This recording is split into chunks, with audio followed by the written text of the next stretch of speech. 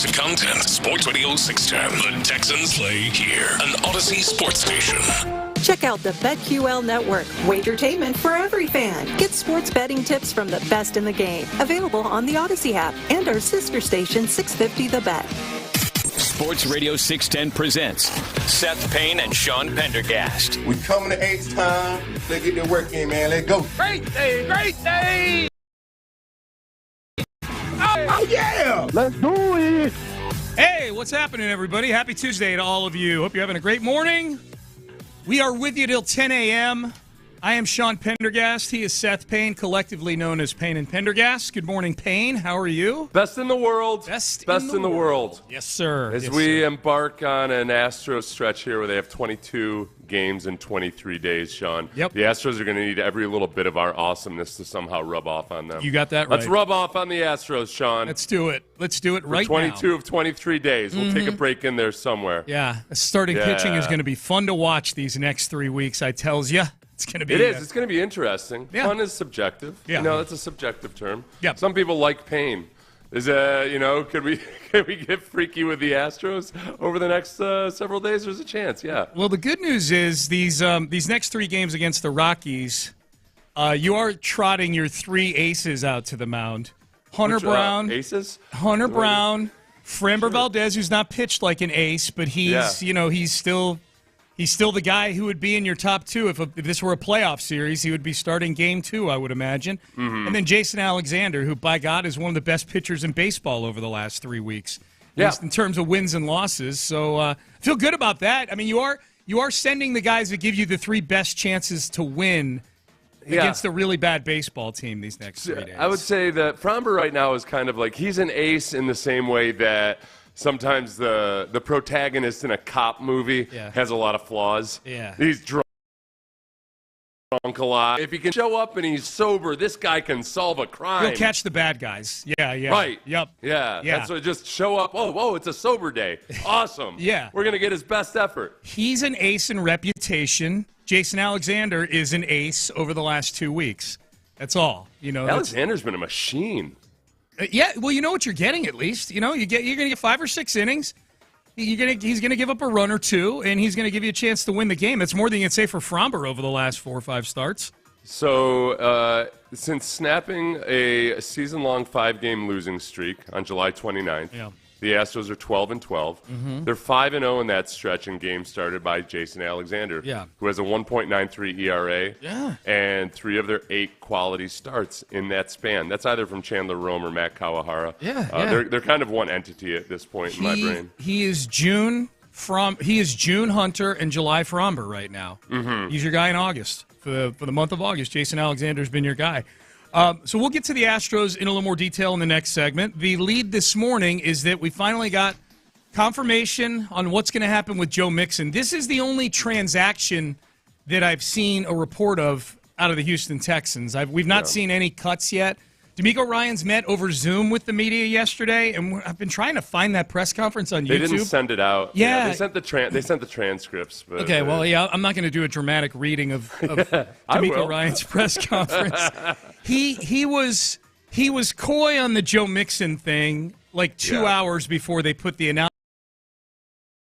out would be starting the season on the PUP list. Joe Mixon is going to miss at least the first 4 games of the season, and so this makes Nick Chubb the likely first-string running back. I don't think it's going to be Nick Chubb with as heavy a dosage as we would have gotten if Joe Mixon had he been healthy. I don't think Nick Chubb is going to be a bell cow in this thing and touch the ball 20 times. I might be wrong.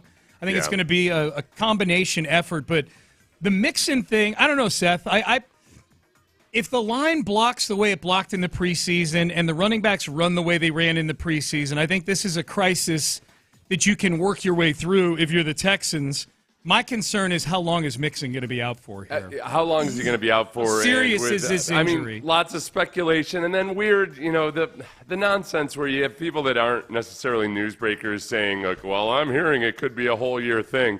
The problem with that is that sometimes the nonsense is true and sometimes it isn't. We have just really no way of knowing exactly what we should expect here, other than that we're definitely going to not have him for 4 games. The thing that makes me nervous about that is if there were any chance at all that they felt he could be back in 2 or 3 games, they might not have put him on this list. So just by sheer weighing the probabilities of it, in my mind, I'm preparing it for it to be very possibly more than a 5-game absence, which means you run smack dab into the Ravens in that first stretch before the bye week without a Joe Mixon on your roster. Well, the Ravens in Week 5. I think what's interesting about what you just said, like if he could have been back sooner than 4 games, weathered the roster, the 53-man roster storm with that roster spot.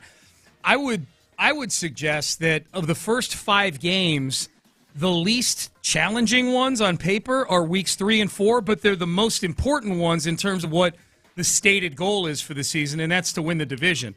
Week 3 is the Jags, and week 4 is the Titans, and I would think that you would want Joe Mixon back for divisional games, if anything. And if he, so you're right. Like I say that to say that if there was any chance he could be back for either of those games, I think they would have weathered the storm, and they're not weathering the storm. They're putting him on the PUP list. And if those 2 games, you look at the first few games, the Rams didn't have a great run defense last year, but they've got some young studs in their front 7 where I think they're going to improve. They've got guys there. They just couldn't tie it together a lot, and some of it was youth. So I think they're going to be an improved run defense.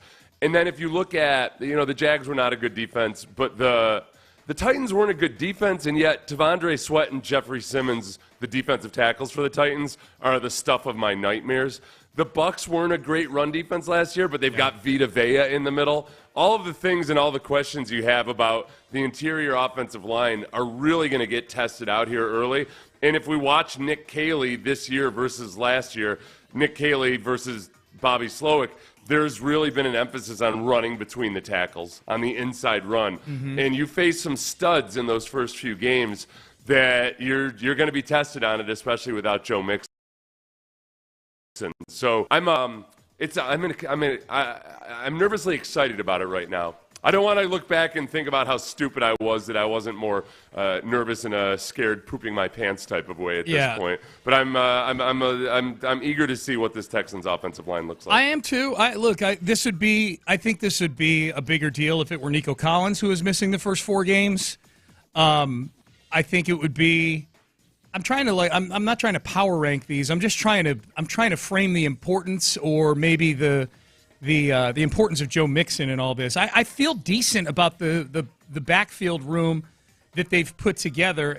Mixon had a great season last year. I'd much rather have Joe Mixon out there starting week 1 than the committee that they're going to trot out there. That said, I think Nick Chubb has looked capable in the preseason. I'm really excited about Woody Marks. I think Woody Marks has looked. And I know he was brought in with the reputation was, boy, they got this guy and he caught 80 balls a couple of years ago. He really has potential to be your third down back. Man, the way Woody Marks ran, and granted it was against 2s and 3s, I understand that. But I like if you were telling me split carries right now with Nick Chubb and Woody Marks, let's go. He showed me a lot in the preseason to where I feel really good about him getting 10 or 12 touches at least each game. And I'm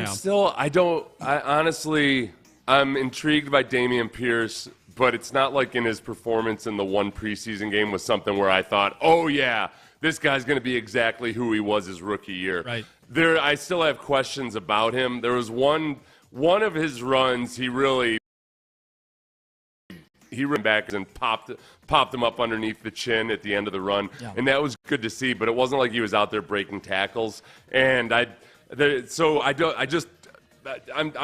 here for the potential upside of Dameon Pierce, but right now, I get more excited about the 1-2 combo and the different running styles and skill set of Nick Chubb and Woody Marks. Yeah, I do too. The thing with Dameon, at least, and like in the carries he had on Saturday against the Lions, at least he was running physical and leaning forward. Like that hasn't been the case the last 2 years. Well, and then we know from last year, even though they didn't use him hardly at all, he had those 2 long breakaway runs, one versus the Patriots, one versus the Titans, and that's he still has that in his bag. It's just a big mystery as to what it's going to look like. We haven't seen Nick Caley specifically game plan for an opponent yet. I got so encouraged and excited about some of the things that Nick Caley was showing, and that there was evidence of his coaching ability, but now It's okay, you're going to be going in, you're going to be calling plays, for the first time in an NFL regular season game. You've got 2 weeks to game plan here. Let's see what he does with that. And it might be, it could be great. It could be awful. We just don't know. Rampant speculation now on the text page. This seems suspiciously a lot like the Christian Harris injury last year.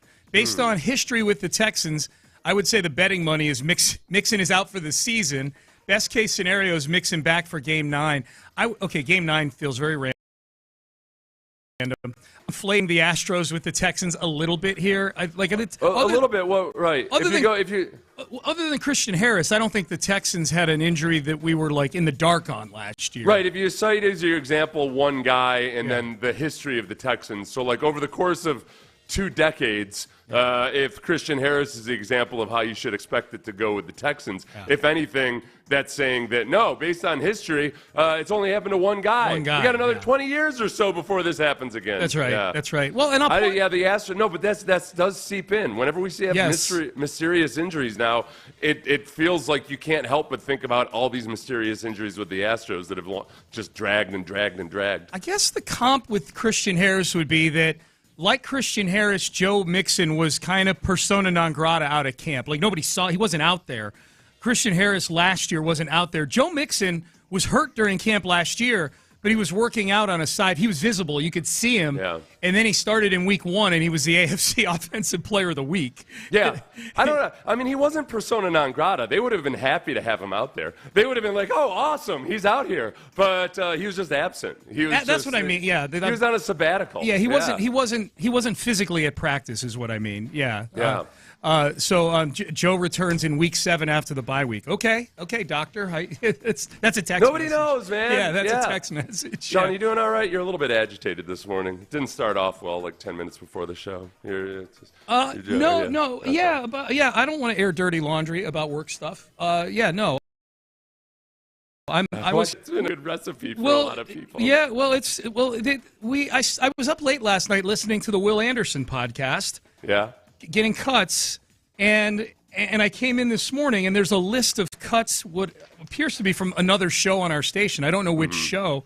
And they already cut up the Will Anderson Greenlight podcast with Chris Long.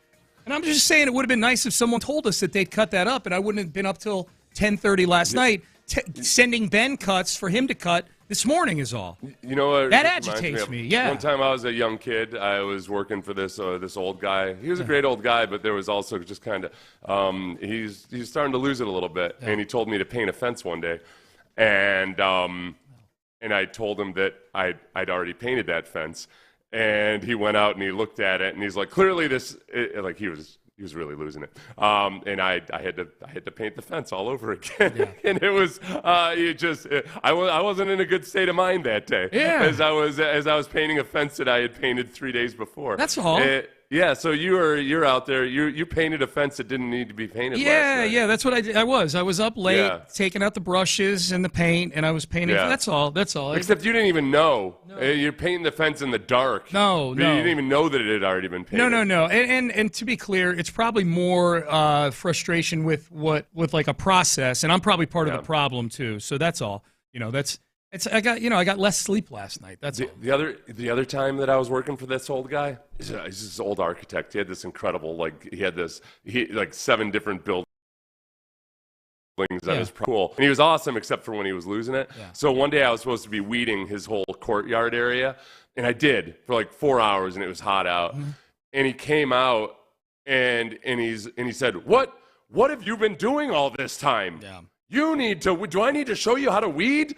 And he started going around, and he's like, it seems like this. It doesn't seem like it needs weeding. And I was like, well, I've already gone over it once. He's like, well, why didn't you say something? Why didn't you say something?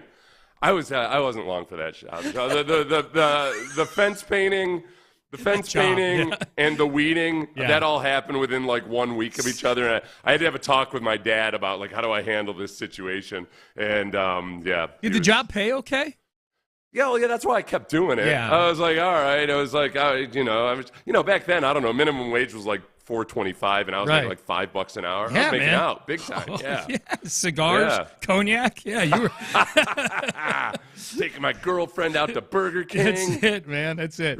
Riding on my pegs. Had brand new. I got the fat pegs for her to ride on. It was a lot more comfortable of a situation than those skinny hex pegs. That's right. Yeah. All right. Off and running on a Tuesday. Football talk on Sports Radio 610, presented by Paramount Plus. You can't count on much these days, but you can always count on Sundays with the NFL on CBS and Paramount Plus. Watch your local NFL game live every Sunday on CBS and Paramount Plus all season long. All right, up next, Astros. A big series. I can't even say that, thank God, this team is coming into town, because we've seen it happen already. What are the big issues right now with our Houston Astros? We'll run through them coming up next. Hey, you know who's already been in town for 50?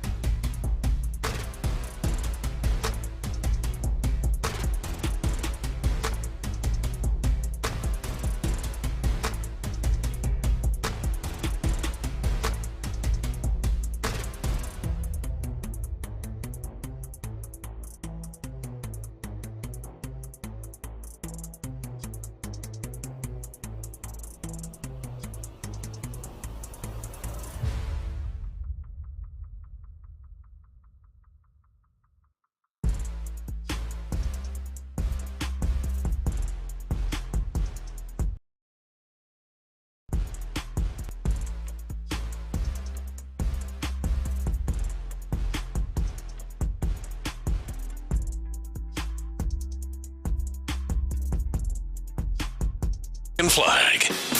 Live from the Mokaram Injury Lawyers Studios, Sports Radio 610 presents Payne and Pendergast. I'm looking at the list of cuts from whichever show this was from.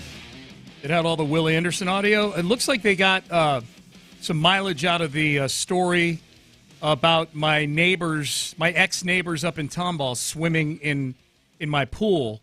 Right. 29 their whole years family. Ago. Yeah, their whole family. You came home, and the family next door, not just the teenagers or something. No. The family next door was in your pool and acting like, of course they'd be in your pool. Right, like it was the neighborhood pool. They're asking us, are you guys going to jump in? Are you guys right? Yeah. You had to be a Karen in your own house. In my own backyard. Back in 1990. You didn't show up on a viral video. Well, thank God it was 1996. People would have had to bring out one of those cameras you put on your shoulder, you know, or maybe a little handheld. Male Karen claims I didn't live in this neighborhood. I'm like, no, I fully acknowledge you live in the neighborhood. You're in my pool. You're in my pool right now. The guy was this close to asking for a menu. You know, like, hey, what's on the griddle today? Huh? You know, it was almost like he just expected to. Just say, grab your wife by the hand and take her inside. Right, you know? right. Yeah, no, he was 5 minutes away from declaring prima nocta in my backyard. Like you guys are living in a commune or something. Yeah, it was wild. It was wild. Story in full. Yesterday, it was at the end of Acknowledge Me yesterday because it dovetailed off of our question, who would make a better neighbor, Tyler Milner or Sean Bijani, because I acknowledged the son of a listener who lives in their neighborhood. He said, hey, I'm neighbors with T-Mill and Bijani. I think you and I arrived at Bijani just because he's more handy.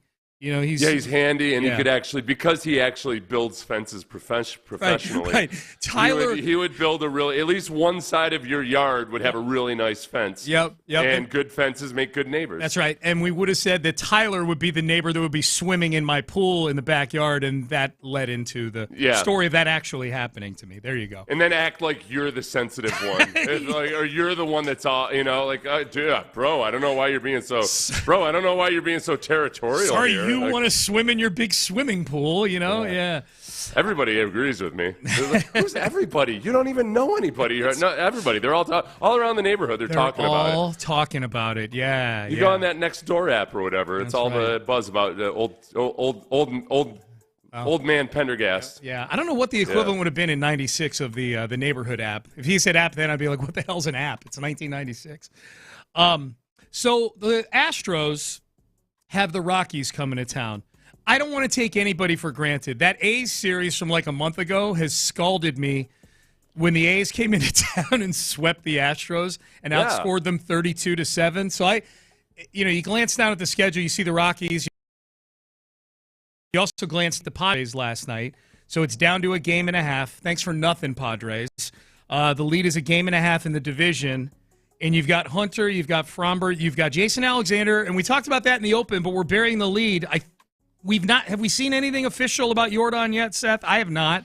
Not official. I think it's just, I think we're all just kind of assuming, all right, it made sense that he was batted about 500 in his AA stretch. Yeah. I think he's proven himself that he, at the very least, can advance to the AAA level, Sean, this young up-and-comer. But I think he might be that rare prospect that just goes directly from AA, boom.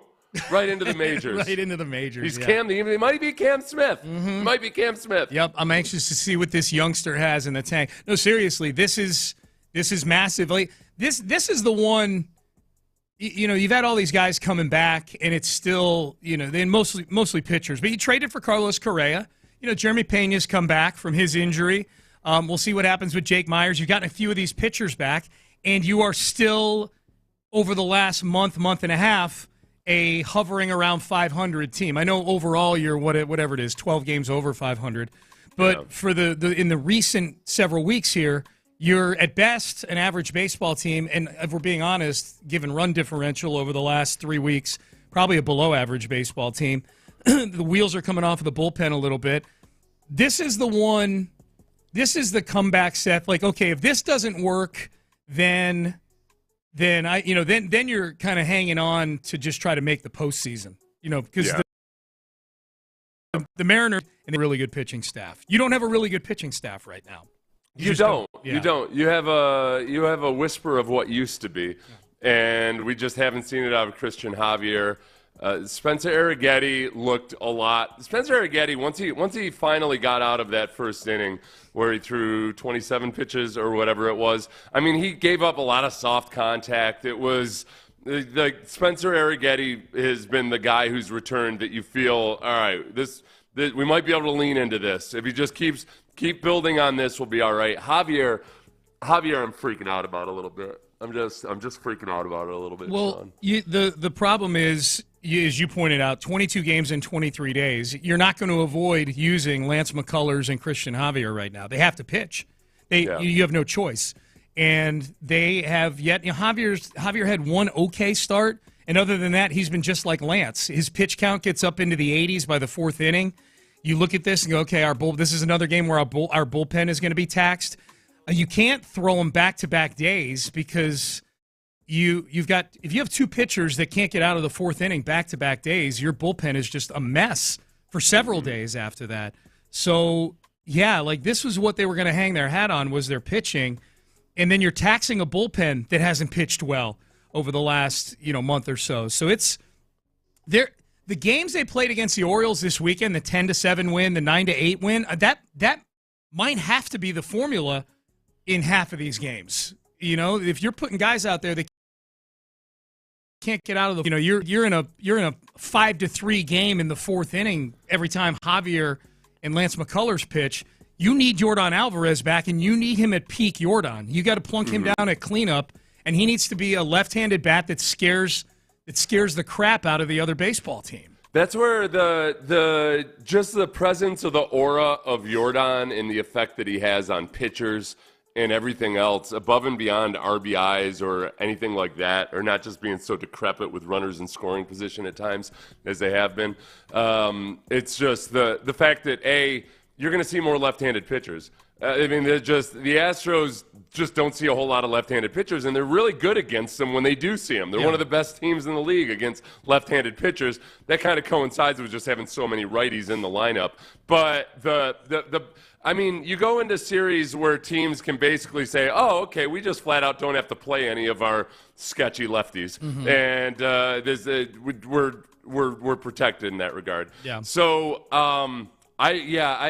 an offensive surge based on the return of Yordan, and then is it wrong for me to think that Cam Smith can't be quite this bad for the rest of his rookie season? Well, he's awful right now. I know, awful, but he's the worst hitter in baseball since the All-Star break. Yeah. So in can terms he of OPS? So you're asking, can he be better than the worst hitter in baseball the rest of the year? I feel like he can. I think he's capable of that. Yeah. I know it's weird to say about a rookie because obviously, this is what happens to rookies. Yeah. But I don't think he's going to be entire time. Doesn't mean he's going to be all of a sudden playing like the rookie of the year or something. Yeah, well, the good news, question mark, is that he's in a platoon now with Jesus Sanchez. Like, so they're not trotting him out there every day with his 388 OPS since the All-Star break. Yeah. He's splitting time. Chandler Rome had a really good article about Cam Smith, and kind of how he's processing. He's been bad since the All-Star break, and recently he's one for 21 since August 11th. He's an automatic out right now every time he goes out there. And and Joe Espada and Dana Brown are trying to put a good face on it. Like, well, he doesn't look totally overwhelmed. He's not striking out as much as the numbers would indicate a guy should be striking out with a 388 OPS since the All-Star break. He's putting some good swings on balls, yada, yada, yada. I mean, the numbers are the numbers. He's an awful hitter. Thankfully, he's a good defensive player when he's out there.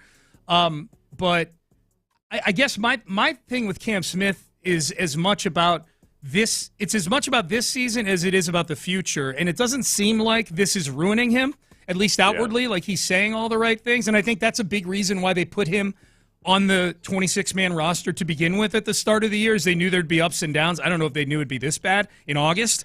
But he can handle it, I think, is the big thing. It's a tough thing. The tough thing for Astros fans right now, myself included, is that if you look back to Alex Bregman in his rookie year and when he struggled, it was a different baseball team. They had just made the playoffs for the first time in what would become the golden era. They missed it in 2016, and that was a team where you could say, all right, we're going to let this guy ride through the bumps of a rookie season. Yeah. With Cam Smith, this is a different environment, and the amount of pressure and what you need to get out of guys, it's not as simple as to say, oh, well, he's a rookie and he's going to struggle here, and what are you going to do about it? Yeah. It's not a developmental squad anymore. No, and they brought Bregman up in the middle of a season where ultimately they didn't make the playoffs, but they were bad the first half of that season. That was a season where they could throw things away a little bit. Yeah, we didn't know. 2015 was just kind of a gift out of nowhere. Yeah. But you still didn't have that rock-solid trust that, okay,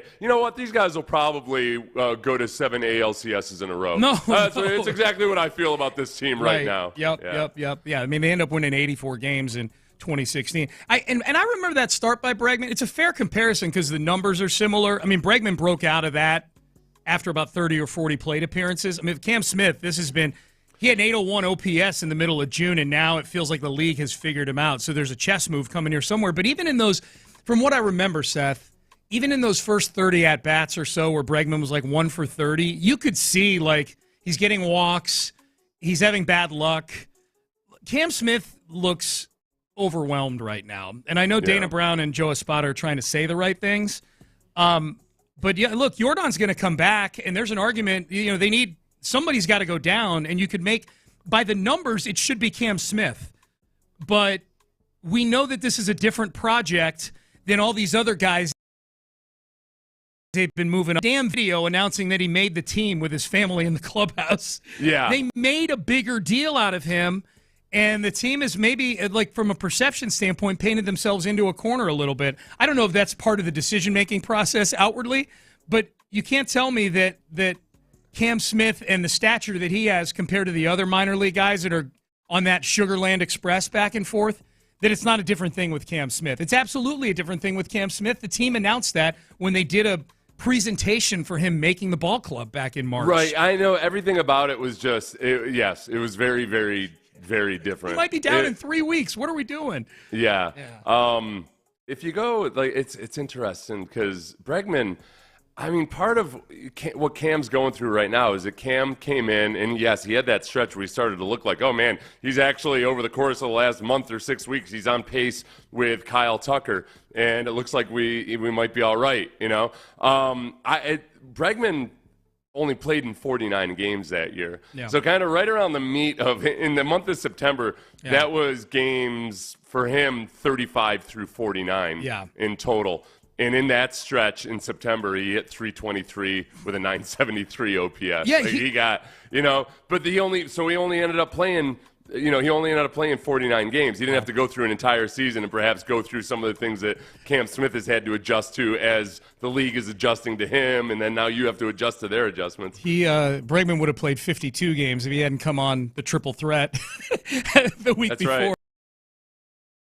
Yeah, I announced that he would be getting called up for the Angels series, and there Cam right now is he's played in 112 games so far this season. Yeah. He's he's got to figure it out, man. I mean, they're going to give him a chance to figure it out, but he's got to figure this thing out. All right, Payne and Pendergast with you. We'll talk a little more about the Astros and headlines. We'll circle back to the big news with the Texans.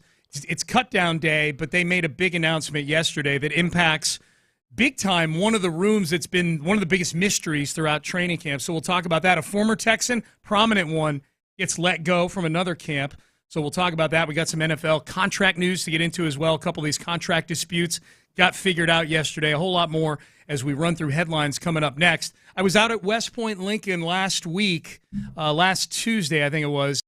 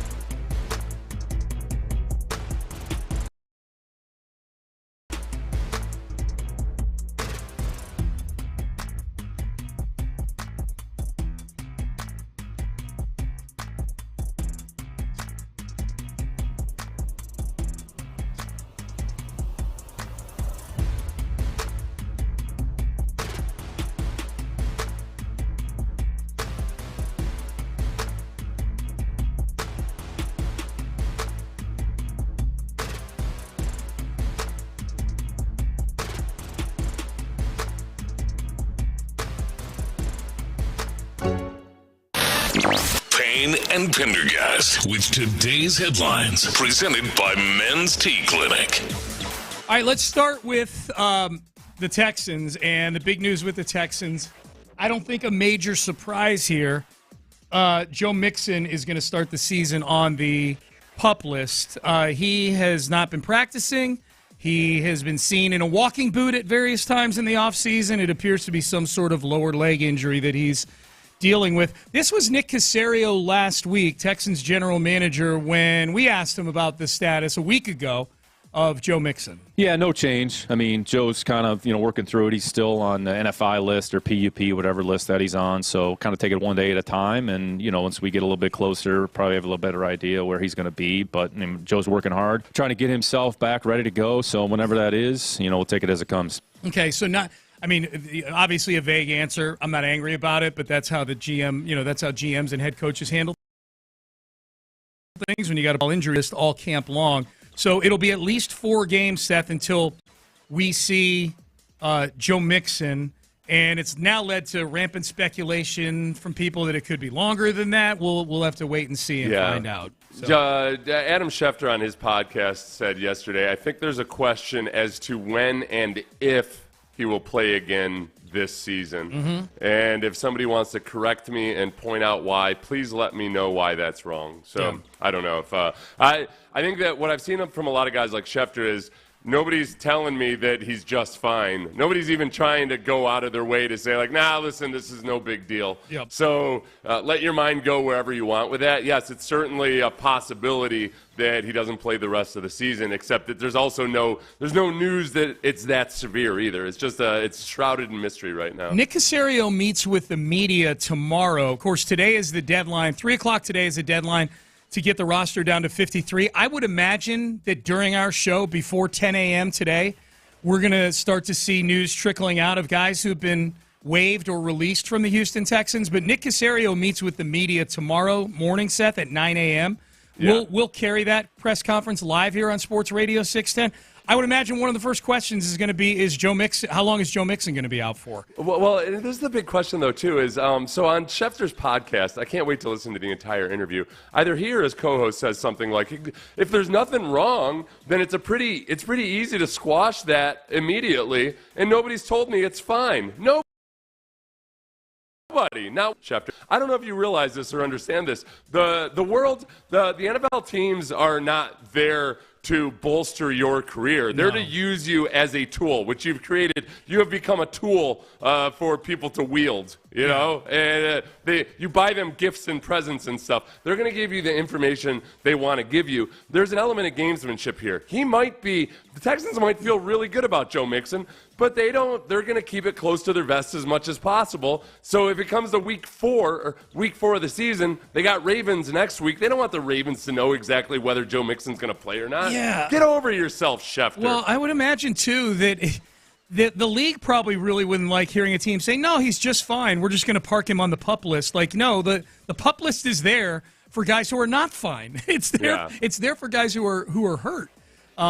So that's the big story for the Texans. Joe Mixon will not play, at the very least, will not play in the first 4 games of the season. We'll talk more about that as we roll on with the show here today. Kenyon Green, Seth, waived by the Eagles yesterday. If there were a former Texan outside of Houston whose camp that I was very intrigued by, it was definitely Kenyon Green, just because he failed here as a first-round pick on the Texans' offensive line, and he gets traded for C.J. Gardner-Johnson to the Eagles, to an offensive line coach that you're very familiar with, Jeff Stoutland, who is basically Jeff Stoutland is the guy where if your game doesn't progress as a former Jeff Stoutland, then you're probably at the end of the line. It's like if Gordon Ramsay comes to your restaurant and you still serve crappy food. Yeah. All right, the restaurant business might not be for you. Might not be for you, yes. Right. Gordon Ramsay spent 3 months with you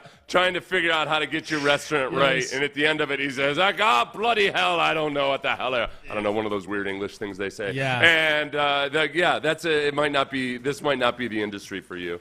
What have you seen from – I was curious how Philly fans are reacting reacting to this. By and large, it's tough. It's funny because it kind of shows you how Philadelphia people just walk around angry. The Eagles, after 2 Super Bowl appearances and a Super Bowl victory in the last couple of years, led by Howie Roseman, the GM. Victory was 9 months ago, yeah. Some Philadelphia fans have, the appearances, I'm saying. Yeah. The Philly fans have found a way to act like Howie Roseman, the GM, is the biggest idiot in football for trading away C.J. Gardner-Johnson. That's what you're seeing? For Kenyon Green. So let's see, the Philly special says, gave away CJ for practically nothing. To Philly fans' credit, the vast majority of the people in the replies were like, all right, you don't get what happened here. They were going to cut CJ Gardner-Johnson. Yeah. It was a classic, hey, we're going to cut him anyway. CJ Gardner-Johnson came in and said, like, hey, like, I want to go to a good team. Yeah. And they ended up arranging a swap with the Texans. So the Texans give up Kenyon Green for C.J. Gardner-Johnson. They lift some of the salary, and it wasn't a trade by the conventional sense of how you think about trade. No. By that logic, Howie Roseman would have been better off just cutting C.J. Gardner-Johnson. You know, by the logic of the fans that you're talking about there, he would have been better off cutting them because the fans could probably understand the salary cap more so than the dynamics of trading for a guy they ended up cutting. That's funny. Yeah, it was, and Jeff Stoutland probably saw some up. There is upside with Kenyon Green. If I sent you a highlight reel of good Kenyon Green plays, which, look, frankly, you can do with a lot of players, but you'd say, oh, okay, I see what they saw in him. Yep. It's the injuries more so than anything else. He's just never I don't know what the longest. If I had to do an over/under on the longest stretch of time that Kenyon Green spent without an injury during a Texans season, it feels like 3 weeks or so. But he's just been really, really banged up. Yeah, and I don't want to judge by one picture that I saw of him in an Eagles uniform, but whatever he was doing before last year that got him into the amazing condition that he was in, he looked to be back to his. He looked to be a little heavy again. More maybe, like he did his rookie year when we thought he kind of looked like a overgrown adolescent. Yeah, a little bit. So what? I mean, he's a former first-round pick. Someone's going to pick him up at some. If he wants to keep playing football, he'll get at least 1 or 2 more chances with somebody on a practice squad or something like that. Mm-hmm. So Kenyon Green waived by the Eagles. We went deep on the Astros in the previous segment. Rockies coming to town. Hunter Brown on the mound tonight. We hope to see Yordan Alvarez back in an Astros uniform tonight. I would expect that we'll get something official if that is indeed the case. We'll get something official today. The Astros are a game and a half up in the American League West right now. Seattle beat the Padres 9-6 last night. In the NFL, there's 3, or at least before yesterday, 3 big contractual situations people are keeping track of. Terry McLaurin in Washington, Trey Hendrickson in Cincinnati, and obviously Micah Parsons. Nothing new with the Micah Parsons situation. But the other 2 got resolved yesterday. Terry McLaurin gets a 3-year, $96 million extension from the Washington Commanders, $32 million a year. So here's your next wide receiver contract that makes the Nico Collins contract extension from a year ago look amazing for the Texans right now. 3 years, $72 million is what Nico got, and he kicks in this season. He hasn't gotten 1 game check yet on that new extension.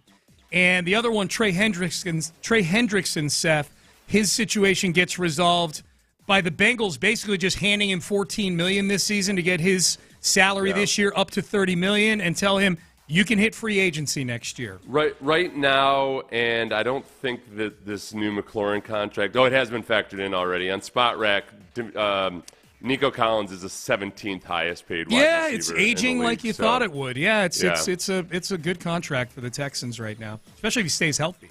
You know, if he plays 16, 17 games, wow. I'm interested. The resolution for Trey Hendrickson is interesting because Trey Hendrickson felt like a guy, Seth. He feels like a guy that wants to be out there playing football, and this feels like a good middle ground. I would have basically just getting. They're giving him a raise this year in the last year of his deal, up to $30 million. I would guess that there's also an agreement to not franchise tag him after the season that came along with this? If I had to guess. Yeah, he didn't. Right? I don't know. Yeah, it's the reports of the initial contract they had offered. It just sounds very Bengals-like. Yeah. That They did a contract offer that looked great on paper, but there were no guarantees after the first year, et cetera, et cetera. Yep. So you can get out of this Bengals situation after this year, Trey Hendrickson. All right, those are your headlines.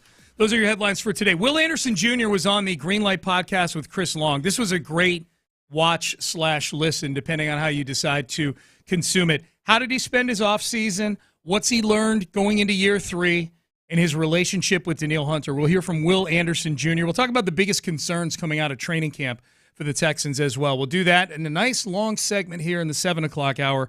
Coming up next, but first, Liqueur 43. Yes.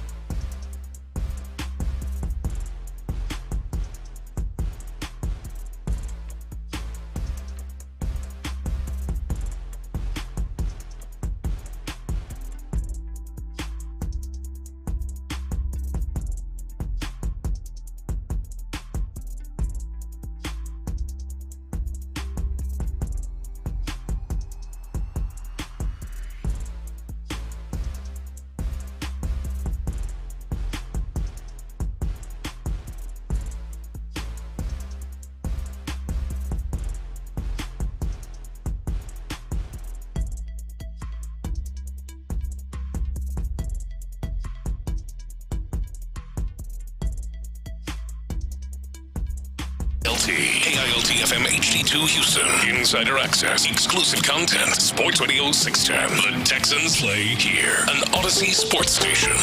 Sports Radio 610 presents Payne and Pendergast.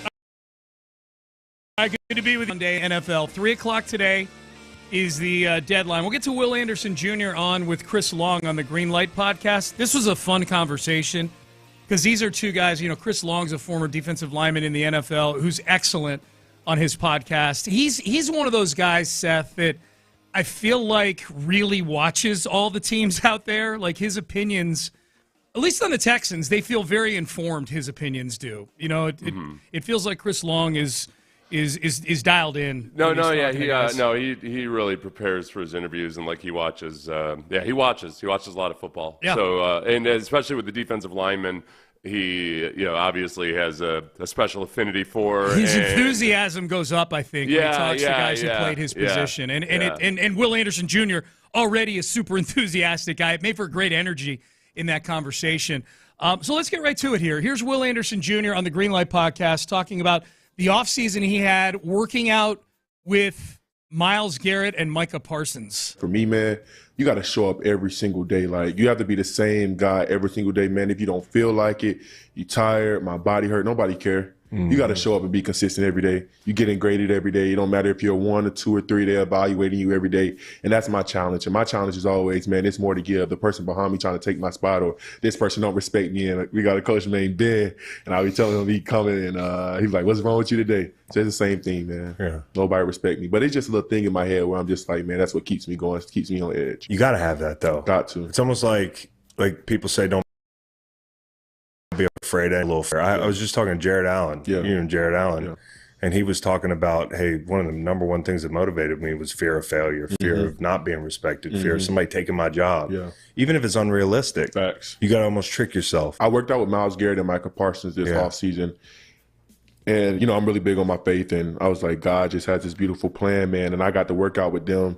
And I got to see the way they worked and to hear they talk in their mindsets and stuff like that, man. And Micah calls himself a lion, and Myles is whoever he is. He's like, you know what I'm saying? Like, but they both were just so like, I'm the best. Like, I don't care who's in front of me, behind me. Like, I'm the best. And I was feeding off that because I'm like, okay, like this is what I'm working out with. Like, these two legends right here, and then they breathe confidence into me. Guys, like, bro, you a dog. And they was like, what you mean people don't respect you, bro? People respect you in this league. And I was like, that's what y'all think. You know what I'm saying? And then every day was just a constant grind competing with them. And it really just changed my mindset even more because I'm like, everybody's working. When you think you the only one, everybody's working. And it really shifted my mindset, this whole thing. Like, you got to go every day. It ain't no day to be late. It ain't no day to be off. Like, you got to go every single day. I really like the discussion about fear because Greg Popovich would always say that you got to have the appropriate amount of fear. There's always with zero fear in life, you can claim that you're fearless and you got a no fear bumper sticker and everything. You'd be dead already. There's nobody that makes it through life with zero fear and actually survives past, especially being a teenage boy. So, but you got to learn how to balance all of it. But as Will was talking about, nobody respects me, or always keeping that chip on your shoulder, or just having that appropriate level of fear. I remember talking to Tony Baselli, Hall of Fame offensive lineman, and Bruce Matthews, who said something similar to what Tony told me, which is I was surprised that those guys, they were always nervous before games. Like, they're never. Bruce Matthews played 20 years in the NFL, was a Hall of Famer, but never lost that kind of like, I don't want to suck. Oh, boy, I don't want to suck today. Like, so obviously they've got confidence, but it's okay to have a little bit of self-doubt as long as you know how to manage it and you use it to fuel you. I feel like Will's in a pretty good place for that. I think the biggest thing with Will is there's people like him so much, it's going to be harder for him to find the nuggets to put his chips on his shoulder. It's going to have to start from the outside, yeah. Yeah, it's going to have to start being he's going to have to go full diva and be like, no, unless you think I'm the best pass rusher in the league, then you might as well be spitting in my face. Yeah. I just think let's keep playing Will here. I can tell you what I think of Will this season. But here is Will Anderson Jr. just talking about, this is really interesting, Seth, just talking about how heading into year 3, he's thinking about things less. His body is just kind of taking over when guys are trying to block him. He was like, you work hard, you do all this stuff, bro, and you're going to look up one day. He said, your body's going to naturally just take over. Like, you're going to have repped it so much that when you get out here, bro, you're not even going to know what you did. Your body's just going to naturally do it. And I think that's where I'm starting to get to at the point of my career. It was like, my body's just, I'm seeing this faster. Like, I used to go into the game like, or I used to go get ready to line up and be like, I'm finna do this move. I'm finna stab club. Now I'm just like, well, whatever the tackle give me, I'm gonna play off of it. And my body's just taking over now. Like, I think what was happening was I was having a set move in my head. And when that set move didn't work, I would get frustrated because I'm like, the move is not working. The move is not working. So now I'm just free. I'm just playing like, oh, the tackle want to angle set me, I'm popping inside. He want to vertical set me, I'm going stab. I'm going longer. I'm like, now I'm starting to see the different sets of what tackles are giving me. Yeah. Less thinking equals talent takeover. Good point, Sirianni. It's true. Talent take. That's what Will is saying right there.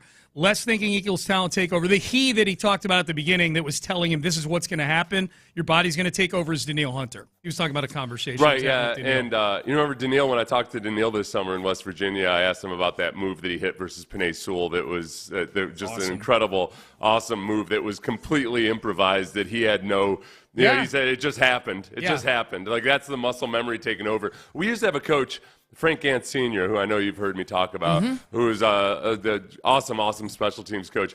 But he used to he would give us an education in jazz music, which, it feels like however bad it might be to make a Seinfeld reference these days because the young people don't get it, I feel like jazz music is 8 times worse. But like there's an element of jazz where you're not thinking about it, you're just going. But it's not like all of a sudden you become a good jazz musician just by going and blowing into a saxophone. It takes a whole lot of practice, and it takes you have to get really, really good at it to get to the point. That's what the pass rushers do. It's that everything is drilled so much that you get into the game and you've got a plan, but everything beyond that is just kind of improvised, and it's muscle memory. And that's what Will is getting to that point. All those things that from his rookie year that I told you that he needed to be working on, he's been working on it. And it's really cool to see it kind of just hit automatically now where he doesn't have to think about it. The analogy that popped into my head when I was listening to him say that, and this may be extreme,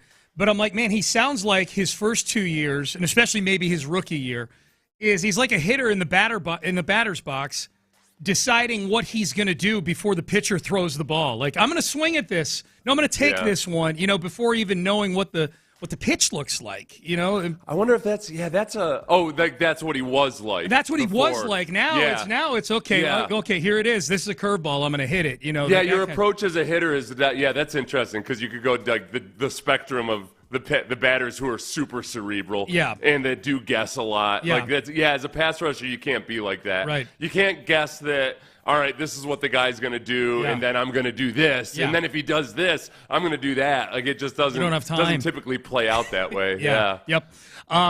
So Will Anderson Jr. This is the last one here we'll play. We've got more we'll play later in the show, but this is him talking about his relationship with Danielle Hunter. He's a guy, man, that I watch. There's nobody in this league like him. Yeah. And I got to give a huge shout out to him because, man, like, he deserves all the recognition, man. Bro, he's one of the best to do it. He's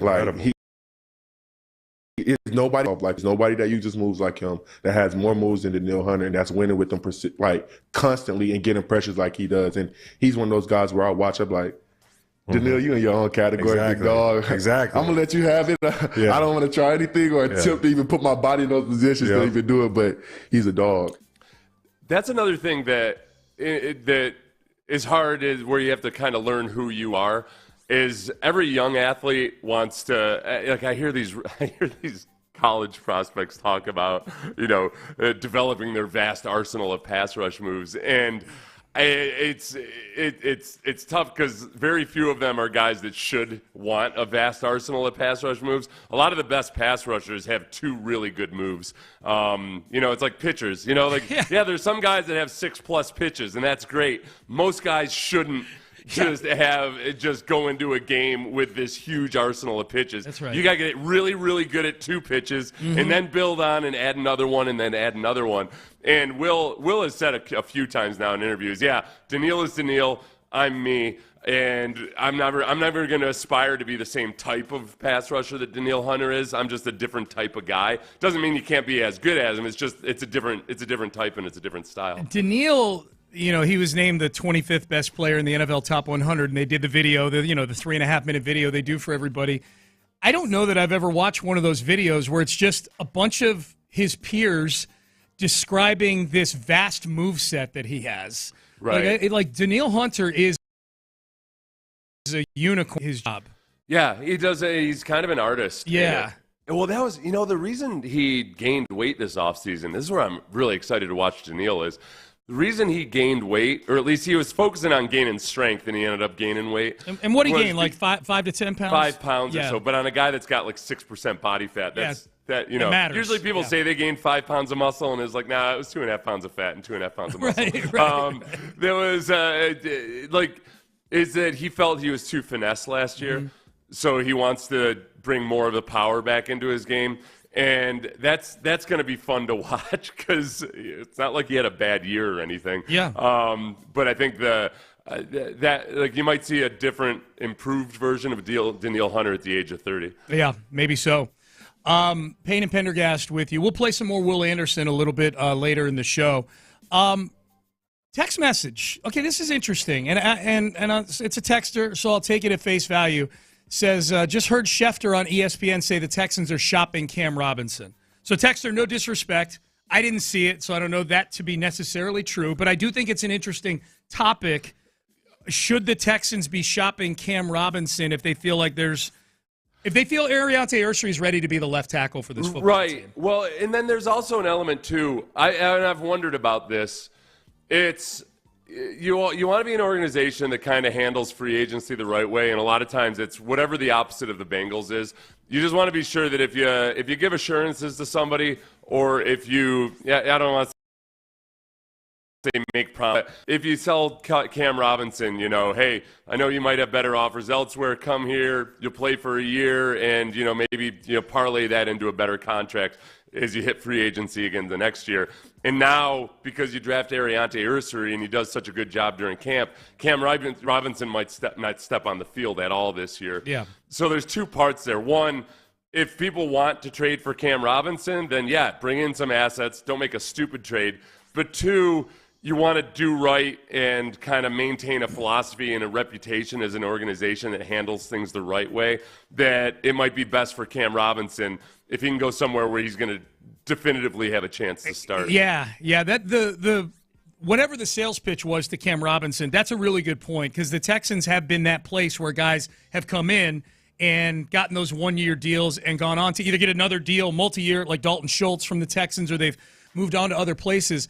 I think the variables in this are, one, not variables, but I think factors in this whole thing are, one, Cam Robinson is set to make at least $12 million this year. This could be, if he's not going to be one of your starting tackles, that's a high price you're paying for a guy to sit on the bench to be your swing tackle.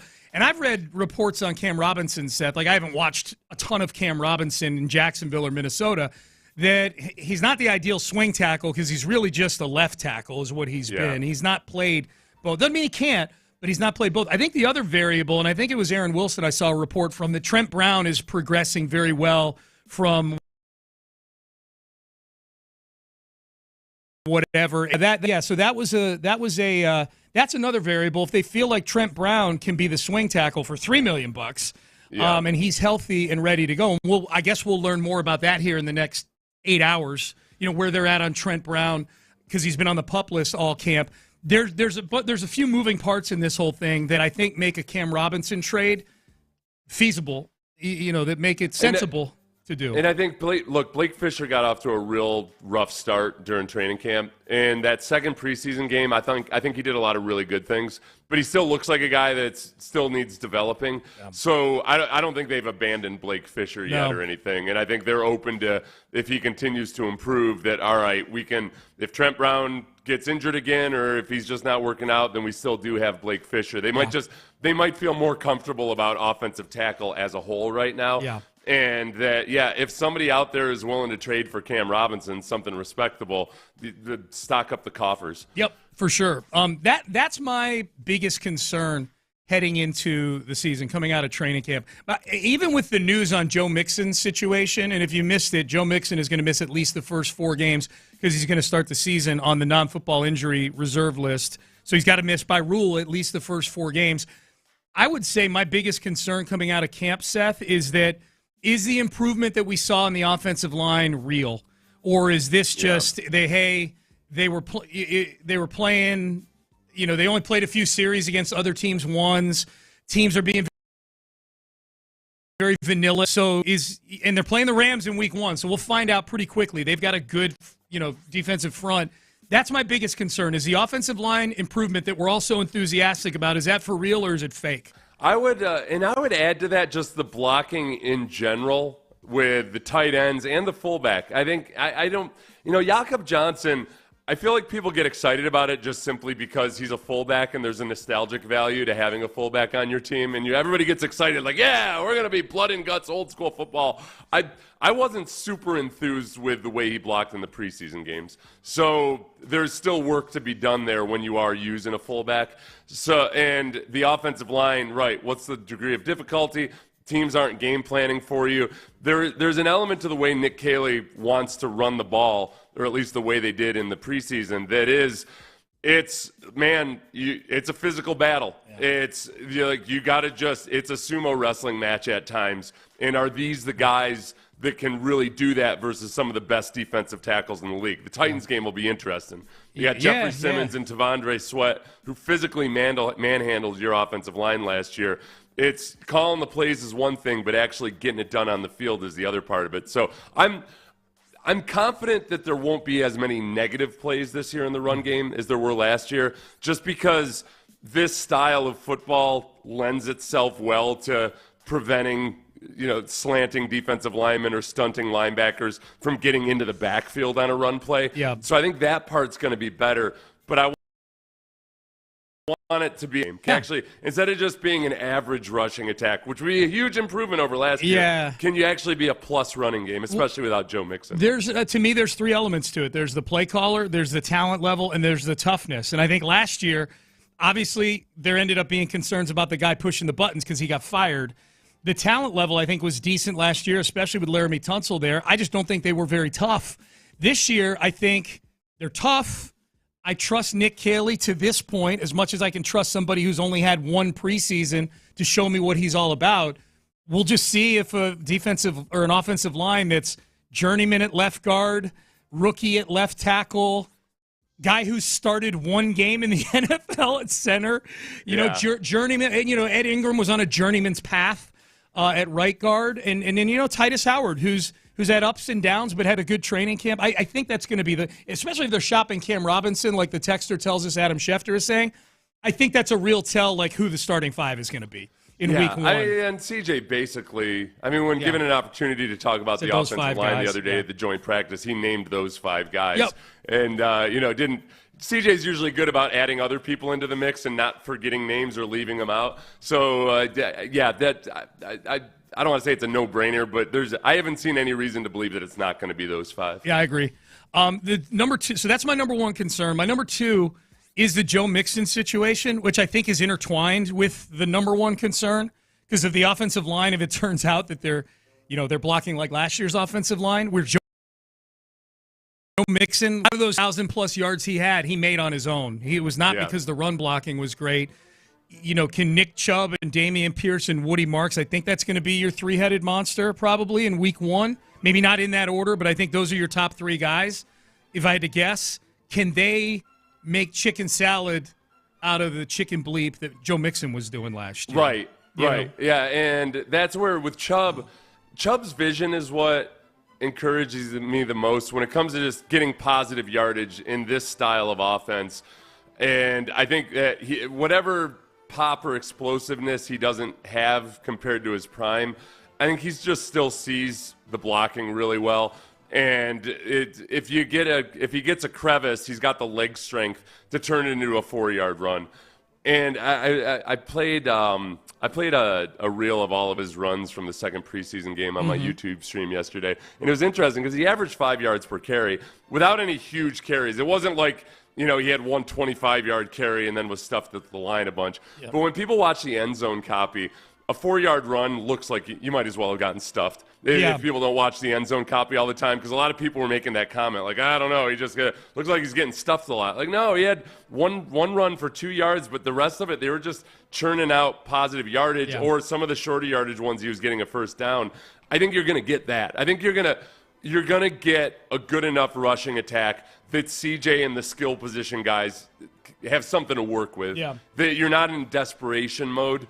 And above and beyond that, I think Mixon will probably gain back a little bit more of the pop and not Mixon. Chubb. Yeah. Chubb will gain back a little bit more of that pop and explosiveness. I don't know how much more, but I think you'll see an increasingly better version of him.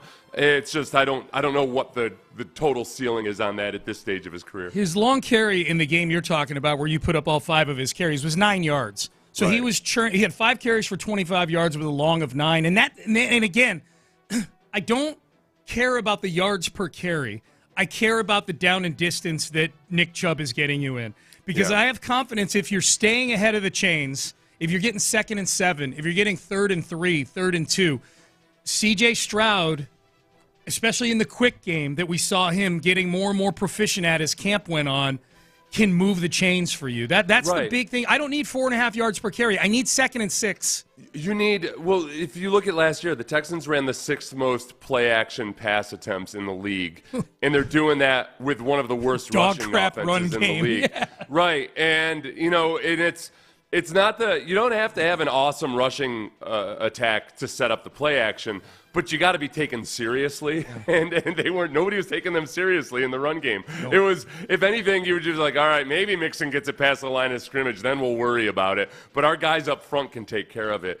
This year, I think, again, because of the style of run game that they're going to run, it has to be accounted for as long as you're just steadily churning out yards, and it's going to set up the play action. I think that part of it together it's going to look more like right this year than it did the last couple of years. I agree. So my number one concern, O-line improvement. Was it real?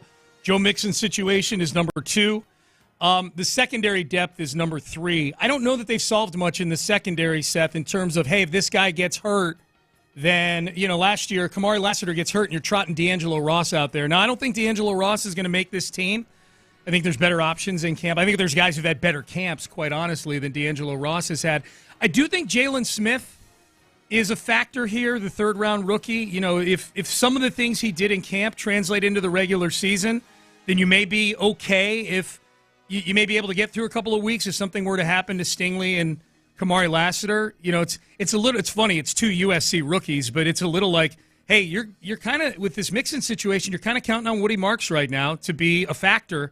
And I think with the fact that the other backups are guys like Tremont Smith and Miles Bryant, and the other guys who are in the running are guys like D'Angelo Ross, Arthur Millette, that Jalen Smith all of a sudden is sort of the Woody Marks of the secondary, where you're like, okay, we need this rookie to be ready to go. If something happens to our top guys. My favorite thing of the USC dynamic, though, is that when the Texans draft the same players from multiple schools like Iowa State, or just even some of the other players they've drafted.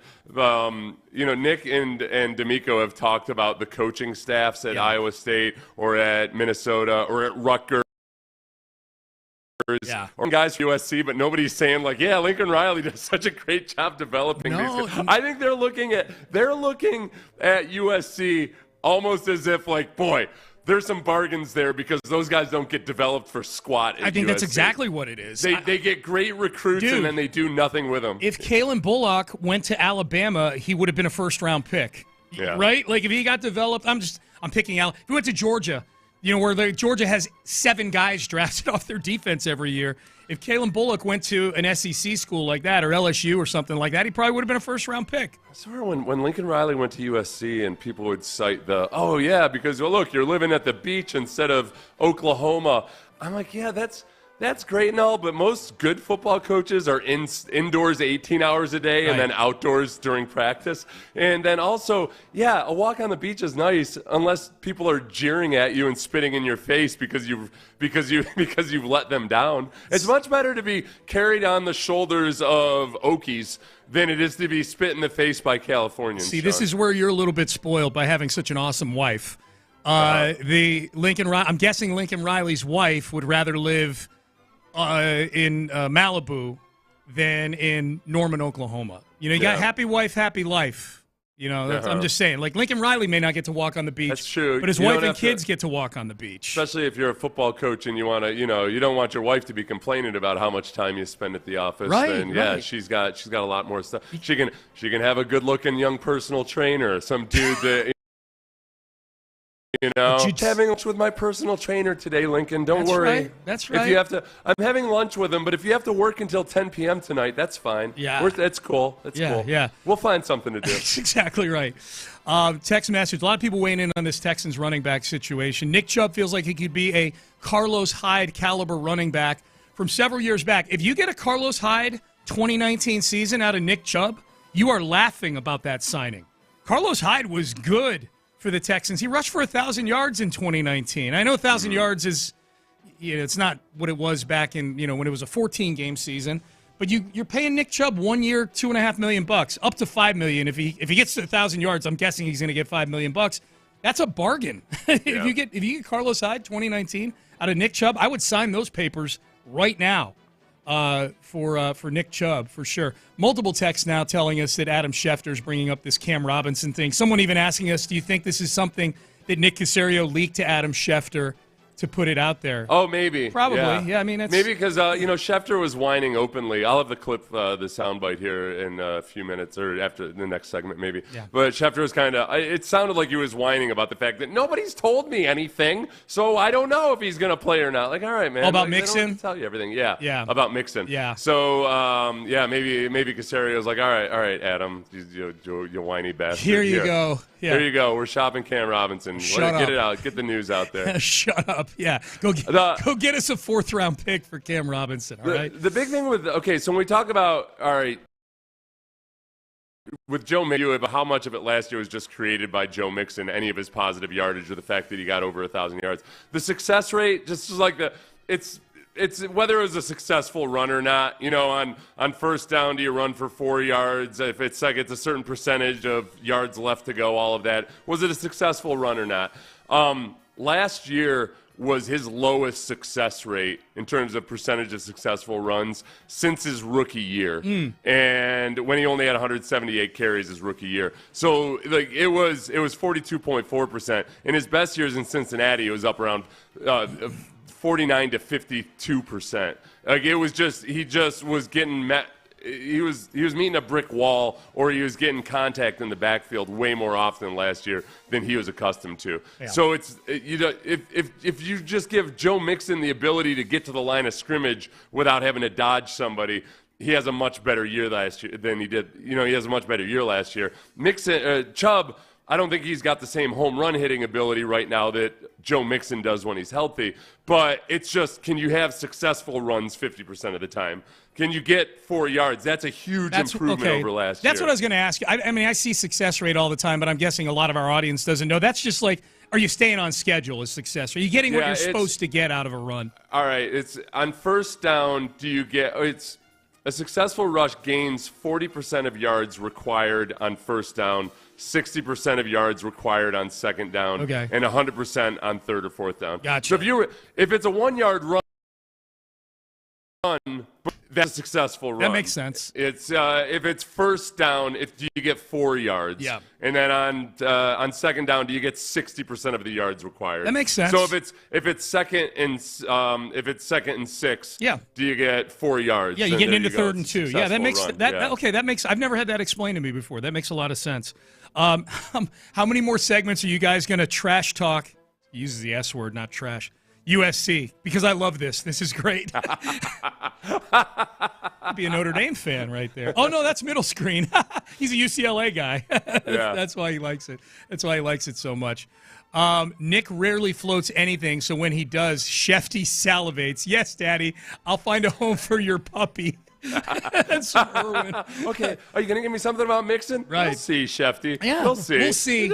Just simmer down there, fella. See. Yeah. Hey, shifting gears for a second, you brought up yesterday, you brought it up just in an analogy, that you said this would be like picking me being you, to run the mile on behalf of Sports Radio 610 in a competition. Right, yeah. And you were kind of... I don't even remember what it was about, but it said, it was like picking Seth Payne to run the mile in the intramurals. Yeah. Yeah. On like to represent Sports Radio 610. Yeah. And I'm like, okay, I see what you're doing. That's self-deprecation. But then I started thinking about our staff here, and I'm like, you might be top 3 out of the 11 or 12 of us that would be on the grid right now. We don't have a great roster. No, not to run long distances. No. Yeah, this is like when you've had to roll out your fourth string because you just don't have that many good players left. Okay, so this begs the question: where do we think you would rank among the people at Sports Radio 6? I don't look, man. Body weight matters. It just people don't have an appreciation for it. It's a mile. It's I know, but anything. I know that's not long distance, but it's endurance running. Sure. Every bit of fast twitch muscle fiber. Yeah. Almost every bit of it is useless when you start running a mile or longer. Sure. So you're just wearing a weighted vest. Sure. And not to mention my bone mass. Yeah. No. Sure. Son, I'm in the 99.9th percentile of bone density. Right. Did you know that? That's why it's very hard for me to swim. Okay. Yes. No. But yet 2 things can be true. All these things are working against you, and yet you could be one of the 2 or 3 best candidates we have. As I go down the roster, would you beat me in a mile? Do you think? Yeah, I think I would. I think you probably would too. I've watched you. I've been in a gym with you working out when we go to the Super Bowl. I work out every day, but not like I do 30 minutes on the elliptical or I walk 4 miles. That's my thing every day. I've watched you do like 2-hour interval worworkouts on an elliptical before. Yeah, I still have that part. No matter what kind of shape I'm in, I can tap into that psychotic reserve of just having an out-of-body experience. Yeah. where I can't even feel my body. So through sheer pride, if it was you versus me, I'd figure out a way to somehow make it. I think you would too. Yeah. I think you would too. I'm not here to debate you on whether I would beat you. Yeah. I think you'd beat me. Ben, you have a cross-country body. You're very skinny. Do you do any working out at all, Ben? No. Ben used to be overweight. Sorry, Ben, I'm putting your business out here, but now you're in your BMI is on point now. But you know what? You never got, Ben. I always feel bad about that. A lot of heftier guys have massive calves, and then when they lose weight, they still have those massive calves from just walking around all those years with the kids at Disney World and what have you. But you don't have those massive calves, and I feel like you got jilted in that regard. All right, so Ben, you Seth would beat me. He would beat now Reggie. I think Reggie is one of those guys that looks more in shape than he actually is. I don't know what Reggie does for cardio, if he does anything. I mean, Reggie's very slender. There's no doubt. Yeah, but I've seen Reggie, I've actually talked to Reggie at times where he's like, man, I got all this stuff to do, but I should probably go work out. Okay. And usually after I have that conversation with him, he does end up going and working out. Okay. So I feel like he's got a certain discipline, and he works out enough that, he's probably, I don't know how much cardio he's doing, but I think, are we given like a month to train for this? No. We have to run it tomorrow. We're doing it right now. Yeah, right now. Yeah, I would still put Reggie up there, though. You would put Reggie ahead of you. Yeah. Okay. Oh, yeah. Okay. Yeah. What about Lopez? Lopez is going to come in and say – I'm going to tell you what's going to happen with Lopez. He's going to come in today and say that he would definitely be top 3. No, 100%. I know he would. Yeah. Yeah, I don't know. Lopez used to swim all the time and everything. Bingo. But I don't think he does it anymore. He doesn't have a pool in his backyard anymore. He moved into the city. Yeah, and the age really matters when it comes to like cardio type stuff. The age, Lopez isn't a lot older than me, but I think he's old enough that I've still got that advantage. I think I could beat Lopez. I think I could beat Lopez. I think I could beat Lopez. I'm just going to put it out By the way, there. I don't think Ben, do you exercise at all? No. Okay, all right. I'll give myself over Ben. Yes. I think I put you ahead of Figgy. Figgy just doesn't look like a runner. That's all. I don't think he works out. in the gym here in our building. What about Clint? Might be the favorite.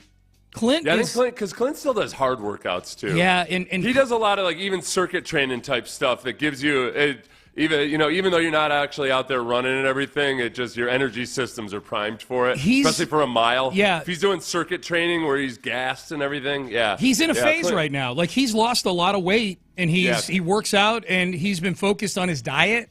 Like Clint would beat me. Yeah, I think Clint would be number one. I think he'd be the number one seed. I think you'd beat Ron. I think you would beat Patrick Creighton. Yeah. I think I'm just looking at Tyler. I'm trying to figure Tyler. Tyler depends on what he did the night before, I think. Tyler has that. Yeah, I feel like Tyler could go 36 hours and show up and be all right. Tyler might be able to run 36 hours without sleep. Yeah, like Tyler and show up and run a 5.5 minute mile. I feel like he's got the widest range of results. Like Tyler might be able to run a 5.5 minute mile and we just don't know it, or he might vomit after the first lap and pass out. And have a DQ next to his name. He just gets disqualified. Okay. Would you take Bijani or Clint Stoerner in running? Bijani, 100%. Again, body weight matters, man. And like Clint's not fat, but he's big. He's 200. He's probably what, like 225 right now? Yeah, I would say so. Yeah. Yeah, like any bit of and honestly, the muscle does almost nothing for you in distance running. Yeah. And it's just extra weight that you got to lug around. So I don't think. I think Bijani. Plus, Bijani works outside in the heat a lot. That's fine. And just by virtue of all of that physical activity over long amounts of time, and his body type is much better suited for a medium distance run like that. Do we know if he works out, or does it matter to you whether or not Bijani It doesn't even matter to me. It really doesn't matter. Okay. I think most guys that work on their feet all day in any kind of a physical job, because Bijani has a fence building business and he does a lot of the work himself. He's just not out there, overseeing everybody. Yeah. I think I would take a landscaper in a heartbeat. If you can weed whack for 8 hours in this heat all day long, But so Bijani, because of the physical labor part of it, yes. And he's not a smoker that I know of. No, not no. I would say so too. And Chris Santiago, I just don't know enough about whether he works. He's not a fatty. I know that. I would go Bijani, Reginald, Clint. That's my power ranking. And then I think you're next. I think you don't make the podium, but I think you're if there were another medal after bronze, I think you would get it. I've got a torn meniscus though in my knee that I haven't gotten fixed because Dr. Lopez. You want me to rattle off the names again with all these caveats? Lopez, me, Clint, or Ron, Patrick Creighton. I know, but I don't know. I haven't ever even tested it. Like, it's not a fun feeling, man. I don't know. I might have to tap out after 3 laps of my meniscus. I went to Dr. Lowe and he said, Seth, we could try to fix your meniscus, but then he showed me all of the jagged edges in my actual knee joint. Yeah. And where I can fix your meniscus. And the way I understood it was the first time I take a step, all of these jagged edges are just going to kind of puncture your new meniscus. They did their Monday weigh-in yesterday on the drive, and Clint failed his weigh-in. He's 240 right now. Oh, Bijani. Yeah. Bijani. Dude. 240 is 240. Dude, hey, possibly Seth Payne. You might have just made it up to the podium, my friend. My brother did decathlon. My brother was a college wrestler, and he's in incredible shape. He did decathlon his senior year just for the hell of it. Or I think his junior year, and he was awesome until he got to the mile at the end of it. Yeah. And he was in incredible shape, but he weighed like 200 pounds or something. Yeah. And he was dead last in the mile every single time. Okay, yeah. See, you've got some good data on this. I trust your opinion on it. I still think you're in the upper third of all of us here at Sports Radio 610. I can't wait to talk to Lopez about this. I truly think Lopez thinks he'd finish in the top 3 out of everybody at the station. Or everybody his in the confidence is lineup. admirable. Yeah, he doesn't have that appropriate level of fear. No. Although people we were talking about earlier, people are pointing out that Lopez bitches about his hammies a lot. That his hamstrings would give out. So, yeah. So we'll find out. We'll find out when the guys on In the Loop get here. All right. Up next, the head coaches in the NFL getting advice. First-time head coaches. This is the best piece of advice that I've heard from one coach. Truly embarrassing situation. We will have that for you coming up next. Let's get Prize Picks going, though, people. Prize Picks, America's #1 deal.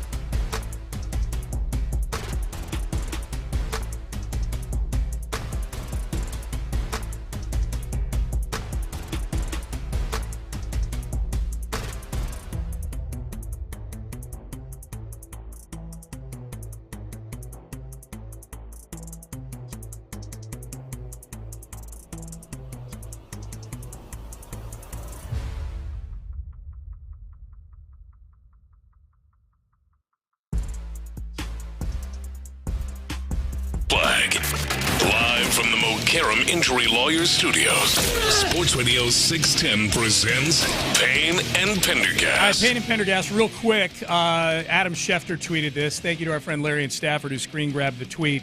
A name to watch today, Texans left tackle Cam Robinson, who the team has discussed trading per sources. Rookie Ariante Ursery has impressed this summer and looks ready to man the Texans left tackle position. So there you go. That's good to know. We'll play some Adam Schefter later where he's just whining about how nobody's telling him anything about Joe Mixon. Yeah. And Sean and I suspect that maybe Casario's like, all right, Shefty, I'm sorry that you. So apparently us trying to withhold information is an inconvenience to you. Yep. So here you go. Here's some Cam Robinson info. Yes. So The Athletic had an interesting piece on first-time head coaches. They interviewed Kellen Moore, Liam Cohen, and Brian Schottenheimer, who were all head coaches for the first time in their careers. And they asked about, what are the silliest things that you've had to deal with so far as a head coach? What's the best advice that you've been given so far by other head coaches?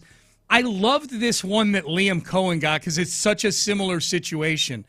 You guys know that, I'm very judgmental of people who have bad introductory press conferences.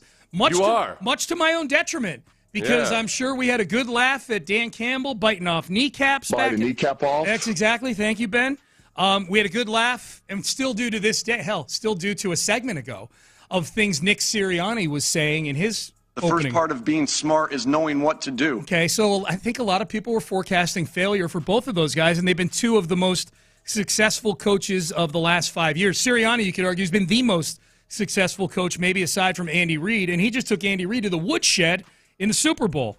So we know Liam Cohen had a moment in his introductory press conference. It might have been the worst out of all of them. Cohen said this: every single piece of advice from a former head coach or a current head coach that I spoke to has been be yourself. It was really cool.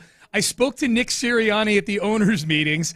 Obviously, everybody in the world was busting my chops about the introductory press conference. Less thinking equals talent take over. And then Liam Cohen, his introductory press conference. Duval. Cohen says, totally acceptable. What was cool was Nick Sirianni grabbed me at the owners' meetings. I'd never met him before. And he was like, so Nick Sirianni proactively goes and seeks out Liam Cohen, pulls him aside and says, dude, use that. Use it as fuel. Your players will rally. They get scrutinized all the time in the media. So when their coach owns that, use it, take it, and ultimately just be yourself.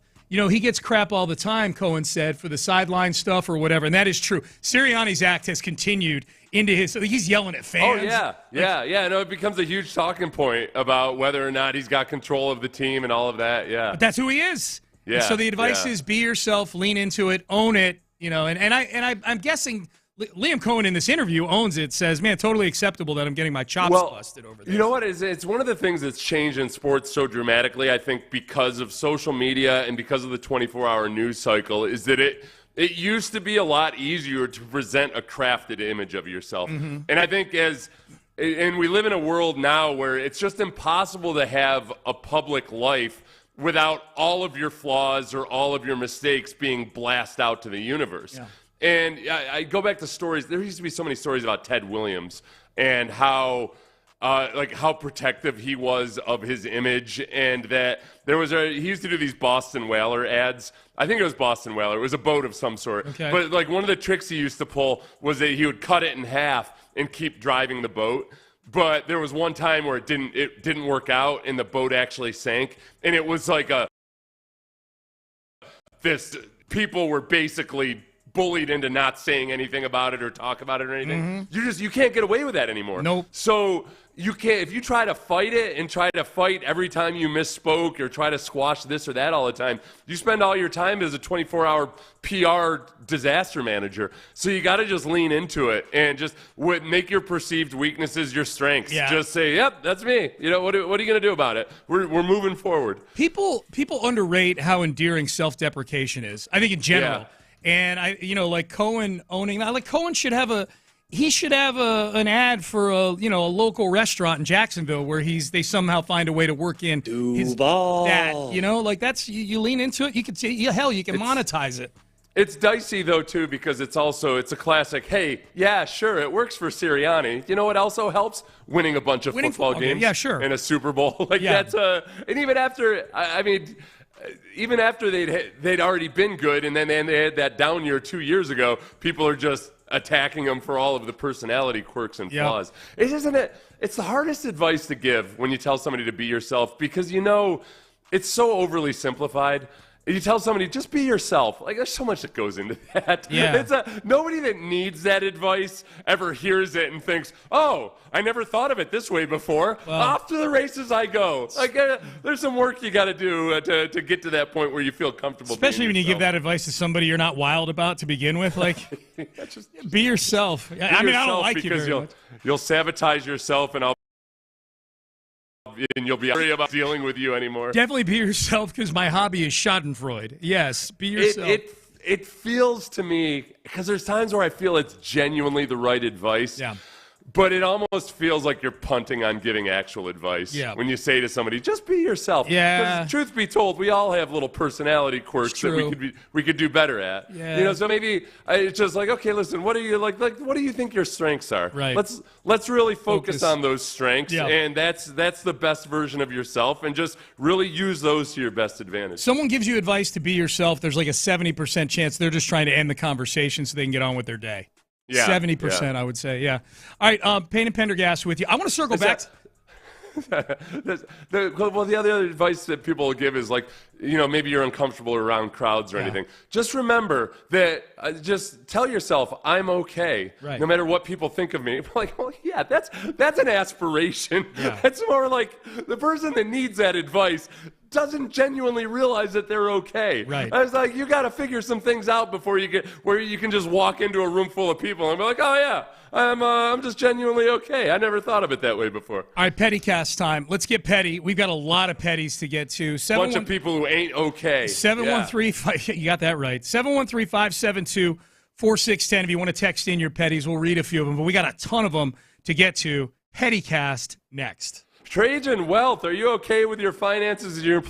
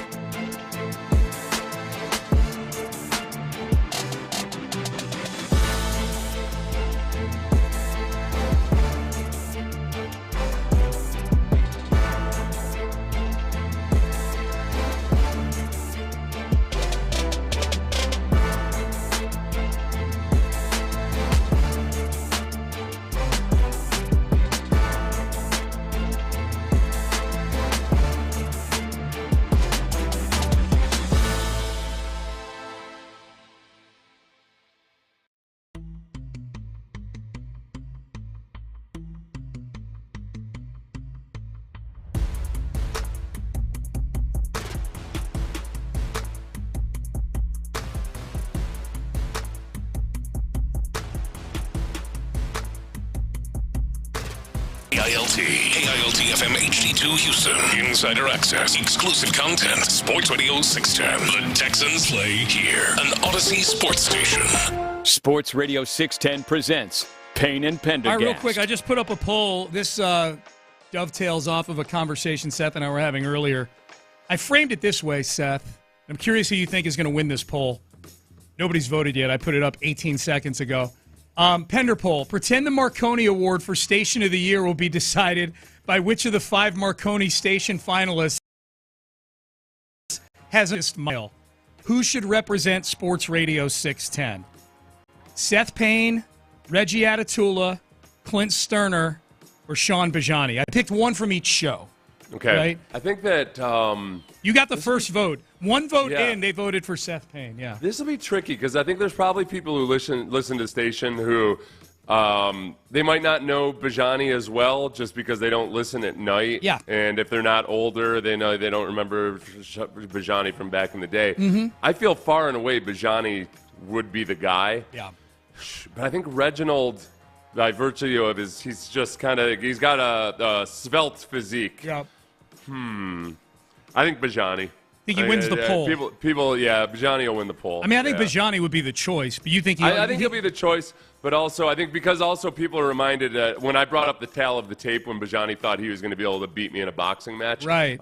People realize okay, this is unless Bijani's actually a former Golden Gloves winner or something, probably doesn't have much of a chance versus old Sethers. But likewise, Bijani would dust my ass in a mile. I feel confident in that. All right, let's get to the petty cast here. Text in your petties, 713-572-4610 if you've got anything you're feeling petty about. Let's start here. We previewed this one yesterday. This is Jerry Jones doing an interview with Stephen A. Smith, making one of the strangest analogies I've ever heard, but then at the very end, petty once again towards David Mulligetta. In the spirit of not doing the old mother-dad deal. Old clerk go in there, and Mama told him, you're not going to get it. And goes in to Daddy, who only sees him after 5 in the afternoon, wants to love him, and says, you can have it, son. You can have that before dinner. And he goes back in and says, Mama, Daddy said I could have it. That's the old mom, Dad, been around since the beginning of time. I'm not going to go for that here. That's what's happening. You're not going for it? I'm not going for it. No. But we've had a very, very strong negotiation. Now, by the way, frankly, it wouldn't have made any difference what the negotiation was. Guess who has to be comfortable for this to work? Micah. And who else? You. Hello. There's not room for a third. There's not room for a third. This will be a good one. No, it's not. It's not. I mean, it will be good by his standards because he wants as much publicity as possible.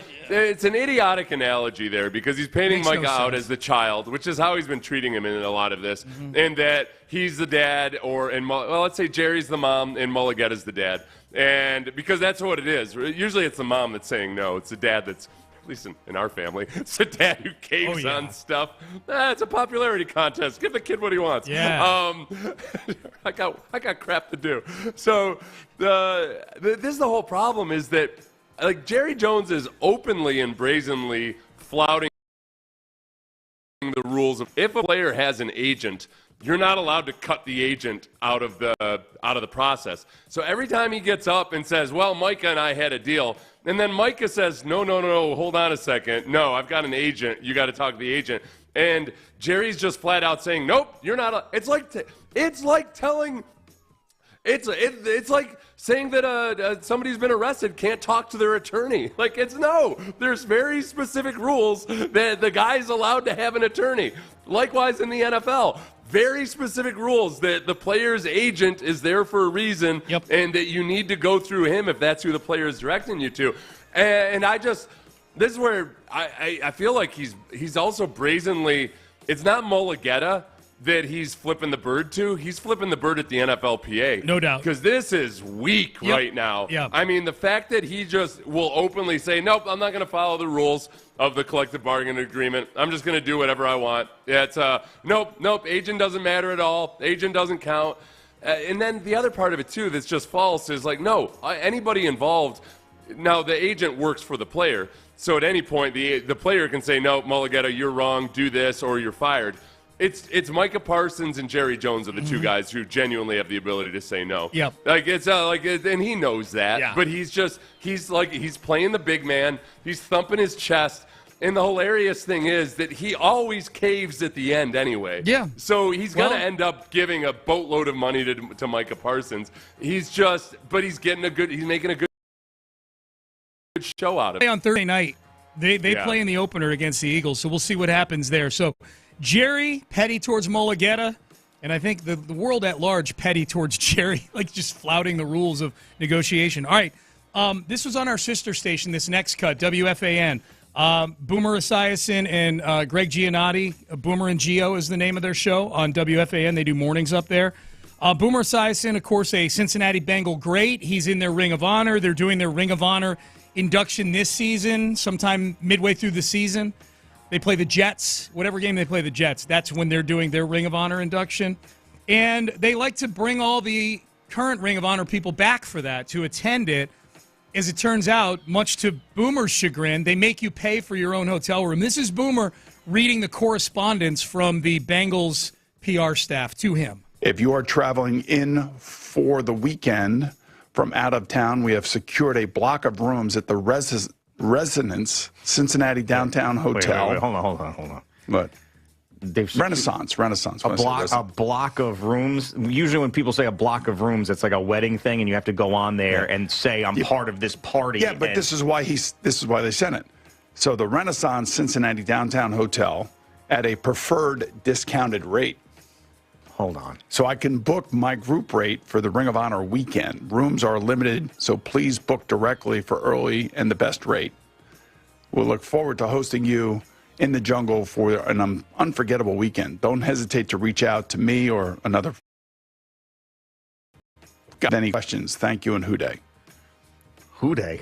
Houday. Who they think they are, making you pay for your own hotel room? That's what I would say. You think I'm an elitist if I say no to that? I don't. Boomer, I don't think you're an elitist. Clearly, if they were to pay for his hotel room, it seems like, Seth, he would show up. Like, that seems to be the tipping point for Boomer Esiason, is I got to pay my own travel expenses here. I don't know. For him, I think it's more that he probably feels like he's sticking up for a lot of the other guys who aren't in it. Like, Boomer's in a pretty good position financially. True. You know, like, he didn't play back when the money was so huge, but he's got a drive time job in New York. So Boomer's doing all right. He can afford it. I think it's more that he's thinking about all these other guys that all have to, pay for their own dime to come back and do this. Maybe it is the petty cast, though, so I choose to believe he's being petty in all this. I think he's being petty I think this might be the last straw to where he's just sick of dealing with the Bengals BS all these years. The Bengals got to be one of those teams, if you get drafted by, I'm like, okay, I'm getting my shot in the NFL. I'm talking more like the highly drafted guys. I think once you get to day 3, guys are just happy to be on a team. Yeah. But watching the Trey Hendrickson stuff and all the stories that come out about the Bengals, like, they just ratchet organization, man. All right, let's get to this one because this is one we've not played yet. Back when the when the lawsuits were coming out within Fox about one of the higher-ups there, and as part of the lawsuit, this wasn't part of the issue in the lawsuit, but it was an anecdote that became public, was that reportedly and allegedly Joy Taylor, a former host at FS1, had an inappropriate relationship, we'll say, with one of the higher-ups there. Again, it's alleged in a lawsuit, so we want to point that out. But Jason Whitlock, who used to be with Fox back in the day, told an anecdote, not a big Joy Taylor fan, told an anecdote about when he was at Fox, they tried to pair him up with Joy Taylor, and this is how it went.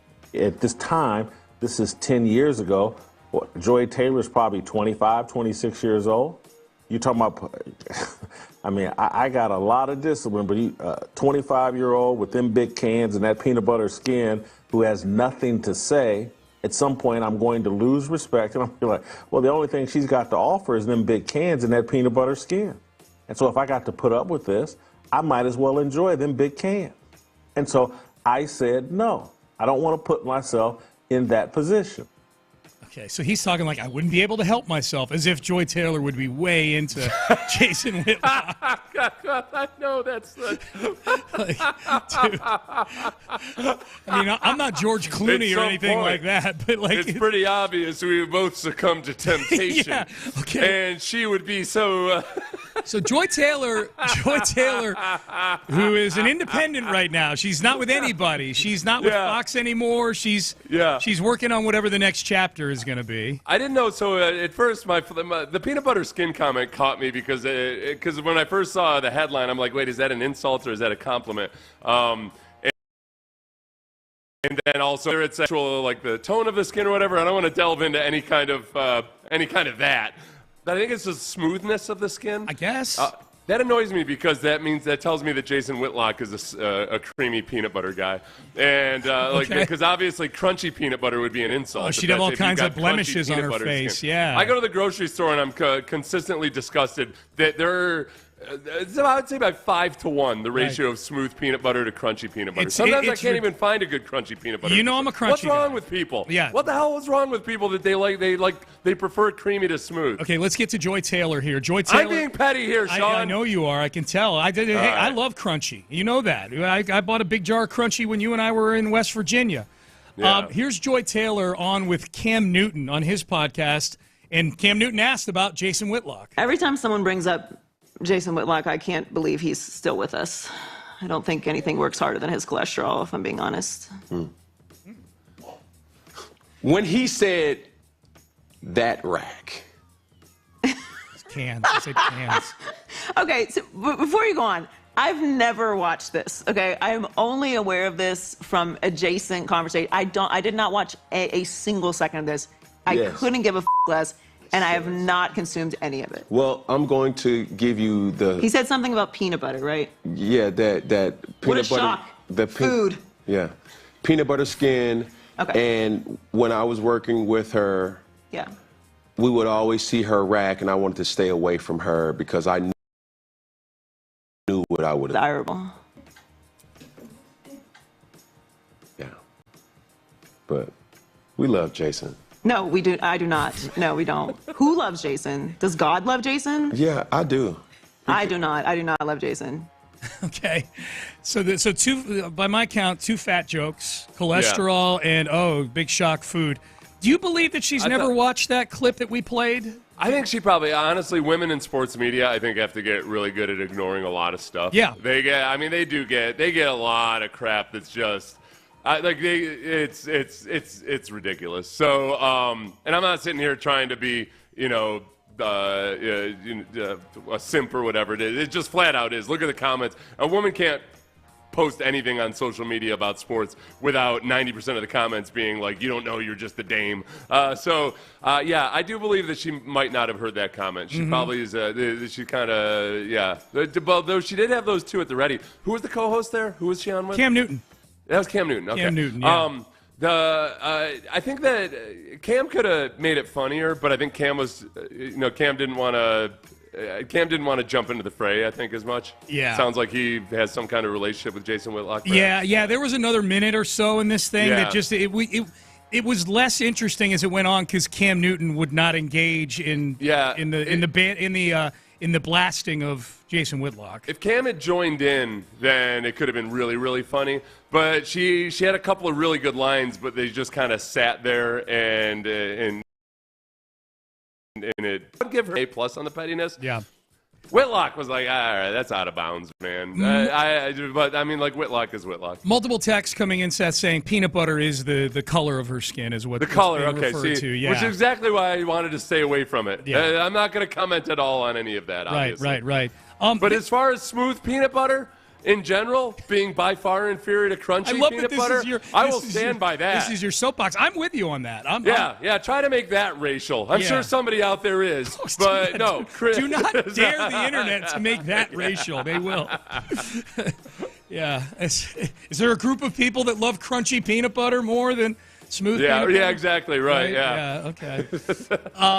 So Notre Dame opens the football season by playing the University of Miami. And we know that there's a long history with these two schools. That they made a documentary about it, a 30 for 30, called Catholics versus Convicts. This is a quick one here. Lou Holtz did a sit-down interview with somebody over the last couple of days, and they asked him about his issue. They talked about Catholics versus Convicts, Notre Dame versus Miami back in 1988, and he had this. This is his issue with the labeling of Catholics versus convicts. Miami was a rivalry.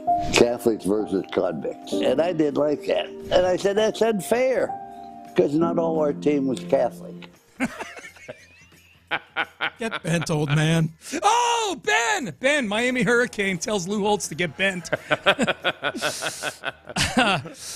That's I can promise you there's a ton of there. I can tell you firsthand almost that there's a ton of pettiness. That was good. Didn't you know the guy that made the first Catholics versus Convicts? I did. Yeah. The guy who.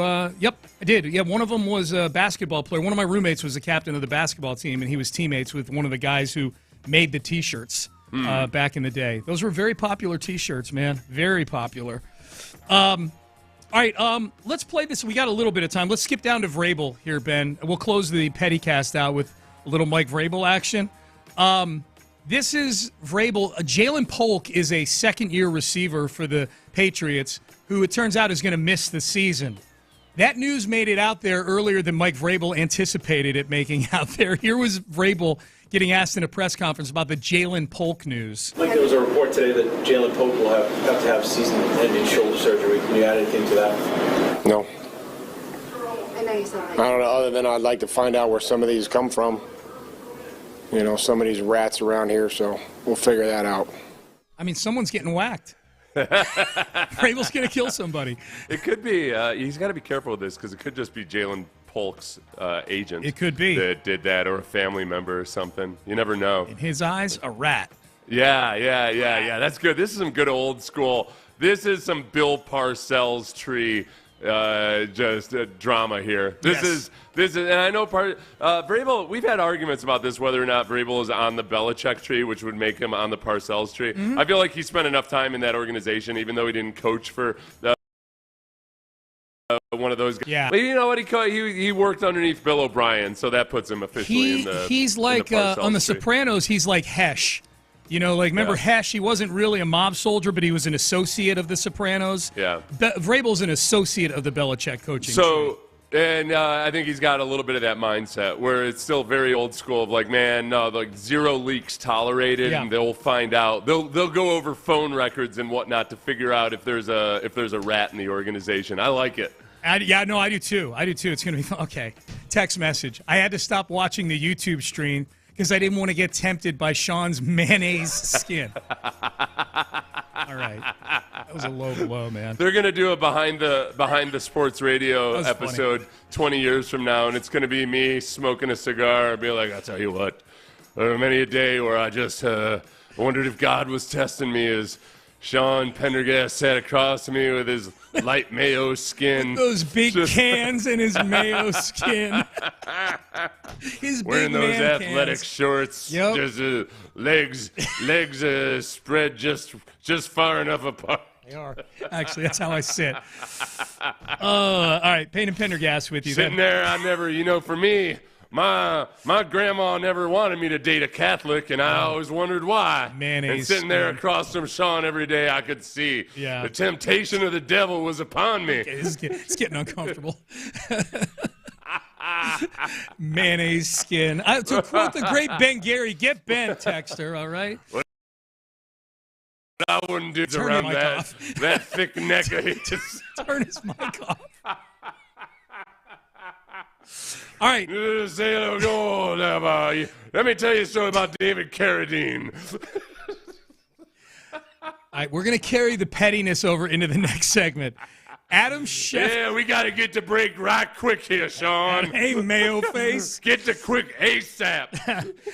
Adam that Schefter. means as Sean as possible. Adam Schefter is petty about the Texans and the information that he is not getting about what is the biggest news story of the day with the Houston Texans. We'll tell you what that is coming up next. But Zamora is the parent company for Liqueur 43. And Liqueur 43 is one of my favorite. It is my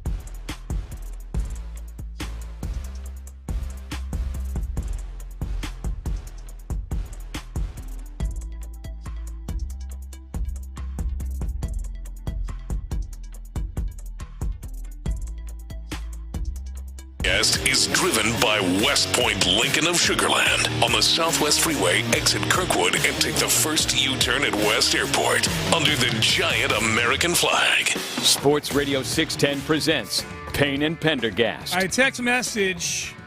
As I sift through all these Seth is insane texts and try to find one related to the topic at hand. What the hell's that all about? I think it's a compliment. It's a compliment. Right. You made a lot of people laugh at that previous segment. Would y'all rather have Mixon miss 4 games in the beginning of the season or at the end of the season? That's an easy one, beginning. I feel like that feels like an argument of some sort. Yeah. I don't know. It's either. It's not. The rest of the text. I feel the Texans are just being extra cautious, wanting him to be healthy down the stretch. It's cool to feel that way. Nobody knows anything right now. Right, yeah, no, I don't fault them for being cautious. It's not like I'm not faulting the Texans for anything. They're just, right, we don't know exactly what's going on. Certainly. Like, yes, I don't think the texter's getting chippy or anything. You're getting right, no, but I feel like, but it's still even addressing something that's not even actually a concern. Right. Like, I'm not, if caution is what's merited right now, then by all means, yes, Sure. I'd rather have him now. I feel like he's answering a question that, it feels like a rhetorical question because obviously the answer is yes. Yeah. So if you don't ask a rhetorical question like that and expect me to just accept it at face value. Okay. All right. So my point with reading that text is the texter saying, this is what I feel the Texans are doing. Yeah. That's cool. There's nothing to base that on right now. The team has been very tight-lipped about what exactly is going on with Joe Mixon. The most speculation we've seen is with doctors talking about PRP injections and what that might mean. Like, we're all over the map right now, and you know who's very frustrated about this? Who? Adam Schefter. Nobody knows. Well, there are people that know, but nobody's saying what exactly happened. There is a question as to when or if Joe Mixon's going to play again this season. I can raise that question because nobody yet has answered it. Nobody's been willing to answer it. But there's been a lot of mystery about exactly what's wrong with him. The Texans had him lined up to appear. He didn't show up. He obviously hurt his ankle away from football. We don't know how or what that was. He hasn't been seen from all summer. Nobody's willing to say anything. They've been very, very tight-lipped about this. And I'll say it again. I think there's a question as to when and if he will play again this season. And if somebody wants to correct me and point out why, please let me know why that's wrong. If there's nothing wrong, then it's pretty easy to just squash that bug immediately. And Nobody's told me he's fine. Nobody. Not one person. Okay, so Schefter's basically just daring the Texans to correct a speculation that he's putting out there that when he says if Joe Mixon plays, the obvious implication there is that there's a chance he might not play this season. This is where the difference between, I think, how football teams operate and how baseball teams operate comes in. I think in baseball and with the Astros, there's a frustration when you don't get information about somebody like Kyle Tucker or Yordan or whomever else it might be, partly because we've got, I mean, there have been either missed diagnoses or misdiagnoses, whatever, like not catching a break on an x-ray or whatever it might be with the Astros. But then also the gamesmanship isn't as big a part of it in baseball as it is in football. Like football, there's only 17 games, and the running back is so important, et cetera, that you just – there's something that the Texans could be playing it close to the vest simply because they know exactly what's going on with Joe Mixon. It would be really nice from the Texans' perspective if come week 5 of the regular season, they don't have a clue and they don't have a report about what's going on with Mixon, then so be it. So I don't fault the Texans for not putting information out there. I think likewise with Christian Harris was a little bit of a different situation because that, like, the gamesmanship doesn't apply as much there and it dragged on for so long. I think that it is frustrating, though, when you just flat out have no idea whether this is something that they think is no big deal, but it just needs a little extra time, or is it something that is very much and seriously threatening his entire season? Yeah, and the reason Seth's bringing up the Ravens in Week 5, Joe Mixon, for those who don't know, being on the NFI, the non-football injury reserve list going into the season means you've got to miss the first 4 games. Mandatory, he's got to miss the first 4 games. The first time Joe Mixon could get on the field would be Week 5 in Baltimore, the week before the bye week for the Texans, which gets interesting because then the bye week being the week after the Ravens, if it is an injury he could come back from, I could see them just shutting him down for the first 5 weeks because you almost get an extra week because of that bye week in Week 6. I'm probably way ahead of myself. We don't know if this is a season-ending thing or if it's just them being super cautious and saying, look, Joe, rest those first 4 weeks. He might be ready to go or close to it, but they want to just take it easy. And I wonder, too, Seth, if their ability to run the football in the preseason, granted in very sparse glimpses of it, probably some vanilla defenses, but I would say they ran the ball pretty well during the preseason, but certainly by the standards we expected. I wonder if that factors in at all, like if Mixon, if they needed him to come back, that he could have come back, but they feel they can get through the first 4 weeks with a backfield of Nick Chubb, Woody Marks, and Dameon Pierce running behind this offensive line? Yeah, that's do they feel like they can practice the utmost caution at this point because they feel like it's going to be better? They feel okay. And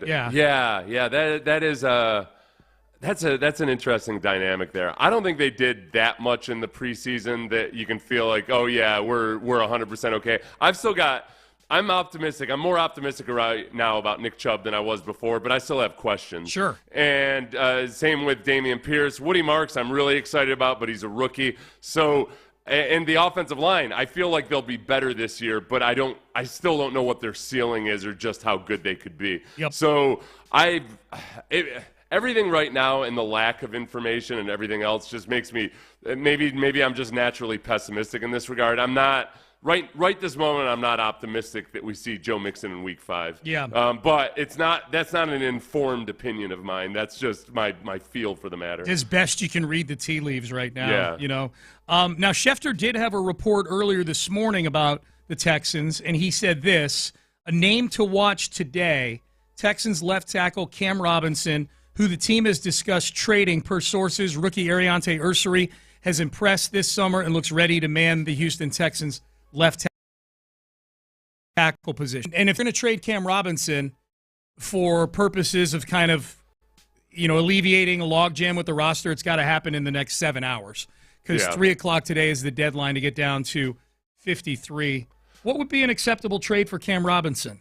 Mid-round pick? Yeah, mid-round pick of some sort. Fourth or a fifth, something like that? Yeah, and I mean, it wasn't like he was one of the more highly sought-after offensive tackles in the league. I can't think of any. The Chargers.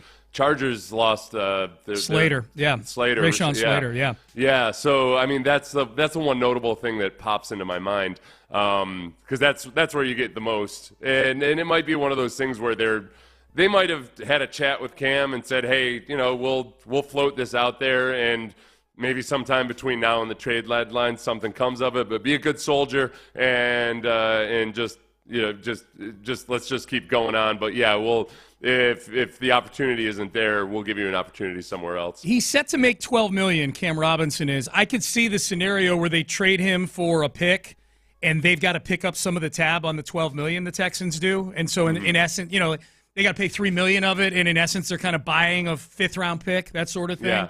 You know what? The other Cam that's out there is Cam Akers because Cam Akers was released by the Saints. And I saw some people mention that, hey, maybe the Texans do that. I'd be surprised just because of this very specific reason. One of the reasons that Cam Akers wasn't really a fit in Los Angeles anymore was because they transitioned from being an outside zone run-based team to more of a gap scheme that's as well. And that's exactly what the Texans have done this year with an offensive coordinator who came from the Rams. That I don't think they probably look at Cam as good a fit for what Nick Caley is doing than what it was with Bobby Slowick. Yeah, he was released by the Saints yesterday, I think it was, right, Cam Akers? I think he was on the Saints. So, yeah he's out there. The texter who you got a little sideways with says, I'll ask all the rhetorical questions, Seth. That's funny. Brent in the Heights points out Falcons dealing with injuries at tackle as well. There's some teams that are in need of a tackle like Cam Robinson. Cam Robinson would be a suitable replacement or a suitable solution for some of these teams right now. Yeah, and Cam's an interesting one because he's been an average level starter. He's had his best games against the Texans historically, which annoys me. So I feel like I had to fight against my own bias a little bit because he's actually had some good games against the Texans, but those aren't. He's been an average offensive tackle, which is a valuable commodity, especially when you've got injuries. Yeah. But he gets traded to Minnesota last year, and that wasn't I don't think it was a great fit for him. So he ended up having maybe some of the worst film he's had as he's entering free agency. The questions will be, I think there's other teams out there that probably look at him the same way the Texans did, which is, if we need him to be our stopgap or if we need him to start for us, we could certainly do worse. It's just how much of the salary are you willing to pay, Houston Texans? Negotiations get into it. Figgy had this in the mixtape, I think, last week, and I wanted to address this with Seth. He had a list of the craziest college courses at all the FBS schools in the state of Texas. Which of these would you be most likely to take as a course? We'll hear from Will Anderson at the top of the hour. He was on the Greenlight podcast. We'll do all of that as we roll on here on a Tuesday on Payne and Pendergast. A quick reminder, too, our first college football watch party is this Saturday at Boomer Jackson Katy. That's 1110 Grand West Boulevard. Party starts at 11. The doors are opening early, though, 10:30 a.m. I asked the manager when I was out there last Friday. The doors open at 10:30. Watch the games. Have some ice-cold Flight by Yingling. We got a $4 draft special going on. And root for your favorite team. We'll have some great prizes that we're giving away from Yingling as well. That's Boomer Jackson Katy on Saturday. Doors open at 10:30 a.m. And maybe you're going to get into your brand new Lincoln that you get from West Point Lincoln.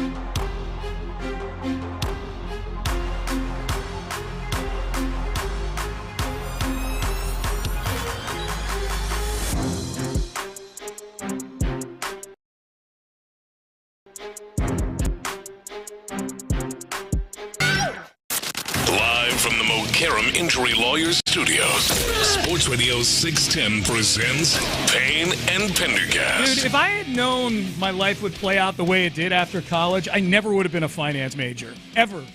I got into sales, really? right? I never would have been. No, because I didn't like it. It was one of those things. Yeah. It was one of those things like, I grew up in a town where, the kids all had to aspire to be some Wall Street thing, or it was an affluent suburb, and you had to go be a stock guy or whatever. And so I ended up spending 4 years studying something I didn't like, and I didn't use. I got into sales right after college because I didn't want to get into finance. And then 16 years later, I get into radio, which has nothing to do with finance. And I say that because I'm looking at this graphic that Figgy had last week on their show.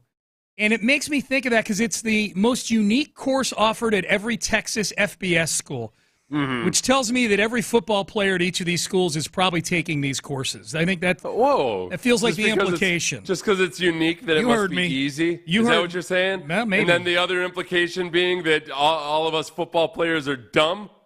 Yeah, pretty much. I Yeah. get No, I get it. Yeah. You're looking at the same graphic I am.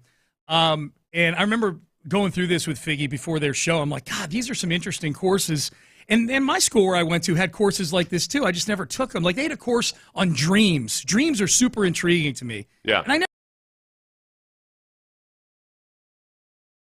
took it. Why didn't I take that class? Why didn't I take that class? And now that all my dreams have been so thoroughly dashed against the rocks, Yes. maybe it could have helped me a little bit. You go. No. That's what the last 6 weeks are all about. Your dreams inevitably being dashed.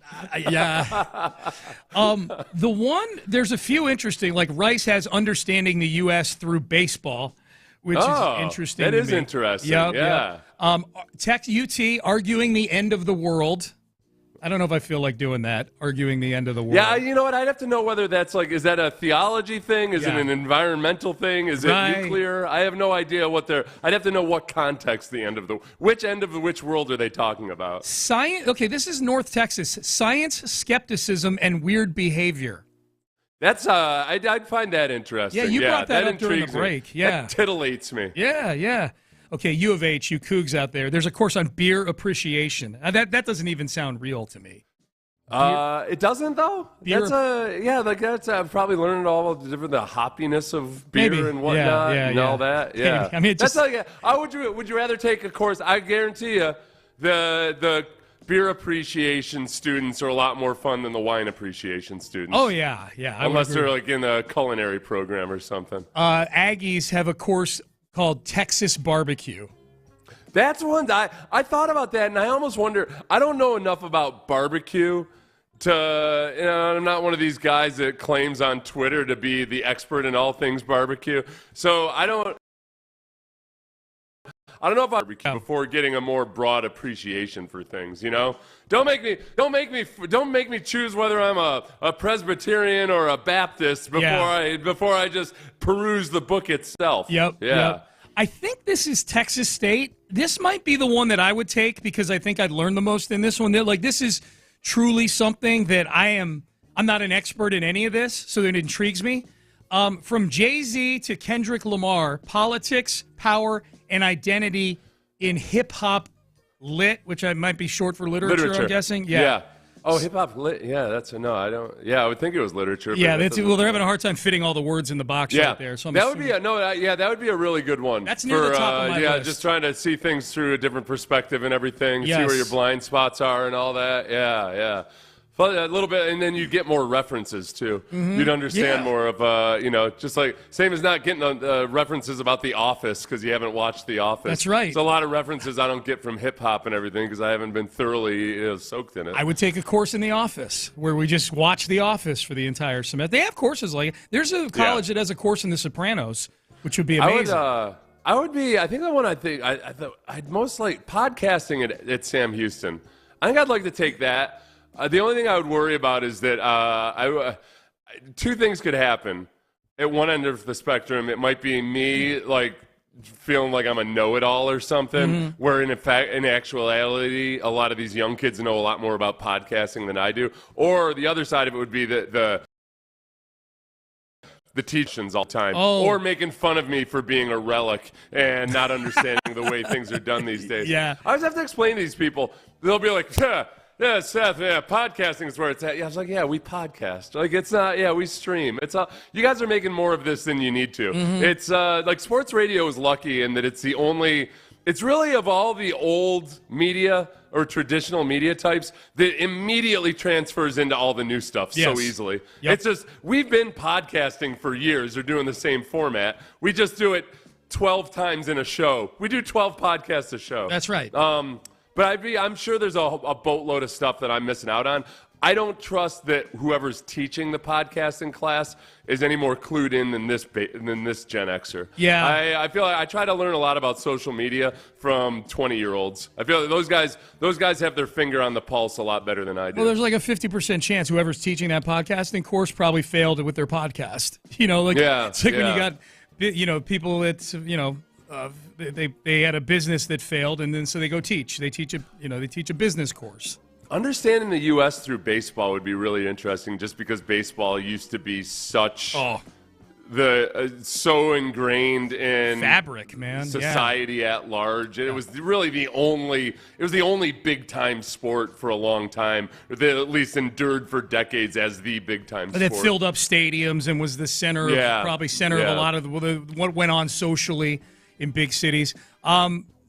Text message: Texas State has a surviving, would think Seth would like. Texas Tech on this graphic has the zombie in media and popular culture. Are you a zombie guy?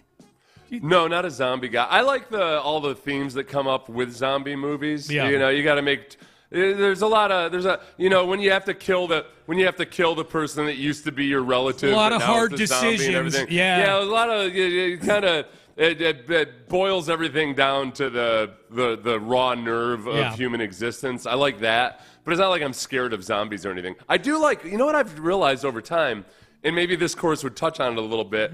I think I'm becoming a little bit of a prepper, but not because I'm really worried about it, but I just like the challenge of it. Like, okay, yeah, what would I do if all of a sudden society just completely broke down and we were living in an anarchistic environment? Like, what kind of weapons do I need? What kind of supplies? What kind of a bunker do I need? I like the challenge of it. How much bottled water do you own currently?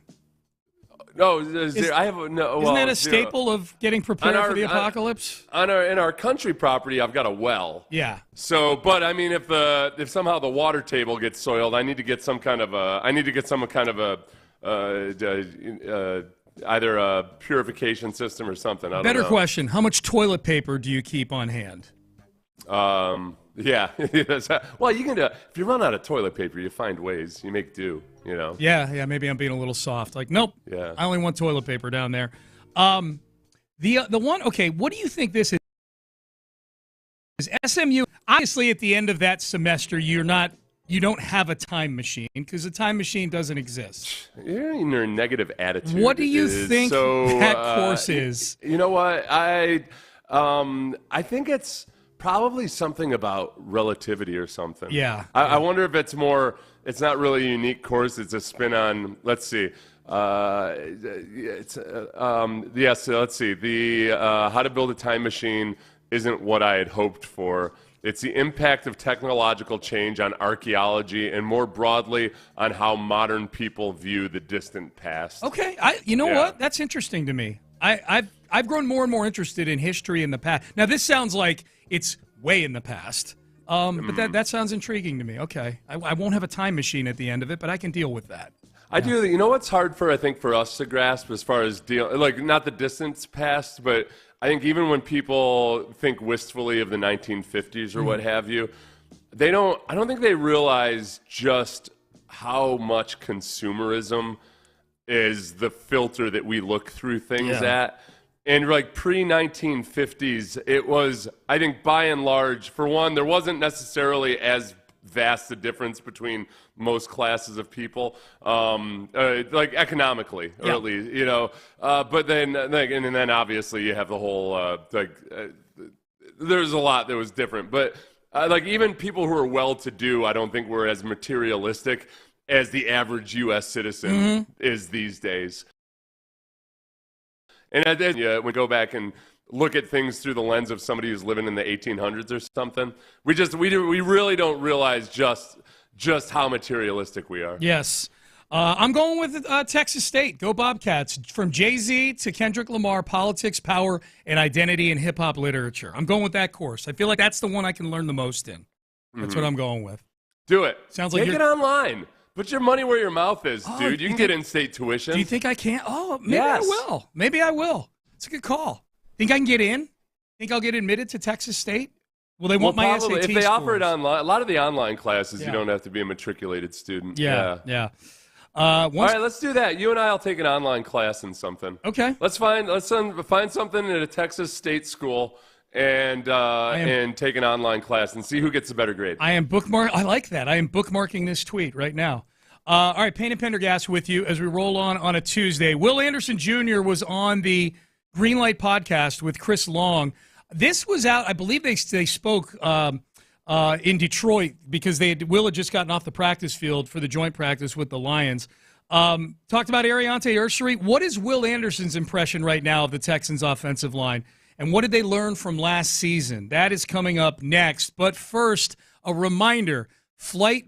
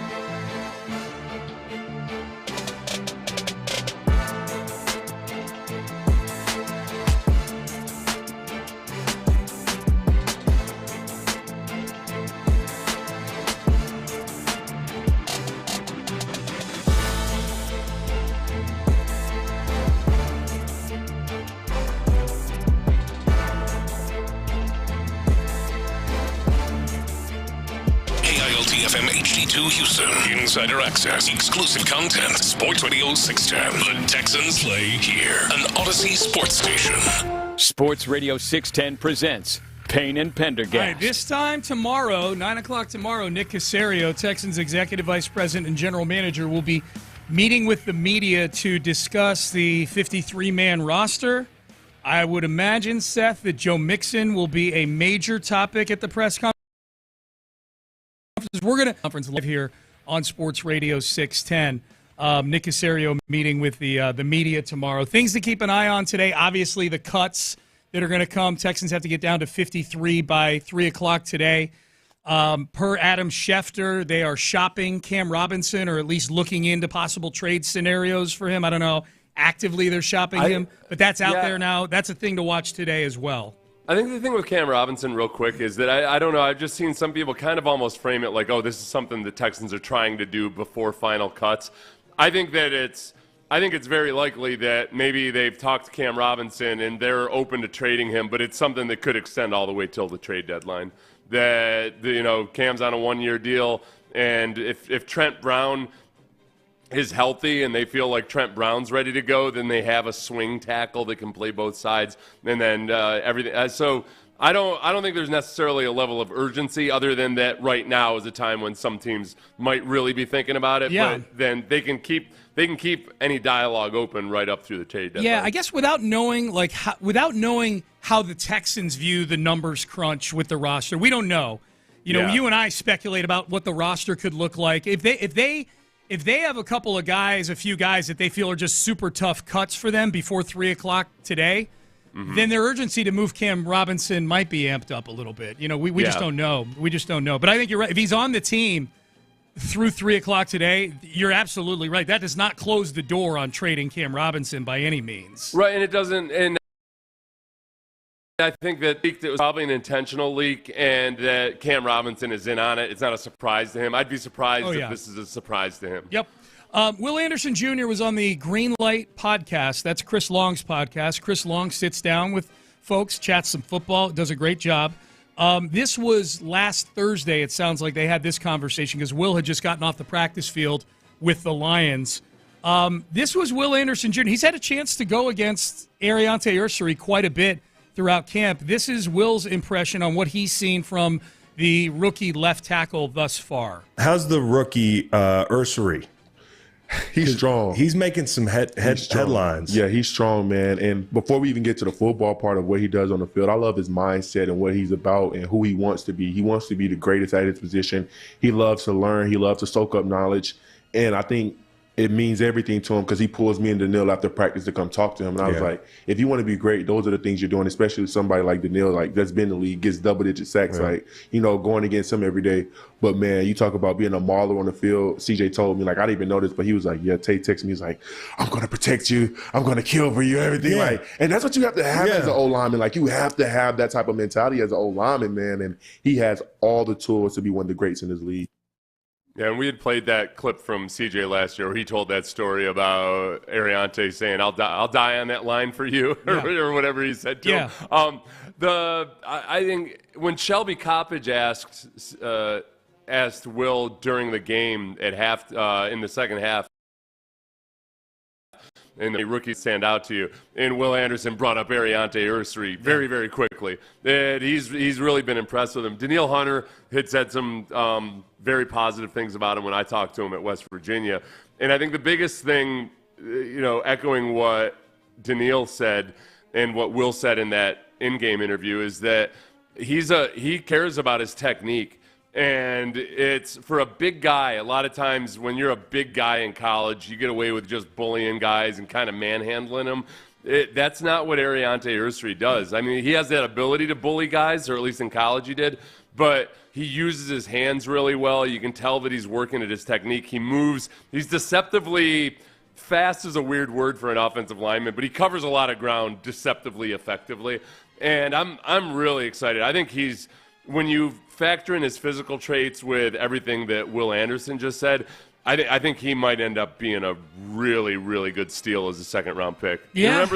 Remember the reports on Ariante Ursery from Daniel Jeremiah, I believe, said that some teams had him graded as a first-rounder, other teams thought he was a third or fourth-rounder. It was Todd McShay. It was Todd McShay who talked about Ursery. Okay. Yeah, I believe. Well, I know McShay was all over Ursery, so Jeremiah might have been too. I remember McShay saying what you're talking about right now. Yeah, so and I remember because my first impression of Ursery when I watched him was, I don't know, man, he looks kind of stiff. This was way back when, during the college football season. Yeah. And then when I went back and watched him again leading up to the draft, I realized he moves a lot faster than it looks like he's moving. Yeah. Sometimes that's what happens with long-limbed guys, too. It's kind of like when you think that some of these centers in basketball aren't all that athletic, and you realize, oh, well, no, it's because they're running on a court also next to Steph Curry and whatnot, and because their limbs, they're covering so much ground with each step that they are actually a lot faster than you give them credit for. That's what Ariante Ursery is. He moves really well for a guy his size. Yeah, no, he does, and it looks like the Texans, after drafting lineman after lineman with high picks the last few years, looks like they got one right here with Ariante Ursery early on here. I mean, I don't know if it balances out the universe or not, but Kenyon Green getting released by the Eagles yesterday, it's hard to get over that one, man. Yeah. Just when you had Kyle Hamilton sitting right there, yep, and you trade down a couple spots and end up with an offensive lineman who's done nothing at all, and Kyle Hamilton's that's still a tough pill to swallow. But Ariante Ursery, I think he might be the real deal. Here's how I sleep at night with that, Seth. And nobody wanted Kyle Hamilton on this team more than I did. Yeah. This is how I sleep at night. I look at it as if they had drafted Kyle Hamilton in 2022. He would have somewhere along the way in that season made a game-changing play that would have moved the Texans from the number 2 pick, down to like the 4th or 5th pick, and they wouldn't have gotten C.J. Stroud. That's a good point. That's how I sleep at night. I don't know if it's – obviously, we'll never know if it's true, but that's how I sleep at night. I think that's exactly what Nick had written down in his notes. Sure. All right, Kyle Hamilton, too good to tank. Too good. Yes. That's right. We need C.J. Stroud. Here's Will Anderson. Talked about Ariante Ursery, but this is Will Anderson talking with Chris Long about the Texans' offensive line in general. What's the biggest difference that you've seen? You see them coming off the ball harder, executing even more, and the precision is just there, man. But they are way more grittier, man. Like, Titus, he's done a really good job of stepping up, man, and getting those guys rolling in the pieces that they're added, man. Like some of these double teams, these crunches. Yeah, you're feeling them. You're feeling them, man. And I'm like, and you know, me and Titus had a little back and forth one day in practice, and I don't really usually talk in practice for like, but I'm like, hell yeah, let's go. Come on then. Like, you know what I'm saying? But like, that's what makes you great. Like that competitive edge that like keeps pushing you to be better, that keeps like, we can talk today. Okay, come on, let's go. Like, those are the type of days that you need, especially in camp, man. And like, I'm super proud of that group and to see where they're coming. I think Coach Cole is doing a really good job of like giving them that energy, man. Like you hear him in Indy yelling and screaming. Like, that's why I'm doing push-ups after practice one day.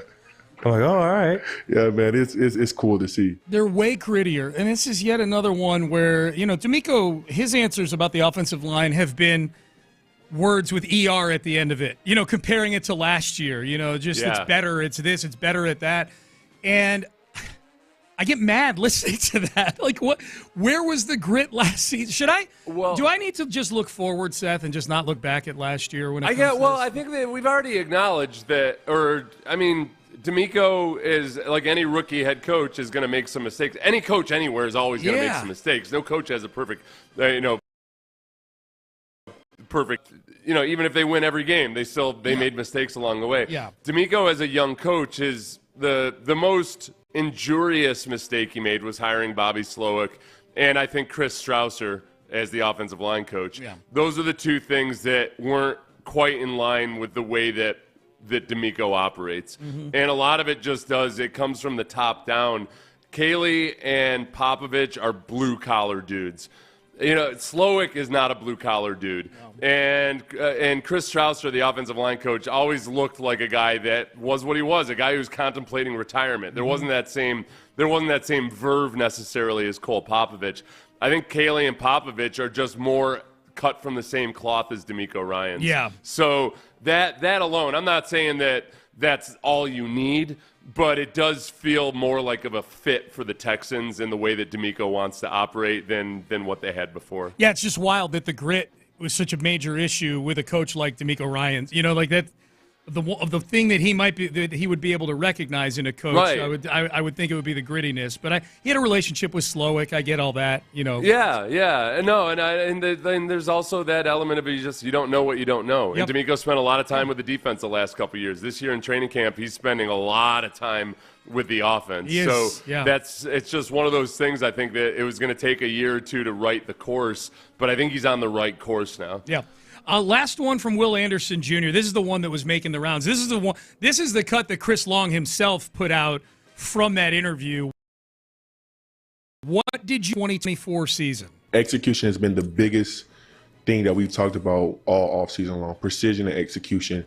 And CJ said something like, you have fun when you execute. And I wholeheartedly believe that, man. But like in these games, like those teams that's winning the championships or winning the Super Bowl, they're executing at the highest level. Like everybody is locked in, everybody is detailed. Like it's no room for error. And that's like the biggest thing that we took away from that. Like it's no room for error. Like everybody has to be locked in on their job all 4 quarters. Yeah, that's the biggest thing for me. The one common trait amongst really good NFL head coaches, for me, there's different personality types that work. There's different styles and schemes that work. But there's a maniacal obsession with detail that you just don't get. And it has to be almost maniacal because you have to set standards that aren't like the normal human standards.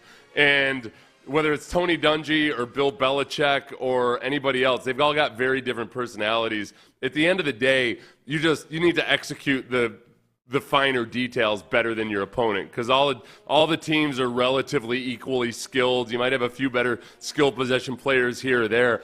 But you just, by being maniacally obsessive about the details and having guys that are that way, that's where you get your edge. And those are the things that come down to it in the fourth quarter. I think D'Amico's done a really good job of getting players that are kind of maniacal about that. And it's cool to watch because it's very much the exception, not the rule, that you get. I think the coolest thing about the Texans have is that the best players on the team also seem to be really solid dudes. And I was talking to somebody the other day that had come he's been on a few teams in the NFL, and he's talking about the Texans versus other teams, and there's a lot of other teams where it's the exact opposite, where the best players are also the biggest a-holes on your team. Yeah. And that's a rough place to be in, man. It's tough. It's like there's room for one or two divas, but when all your best players are concerned about numero uno and nothing else, it's really tough to have a good environment. I think they've done a really good job of squashing that. Absolutely. All right, people weighing in on the text page about college courses. Seth and I each picked a college course to take that was a unique one from FBS schools here. So these are some courses people have been taking. Someone said, I took hip-hop philosophy at A&M, way harder than I expected. It's the only class I ever had to drop in college. Oh, really? Hip-hop philosophy. Wow. Yeah. Well, a lot of those easier the fun classes, sometimes the professors know that, there's a lot of people who think they're going to take this and it's just going to be a walk in the park, and it does end up it's kind of like running wind sprints, If you go into, at least I think people that played sports can appreciate this. Like, let's say you're supposed to run 1,600-yard wind sprints. If you go into it thinking like, I'm in shape, this is no big deal. It comes up and bites you. Yes. But if you go into it knowing that it's going to be hard, then it's a lot you're more prepared for it. People go into that thinking they're just, and then all of a sudden and then all of a sudden Jay-Z jumps up and kicks you in the jump. That's right, Jay-Z. Yeah. I took the history of baseball when I was at Texas Tech. It was one of the hardest courses I took in college, and I bet I know why, because this is a dynamic you pointed out earlier in the show. I bet it's because the person signed up for that thing, and I'm a baseball fan. I'll do great in this class. Yeah. And it's history of baseball. So it ends up being about how woven into the fabric of society baseball was back during the Great Depression and during World War II. And it turns into sort of it's a history class. It's a history adjacent. You got a lot of adjacent historical things that have nothing to do with baseball on the diamond, but they're woven. Baseball's woven into them because of the time frame. But also, the type of professor that might be teaching that class might be an old school baseball nerd, where it was kids. You got to appreciate this. Back in the day, every high school had at least one kid that could tell you every World Series champion, every league champion, every league MVP. He could remember the box score of a game from 2 months ago. Yeah. It was just like a photo. It was more about regurgitation of stats more so than it was, thinking about things and analyzing things. And I would imagine that that professor might have he might pop a quiz on you where you got to remember what Babe Ruth's batting average was in the 7th year of his career, or something just super arcane like that. Hell yeah. All right, football talk in this segment on Sports Radio 610, presented by Paramount Plus. You can't count on much these days, but Sundays with NFL on CBS and Paramount Plus. Watch your local NFL game live every Sunday on CBS and Paramount Plus all season long. Visit ParamountPlus.com/NFL to get started today. Up next, first-time head coaches disclose advice they've been given by other coaches and the biggest curveballs they've gotten early on in their careers. As a Texan fan, I loved hearing this curveball for another coach in the division. We will have that for you coming up next. We mentioned college football a bunch of times today on the show, and you Cougs, I mean, we are just, there you go, a little spirit underneath us there.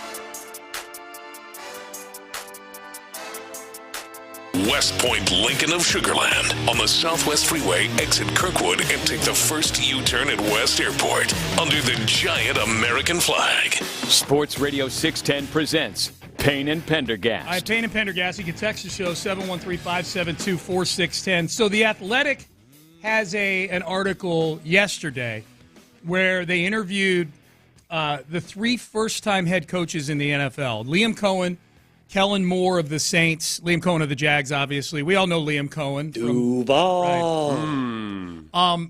Kellen Moore of the Saints, and then Brian Schottenheimer of the Dallas Cowboys. And they asked him several questions. It was really interesting. Like, what's the silliest thing you've seen? What's the best advice you've gotten? This one I liked for the Texans' sake. What's the biggest curveball you got hit with during OTAs or minicamps, and how did you adjust? And the answer for Liam Cohen, and I think this is going to be something they're managing all year, and I think this is an experiment that is going to ultimately fail. But the answer for the biggest curveball, Seth, for Liam Cohen was Travis Hunter. And Cohen's decision in terms of needing to make sure that, obviously from a coaching standpoint, we had enough support staff, player engagement, athletic training, because he's going to be playing a lot of snaps and doing a different deal. So let me stop right there. So that first sentence illustrates they are throwing a lot of resources at one guy. Right. One guy, right. Okay? Continuing. Sports science, strength and conditioning, everybody.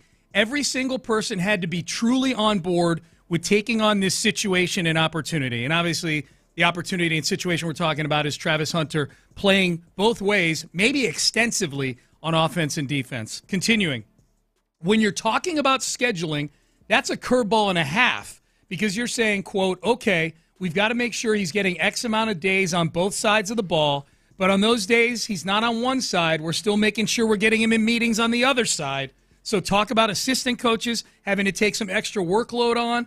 They don't get much of a break because if it's during special teams, he's not on a special teams unit, but there's going to be an offensive or defensive coach. I mean, Liam Cohen makes this sound like they're building a skyscraper here. I'll finish it out here and then get your thoughts. That took a lot of time to map out. It was a curveball, especially for a first-time head coach trying to put together a whole operation. Yeah, a first-time head coach trying to manage an entire operation, and this is what it feels like the classic example of just anybody in any field or endeavor where you just don't have the basics set up yet, but you're spending half your day planning how you're going to spend all your money after you make it. You're trying to reinvent the wheel when you still don't even know how to make an actual wheel. All of these things, and I love it because it's, if anything, it sounds like when they frame it that way. So also Travis Hunter can play like 10 or 15 snaps on defense. Right. You're doing all of this and bending over backwards before you've actually just gotten his feet wet as a pro football player. It's a lot, man. It's a lot. And it's a whiz kid young GM. Yes. Who every now and then it works out. You know, every now and then you get the Boston Red Sox back in the day. More times than not, they fall flat on their face and it becomes a story 30 years from now about how, Gladstone, when he's the GM of the Giants, really learned a lot of lessons about that fiasco in Jacksonville back in the day. Yeah, well, then Gladstone has painted them into a corner with this experiment in two ways. One, what he gave up to get Travis Hunter. He gave up a Will Anderson level trade package to move up from 5 to 2 to get Travis Hunter. That's number one. Number two, and you only give up that package if you're going to play him both ways. He's not a great enough prospect on either side of the ball to justify giving up future ones to move up to get him. So that's number one. He's got to play both ways. Number two, the things Gladstone was saying about him in the introductory press conference, where he's talking about how he's going to change the sport of football. He ain't going to change the sport of football by playing just corner or just wide receiver. And so, look, ultimately, if he can't physically take it, at the end of the day, I think Travis Hunter is skilled enough to do both. I just don't think he's big enough to do both, that he can withstand the punishment of doing both.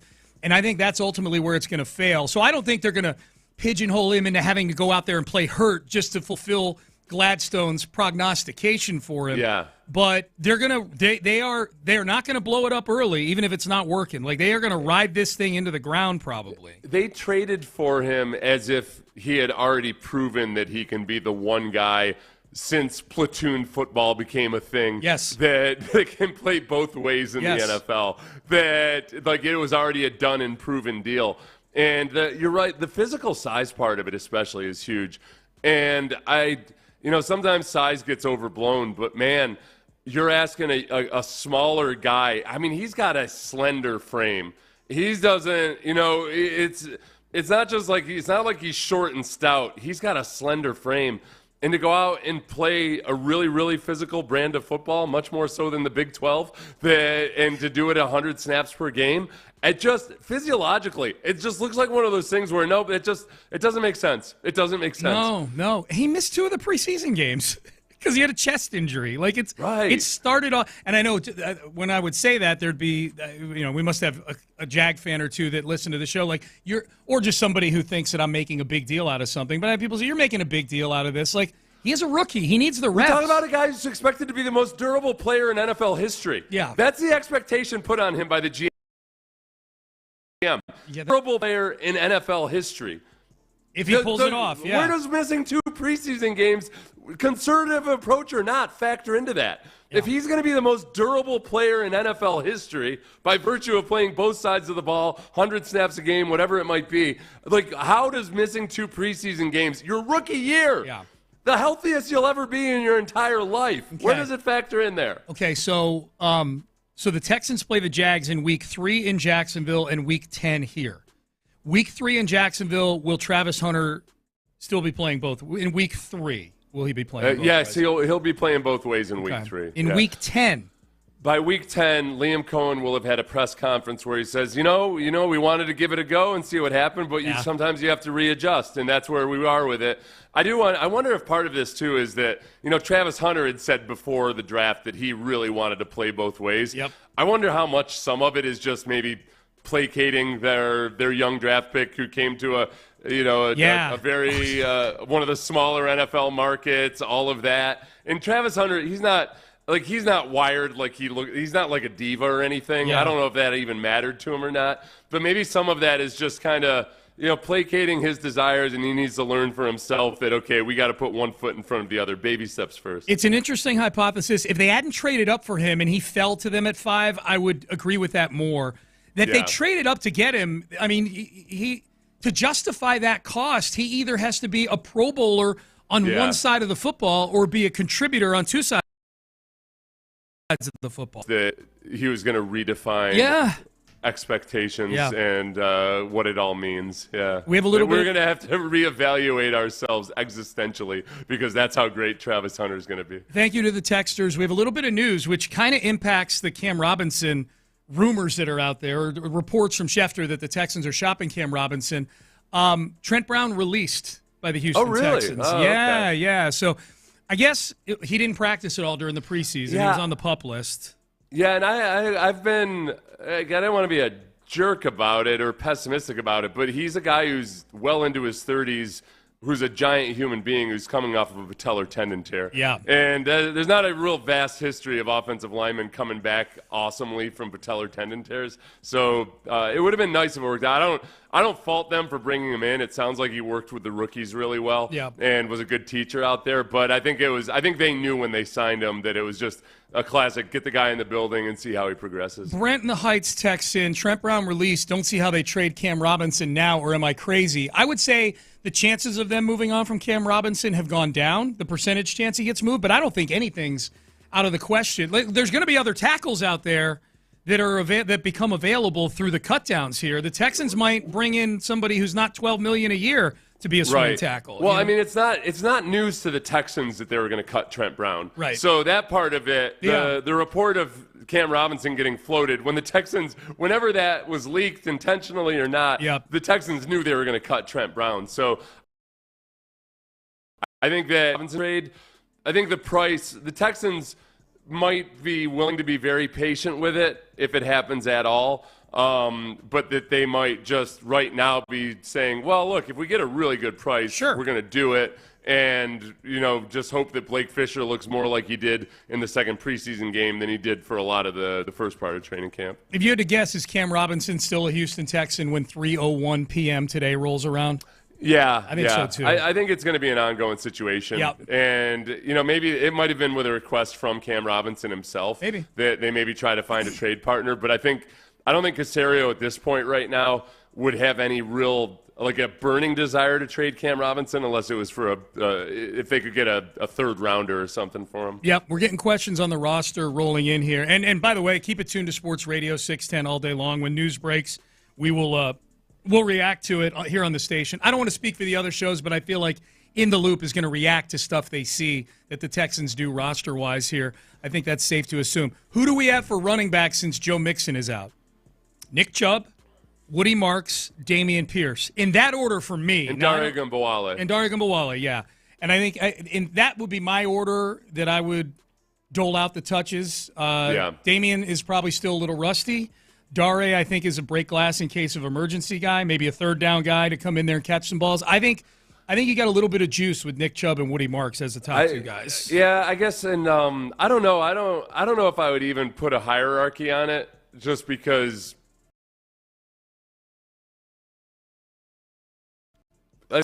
Woody Marks is a little bit more of a passing down guy. Mm-hmm. But not that he can't be used on first down. I think he's got a lot more value as an all-purpose back than you would think by his body size or body weight. But I think ideally you look at Chubb and Marks as kind of like Montgomery and Gibbs up in Detroit. That you've got a bigger guy, you've got a smaller slasher type, and you kind of use them complementary in a complementary fashion. But Dameon Pierce, I don't think they want Nick Chubb to necessarily get a boatload of carries. Yeah. So that's where it's like Dameon is second string behind Chubb for what they want to use those types of guys for. Yeah. But your overall second guy is Woody Marks. I agree with that. There's a 1, a 1A, and a 2. We're going to start to see some names trickle out. Trent Brown is the first one. When you see him, text in, because we're keeping an eye on our phones, but we're doing a show. So keep eyes on it for us here on Sports Radio 610. All right, up next, final segment, Yordan Alvarez coming back for the Astros. I don't know if it's been officially announced yet, but all signs point to him coming back. This does create a bit of a conundrum for something the Astros have had the luxury of doing since Yordan went out back in early May. We'll tell you what that is. Also, I'm going to have Seth guess at who the audience thinks would be the best person to represent the station running a mile. I've got that poll up right now. We'll do that coming up next. Hey, football is back, and Underdog is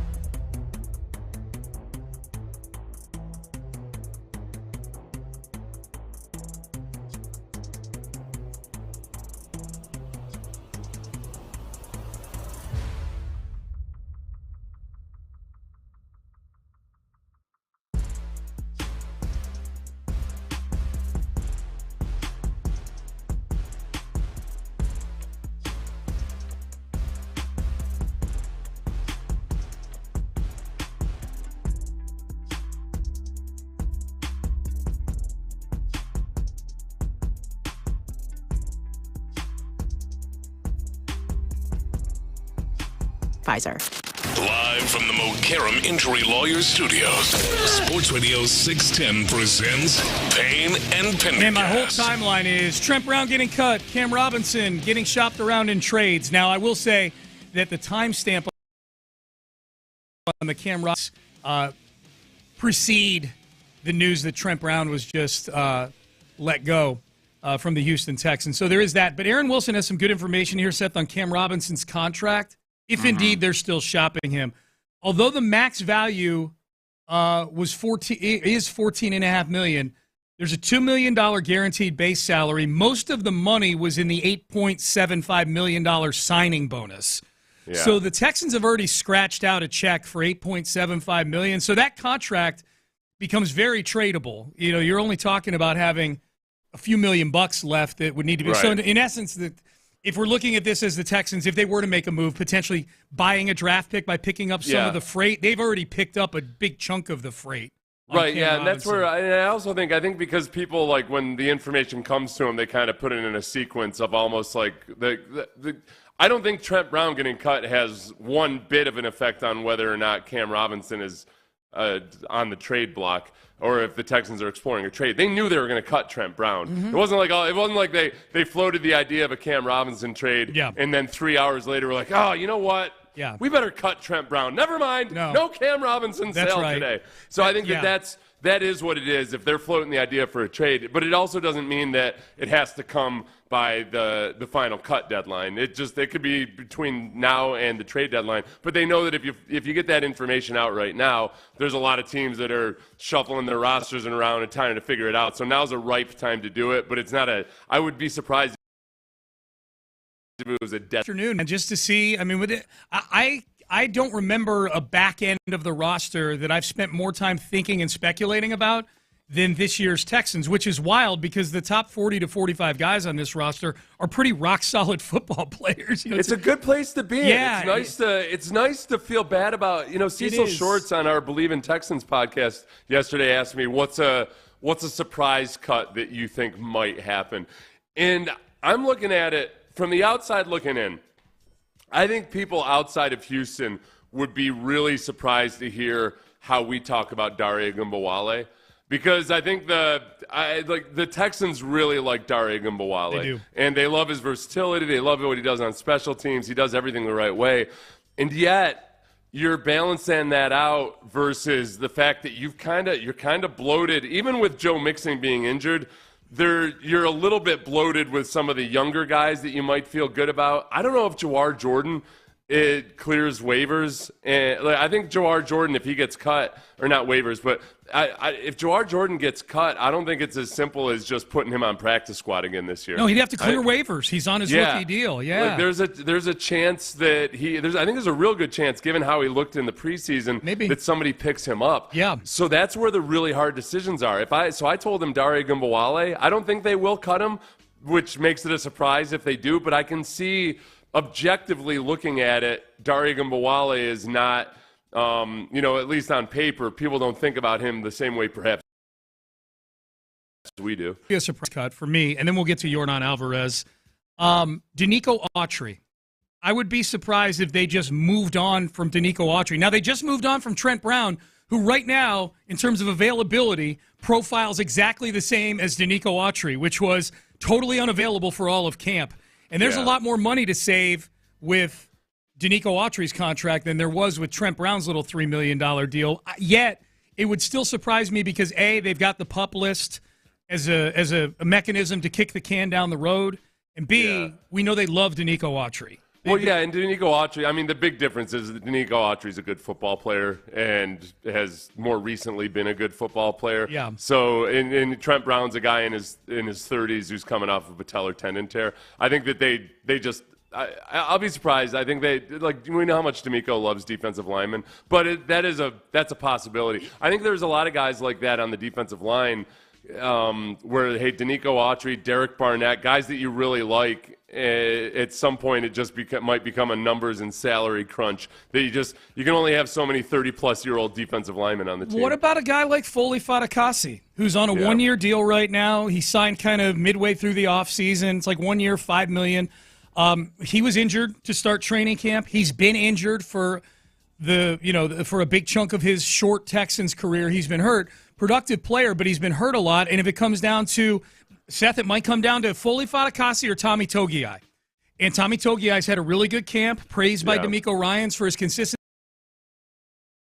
Again, high probability. I'm just kind of throwing names out there. Yeah, and I'm guilty of, even though as I know we're talking about it would be a surprise, I'm like, no, this surprise cannot happen. Right. Yeah. Yep. That's okay. And those three we've mentioned. Who did I mention first? Ogunbowale. Yep. And then Danico Autry and Foley Fatukasi. Yeah. I might power rank the likelihood as Foley Fatukasi, Danico Autry, Dare Ogunbowale. Yeah, I think so. I think Dare. I locked in Dare a week ago. I don't think Dare is getting cut. Damian Pierce would be the other surprise cut. Somebody just texted me that. Somebody I respect, and I think that's I think that might be in the cards still too. I do think it would be a surprise cut.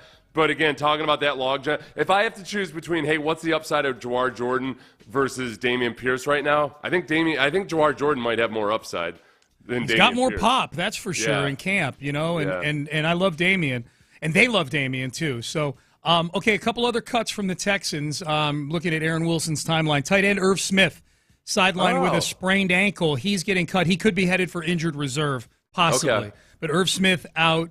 Well,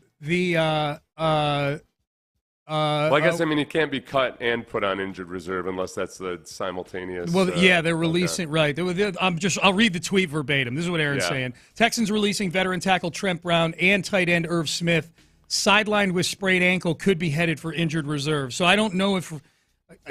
I wish Aaron had worded it differently. Yeah. Anyways, it looks like Irv Smith might not be. Arthur Millette released by the Texans. Okay, there was a person of intrigue because he'd made some plays in the preseason.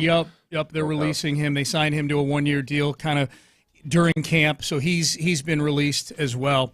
So we'll keep an eye on things throughout the day here.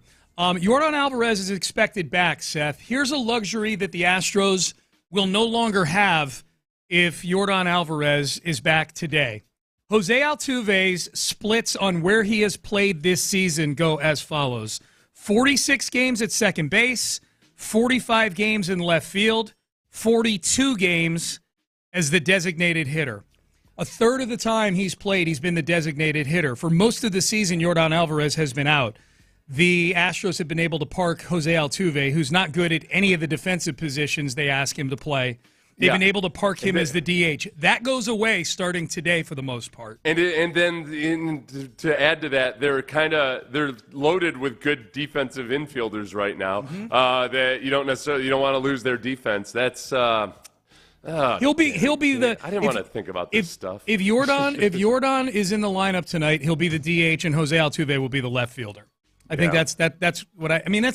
That's what the plan was coming into the season. Yeah, and he's still, even Altuve hasn't been good in left field. It still doesn't hurt you as much as frequently as when you're not good at second base. And, Well, and look, the one thing that concerned me about moving him to the outfield and giving him a 5-year contract extension is that odds are the baseball gods will catch up to him. 4th or 5th year of that contract, his offense will not be nearly good enough to where it justifies him playing anywhere in the field.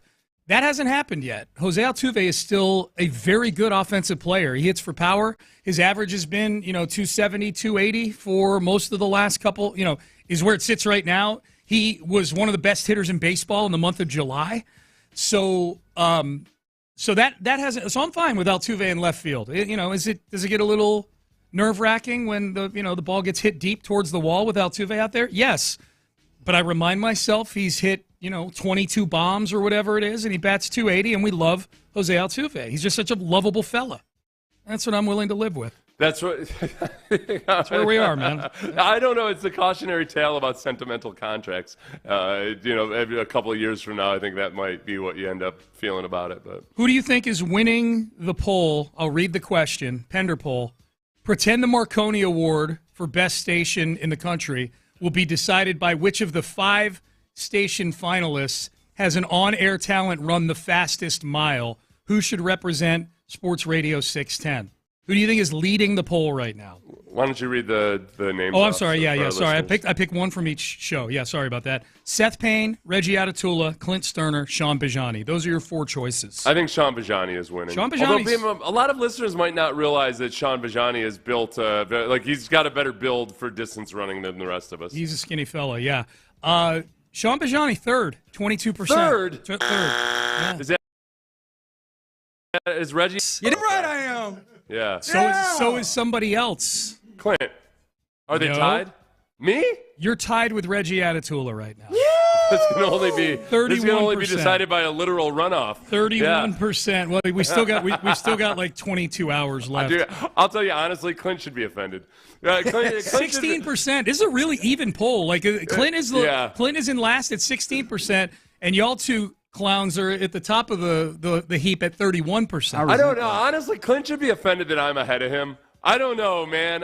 Maybe it's Clint still maybe when people look at Clint, Clint still lifts weights heavy. Mm-hmm. So he's kind of barrel chested more so than me, where I'm starting to look like a feeble old English gentleman. I think that people don't realize that Clint's still I still outweigh him by 40 pounds or so, probably. And I don't know. No. Maybe I'm not confident You enough. outweigh. We said earlier they do their weigh-in every Monday. Oh, yeah. What's he weigh? He's weighing 240 right now. All right. I only outweigh him by 10 pounds. Right. Oh, all right. I might have a shot here. All right. For some reason, it feels like you think They just look so different. No, but for some reason, Seth thinks he's on a staff with some school's cross-country team. I don't know why. I don't know why you're so resistant to thinking you might finish first in this thing. Okay. I know. Well, Reginald still has Reginald and Bijani. I don't think. I think they would dust me. I think they would. Do you? Reginald plays basketball a lot. Still, I voted for Sean Bijani over Reggie only because Reggie told me once he doesn't like to run. I hate running. Yeah. I hate running for leisure. This is a survival mechanism. This is not a leisure activity. You know what I mean? Yeah. And that's why my cardio is mostly basketball, because I'm running for a purpose. Well, I can tell you right now, if you were running for that Marconi and you didn't finish first, we'd be waiting for you to come back to the to the crowd here, and we would shun you. And it's survival, right? That is survival. It's Marconi survival is what that is. Yeah. I might have to hit the track this weekend. I gotta buy a new pair of time it hookers, out, though, man. Before I do that, it's gonna be rough. Okay, so one other thing, real quick. By the way, Crosstalk brought to you by D&M Auto Leasing. So I told Reggie and John this, Seth. So I had a listener who actually lives in my building text me on Sunday morning about his fantasy football league and what they do to punish the last place finisher. Yeah. They make the last place finisher run a beer mile, which is 4 laps around a track, and you have to chug a beer before each lap. Oh, okay. So by the 3rd and 4th lap, you've got 3-4 beers inside of you. You're probably catching a buzz. You might not be in great shape to begin with. We don't know. We don't know who the person's going to be, obviously, because you got to play out the season. Yeah. But he wanted me to put a line, like an over/under, on how long a beer mile would take, not knowing who the loser in the league is going to be. I bet the first 2 laps feel incredible. The second lap, especially. Yeah. By the second lap, you're starting to feel it a little bit. Even you're not going to be as waterlogged and everything. I bet like 200 meters into the second lap, you feel the best you've ever felt in your entire life. Right. You think you're Steve. It's that third beer that's really going to – I don't know. I think it'd be hard for somebody who's in good shape to run that third lap in under 2 minutes. So I'm thinking like 2 – even if you're a good runner – the second and third lap, plus you factor in how long it takes to chug a beer. Well, 10 minutes at least, right? No, dude, I put the number at 25 and a half. because there's a chance the last place finisher might be somebody who's not in any sort of running shape. Yeah. And drinking. Yeah, but if you walk 4 miles an hour, who walks 4 miles is a brisk pace. It's a brisk pace, but you can walk briskly. Yeah, so that's without even trying all that hard though. You can walk a mile in 15 minutes. Again, I asked him how many people in this league are just not in shape. They're fat, and he said half the league is fat. So also comes down to how fast and you got to drink a beer. stop and drink, and you might vomit. There's okay. that. So we might be starting off at like 12 minutes is almost like the low bar for time. Or the high bar, 12 minutes. Yeah. I asked AI when he asked me to set this, and the average beginner runner runs a mile in 12 to 15 minutes. Okay, and then you're adding the beer to it. Yes. And a lot of these guys sound like they're the average beginning runner is probably also on average already in better shape than some of the people in there. Yeah. Usually if you don't exercise at all, you're a beginning elliptical rider That's why, or something. hence 25 and a half felt about right. That makes sense. Yeah. That's a good job. Good approach, Sean. Thanks. I was doing it while sitting at breakfast with my wife. She was not super happy with me as I had a pen out. I was like, what are you doing? I'm like, Adam called important. me. It's This is important work. Unlike whatever you're saying right now. Speaking of which, what is the question of the day? Wait, can I read this text before we get there? Because it's more pursuant to what we were just talking about. Yeah. I appreciate this from the 409 because I think I might agree. If we're changing the rules of the race to a beer mile, T-Mill comes up on the board now. For our thing. Who's around a beer mile? I think he shoots up to number one. Could do it backwards. Yeah. Yeah. He'll do 2 beers just to keep the other stations in the hunt. T-Mill's like an 80s heavy metal band member. Yes. Yeah. He's got a certain type of endurance, I think. Start throwing bleachers, Or breaking Ric Flair. stuff. Yeah. All right, question of the day. Question of the day. If your life was over the 53-person roster limit, Okay. who would you cut? And that's at work or at home. You got to cut someone from your life. Oh, okay. At work, who you Well, cut? I feel like I've already done that with a few people in my life. Sean knows who Your my current answer is, roster. but I can't say it. I know exactly who Seth's answer is. Exactly who it is. It's neither of you. Nobody I at just want you to 6'10". know. It's nobody at 6'10". Nobody at 6'10". I would understand. Like I am anticipating myself being the answer for at least some people because last man in, first man out. Yeah. There's one or two people that wind up at establishments that I frequent sometimes, regulars that I'm like, I could cut this. But it's probably people I see frequently because I go to some establishments here. Probably people there. Yeah. I'd cut my sister-in-law. Yeah, I was waiting for that one. Okay. Yeah, she's kind of a waste of space. I mean, she is. So is this. Maybe. Why are you bashful now? Do you have a fun relationship with her where she No. would think this is funny if you said it? No, you're just I coming don't. out with it. No, she's awful. Just a waste. You know what? I would say this honestly, and sometimes it's not possible to do this because it's a family member or something, but there's any kind of compulsive liar in your life, like you got to realize that they're never going to change. Like it doesn't, like they're not fixable. And as much as you can, you just got to cut that person out because they're so damaging. Like somebody that will compulsively lie without even thinking about it, like their knee-jerk reaction is to lie and to talk, like claim people said things and everything. Like there's no appropriate tact you can take to that person where it gets any better. So you gotta cut those people out of your lives. And sometimes it's difficult. That's why, as one of my live stream members told me, that's why she emigrated to America. It was because of that. But if you can't emigrate, at the very least, distance yourself as much as possible. There you go. Yeah, just to be clear, if you're listening right now, because I have some listeners that hang out at my establishment. It's not you. It's not you. You're listening. It's not you. If you can hear me saying this. Right. No, I have a specific person in mind who I know does not listen to the show. But they're probably, because I hang out at Lizards a lot, they're probably one of the 53 people that I see the most. Right. You know? Right. Yeah. None of you guys. We've got a good squad right now. We have man. a good squad. Yeah, we got a good squad. I wouldn't. Maybe if you extended it to Odyssey, you could. Wow. Around the building. Yeah. I need to know who's just John, who is it? John, who is it? Yeah. Now, since you're in the mood. All right. So you have a spot you got to do, right? Yeah. And you get noticed 5 minutes before it airs. Oh, yeah. Whoever that person is. Yeah, fair enough. I don't even know who that person is, but they say, hey, you got to record this spot.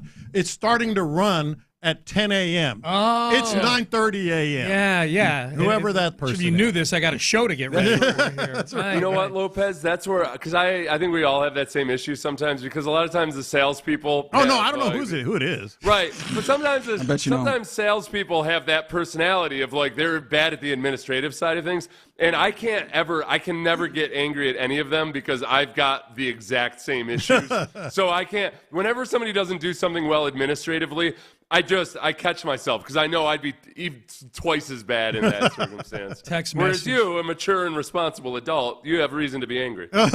Okay. You guys are going to get some funny texts for this thing. Oof. There we are. Yeah, you're going to get some good. Someone's texting. I love Lopez's brutal honesty. John's not messing around. No, today, she man. does nothing. Yeah, Does your sister-in-law know that you feel that way? Probably. Yeah. Well, considering the way that you let that go, I have a feeling you. When was the hide last it time well. you saw her? Well, she always asked to come for Christmas, and I'm like, nah. Wow. We offered to get her a hotel. Where does she live? Man, I can't say. Oh, okay. Oh my God, where that's does she live awesome. and work? That's awesome. What's her face? What's her name? Yeah. What does her name rhyme with? Friend her on Facebook. I'm gonna be like, I feel your pain. All right, fellas, this is gonna be fun. Antibodies to you, Seth Payne. Yes, antibodies, and hopefully the Texans don't cut you today. Yeah. Head on a swivel, Sean. Head on a swivel. Yeah, head on a swivel. Head on a swivel with your sour cream skin. Yeah. Mayonnaise. It was mayonnaise, all right? It's more sour cream, to be honest. But yeah. Listen to you. Oh, you jerk. I'm cutting Seth very Payne. Irish. I'm cutting Seth Payne. Knew it was coming. Just like cutting that. Seth Payne. Thanks for The making final it easy, preseason Seth. game made the difference. I'm not going to trade him. I'm cutting his ass. Last cut, just to get you down to Last 53. cut. He's going to get me down to 53. I might cut him twice to get down to 52. How do you like that? All right. Guys, remember when Belichick, or when what's his name's first year, Bill O'Brien's first year? There was like one day in the offseason where he started firing coaches and cutting veteran players and everything. And I half was looking at my phone to see if they were going to cut me again, even though I'd been out of football for 10 years. That's great. I was like, I don't think anybody's safe here. Cutting anybody and everybody that's been associated with the Texans. Oh, my God. All right, Crosstalk brought to you by D&M Auto Leasing. You're listening to KLT AM, KLT FM HD2, Houston, an Odyssey Sports Station. Reggie Atatula, John Lopez, Figgy Fig. 3 guys I would never cut. Yeah. They're in the loop, and they start now. I don't even care if he's lying to my face. It just feels good to hear him say it. All right, let's get going. Yeah, man. On a Cut Down Day Tuesday, you are in the loop right here on Sports Radio 610. You know the people involved. That's John Lopez. I'm Reginald Atatula, Figgy Fig, and you getting involved in the various mediums that are here for you. I guess media that are available for you. 572-4610 is the text line, as you guys are already making use of. And we also have to always appreciate the Mo Karam Injury Lawyers for the live streams. We keep it 100. Both on the YouTube page, Sports Radio 610, and on the Twitch chat, 610 Houston. And I want to begin with, I guess, a dramatic reading of a tweet from David Andrews, the center who used to play in the NFL, used to play for the Patriots and everything.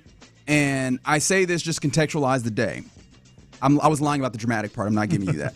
I remember my first cut day in the NFL. I barely ate that whole day and barely slept the night before. Tough part of the business. I say that to, again, contextualize. As much as we're going to talk about this, we're going to talk about where we were right, where we were wrong, how the Texans get down to the 53-man roster limit that is, that comes for everybody in the NFL.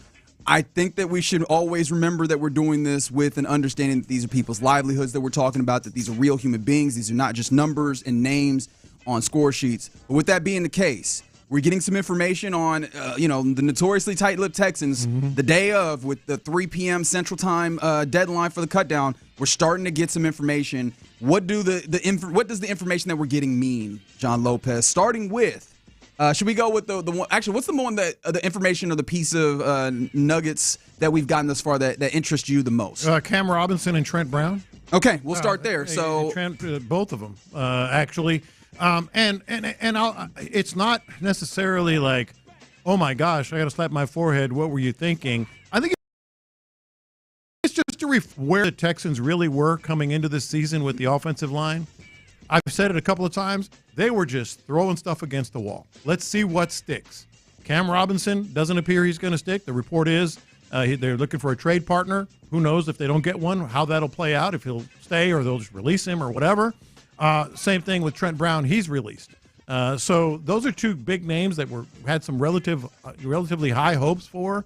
They probably had themselves, even though they ranked him highly and everything else, probably had no idea that Tay Ursery would be as successful as what at either tackle, especially left tackle.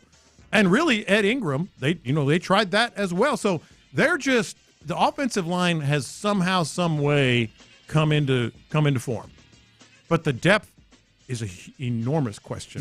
Enormous question. I was kind of interested in the notion of, okay, like Nick Caserio when he was on with Payne and Pendergast. Was that last week? Tom, he mentioned we have 5 guys that we believe can play tackle. And I looked at it and I was like, I don't think that's an unfair assessment where you looked at Ariante Ursery, Titus Howard, Cam Robinson, Trent Brown, Blake Fisher. Right now, 2 of those names very well could not be on this roster. One of those absolutely isn't when you talk about Trent Brown, who, I'm not going to lie, I kind of always viewed him more as he's a guy who knows the system. Hopefully he will help kind of mentor the guys and help them get in line. Unfortunately for him, injuries kind of stopped him. Although there was at least a few weeks ago, maybe 3 weeks ago, there was reporting that he's physically cleared to get out here. Yes. And he just never got out here. Never got out. So, like, that play starting Remember, out. they had him on the list to start camp. Right. Maybe they looked at it as, okay, he will be just the guy who is here to help, get this information out. Or maybe they just figured out at some point, oh, this is not going to be it. But then the Cam Robinson thing is interesting because Figgy did ask us, hey, you think that this is something where you could trade him? He's on a 1-year contract. You'd save some money by moving him because you gave him, a $12 million deal for the year. I do wonder, because Seth said something this morning that I found to be interesting, and maybe I kind of slapped myself because I was like, well, how would you not consider this? That's a guy who very much can be a starter in this league. To what level? That remains, obviously a topic of discussion for some folks. But this could be, Nick Caserio again doing something where you keep the players in mind and you foster good relationships. You signed to a 1-year deal. I think the expectation early on was you're going to come in and start or at least have a very strong chance of starting. Yeah. And it looks like he's not going to be a starter. So with that being the case, I imagine you might give him the option of, are you cool with just sitting here and being depth, or would you like us to facilitate you to find another place where you can maybe go and be a starter? That could absolutely well be the case. But that also speaks to, let's say they do move on one way or another from Cam Robinson. The depth to me, we all feel pretty good about the offensive line. Right now, I feel a little bit less if you do end up without Cam Robinson and Trent Brown. Well, that's my point. If you've already moved on from Trent Brown, or will, and Cam Robinson, it's likely you're going to move on from him one way or another as well, unless he decides. Does it still feel likely after it does. We kind of got the trade rumor stuff early in the morning, and then at least a couple hours later, in that time period with maybe Nick Caserio, that news getting out when Nick Caserio putting out feelers, is there any chance in your mind that they put out feelers, they didn't really see what they wanted on the Cam Robinson front, they're like, okay, so Cam Robinson stays and now Trent Brown goes? Probably less than a 10% chance. Okay. For me.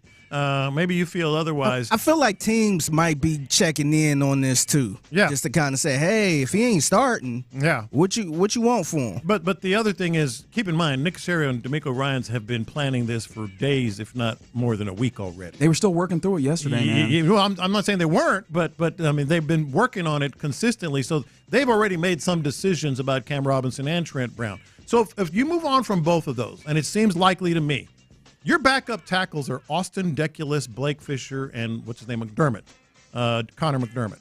What are we doing?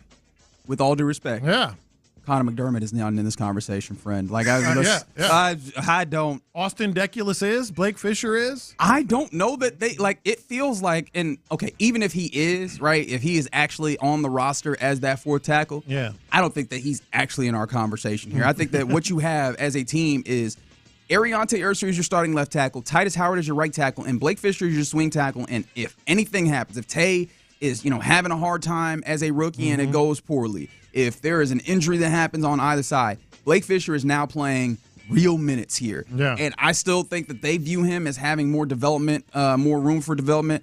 I think I would agree with that. However, I still don't know how comfortable I am with just,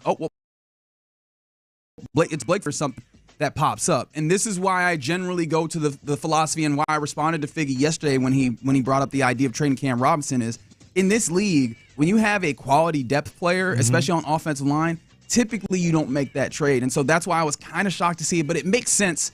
I just wonder, especially if you're letting go of Trent Brown, that's been the reporting. I don't know that I'm very happy about the depth once you first thing if you make those two moves. No, I don't like the depth. Blake Fisher, while he had the one good game, when you're looking at body of work last year and training camp and preseason this year, is he a thumbs up or a thumbs down? The Carolina Panthers game helped, but is he overall, what you saw last year and the majority of spring training, training camp and preseason, is he a thumbs up or a thumbs down? He's a thumbs down. I was disappointed by at least the earlier portions of camp form, which again, considering the year that he came off last year, you were really hoping for this is positivity, this is things that we can work with, and you didn't get all of that for Blake Fisher. Yeah, offensive line. And then also the tough thing about that is either you are bringing up Austin Deculus or now do you – and actually, without even bringing up Austin Deculus, I was still considering Titus Howard as a possibility of kind of flexing into guard. Well, if you're letting go of those guys, he has to be a tackle. And now what do you have guard-wise depth? Because it's clearly Laken Tomlinson at left guard. It's clearly Ed Ingram at right guard. And then Juice Scruggs is your other guard. Do you have another one that you feel confident in beyond Juice Scruggs at guard? Jared Patterson. Okay. Yeah. Jared Patterson at some point. And the thing about Jared Patterson is also like he built like a center. But again, depth. You know, you're not crazy about it. No. Yeah. And like again, if you're going to your backup offensive lineman, you're already in a little bit of a dicey place. The thing that I immediately think of when you go, even Juice himself, like not necessarily built as much of as a guard as you would hope, but regardless, right? I still feel a little bit more confident. We've seen him make improvements.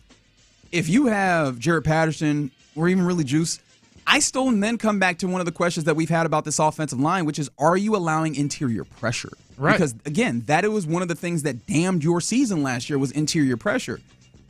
And look, it feels like you're trying to do right by players, which, again, I think is a good thing that this Texans front office has done. They've continued to build their, the way that I imagine players view them as a destination place, at least knowing that the organization will do right by you. Yeah. I don't know that I'll be happy if both Cam Robinson and Trent Brown go, because I understand the idea was to build competition and there was some cream rising to the top. I think that then what is below that cream kind of leaves me with something to be desired. That to me is the story, for sure right now with the offensive line. As a texter points out, they're going to be offensive linemen on the street, so we'll see. The one that I thought of, and I mentioned this to Figgy before the show, Dan Skipper is a 6'10 tackle that played with the Lions. Now, I don't know how you view Pro Football Focus ratings. Obviously, offensive line gets really dicey or whatever. But just as because there's not a lot of offensive line metrics that we can use back and watch the entirety of his season just yet. He was released, and he's a big boy. His ratings didn't look all that great. I do wonder, is that a guy that you can go get? But I think that highlights even the guys that you go, that's interesting. People don't cut good offensive linemen. Not in this league, baby. There's not enough of them. And so the idea that, we're just going to go pick some off the street. You sure? Yeah. Are you sure about that? Because the whole premise of having guys that you're willing to trade out and send elsewhere is because you don't have a lot of, teams don't have a lot of them and they're looking for them. Yeah. So the idea that you're going to send some out, we're just going to find some others to replace it. I don't know how well that I believe that. But can't you look at this situation as a good thing, though? Because I feel like the Texans' plan was to have Cam Robinson as the starting left tackle, but you drafted the guy in the second round who pretty much took over, looking like the best lineman on the team at this point. No, it is very good. I felt like it worked out. Starting lineup. I felt like they worked out pretty good. I don't think they had plans on Cam Robinson being a swing tackle or a backup tackle. No. So it seemed like it worked out good. It seemed like the issues we have is the interior O-line at this point. I think it's the best case scenario for the starters. Correct. The problem is these guys are not the depth is incredibly thin. And Fig, know that I appreciate you because ultimately on a grander scale, you're right. That is a positive for the offensive line. Yeah, it seemed like Nick Caserio hit with this one. You should. I mean, if everything goes right, and go ahead and knock on wood if you so choose. If everything goes right, you won't have to worry about your depth. You'll get this starting five offensive line all through the year, and they'll be solid. And you've raised the bar. It feels like from where start of the season or start of training camp to where you are now, and it feels like that is higher. The only thing about that for me is today when we're talking about 53-man cut down, I think that is a day where we're focusing on back end of the roster and depth. And on a day like today, with the news that we're getting, at least offensive line wise, I have a little bit of trepidation considering the moves that are kind of being bandied out there. But see, I feel like when it comes to Cam Robinson, I feel like that's a guy that probably you could plug in and start anywhere as far as like on any team as a left tackle. We talk about if players get hurt, and I just think when if players don't get hurt, when if the tackle position is healthy, then you got him sitting there. So I think right now they probably weighing their options of maybe giving them to a team that actually need a left tackle, and maybe Blake Fisher can hold down that swing tackle spot. And I sure hope so. Like it'd be good for Nick Caserio also because you talk about we mentioned right. Blake Fisher used some high-level draft capital. It'd be unfortunate if he did not live up to the expectations that come with that. I think that, all of that's the case, and you're right. Like, you would have a guy there that you're not using if everything's healthy. You are in the time frame as a team where you want to go win, and in those time frames, it's much better to have and not need than to need and not have. Yeah, and that's the thing that gets me. However, that is the kind of that is the reporting out there that maybe that Cam Robinson is being talked about in this trade discussions. Does that happen? I don't know. We'll see coming up. I imagine till the trade deadline. Which we're watching that space because there's already those things and there's some other things that have come out that we will continue to talk about. Let me mention those as we're here. Arthur Millette was actually released. That's something that's interesting when you talk about nickelback and just defensive back depth in general.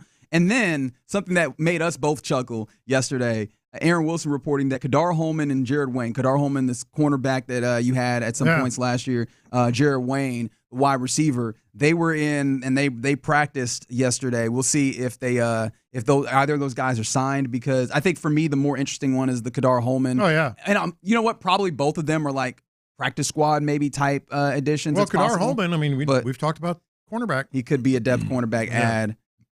Does that do anything for you? Not much. Okay, very good.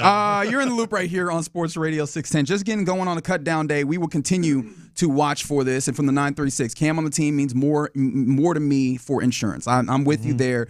Let us know how you feel about just the idea of possibly trading Cam Robinson. We'll definitely circle back to that, as this is the day for it. What is the 53-man roster ultimately going to look like? We'll keep an eye out on all of that. All right, you're in the loop here on Sports Radio 610. I haven't seen the official move yet come down from the Astros. However, it sure does feel like today is Yordan Day, where he will return to your Astros as they take on the Rockies. Who benefits the most from the return of Yordan Alvarez? 713-572. Let's talk about it next. All right, let's talk about your roof. How's it looking? Have you checked it out lately?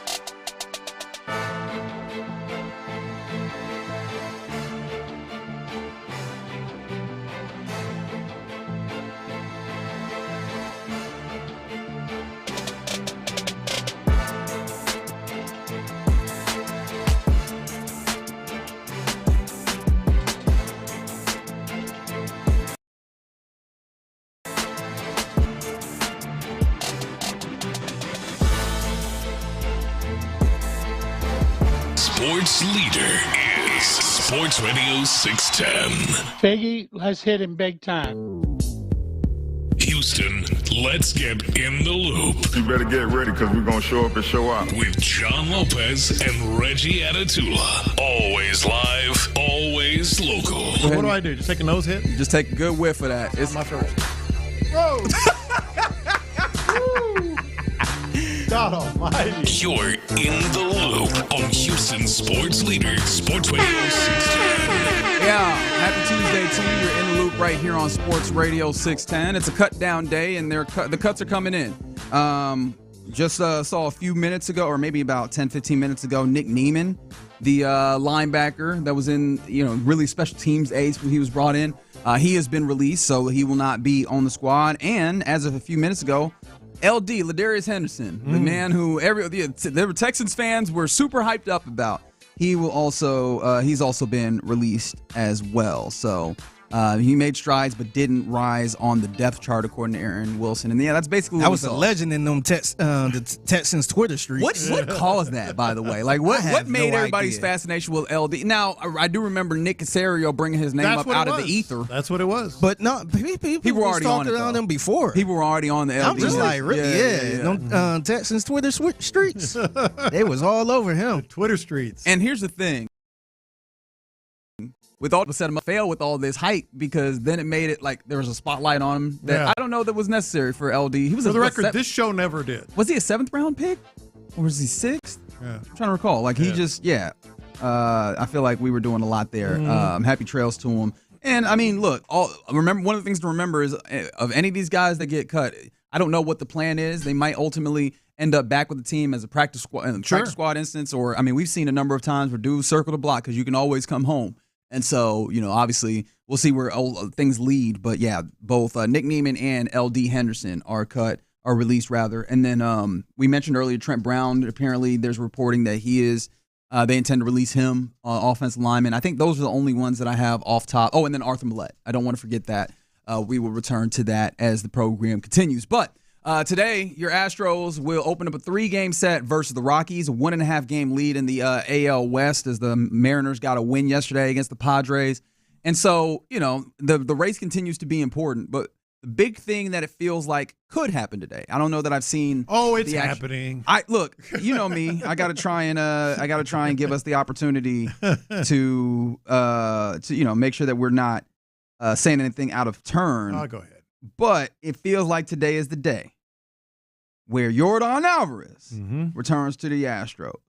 What does that do? What does that do for this team if he does indeed return and play for your Astros? Well, I think right now, look, it's almost. I saw some people talking.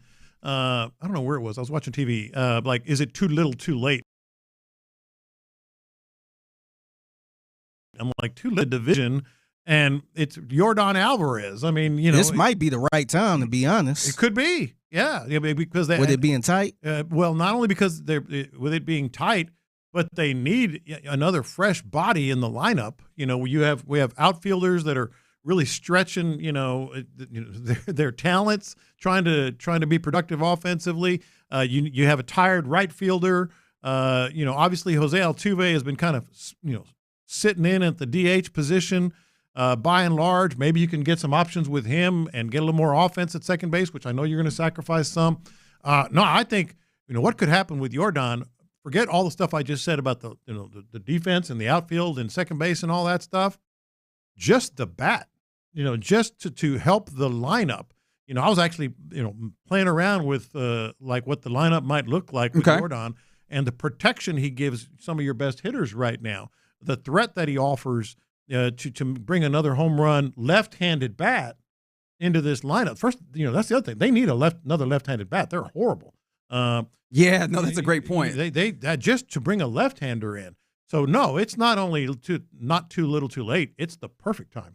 I'm looking at the lineup that you kind of threw up here as possibly best lineup with obviously Jeremy Pena leadoff, then Jose Altuve, then Yordan in the 3 spot, then Carlos Correa, then Christian Walker, who has been coming on. Then Yainer Diaz, and then you can get to the back end where you're either having Cam Smith or Sanchez, maybe Urias, Dubon, and gets like This feels like it's a lot more solid. This is a lot closer to what you're hoping for, especially if Yordan looks like what he's been at AA or anything close to what he's been at AA batting. What was that, like 467 with a 126 something OPS. Like that's why I was super excited about him and being in AA. And you're right. I think that the run support that it feels like this offense will be able to offer an admittedly kind of dicey starting and really bullpen operation for the Astros right now, that is huge. Like that is going to be big, especially as you try and widen the gap between you and the Mariners. Yeah, no, and here's the other thing. It gives you okay. Let's just look at 2, 3, 4, and 5 in this lineup that I put in there. Jose Altuve, a free swinger. Pena's going to be leading off course, a kind of a free swinger. So that he's backed up by Carlos Correa. Carlos Correa all of a sudden is backed up by Christian Walker, who's been on something of a tear. And Yordan Alvarez is in the middle of all that at number 3. That gives you some legit power. Just one guy, legit better pitching that the other guys are going to face, or at least they're going to challenge them a little more, et cetera. Now, defensively, it gets really interesting as well. Where it gets in. Do you want Jose Altuve in left field or second base? Because he's not going to be DH very much anymore. No, and that's the thing that kind of gets dicey. And obviously, if you get a day off for Yordan, then maybe you get some Altuve at DH. But yeah, now you're going to see him in the field a lot more. You've seen him kind of exist second base some. I think I might left field at home, second base on the road. I think that's a good split. Yeah. I think that's a good split. He hasn't looked terrible at second base, to be fair. Not recently. And he's not playing as much, but I think what it does is if you're on the road, obviously he's more familiar with the left field here. Yeah. And at second base, as much as we're like, hey, Ramon Urias, we really like him. He's not really producing a lot. No, and you weren't expecting him to. So you want Altuve to be getting some reps at second base. No, I think it helps them an awful lot. There are some downsides here that we have to talk about. I think Victor Caratini's kind of the odd man out, depending on how much he's going to catch, and Mauricio Dubon likely just limited to the outfield, which makes it interesting. Yeah, I think that's fair.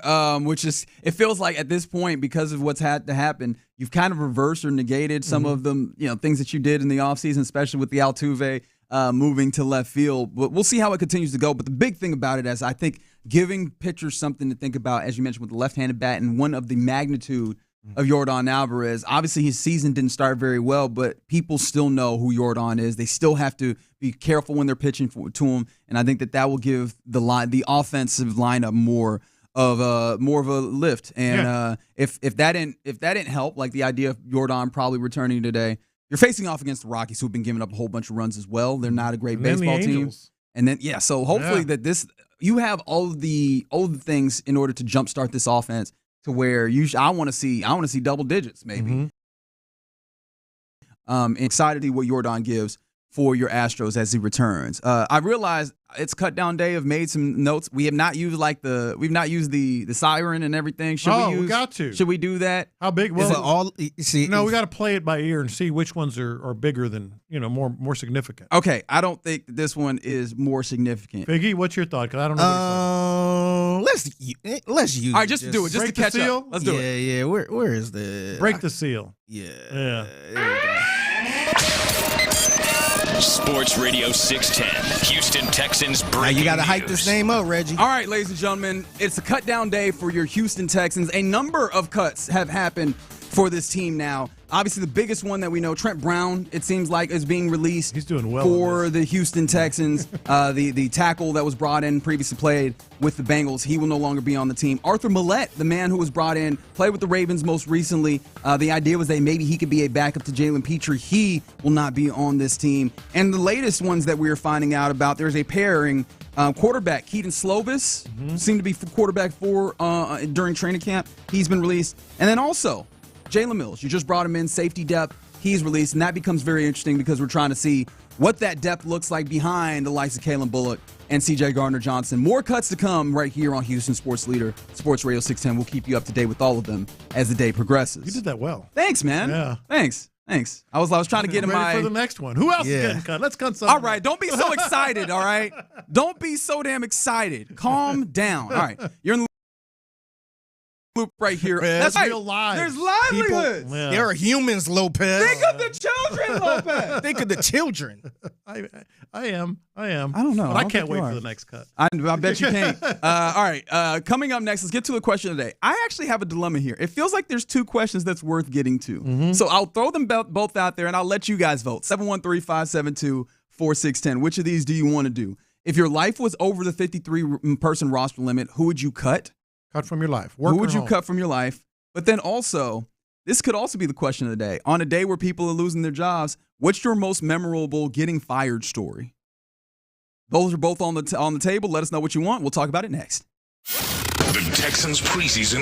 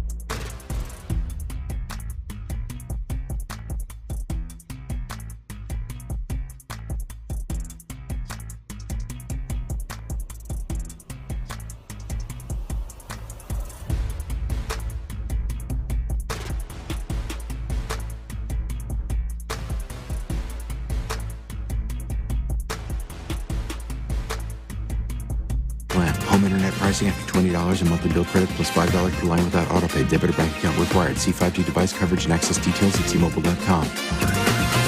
Live from the Mokaram Injury Lawyers Studios, Sports Radio 610 presents In the Loop with John Lopez and Reggie Atatula. Yeah, you're in the loop here on Sports Radio 610. It is a cut-down day for your Houston Texans and the rest of the National Football League. We've already gotten some notes. Trent Brown, Arthur Millette, Nick Neiman, Jalen Mills. None of those guys will be on the initial 53-man roster. Henderson? Ladarius Henderson, thank you for that reminder. Somebody said on the text line from the 832, I'm not seeing D'Angelo Ross' name on that cut list fast enough. All right, calm down. Calm down. All right, let's chill out. We'll see what it looks like as it continues to go, but we'll give you updates. That inspired the question of the day. Of course, the question of the day had to be related here, and I've made it overcomplicated now because I have two questions That's all right. that are floating out here. Let's see if we can balance this. If your life was over the 53-person limit, who would you cut? And on the other side, what's your most memorable firing story? 713-572. Either or both. Let's have fun with it. Lopez, I imagine that you want to cut someone from your life. Yeah, I do. My sister-in-law. That's the one I would go to first. Man, what does she do? Nothing. She's a waste of space. No, but like, is it just that? Here's the thing that's weird about that. I don't dislike her. I know you can't do that. I refuse to allow you to do that. She's just. We all know that person. It's like, what do you do something? Okay, those people exist. Do something. I would never talk about that person with the amount of disdain that you seem to bring. Disdain. Yes, it is. What's the word if it's not disdain? Because you talk about her with absolute disgust. It's matter of fact. Like it's not. She can't even stay at your crib, man. Yeah, no. But is she allowed to come over? Sure, we can put up with a few hours because it's just hard to explain. She's like she had to have done something, right, Fig? No, nothing. I don't dislike her. I'm just so you just acting like that towards her for no reason. It's just so frustrating that a grown adult does nothing, sits at home. So no job. She gets her neighbor. I shouldn't even go there. See, she gets her neighbors to go to the grocery store for her because she tells them she's tired. Oh wow! Does she have a medical? No. So she just lazy. What's the made up one? What do you mean the made-up one? Made-up. Also, if you answer this wrong, you get in a lot of trouble. So, no, officer, I will not be answering that question. What's that one that doesn't really have any symptoms but fatigue? Autism. She got autism. That's what she got. That's it. That's what she got. Oh wow! Somebody said lupus. Calm down. Oh man! Gotta go start. What are we? Also, are we gonna throw people with lupus, man? Rickets? Is that where we're going now? Oh yeah, she got cancer. That's all right. It's all made up. It's people know what I'm talking. Like she goes, I have this, and I no, you don't. Somebody said fibromyalgia. That's is it. That what? Really? Yeah, fibromyalgia. Shout out to DJ Big Mac. What is it? It's nothing. It's made up. It's a made up sickness. No, it's made up. It's a. No, what's the definition of it? Like, what is it, though? Okay, a chronic disorder characterized by widespread musculoskeletal pain, fatigue, sleep problems with no known cure. I think I got that, to be honest. No, it's I'll be tired all the time, man. You know another way to say fibromyalgia?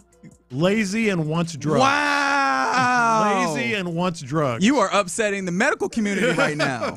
Doctors, nurses. Switching the music. Okay, we have a lot of doctors and nurses who listen to us. When someone comes in and says, I think I have fibromyalgia, what's the first thing you think of? She just wants, or he just wants, some treatment or see a doctor or attention or whatever. Are you saying she a hypochondriac? Well, yeah. Yeah. Wow. Okay. I need the doctors and nurses to come in. Fibromyalgia, made up. This is a great point from the 929. You get your choice out of 8 billion people on this earth to cut, and you were like, I like her. I don't dislike it, Lopez. No, it's frustrated. It's just frustrating that there are people in this world that literally do nothing. All right, Lopez. Somebody said their wife, soon to be ex-wife. Okay. Wow. What's somebody that you love dearly, but you had to damn, I cut them. Oh, the difficult cut. I don't know if I can go there. Yeah, I don't know if I can. I'm trying to think. I think I've done a good job of keeping this to the people that I'm like, all right, let's see. Is there somebody I could cut? Yeah, because I got some family I don't really talk to, and it's easy to cut them because they ain't doing nothing anyway. But I'm trying to think of somebody that I would love dearly, and I'm like, man, I got to make a tough decision. All right, go. I'm not gonna because I know D'Amico got to make some tough decisions. Right. If I'm not gonna sit on the fence. My biological dad, he be wanting to talk on the phone a lot, and then he kind of guilt trips me about it. It's like, hey, you need to call more, and I'm like, yeah, I don't really want to. Yeah, but also, so if I could not deal with that, that'd be cool. But also, that feels bad because pops, yeah, But there is something there. Yeah, I'm like, hey, I get it. You want to be close and everything. I feel like a callous person, however. I don't always want to talk. I'm very much a person where some of my friends, we won't talk for 4 or 6 months. We'll talk. We're right back at it. You pick that's, right up. That's kind of how I say, you haven't called me in a couple weeks. Damn it. I don't need to talk every day.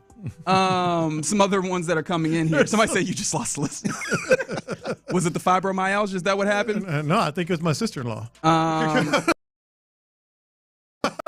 You just lost a listener. No, not her. You earned that one. All right, so I also want to get to some of the best firing stories from the 346. Best firing story, the opportunity to fire the boss that didn't want to hire me for a job 20 years ago. Oh, wow. I bet you cherish that one. Yeah. Did you hit all the points? Because I'm sure you remember the first time they fired you. Yeah. Just 20 years ago. Flip the script. Just flip the script. Use the exact same script on them. Do you have a very notable firing story? Y'all are gonna hate me. You've never been fired before? Never been fired from. We can change that. Any job, anytime. Knock on wood, unless y'all know something. Just got an email from Parker. Yes. Lopez meeting right after the show. Have y'all ever been fired? That's crazy. You've never been fired. Never been. Not even when I was in high school working. I've had a layoff kind of happen, and that would be I have not been fired either. Been fortunate that way. However, there was a time I used to work when I was in college. Work at a little taco shop, just on the edge of campus, and so. We got to about the winter time, especially on a college campus. If you're doing a restaurant, they pared down. Yeah, if you're doing a restaurant, it's all right. Well, we're gonna close for the winter because ain't nobody here. We're not getting business. It doesn't make sense operationally. Yeah. So it's all right. We're gonna close for the winter. We sitting at home, and after a while, we like, hey, school coming back up. Y'all hear anything? No, all right. And then just one day out the blue, one of the assistant managers is like, hey, I'm not supposed to say nothing, but. They shutting this joint down. So and we were like, what? Legitimately. They never were going to call us back. They were just never going to let us know they were shutting the place down, which eventually we would have had to figure out once they changed the signage and everything. But that would be the worst one where it's just they didn't even fire me. They were just like, we'll never call them back. We'll never have them come back. I don't know if this considered a firing, but I used to work at Urban Outfitters. And I was doing that and interning, working with the station at the time. This was 2012, somewhere around there. Yeah. And they put me on a schedule on a day that I was working an event. And I told them, I'm like, yo, I can't work that event. Yeah. I told the big boss, I'm like, yo, I can't work that event. He like, oh, okay, don't worry about it. Oh, no. Man, I'm at the event. They blowing my phone up. I'm talking 12 calls in a row. I'm just like, what the I'm like, this is the second time they did something like this. Yeah. I'm like, you know what? I ain't answering this. I ain't about to keep doing this. And they left me a voicemail. And I still to this day, I never read or never listened to it. Just never went back. He was like, I don't need it. Yeah, they quit calling me and never went back. Just send me my last check. I don't need to hear nothing about that. So 832. Hey, Lopez, fibromyalgia is a thing. No, it's not. Wow. It's not. Whoa. I'm glad that we don't have a segment called Dr. John Lopez. That'd be a real problem. Somebody said they worked at the same job as their girlfriend. She was supposed to be trained by his boss for her promotion, but the boss constantly bullied her and ignored her. And so, stand up for your girlfriend. He said he finished it. And he ended up getting fired. Yeah. That's one of those tough ones. But you know what? You always side with the lady, right? You always side with your lady. That's the one to pay dividends, right? That's correct. Yeah.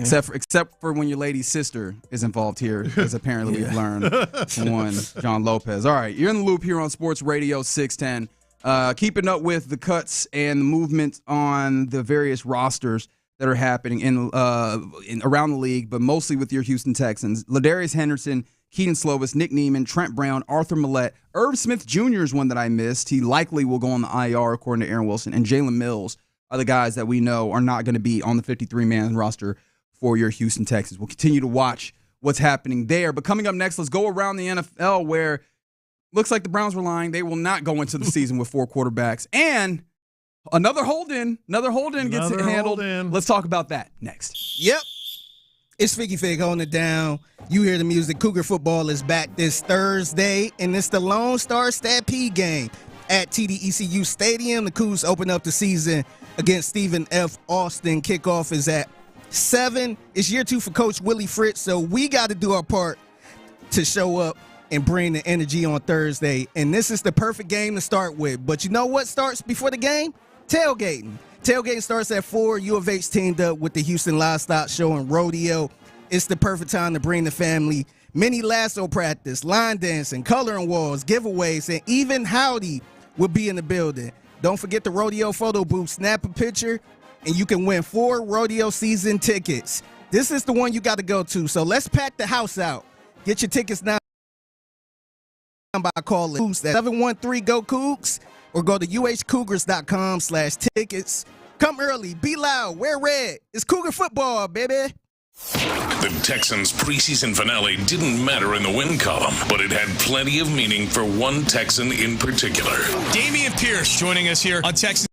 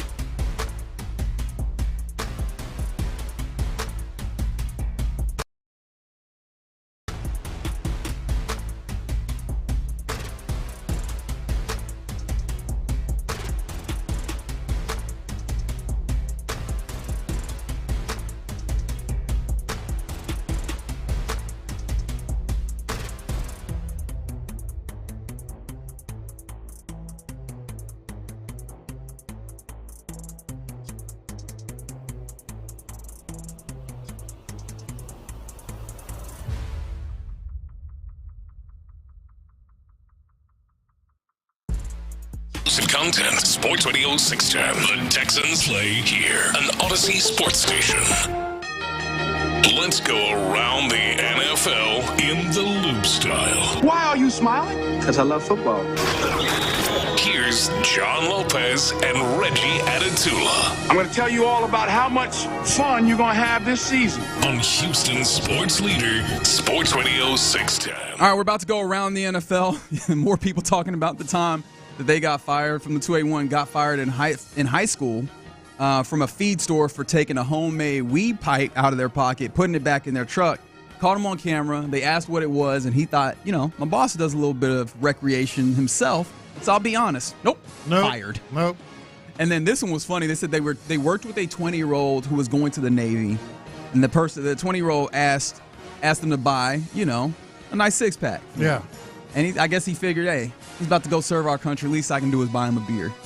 Well, put it in the guy's truck and put a cooler and brought it back in. Mm-hmm. Got caught, and this serviceman or future serviceman ratted him out. Man, lost the job. You can fight for the country. You can drink a beer. But you can also snitch on the person who bought you the beer. Apparently, keep those coming in. Why not? We could talk about those on a day where let's have fun, remembering that everyone has lost a job or been fired except for apparently John Lopez, and always remember the humanity of it all. But let's also go around the NFL, talk about what's happening, including another hold-in gets resolved. We mentioned the Terry McLaurin yesterday. Mm-hmm. He ultimately gets a 3-year, $89 million. Was that the number? Dollar contract or extension for Terry McLaurin. Well, another hold-in that was happening, and no, it is not the Cowboys resolving it. It's the Cincinnati Bengals resolving theirs. Trey Hendrickson agreed to a reworked one-year deal in which they add $14 million to his contract. He's expected to get $26 million this year. Obviously, we saw the pass rushers, the edge rushers market get really bumped up at the very top. Yeah. We talk about Myles Garrett getting 40, talk about T.J. Watt getting 41, guys getting paid. And Trey Hendrickson was like, I had 17 and a half of them things last year. Y'all better put some money on my books. Yep. They did. But they reworked it for a one-year deal, not multiple years. Mm-hmm. And it did not seem like he got a no franchise tag clause. So I guess in theory, the Bengals could franchise tag him, although I believe this is from the Athletics beat writer that covers the Bengals. It is Paul Denner Jr. Is saying that the Bengals never had interest in Trey Hendrickson for the 2026 season. Right. So would not franchise tag him, and he'd be able to be free to go get some money if he wanted to in free agency at the end of the season. But 1 year, $30 million, which I think puts him as the 7th highest paid pass rusher this season. He gets his $14 million, but he doesn't get security into future years. How did you view this? This is how I viewed it. And tell me if you agree. If this were Nick Caserio doing it and not the Bengals, we'd be good job. Good job, organization. It actually, I hate to say it because they are cheap. They do have a horrible reputation. Not mutually exclusive. Yeah, exactly. But the Bengals played this perfectly. If you're just looking at it from the outside in, because he's a 9-year veteran. He wanted a more than a 1-year contract. Had he gotten more than a 1-year contract, they would have, and then somehow moved on or whatever. They would have gotten at best a 5th-round draft pick. Now they can get a 3rd or 4th-round draft pick. They're only paying him for 1 year. The compensatory pick, you mean? Yeah, compensatory pick. They're only paying him for 1 year. They can move on. He'll be 10 years in as in a high leverage position. It's a good move. Yeah, it's a good move. You keep him on a contract year, which I don't think is as important for a guy of his player as of his relative status. Yeah, I think, and I don't know how happy he is because again, this seems kind of like a deadline makes deals type situation. Money. But he did get some money. He added $14 million. I don't entirely disagree with you. I think that this was the Bengals handling this fairly well. We have to give credit where credit is due when I'm willing to offer criticism. It is a fair point to bring up that he is 30 right now, and he will be 31 by the end of the season.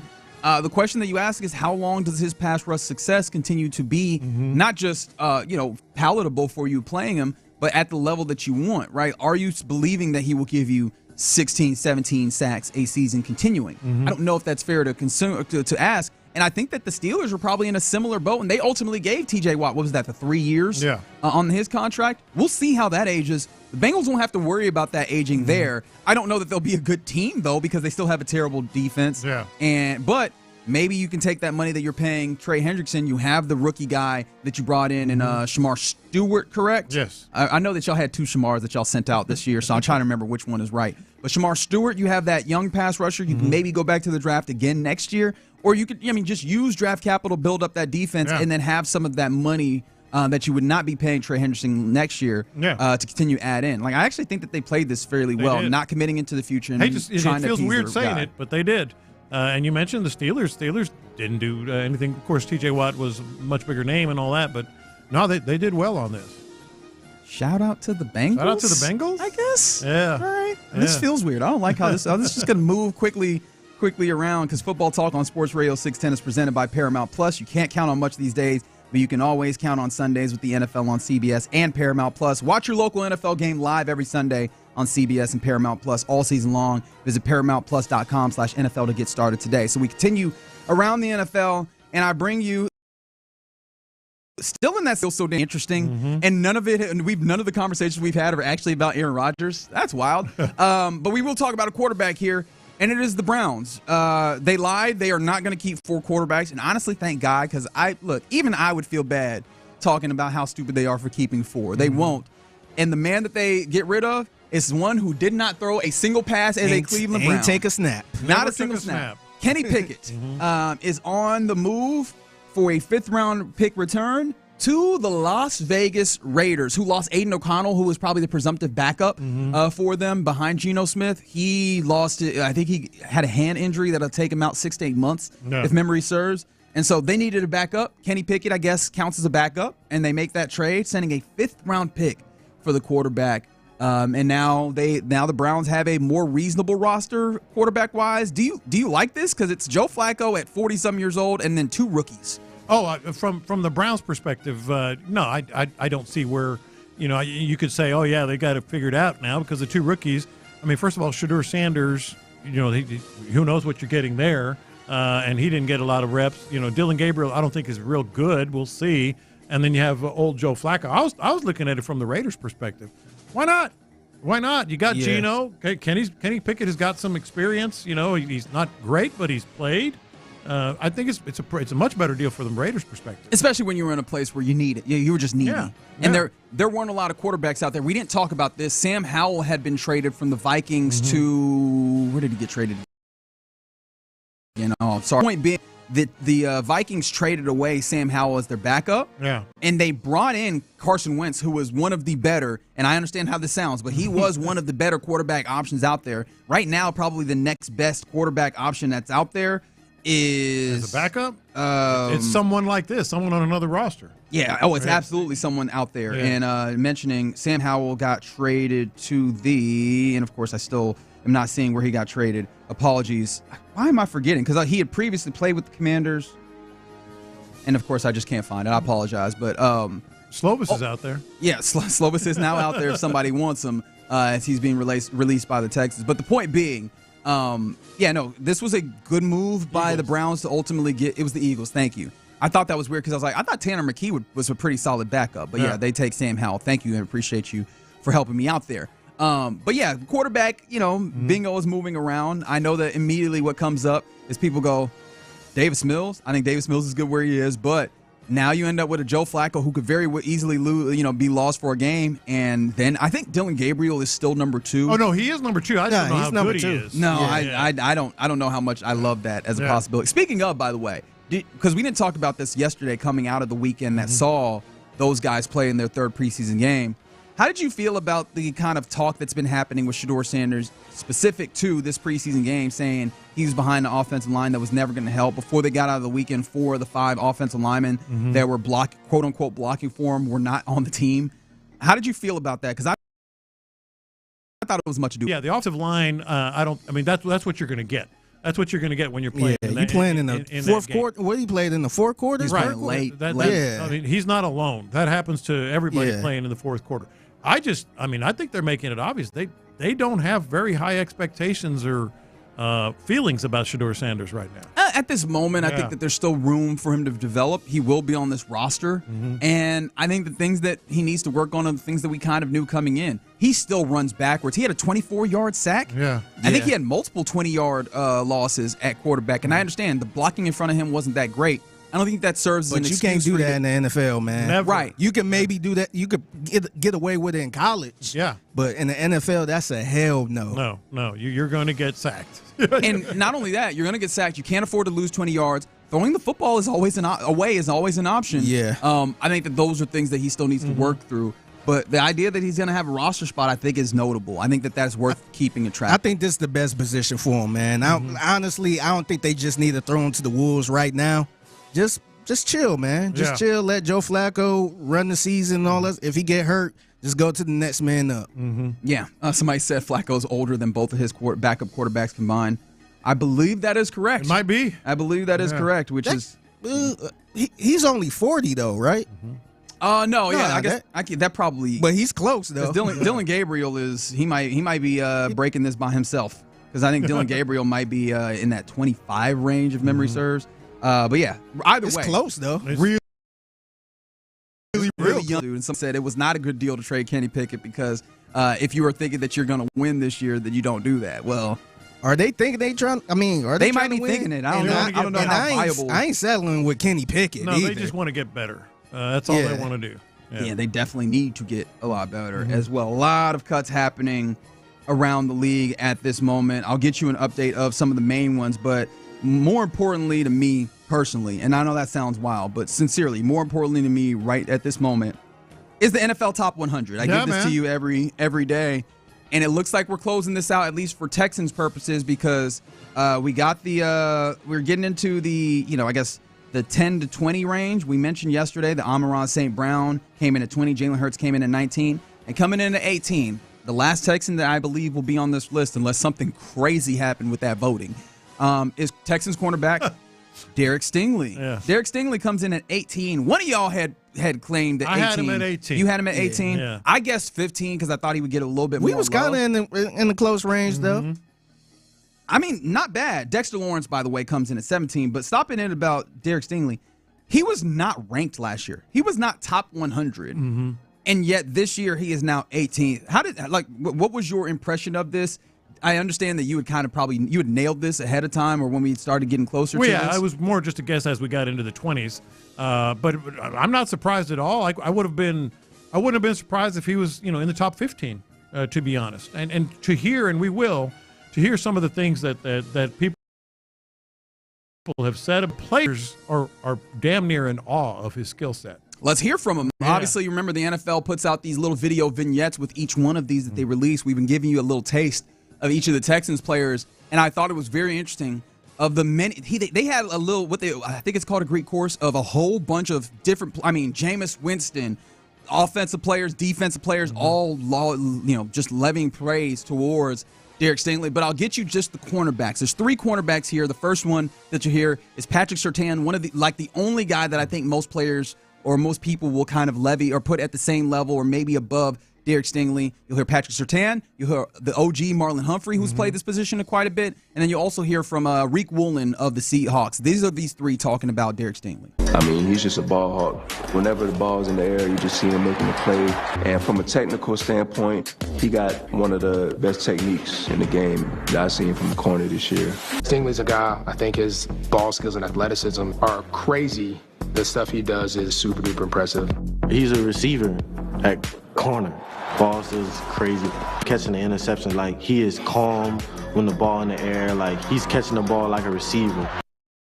I mean, that's the cream of the crop, talking about what he can do there. I thought it was interesting. Patrick Surtain was his technique is insane because when you hear people try and find the distinction, when you're trying to draw a line between two things that you probably can't actually find a distinction, you kind of end up making something, blowing it up, something that's probably really minuscule. That's Patrick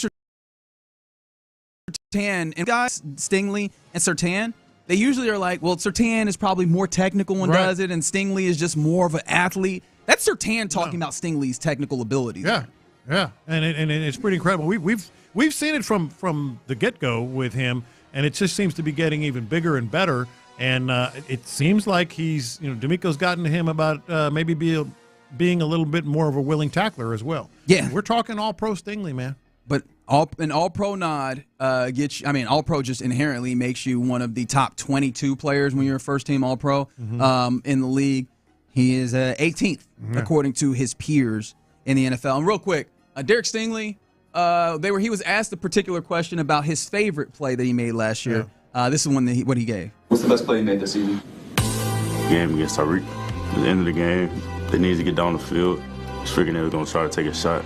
That better be defensive player of the week right there. It's them. He's really a receiver that just amazing at corner. Man, that's probably the best play I've ever seen, all right? Best play I've ever seen for you right there to close it out, man. Ask you to cover and man coverage and lock guys up. That's what you do. Yes, that's D'Amico after the game saying, directly to him, best play that I ever seen. And he's seen some plays, yes, let me tell you, both playing, coaching with the Niners, and then coaching with this team might be the best play. But that was a huge one. That one shut out, closed the door on the Dolphins game. And as he mentioned there, I think it was Kalen Bullock that also said it in this vignette. He's one up, moving around the field now this year, and past year and headed into the season. He follows guys. He's able to solidify games. I was about to do the thing where I gave you a little bit of credit on the closer nickname. It's still bad, but he does operate like that. He does. He baits them. He baits receivers into thinking they're open, and then he runs the route for him. Closes. You're right, Retro Ren. That All-Pro nod did catapult Sting into the list and to the top of it. He's 18th in the top 100. And there you go. That's Around the NFL here in the Loop on Sports Radio 610. Appreciate you hanging out with us, trying to keep up with all the movement and the cuts and the shaking. What's happening. Tyjae Spears for the Titans, by the way, who suffered a high ankle sprain earlier this month. I'm glad you brought this up. He is being placed on injured reserve. So that's one of the better running backs that the Titans have is not going to be available for the first 4 weeks. And the Texans play him week 4. Look like we got something in common, huh? Yeah. Well, you're not wrong. We'll talk more about that. Obviously, Joe Mixon looking like he'll go onto the injured reserve himself or the physically unable to perform list, whichever one of those. You get the same point. Most important thing, he won't play for the first 4 weeks of the season. We'll talk about that. But there's some more cuts that have happened, or just generally some cuts that happened. We talked more about the offensive linemen to start the show. I kind of want to talk about some of these other cuts, particularly the ones in the defensive secondary. How are we viewing these? What are they telling us about what the Texans are doing and maybe where they're going? Let's talk about all that next. Yeah, man. Season is here. You know it. It's obvious.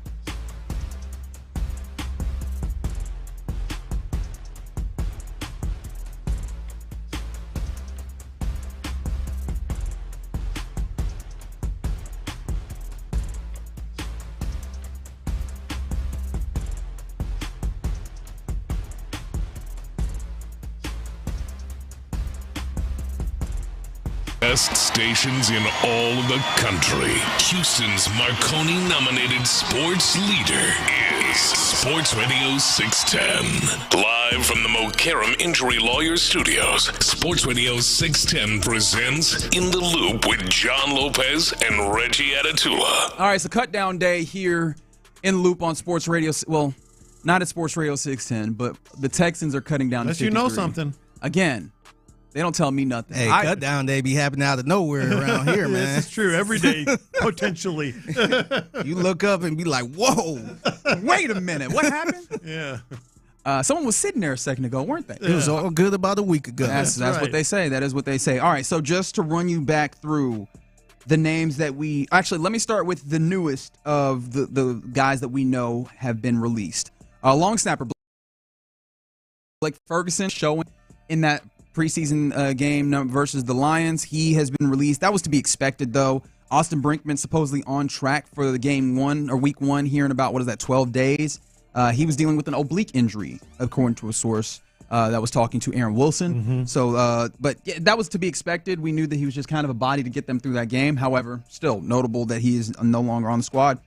Defensive end Casey Tuhill has been cut, which that also to be expected. I mean, he was probably bringing up the rear when it comes to the pass rushers. Without any disrespect to him, that's a really good group to be bringing up the rear on. But yeah. I don't think he had a really good opportunity to get through, but he did a solid job himself. Those are the new ones when it comes to the Texans. The ones that we had previously had, the ones that we knew, Ladarius Henderson, Keaton Slovis, Nick Neiman, Trent Brown, Irv Smith Jr., who, according to Aaron Wilson, was likely going to IR. That seems like it makes sense because he was playing off the practice squad last year anyways. Right. I think that could be something that happens again. Jalen Mills and Arthur Millette are the most interesting ones to the conversation that I want to have here, Lopez, because depth at defensive back has been something that we on this program have been really training our eyes on. I'm not saying that obviously the rest of the guys on the station haven't been talking about it, but for us, I know that has been a real concern that we've been thinking about, with all due respect, knowing that the defensive backfield starters are phenomenal. If you're healthy, Gardner Johnson figures to come back. If you're healthy, Yeah. your five is the best five. I'm sorry. I'm just going to say, like, if you're talking about, hey, we're playing nickel, here's our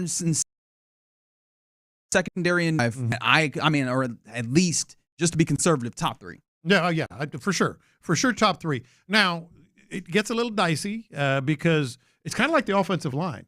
We've kind of now we knew more about the secondary, but we kind of convinced ourselves that's a good five, for the starting offensive line.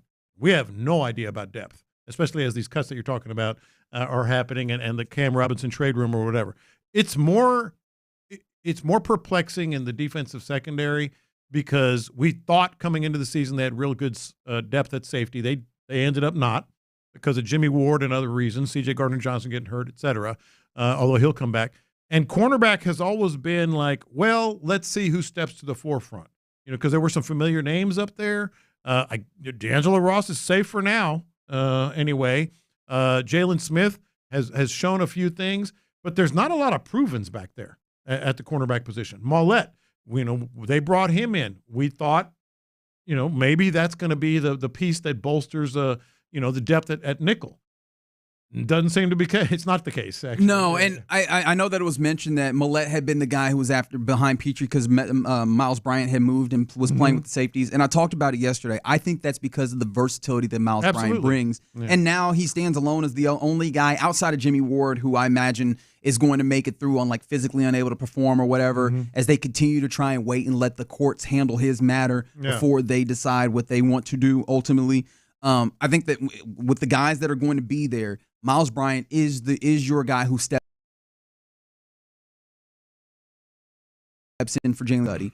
Now, it's interesting because people are kind of talking about Jalen Mills being gone compared to D'Angelo Ross. And I think that those guys play different positions. I've been interested, and that's more happening on the YouTube, and no shade to anybody saying that, but those guys are still in places where we don't know what's going to happen, and there's still clearly going to be some cut downs necessary in this cornerback room because Millette he was more that inside cornerback. We're still looking at what the cornerbacks look like on the outside. Yeah. And if we go there, I think we're talking about Jalen Smith, who, if they cut him, I might run through the halls of this building naked, right? Because it just does not seem like that's within the possibility. No, they will not. By the way, don't hold me to that. That was just saying things. That was not no bet. I was about to say, that wasn't no bet. I wouldn't make no bet like that. That wasn't no bet. You're saying crazier things. That was not a bet I was making, by the way. You will be clothed. Okay, thank you. I've seen people run through in their underwear, but that's neither here nor there. Anyway. I might do that, but I also think who the hell did that? That'd be an HR meeting waiting to happen. Laura? See, I missed all the good stuff now, didn't I? I might get an HR meeting for saying that alone. But then you have Tremont Smith, you have D'Angelo Ross. All those guys are still technically there right now. I see a lot of people clamoring for the possibility of D'Angelo Ross being cut. But, I mean, seeing that man has a family. Why y'all trying to cut that man? Thank you. But, yes, those guys are still alive at this moment. How do you see this playing out? And what is the immediate moves of Mills and Millette being gone in the defensive backfield? What does that tell you? Well, first of all, I think they are leaning toward D'Angelo Ross at one spot. Who knows? Tremont Smith. But here's the thing. Even if you feel safe right now, and again, with all due respect to those people having families, I wouldn't get too comfortable. There are a lot of cornerbacks out there. That the Texans might just feel are even better fits, even if you just acquire them right now. So there are some possibilities out there. All right. Considering what we saw from D'Angelo Ross, Tremont Smith, I don't think has been poor, but I don't know that he's operated to the level where I go, definitely going to be in one of those cornerbacks. And then Damon Arnett, it doesn't feel like he's far enough along in his return to football or whatever. Does the Kadar Holman thing feel like it holds any weight in the this cornerback thing? Obviously, he's not been signed or anything, but he was brought in and that he's played cornerback in the system. Does that at all factor into you, or is that just a note that could possibly happen? Well, I think what factors in is what I just said. They're still looking.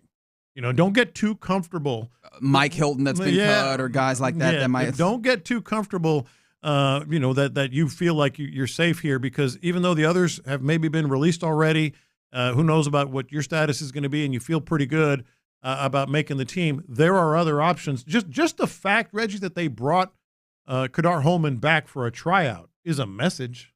You think so? Yes, because maybe they're thinking practice squad or whatever.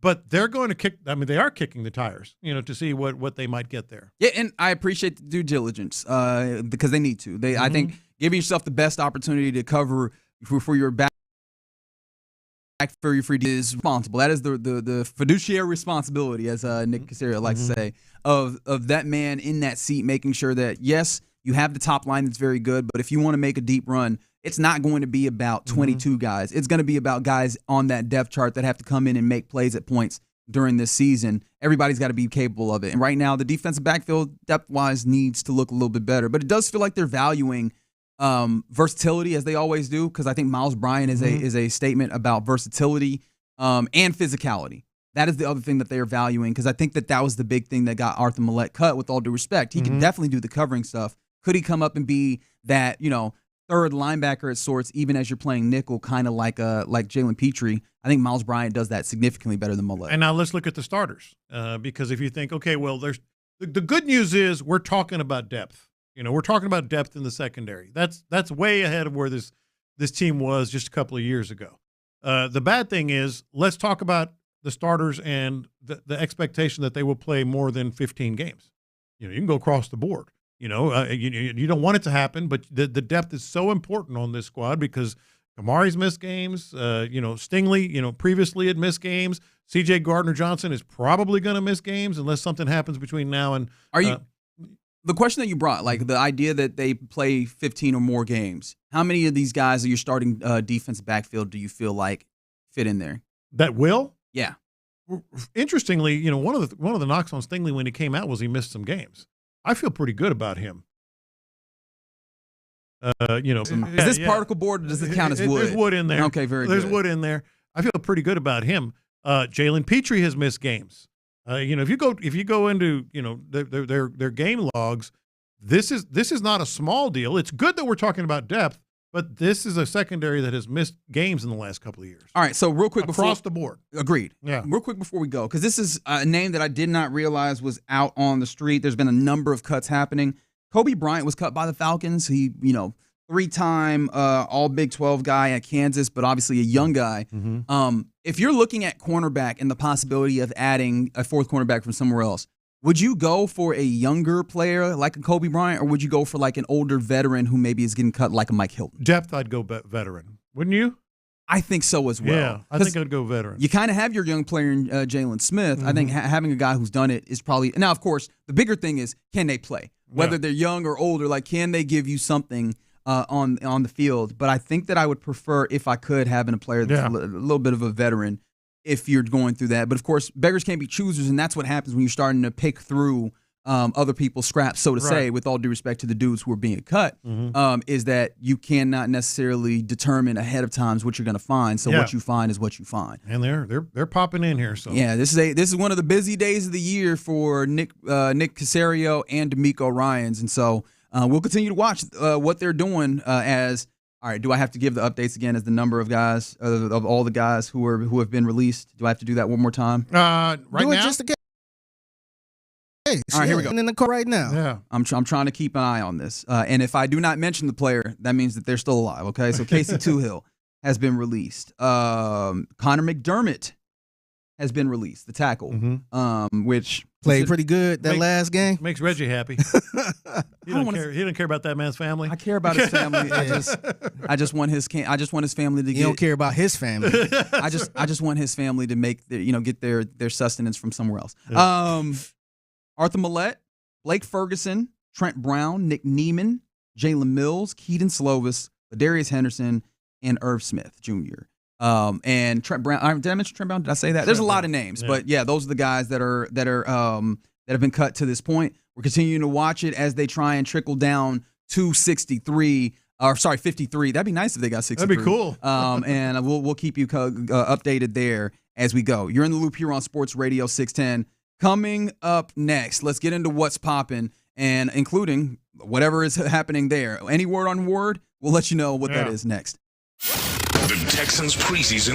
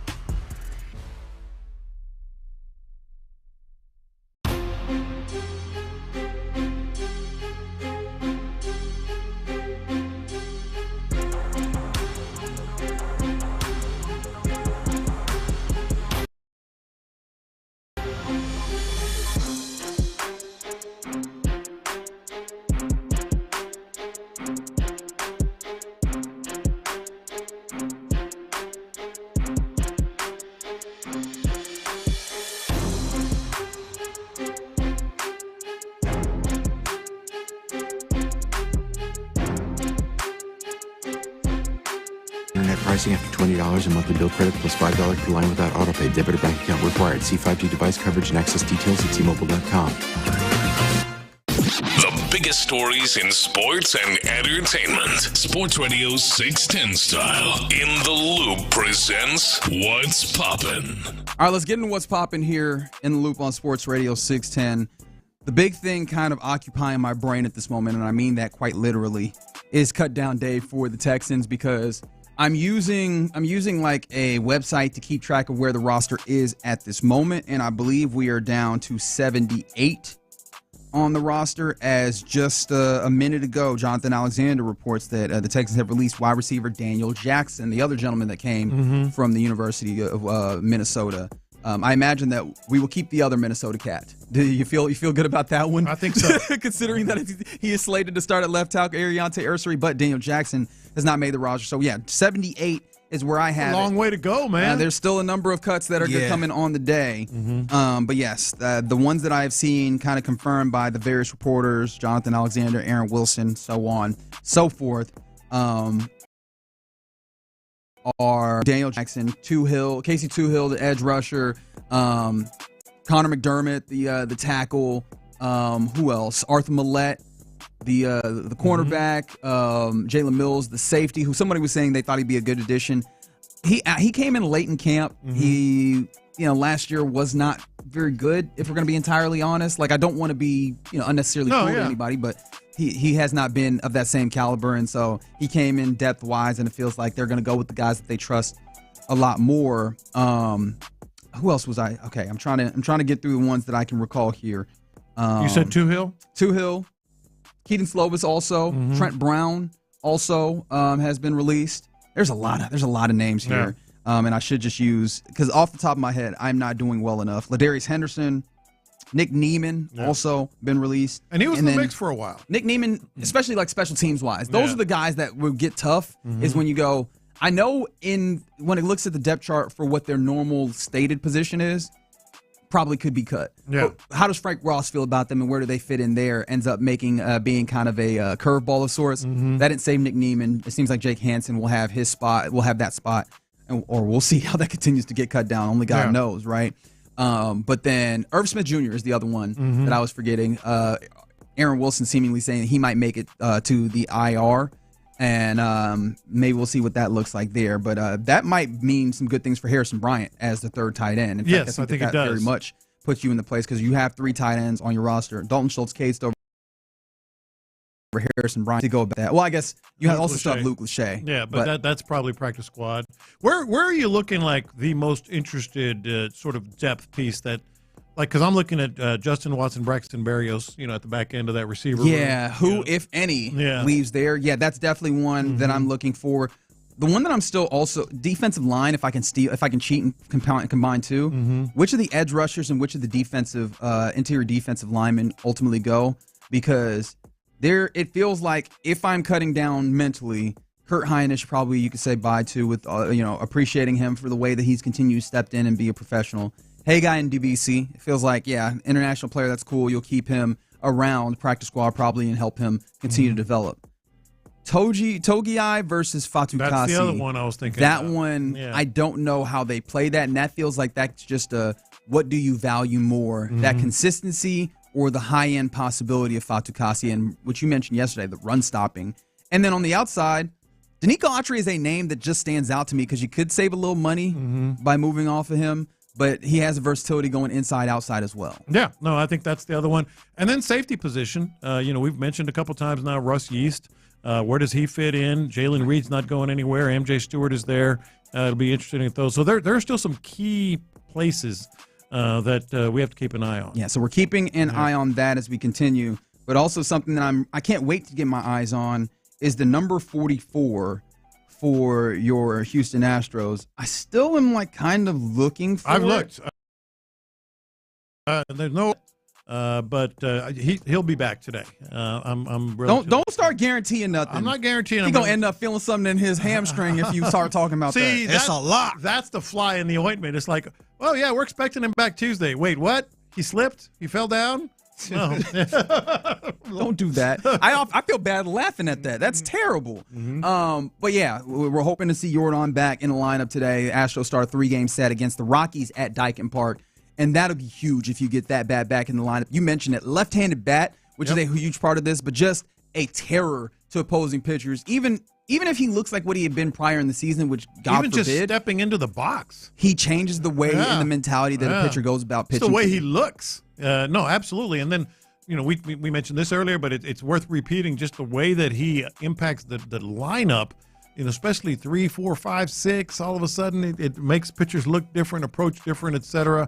And it's really good, too, that, you're facing a couple of teams that you figure to score some runs on, maybe gain that confidence up with the Rockies and then the Angels in after that. Yeah, that'd be quite a week for Yordan if that's the case, where you go from beating up on AA players and pitchers for 4 games, and then you come up and you're like, now I face off against the Rockies, who might as well be like the equivalent of facing off against a lower level of Major League, and then you get the Angels after that as well, all at home. Today, I should have said, I said Happy Yordan Day. It is a Happy Hunter Brown Day as well. Yes, He'll be on the mound. And then you go Hunter Brown, Alexander, 3 that you trust probably the most in whatever order that you would like to go ahead and order those guys. Hunter Brown's 1. Fromber is we'll see with late. Are you about to put Jason Alexander ahead of Fromber? What have you seen in the last 3 starts from both of them? Just in the last 3 starts, it does feel like Jason. That sounds like sacrilege. I'm not going to say that. But that's what you have for the Astros. But, of course, Hunter Brown on the mound for the Stros today. That I do know. We'll keep you updated as soon as I have confirmation that it is indeed a Yordan return day. Outside of that, I did want to talk about this. More time to talk about it. But do any of y'all have YouTube TV for your service? Boy, this is big. Because public service announcement. If you're a sports fan for this weekend, particularly a college sports fan, because that's the sport that'll affect the most, in my opinion, you got to be careful, because it seems like Fox and YouTube TV are locked in a carriage dispute headed into week 1 of college football, including Baylor-Auburn Friday. Baylor-Auburn Friday, which is a game we kind of laughed at when the general John McClain mentioned it with Texas radio. But it is a big game. Baylor very, very well could win the Big 12 this year. How are you feeling about Hugh Freeze? I can't be honest about Hugh Freeze on these airwaves, because he'll hop into my DMs. He's that kind of dude, and that's not a joke. He does that. But that Auburn is not a bad team, upwards inflection this year. So that really could be a big game there. And then Saturday very much is a big game where you have Texas Ohio State. Yeah. Imagine you subscribe. I can't watch that game. We have so it happens every year. We're having so many carriage disputes every year. I think they're doing it with Fox too, right? That's Fox and YouTube. Yeah. Now here's the thing, because I think because it's happened so much, people are like, oh, it gets settled. I think that as these companies continue to ask these carriers for more and more, I feel like they're going to stop saying yes, because, again, not that I'm like, oh, man, boo-hoo to these poor TV companies or whatever, but it is worth noting that, the carriers, what they're being asked for to carry these is getting more and more as subscribers to these various different TV, apps or whatever dwindle. If I know that live sports really makes all the money for these things, but if all the money is just being directly funneled to a live sport, they're not going to exist. So I think at some point they're going to actually try and take a stand, and that only serves to, in the short term, hurt the viewers who want to watch these games. Well, and it's as simple as the price is going to be too high for the consumer. These are like sometimes you'll say it's whatever $1.30. That they're haggling over, per carrier or whatever. Per streamer or per subscriber. Well, that just, it adds up year after year after year, and they know that there's going to be a point of, where it's going to regress. So, it's big. Yeah, and I said all that just to point to the idea that hey, they're just going to get it settled before Friday's game or Saturday's game. I'm not certain anymore. Yeah.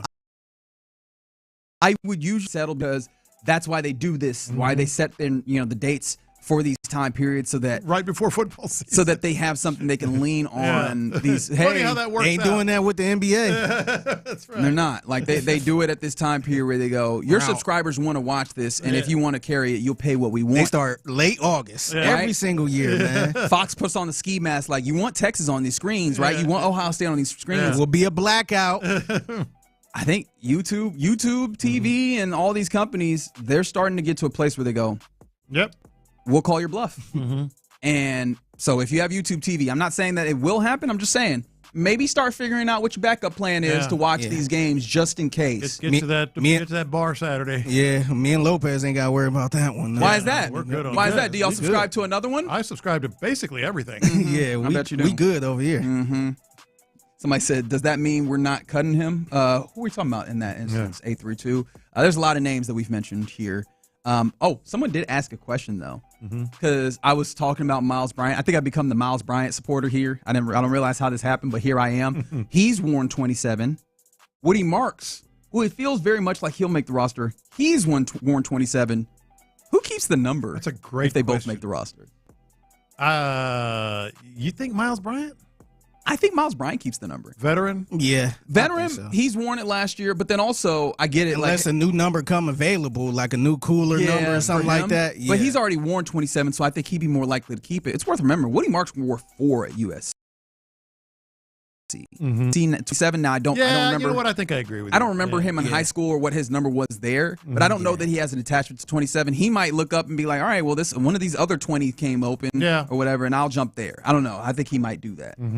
I think it'll be Woody Mark's gonna have to get another number. And then this question is coming in, and look, we're all over cut down day, and that's some of what we'll talk about coming up next. But Crime Watch on the YouTube page said, "Is Jakob Johnson making the team? Fans from Europe want to know."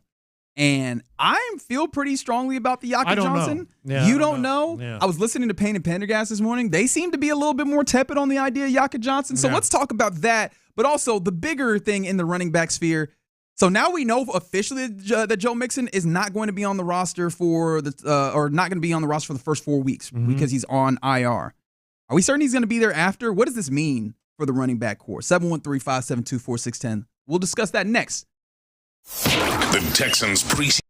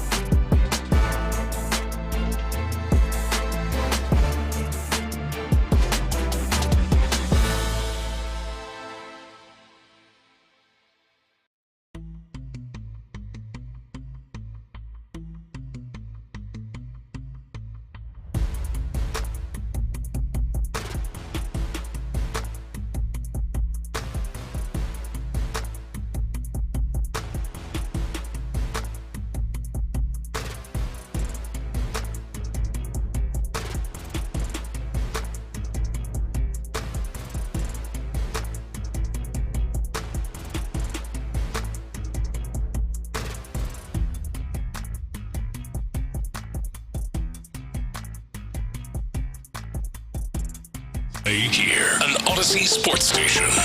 Sports Radio 610 presents In the Loop with John Lopez and Reggie Atatula. Yeah, you're in the loop here on Sports Radio 610. It's a cut down day for the 77, if my numbers are correct. As we just learned, Quintez Cephas, the wide receiver, has been cut from your Houston Texans. That also, again, it feels like they're going through the logical steps because some of the last guys in are some of the ones that are being cut. Like Quintez Cephas just rejoined the team, what was it, a few weeks ago? Yeah, I think he got here to play in that last preseason game. That happens a lot. Yeah, that happens a lot. So that makes sense. But wide receiver-wise, he's the only one that I've seen cut. Juwan Winfrey, Cornell Powell, and then, of course, all the other known commodities, wide receiver-wise, still exist on the roster as of right now as you're trying to get to 53. 12 more, or sorry, 24 more. That was terrible math on my part. Still to go to get you under the threshold that you want to be at. And I guess actually probably one fewer than I'm giving credit for, because running back wise, Joe Mixon, we know, as it was reported yesterday, that he will be on a reserve designation to start the season. He'll miss 4 games. And so with that being the case, first and foremost, like, how do you feel about that, Lopez? Before we even get to, like, who are you going to be able to count on in that span, and maybe longer depending on what we actually, because we haven't gotten any updates on Joe Mixon at all. In fact, I think it was it Jesse Palmer that was tweeting about it earlier today, or James Palmer rather.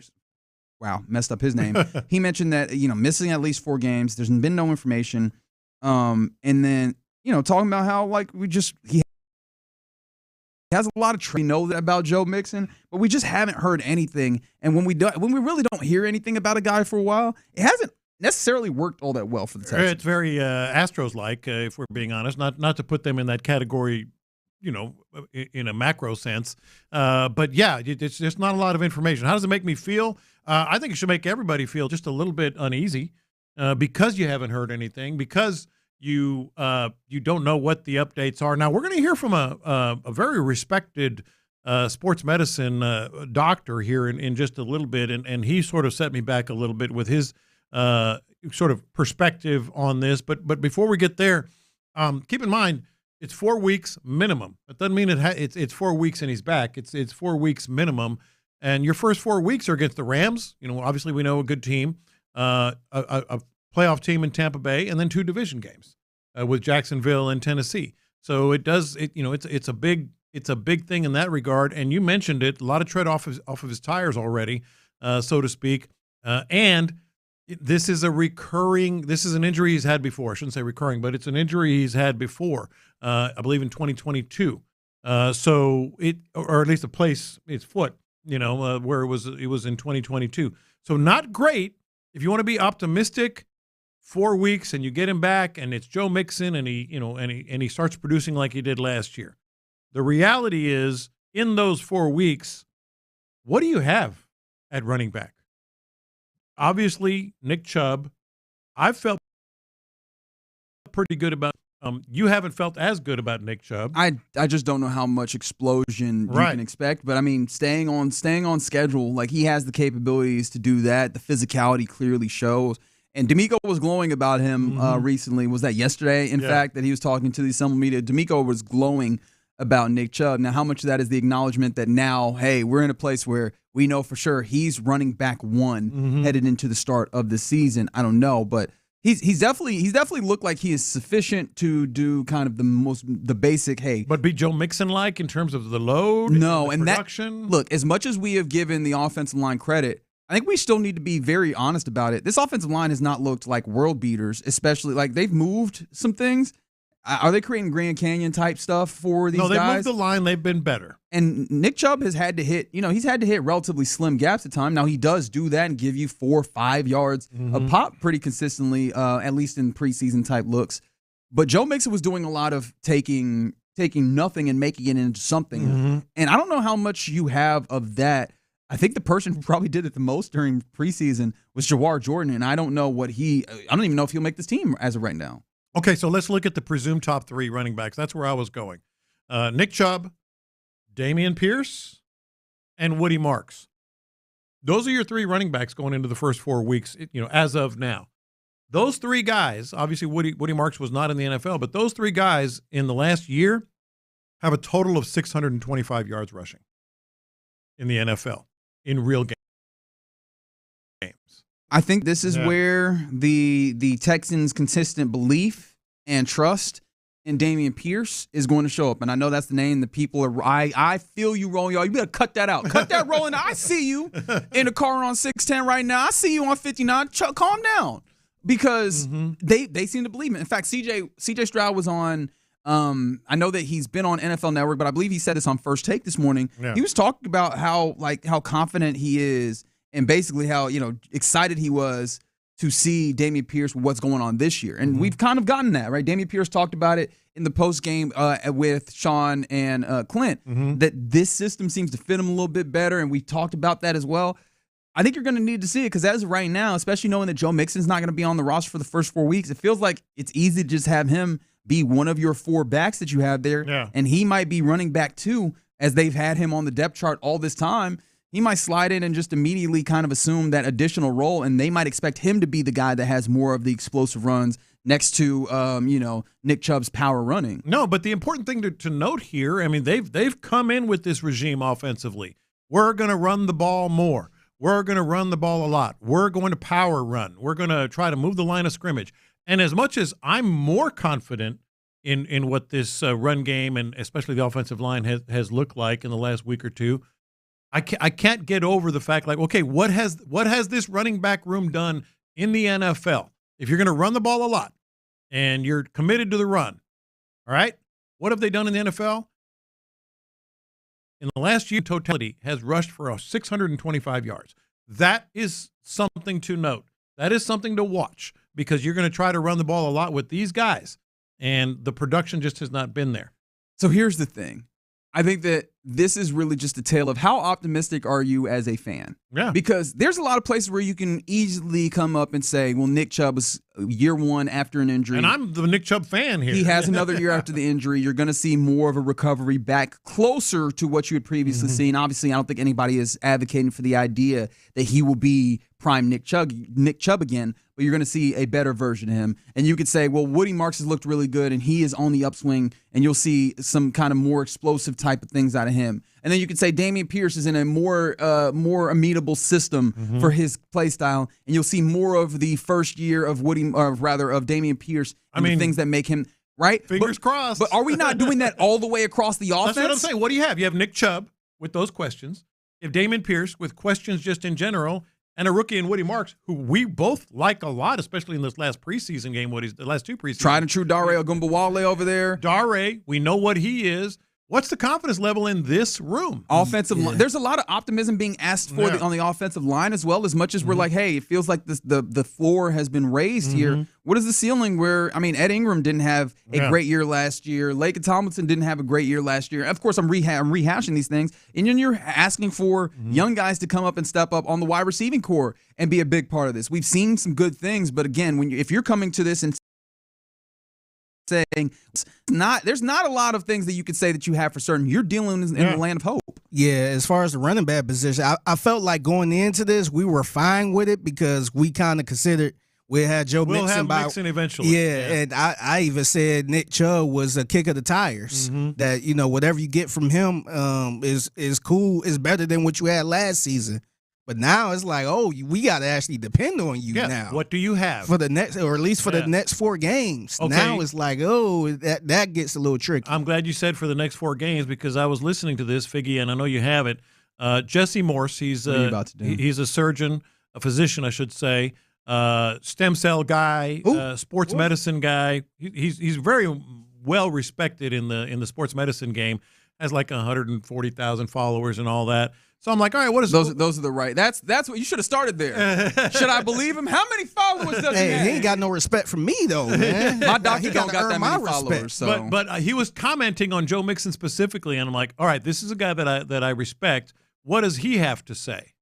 I would not be surprised if we didn't see him in the first half of the season, and I would not be surprised if we did not see Mixon play a single down the entire 2025 season. What? That's the way this is trending.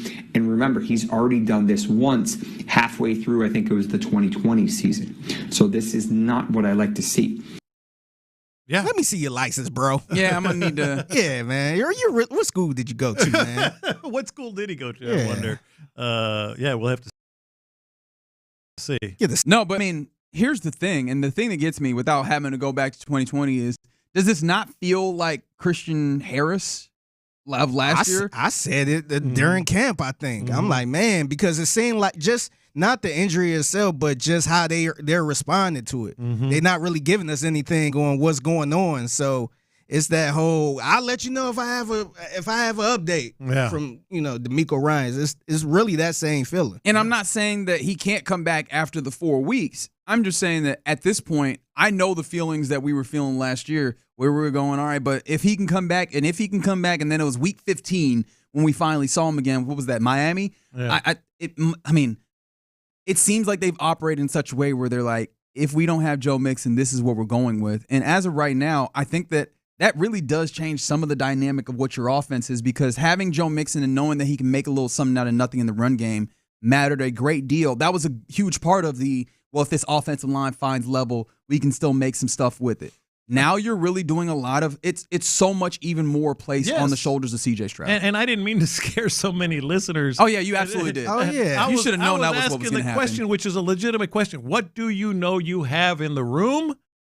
I said, I put out the number. 625 yards is what you have. What do you have? You have an aging Nick Chubb. You have Dameon Pierce, which you don't know. It doesn't mean they're not going to play.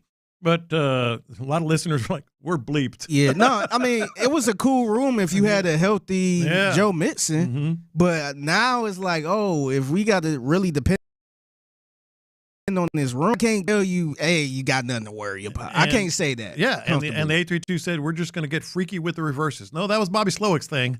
I don't know about the reverses or whatever. Should we do this, Reggie? Do what? Should we do this? I don't even know what you're talking about. Oh, yeah. No. You can make that a confession, maybe. I'm not. No, I don't want that on my. We got to do it. No, we don't. A little bit of breaking. Why? News. No, why? Hit the breaking news. Why? We ain't even talked about the fullback. No, don't do that. That will make people mad. Texans related? No, it is not. It's not Texas related. It's barely football related. It is. Don't do this, Lopez. I'm trying to. Adam Schefter called it. Said, you decide whether you need to hit the. You know what? Go ahead. Breaking news from Sports Radio 610 is presented by BetQL. You'll be mad when he does it. Start with BetQL. Download the BetQL app or visit BetQL.com today. Do you respect Adam Schefter is how I'll put it. Do you respect Adam Schefter? I don't. Sometimes. Ian Rappaport is my man. On the day fair enough. This is what Adam Schefter I stand with Figgy. This is what Adam Schefter just said. On the day of hundreds of NFL transactions, this is the biggest one of all. Bleep out of here, man. That's what Adam Schefter said. Bleep off, man. Travis Kelce, Taylor Swift just announced their engagement. See? You see? Like, there's still conversations to be had about, the Texans staying on schedule with the running game. What's happening? Like, where do you feel with the Jakob Johnson, British Brooks thing that we're still? Nope, you decided you want to talk about Taylor Swift and. All right, so you said, yep. Biggest news of the day, says Ian Rappaport. Taylor and Travis are engaged. Announced it on their Instagram. Why? Why would you do this? Hey, those are the two biggest newsbreakers in the NFL. They both said it's the biggest news of the day. And you're coming at me? Yes, that is correct. That's exactly Apparently, we turned to 610 Sports Radio in Kansas City. Okay, Ian Rappaport, Adam Schefter. I'll say again. They both said it's the biggest news of the day. Congratulations to Taylor and Swift. Travis. Yeah. About damn time. I thought they was going to be engaged a long time ago. Yeah, we did. We talked about the Super Bowl and everything else. Yeah, I thought they probably should have been engaged. Man, he spent some money on flowers, I'll tell you that. Did they show the ring? They showed the engagement. There's a lot of flowers in there. That's a lot of flowers. That's a lot of flowers in there, man. That's a lot of flowers. A lot of flowers. I do have a confession that ties in with this, though. Oh, you going to bring this back up? Yeah. Unbelievable. No, I'm going to bring it back up. Somebody said send J-Lo home for the day. That's what he's trying to do. You don't see it? That's what he's trying to get half the day off. Don't let him win. Reporting Don't let him the win. news. I am sharing the information. From the 346. I don't like your negativity. You're starting to upset me with your Chicken Little stuff. I think that it's fair to ask. And somebody was like, "How are we just finding out that Joe Mixon's injured? We've known that he's been injured, but we haven't known to what extent. They haven't given us an update on like the injury or anything, so we had no clue. Mm-hmm. And that's ultimately the thing that is. We kind of knew he wasn't going.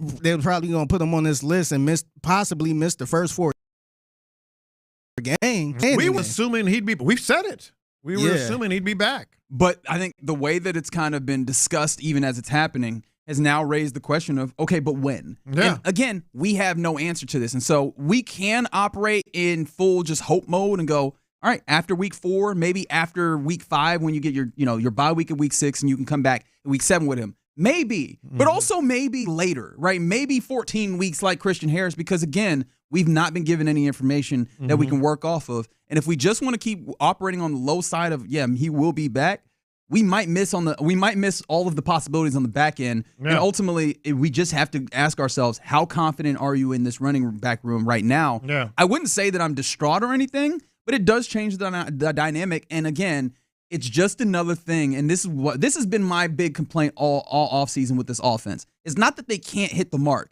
There's just a lot of hoops to jump through, and not having Joe Mixon for longer than 4 weeks is another hoop to jump through to try and reach the level that you need to get to. Maybe the whole season, according to we have no idea. Yeah.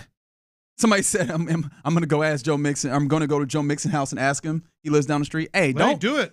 Well, I'm not going to advocate for that because remember, we still live in Texas. If you walk on that man's property. If you happen to see him walking his dog, just give him a shout. Just look at his foot. Just look at his ankle. Do he got a boot on, a cast? Just let us know what he looking like, man. Is he limping? Y'all, please don't go accost that man at HEB. That's what I'm saying. If you happen to see him walking his dog. Record it, too, while you at it.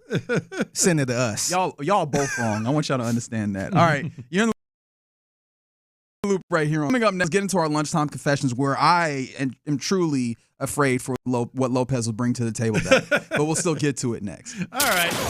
The Texans closed down the preseason with a win in Detroit. Here's the give to Woody. Over left guard, across the 5. He's in! Touchdown, Houston! I feel good about 2 things with this football team right now. I feel good about the depth, and I feel good about how, particularly on the offensive side of the ball, how much better coached this team looks this season as opposed to last season. Insider access. Exclusive.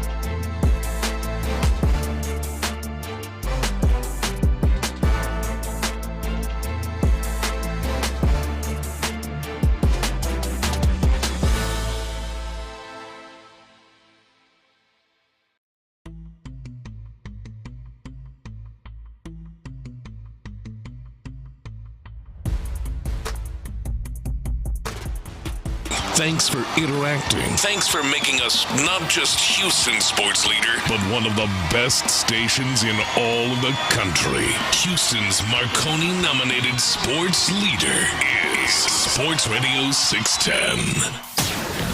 Sometimes it's sports, sometimes it's not. Whatever it is, Reggie and John are keeping it real. It's In the Loop's Lunchtime Confessions, presented by the Men's Clinic on Sports Radio 610. Watch this. These are my confessions. All right, before we hop into confessions, I want to give you an update on some cuts that are happening and some reporting too, for whatever you believe of this particular report, says that Braxton Berrios looks good for the initial 53 man. I don't know if that is, where he is based. He said that's per sources. I don't know how, that comes about. Like, does that mean that he's officially safe, or if that's just sounds like his opinion, bro? I'm putting out there, but I was like, that's interesting wide receiver wise. And then speaking of wide receiver wise, Juwan Winfrey is being placed on IR. He apparently broke his hand in that last preseason game, but that's another wide receiver that's off the board there, and we're starting to see things kind of cut down. So by my count, I think we're at 74 on the roster as of right now, trying to get down to 53. All right, let's get to confessions. On that, we'll continue to discuss, of course. So, do you want to start with the Travis Kelce, Taylor Swift confession, or just yeah, let's get it out of the way. Get it out of the way? Yeah. All right. These are my confessions. Does it make me a bad person that as soon as I saw this news, I wonder how long that marriage is going to last? It's a celebrity marriage, so right? No, but it's like, what do you think? 3 years? 2 years? I don't know. Yeah. I have no idea how committed. Anytime there's a celebrity engagement, I kind of go there and I feel bad about it. Maybe it's the real deal. What if Travis Kelce gets cut? How long is the engagement going to last? I don't think he's going to get cut. It's interesting, though, because somebody on the text line was like, this is great news because they think he's going to be even more distracted than down, continuing to say that he is, he's not done, or he's not on his last ride. But there's also other people that seem to believe this is going to be the last ride for him. So that might be an interesting kind of subcategory to keep in mind as you watch what's happening there and see if he continues to decline. And some of that might just be he's an aging tight end, right? Their decline is going to happen generally. But if you want to attribute that to his engagement, I imagine you could. I wonder how long he got left in the NFL, though. Like, when is he going to decide Could be to this year. retire? Yeah. Could be this year. Yeah. These are my confessions. Oh, this is my turn? Yeah. I completely forgot where I was. I got another one. Yeah, go ahead, because I got one that I think you're gonna. I got lost in the sauce, man. I got one that I think you're going to have a strong opinion on. One way or the other. No, this is my fault for not having. No, this is a real one. There's a real one. So I finally dug in and started watching The Gambler and the Cowboys. I hadn't watched any of the episodes. Is that the Netflix doc? Yeah, got you. And so I watched 3 episodes, and my confession is I can't take it serious. Like really? I know a lot of the stuff that happened back then. I was obviously in the game, writing columns and all that stuff. Early in the Cowboys, I went to the Cowboys Super Bowls during that era. I did a column on Jimmy Johnson talking about Jerry Jones. I wasn't like a Cowboys beat writer, but I was in the mix back then. The Jerry Jones and a lot of the other people in this, but mostly Jerry Jones, he's just telling me I consider to be a lie.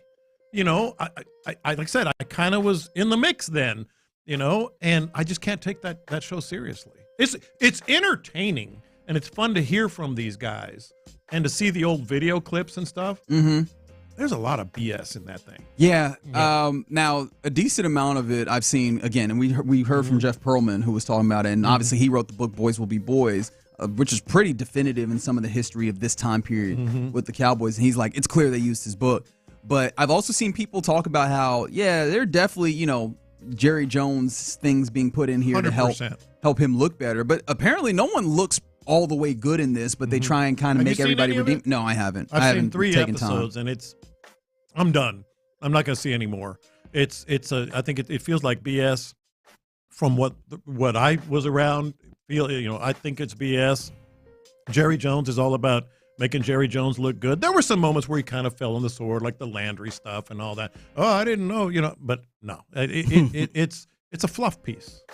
That is the thing that I always worry about when you have, especially Netflix's seem to be a constant, I guess, constantly guilty of this. Is the way that I'll say that. Is when you give We'll pay you to do a doc about yourself. Yeah. You could produce it. Great. The Netflix business model is not make sure we have great content. It's just make sure there's content that's interesting and that catches people's attention. And when you have the subject as so heavily involved, especially like what's supposedly a documentary, you lose the journalistic aspect of it, which I think is what makes a documentary a documentary. Yeah. I think that's the problem that I've seen with a number of these. Starting with, I think the first one that got me there was the Johnny Manziel doc. Remember with the Untold? I was watching. I'm like, this Talk about leaving you wanting more. Leaving you wanting more, feeling like we're not talking about all of the stuff that is here to be discussed. The one that I knew for sure, I was like, all right, I can't trust Netflix at all. They got out here with that Florida Gators doc, and I'm like, we ain't talking about half the stuff that I know that happened. Talk less of the things that I can't imagine happen that you guys would not talk about. Ain't no way. Ain't no way. So yeah, no, I understand where you're coming from. Somebody said 5 years and one kid. For Taylor Swift and Travis Kelce. Y'all wrong for that. I like that. These are my confessions. I'm glad you talked about your time in the game because, and I mentioned Jeff Pearlman. I've been really following his like press box chronicles, seeing some of like the videos that he's posting, leading or talking about things. And this one led to a confession for me. This is again Jeff Pearlman talking about his time covering the Moneyball A's, I believe.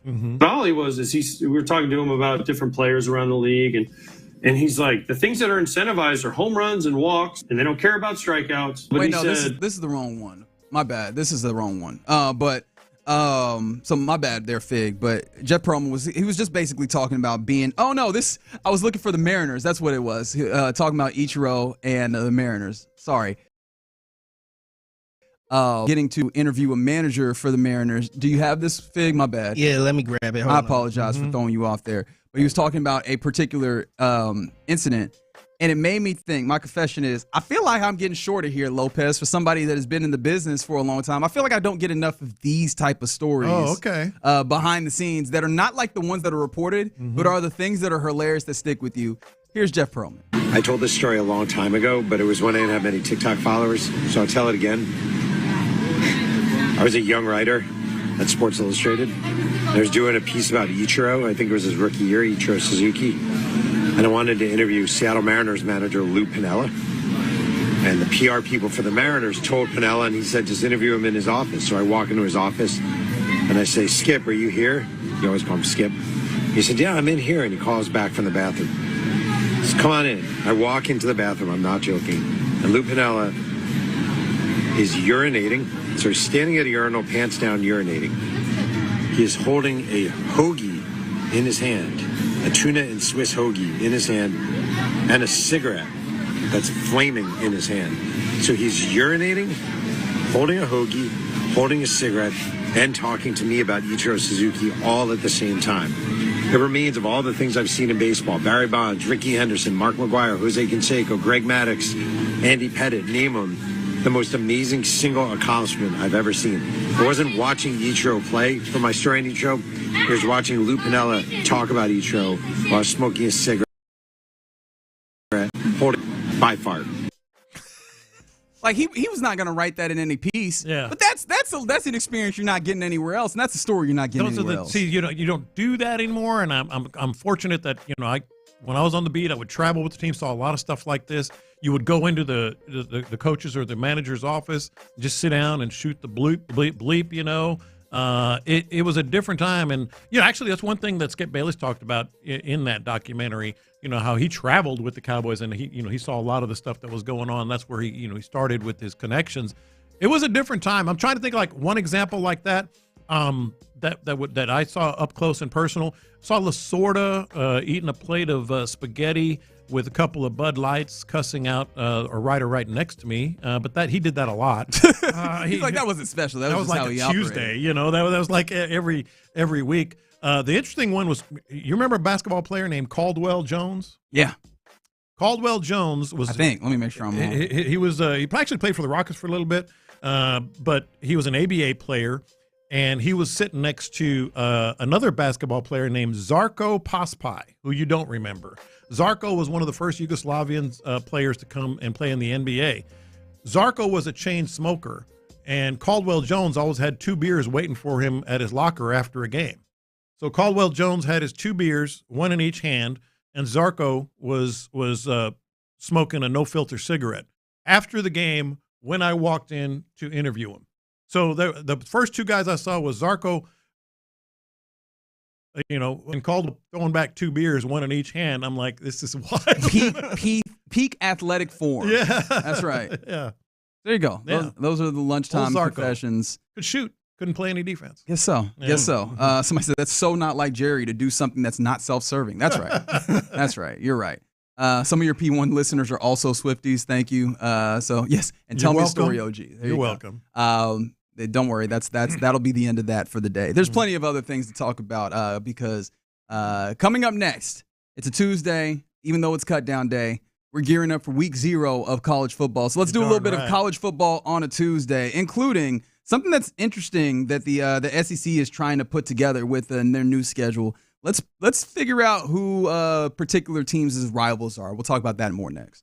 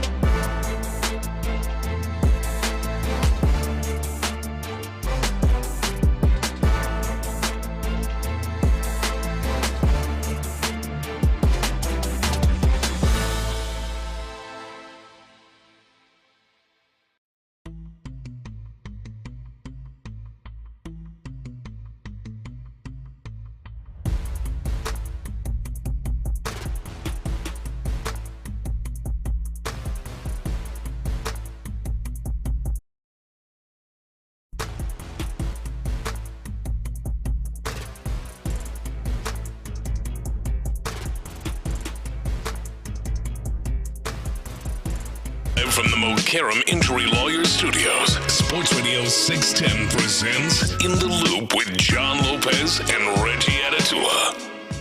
It's a cut down day here in the Loop on Sports Radio 610. Trying to plot the path, or really just watching the Texans. Why you sound so excited, man? They got family, man. I'm not excited, but I'm. You know what? It's the last thing that stands between, kind of as a milestone between the Texans and regular season football, which that is the exciting part. The not exciting part is seeing who ultimately gets cut, gets released. By the way, that was gonna be my confession.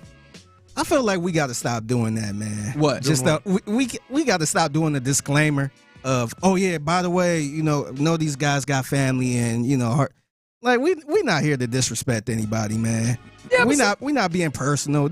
This is part of the business, man. Fair enough, but I think also it doesn't hurt. We don't have to keep saying that. Oh yeah, no disrespect to this guy. I like remembering the humanity of the folks, man. I like remembering the humanity. We all humans, man, but this is part of the business. It is. There's no disrespect. I'm kind of we're not going personal. Maybe like once, over the course, whatever. But yeah, this is the business. This is the business of football. And we get texts like this every single around this time every year. Mm-hmm. Hey, these guys have family. It's like, man, it is part of the business. We'll get to college football on a Tuesday, but a big, well, I say big. I understand it's big. All the things we're talking about, it's 53, it's back of the roster. Like in the grand scheme of things, it's not the biggest things, but another depth or a couple of depth kind of news pieces. Ian Rappaport is apparently reporting that the Texans are expected to try and bring Trent Brown back on the practice squad, which that would ease some of my fears depth-wise for this team, because obviously you'd have 3 call-ups for him from the practice squad for Trent Brown. So the idea being that he'd be on your practice squad and that you still have him in the building helping you, and that you could go to him and turn to him if you needed depth at line. That kind of makes me feel a little bit better, especially if Cam Robinson is ultimately to be traded, which we haven't seen any more news on that. Well, to be honest, that'd probably come right before 3:00. I imagine so as well, because that deadline will make people really get to moving. But I found that interesting. But the bigger one that really caught our attention, we mentioned earlier that Arthur Millette, the slot cornerback that had been brought in to basically see if you could understudy Jalen Petrie. He had been released. We found out now, just within the last few minutes, Miles Bryant is also being released, the defensive back that more recently has kind of been a Jalen Petrie understudy is not there. How do you feel about that? Because it feels like the only other person that can make it to the 53-man roster, and that I don't believe will because of injury and legal issues, is Jimmy Ward. It doesn't feel like there's anybody that stands to be a true Jalen Petrie backup now on the 53-man roster. Jalen Petrie, week 1 with this, and I know it's going to change. I'm just saying as an example, who's your backup right now, nickel? As of right now, your backup at nickel. Did we ever see Jalen Smith play inside? I don't think so. I might have missed something, but I don't think, not that I saw. It might just be, hey, here's a little bit more base in those. Tremont Smith has played outside mostly, if in my memory. I don't know that there's a real true inside. Is it D'Angelo Ross? Hate to say it. Yeah. Oh, didn't he got some reps there last year? I know that. Yeah. Now, of course, again, just like the Trent Brown news, it could be that they sneak one of these guys on the practice squad, or they're doing some movings and shakings in order to get people in places that they want to get them. Yeah. That's quite possible. But as the time being, the 2 guys that it felt like were vying for the possibility of being Jalen Petrie's backup, neither of them on the roster right now. Yeah, right now, this is the biggest news to me that broke, just because you don't have any warm bodies there that we've seen, playing at this nickel position. What does it mean with Jimmy Ward? That's the other point here that you brought up. I don't know if what Russ Yeast his availability might be, but there is a need right now at nickel. Okay, we'll talk more about this here in a little bit, but the news is coming in. We're starting to really pick up as we are just over 2 hours away from the deadline to get under 53. But real quick, let's get into college football on a Tuesday in the week headed into college football. We got week 0. We had some things happen. Don't worry about them. It didn't matter that much. No. Week 1 is headed towards us. And so gearing up for that, there's a few things I have for you, including I know that you're in a docuseries kind of. You're like, hey, I don't know how I feel about docuseries. How do you feel about this one? UNC football, Hulu documentary this fall. You in? Oh, who's the coach? That would be one William Belichick. Yeah. I'm surprised that they actually did, because remember the talk was that NFL Films or NFL Media was maybe going to have a documentary. Kind of like Hard Knocks. Yeah, like a Hard Knocks. And that got knocked down, and I was like, oh, that makes sense. They might not want like people in there. They're still going to have cameras in there. I imagine that they'll have some editorial control still. But the idea that this early, juncture of this team being put together, trying to do things a little bit different in the college space, having video cameras documenting all of this, I'm interested because I want to see it, but I don't know how beneficial that'll be for what they're trying to do there. Yeah, this might surprise you a little bit. I really don't have a lot of interest in that because I know it's going to be. I know who the coach is. I know who his girlfriend is. I know how much control, and much like the one I was watching yesterday, BS there's going to be in all this. I mean, if you're going to do a documentary, do a freaking documentary. Do it right. Or behind the scenes or whatever, and it's not going to be much of anything for me. Well, Bill Belichick said that this season-long show will follow them and, quote, showcase our football program. As we want it to be showcased. I forgot that last part. It's going to feature the players working hard, which you guys do. We want to show you. It's about. I forgot that last part, too. It's about the players' hard work, which you do, yeah, and the program starting from where it started from 7 months ago to wherever it's going to go through the course of the season. With my girlfriend editing everything. You forgot that last part, too. She's not going to have I don't think she's going to have any impact in any of this. Hell yes. They cut her out of all the UNC stuff. They was like, you can stop by, but you ain't got. She don't run nothing around there. Here. She doesn't run anything. You think she's going to be in any other or the videos or anything like that? Yes, and yes, she's going to run the whole show. I doubt it. I doubt it. Hey, there's this thing called Zoom, that works, and she's going to have her hands all over this. Honestly, I think that the reason why this gets done is the reason why I'm probably not going to be all that interested outside of just like genuine curiosity that kills me every time with things like this. I think this is going to be boring as hell. I think they're going to try and, which to be fair, it probably should be if you just focus on, we just want this to be about the players. Mm-hmm. But we all know that's not the intrigue of UNC right now. No. We like the drama, man. Yeah. People like drama. Mm-hmm. Somebody said the SEC documentary on the Netflix was really good. I still haven't gotten around to watching. There's so much stuff and content that's out there. A couple more things on college football on a Tuesday. I did want to get to this. The SEC is going to a 9-game conference schedule. That is something that they announced like last week. Mm-hmm. But it brings up an interesting question because each team will get 3 permanent opponents, and the remainder of the 6 of their schedule will be rotating through the remainder of the schedule. And finding out which team should have their permanent rivals is kind of an interesting exercise because there's some teams that there's more that would fit. Some teams have less that would feel like, permanent rivals that actually have a rivalry. For A&M, who do you think your 3 are? Well, I think for sure Texas and LSU. Texas and LSU over the last 10 years, and it's from back in the old days. This is a deep, long, old rivalry that was defunct for a while. But Texas and LSU for sure. I don't know who the third one would be for A&M. It's kind of like Texas. It's going to be A&M and Oklahoma for sure. Who's the third one for Texas? I would say for A&M, personally, I would like it to be Ole Miss. I think that's turned into a pretty good rivalry, or maybe Mississippi State, but really Ole Miss. Texas, I don't know. If Texas, if you're really doing for Texas teams that they have had something of a recent history with, maybe not every year, but high-profile games, it's really not fair to them. It would be A&M, Oklahoma, and Alabama. You can't do that to them. And every year, Texas isn't high up on the. Alabama has a number of teams that Alabama has to have Tennessee and has to have Auburn. And I think Georgia also fits in there as a possibility as well. But they've never really played them every year. No, I hear you. It's Tennessee and it's Tennessee and Auburn for sure for Alabama. But do you want to do that to Alabama, much less Texas? Having to play those 3 every year. So The Athletic put together a little survey of who the rivals should be, and you mentioned Texas A&M. The top 3 votes getters for A&M. Clearly, 98% of people voted for LSU. Yeah. And the answer that I would have given for Texas comes in for A&M as 3rd highest votes. getter. 79% of people said the University of Arkansas, the Razorbacks. Yeah, well, that's an old Southwest Conference thing. I think if you ask, and maybe I will have an opportunity to ask Clint Stoerner. I feel like Arkansas cares about that rivalry with the University of Texas, though. They do with A&M too, boy. And so I thought Texas would be easy, where you go A&M, Oklahoma, and Arkansas. And people are saying for A&M, it'd go Texas, LSU, and Arkansas, with Oklahoma as a very, very distant fourth. How about for Texas? Those three: Oklahoma, A&M, Arkansas, in that order. 99%, 98%, 83%. Okay, so Arkansas has Texas and A&M every year. I wonder who their third one would be. Probably. Well, they play. Oh, maybe Kentucky. It's funny because maybe Kentucky. People voted that way. It seems like for Arkansas wants Texas as the 91% of people Texas. Like I said, Arkansas fans seem to really care about that rivalry dating back, as you mentioned, to the Southwest Conference.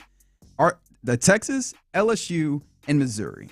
Oh yeah, LSU Missouri is a distant third there. Yeah. But yeah, that's where they went Arkansas wise. But yeah, that's going to be an interesting one. That'll be like a tough thing to figure out where all the teams ultimately fall with their rivalries and how that falls in. But yeah, man. And you mentioned Alabama, Auburn, Tennessee, LSU is a distant third, getting 52% of the votes. If you ask those fans, Auburn, LSU, and who? Auburn, Tennessee, and then LSU. Oh, and then LSU. Okay. Yeah. It's got to have Tennessee. That's what is it? The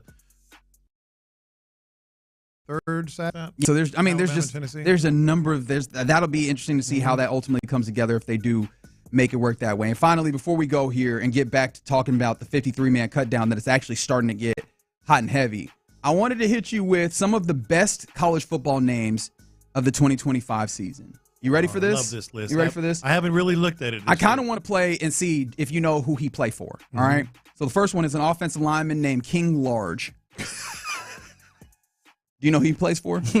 Well, are these Power 5? Power 4? I will let you know if it's not. This is a Power 5 or Power 4. King Large, offensive lineman. I'm gonna say Wisconsin. I'm gonna go LSU.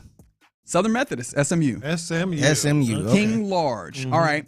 This one you might know where he played for last year. I don't know if you know where he transferred to. Squirrel White, who's a wide receiver. He had to be, right? Squirrel White, West Virginia. I'm gonna say West Virginia too. He transferred to Florida State, actually. Oh, wow. He played with Tennessee last year, so there goes Squirrel White out there. That'll be a fun name to see when you check out Tennessee this year. How about defensive end Legend Journey? I love this. All right, do you think defensive Legend Journey is awesome? Is that a good defensive end, though? Like, obviously the name is great. Just off of the name Legend Journey, is he good? Legend Journey, and it feels like a Florida. Or Tennessee, somewhere in the South. I'm gonna say Tennessee. California. Cal Berkeley. Oh my God! Apparently so. He's got some level of engineering.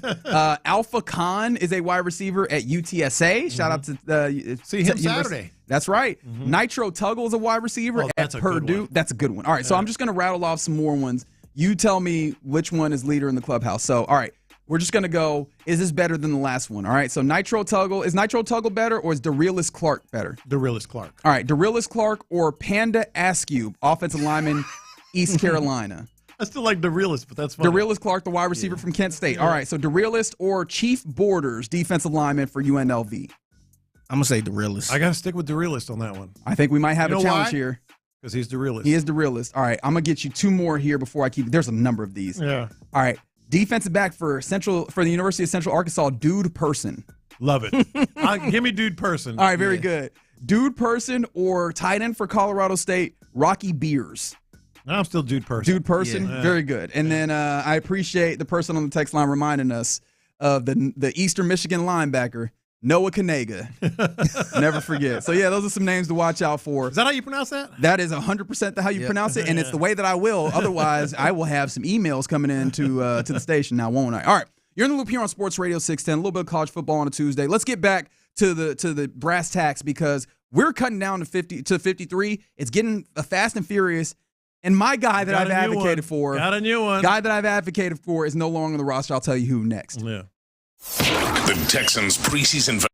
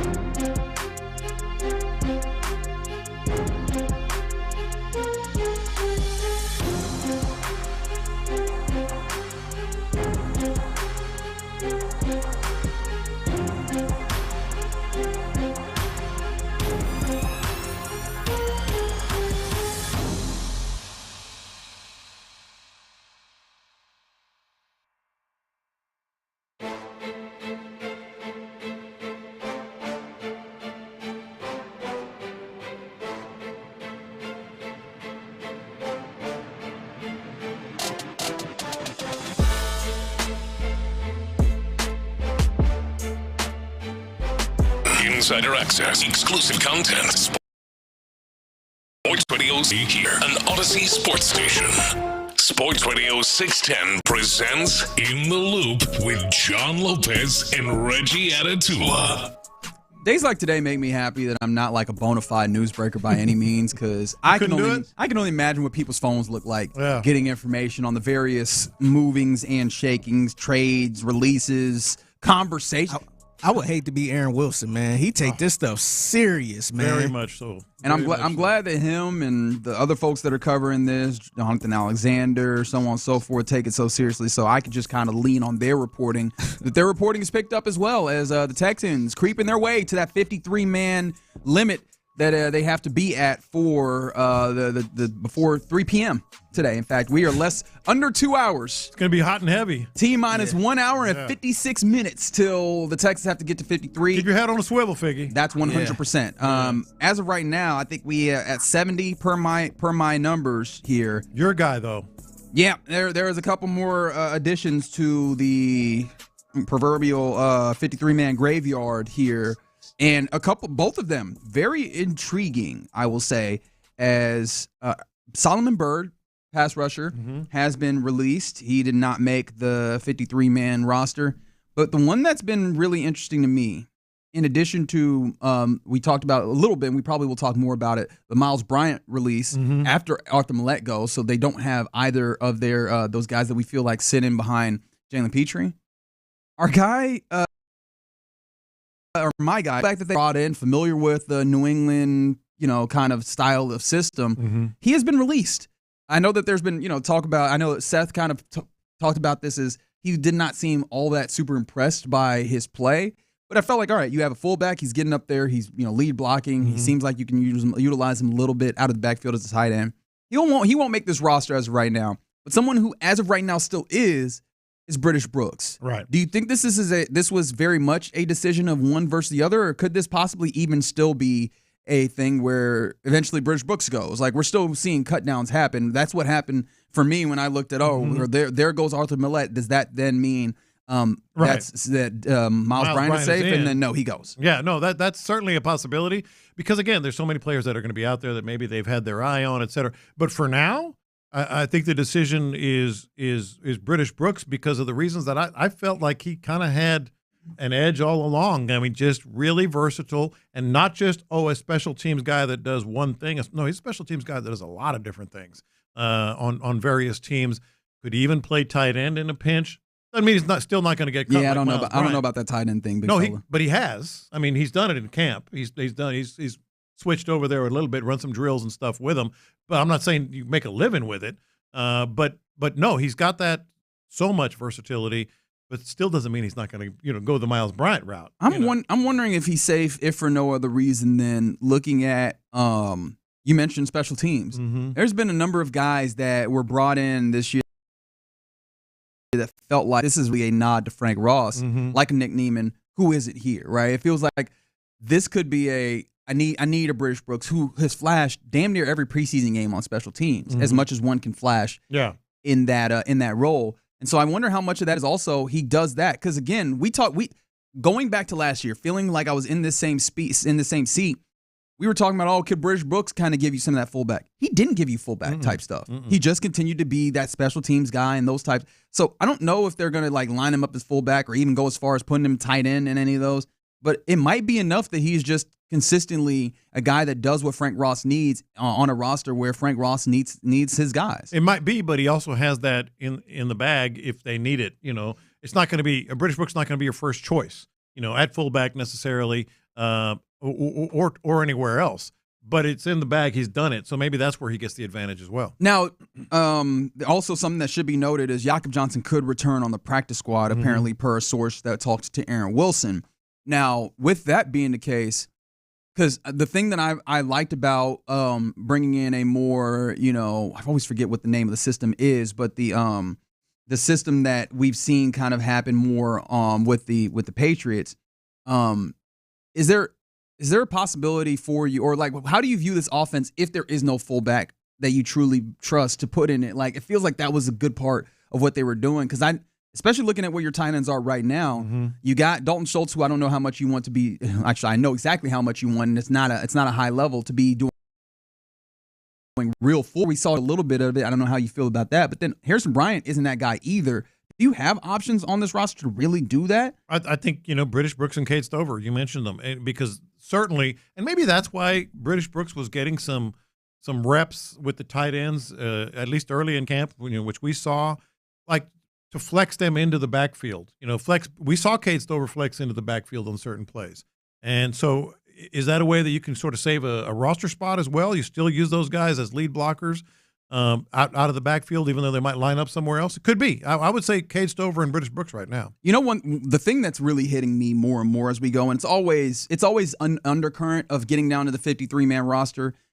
You know that the 53-man roster, as they get, at 3 p.m. today, is not going to be the 53-man roster that they see a majority of the season. It might not even be the 53-man roster by the time you get to week 1, as evidenced by Ian Rappaport making mention of the fact that Trent Brown is going to be on the practice squad, and once he's healthy, they expect him to make his way back to the 53-man roster. There's a decent amount of this where they might just kind of be moving and shaking, and then this thing looks a little bit more conventional maybe when this comes to – because, again, this is a place where you don't have a fullback right now. You still have British Brooks, but we'll see what that looks like as things continue to go. You don't have a guy who fits as a traditional backup to Jalen Petrie in that nickelback role that we know is super important in this defense, except for maybe Jimmy Ward, who I don't know if he's going to be ready for you to go. I definitely don't feel like he's ready for you to go week 1 or anytime very soon because of the legal issues that he's dealing with. Like, it feels like they're still taking here in the immediate future, even beyond 3 p.m. No, there is going to be. In fact, after 3 p.m. is when you start really getting more clarity on what everybody's doing. There could still be some moves, but no. Look, I think right now, and by the way, Aaron Wilson is tweeting that the trade of Cam Robinson is looking less likely at the moment, but they're still searching for trade partners. So there's still a lot going on here. That would make me feel a lot better. But again, and I'm sorry to harp on this because I know people are like, oh, this is so negative. Jakob Johnson going, we were talking about, obviously Joe Mixon not being available for the first 4 weeks, and depending on when he comes back, the bigger bodies and some of those things for affecting the run game. I'm not going to lie, it changes kind of, I'm side-eyeing a little bit what this offense is going in, especially because of how much is of the responsibility now falls squarely on CJ. And I know it's a good thing to have him and his talents be able to show up, but we got to remember, they're asking a tough thing of him. I don't think that he's incapable of it, but let's put that in perspective if you don't mind. Basically, what we're asking him to do is be Tom Brady, right? Like to a degree. Yes. To a degree. Yeah. I know that you're not asking him to be exactly who Tom Brady, but that's make the diagnoses and the things that Tom Brady did and the reasons why he was such an incredible player, because we know it wasn't like the arm or like the speed or anything. It was the brain. We want you to do those brain things, but also the thing that you have to remember is Tom Brady is doing that era that are similar. 03, 04, the early parts of his career. 20 years later, defenses are disguising those looks that he's making those reads on, and you're trying to have the ball come out quickly if you're passing the ball or make those decisions quickly. You're doing that against a defense that's not giving you those answers as early or as easily as Tom Brady was able to get them. And we already acknowledged that Tom Brady was really good at reading this. Yeah, and even 4 or 5 years ago, toward the end of Brady's career, made it so much more difficult. No, look, if you're banking on do what Tom Brady did, you're almost asking the impossible at this point in C.J. Stroud's career. But if you're asking him to just get us into the right place and get us started, in the right direction, I think he's shown some progress there. You just have to realize it's going to still take, and this is what kind of, I don't know, bothering me is the right word, but sort of getting my attention today. You still have to rely so much on the run game, and the Joe Mixon news is just kind of gnawing at me because what's that run game going to be? His life gets so much easier if you have that run game. And then again, with that run game, I like the notion of having that additional fullback, that additional big body to help clear some things open. And as of right now, Jakob Johnson not on the 53-man roster, and the dude that seems like he's best suited to do that is British Brooks, a guy that I don't know that I feel that confident operating just fully as a fullback. I know that other people feel differently, and that's fine. It just, the more and more this is kind of, I have questions, and ultimately it doesn't matter what our questions are. It matters what they're able to do on the field and how confident they are. But the 53-man cut down, it brings some things to light, and it's kind of it's intriguing to see. Eli Cox has been waived, the third center. I don't think that surprises anybody. He didn't feel like he was at all in the running to be on the 53-man roster, but we continue to cut down there. How do you feel about this from the 8-3-2? Because we were talking about like the backup nickel.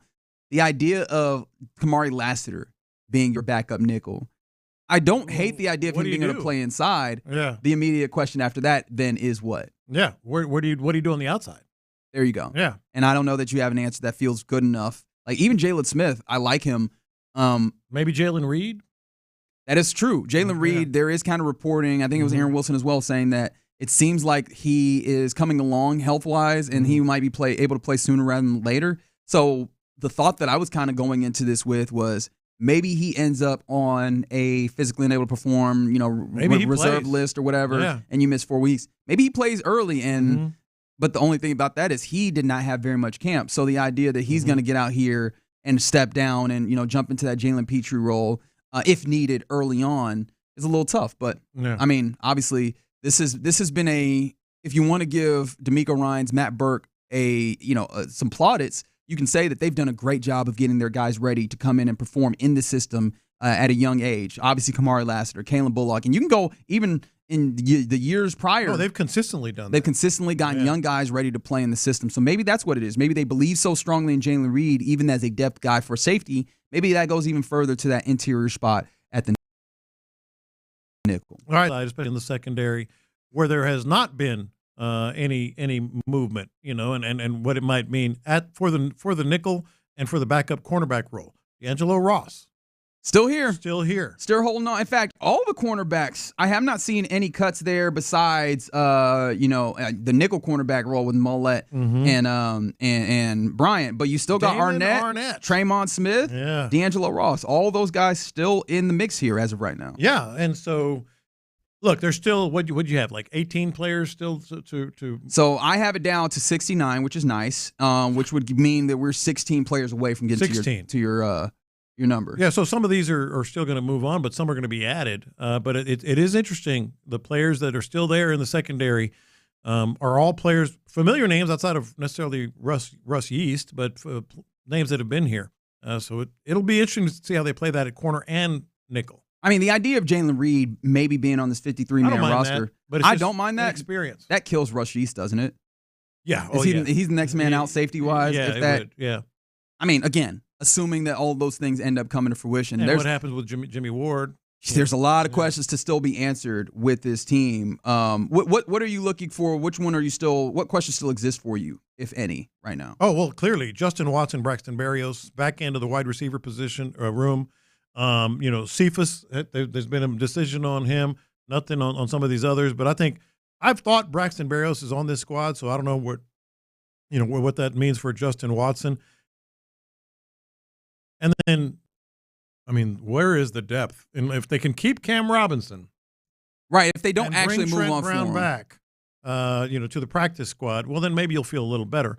But right now, the depth after the first 5 is not strong. No. And so, we're looking for it. We're watching all of these spaces. I imagine Graham Mertz is going to be one of those ones that they eventually try and see about getting on the practice squad. How many running backs they keep? Because as of right now, you are sitting with your complement of all the Woody Marks, Jawar Jordan. Has he been made? I don't think I saw him. He's still out there.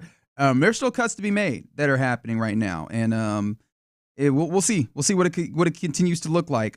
Did I miss the Tremont Smith here? Because I'm looking at Jonathan Alexander, and he's making note of the guys who he feels are locks between Derek Stingley, Lassiter, and Smith. Arthur Mollett and Miles Bryant being gone. He mentions D'Angelo Ross and Damon Arnett, and I'm like, did I miss somebody? So I don't know. And then the question I wanted to ask, actually, I'm glad this text came in. They said Henry To'o for Nickelback. Huh. How much do you think that this possibility of them not having those backup Nickelbacks, how much of that is a vote of confidence about the ability for them to play 3 linebackers and play base defense and have Christian Harris and maybe EJ Speed on the field to maybe do some coverage type things? Yeah, I don't know how much confidence I would have in that. I get Christian Harris and EJ Speed maybe would be better, but it's not as good as a a more sleek, cover guy like a nickelback would be.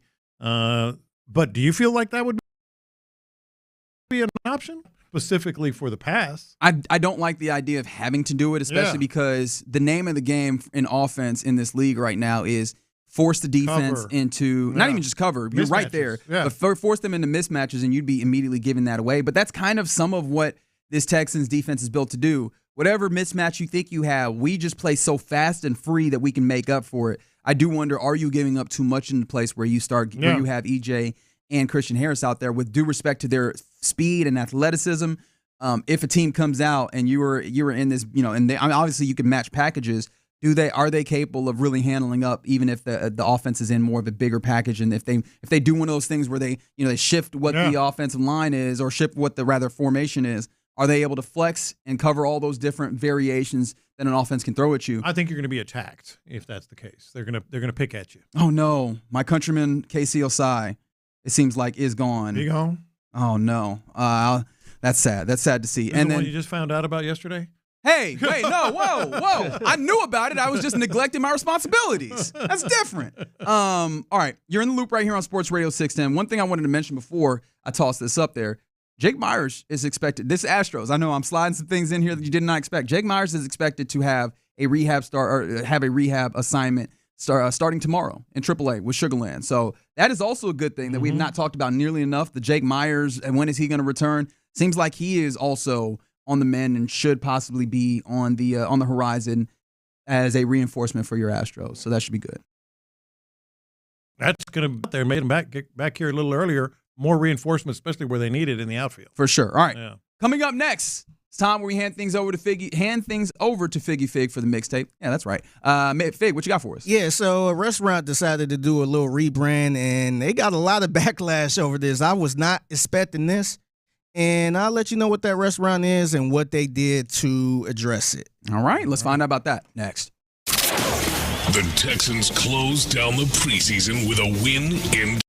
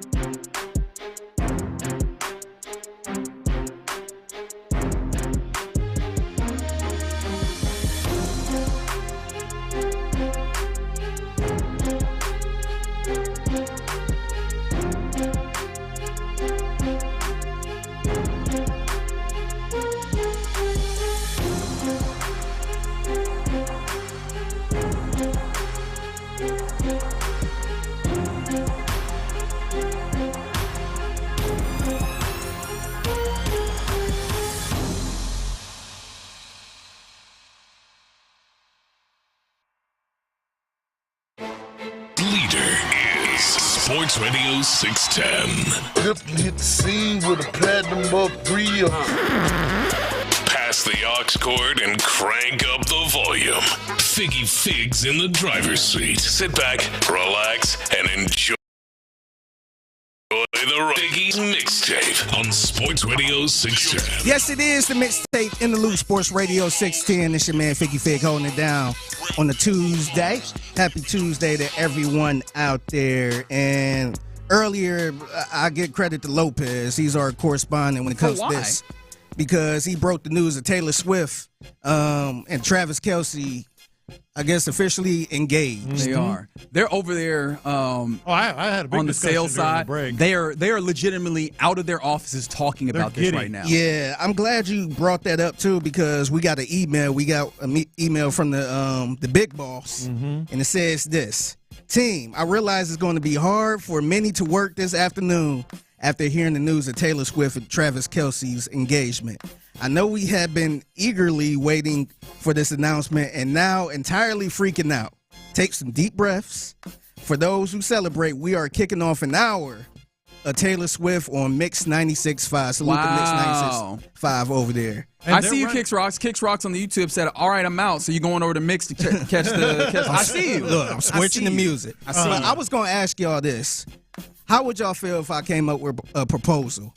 If we played nothing but Taylor Swift during the breaks, would you like to play that, do that, or listen to the regular commercial breaks featuring the law firm of Eric Dick? Give me T Swift. See, at first I'm still gonna go with the commercials because I like you getting can't do paid. Taylor Swift for. Give me T Swift. It's about three, maybe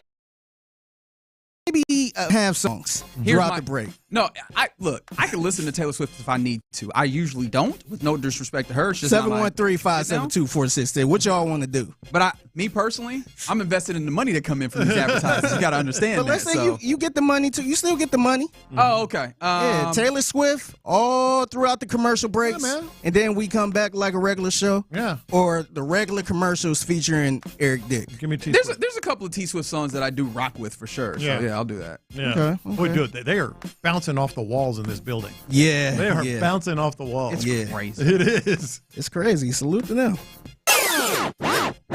All right, so I didn't even, speaking of bouncing off the walls, a lot of people have been bouncing off the walls over this, and I ain't really give a damn, if we want to be brutally honest. But Cracker Barrel decided to do a little rebrand with their logo. They took the dude off. Yeah. And the barrel. And the barrel. the barrel. They took the dude off. I think they're going to change up the insides, too. Maybe paint the walls white. They try to brighten it up a little bit. Apparently, a lot of people are very upset over this. Yeah. And they were so upset to the point Cracker Barrel had to make a statement. Oh, really? Yep. They released a statement over this. They said, I guess in a statement titled, "Our Promise to You." The company acknowledged the criticism and pledged to retain Uncle Herschel, who was the guy that was on. Oh, he had a name? Yeah, I didn't even know it was a real guy. I'm shocked he even got a name. But they pledged to retain Uncle Herschel's image on menus, road signs, and in-store display, but not on the new logo. And I guess if everybody is worried, I guess everything else going to stay the same. The food going to stay the same and all that stuff. They're not changing anything on the menu. But people was really upset about this. Me personally, I didn't really care. To me, the logo kind of reminded me of the Super Bowl graphic, the new Super Bowl graphic, where it was just kind of plain. But it seemed like that's where we going when it comes to branding. Someone said bring back the segregation thing. No, here's the thing is like the idea of like the country store vibe. I do understand that was part of the charm is the word that I'll use for Cracker Barrel. The thing about it is I think the people that were upset thought that it was a very much that, when in all reality, I think that this is less of that thought and more was just, hey, Cracker Barrel as a corporation, as a business, their target demographic was probably getting older and older, and they were like, how do we make this younger? Well, let's make this clean and fresh and modern and honestly modernize the building so that like the real estate becomes a lot easier because there's not a way if a Cracker Barrel has to close down for you to sell that to another. What other company goes into that Cracker Barrel and is able to be like, this is our store that fits nicely in this? So I think that they were doing that. They just happened to catch people that decided that they wanted to be mad. I didn't know a lot of people really like the logo that much. I don't know if they necesserily do. I think. Well, the new logo is very unimaginative and bland. But let's be honest. It is, but I don't think not enough for me to be upset about it. I think this is as simple as, oh, you're changing something? I hate it. This is like, especially big stores, big restaurants, rebranding is a huge risk. I don't care if it's Cracker Barrel or, Landry's or anything that, anytime you say we're making a change, the immediate reaction, the gut reaction is, oh no, I hate it. I think it's as simple as that. Oh yeah, we terrible. We hate change. Yeah. Somebody said lies. They changed the hash brown casserole. I can't speak to. I can't remember the last time I've been to Cracker Barrel, to be honest. Although I do have fond memories of the food. Yeah, he's right. That hash brown casserole is really good, man. Yeah, that's a go-to. It's been a while. I can't remember even. I remember being there, but not any specifics. Yeah. They probably what they need to change up is all that damn clutter when you walk in there, man. They are. Apparently. Well, I think that's people want that. People want that throwback feel of the clutter. Every time you go in there, excuse me. Excuse me. Yeah. You just all up in the way. A whole bunch of junk. It's like a hoarder. Yeah. Like a hoarder little house. Yeah. All right, it's the Mixtape in the Loop, Sports Radio 610. I kind of want to do something. Maybe I'll do this once in a while, but right now I want to play a clip for y'all, and I just want to get y'all live reaction to it. I'm not going to tell y'all what the clip is about or anything. I'm going to just play it, and just raise your hand if you want me to pause it, all right? We're going to start by taking a piece of Wagyu beef and putting it into a bunch of honey. $200 in steak, $300 in honey. Well, there's the pause. I was like, once I heard Wagyu beef, I was like, beef does not need anything. And I'm out.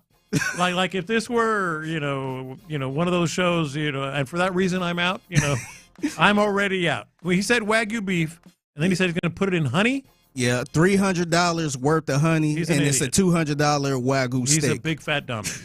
He's a big fat dummy. Stop it. I'm out right now. You can continue it for Reggie, but Wagyu, real Wagyu.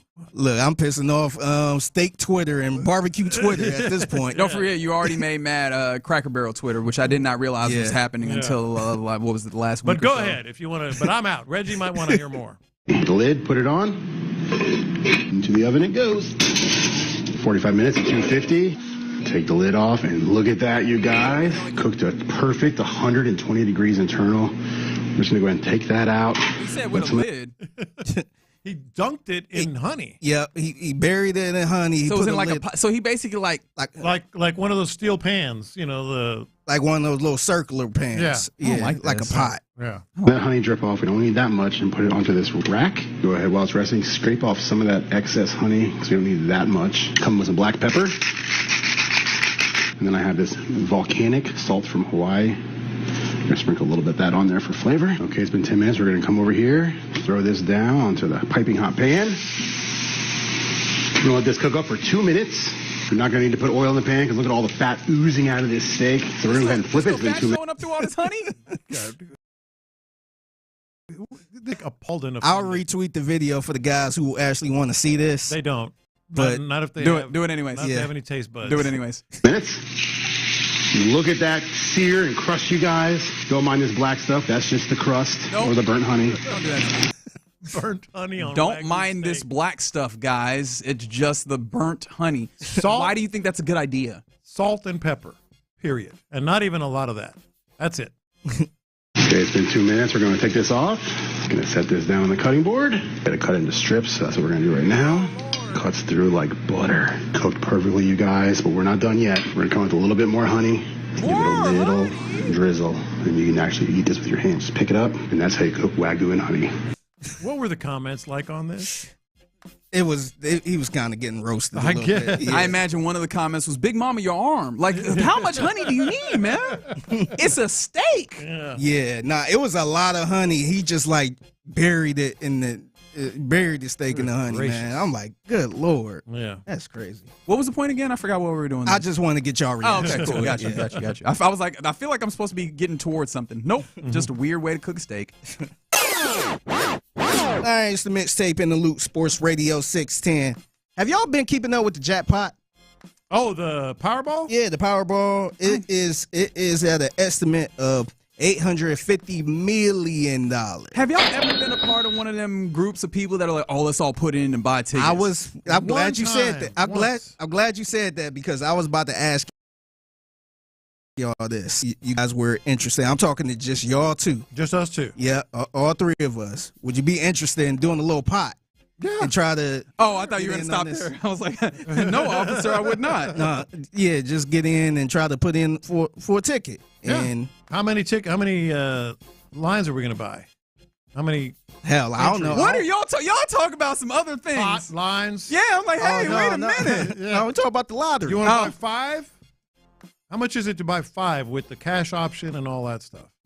Man, buddy, I don't know. I only play the lottery around this time when everybody hype it up. Yeah. Where I'm like, damn. I was talking to my wife this morning. She's like, I think we should play the lottery. Mm-hmm. So it kind of got me thinking, would y'all rather do a little pot like this or play separately because we're a little stingy? Nah, I'll share $850 million with you guys. I only need a couple million. Yeah. I don't play yeah, who going to hold the ticket? I'll hold the ticket. Don't trust him. Don't trust him. Sorry. That brother going to take a retirement early. Sorry.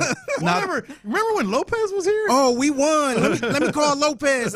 All of a sudden, man, it's been a while. Yeah, exactly. The number you have called has been discontinued.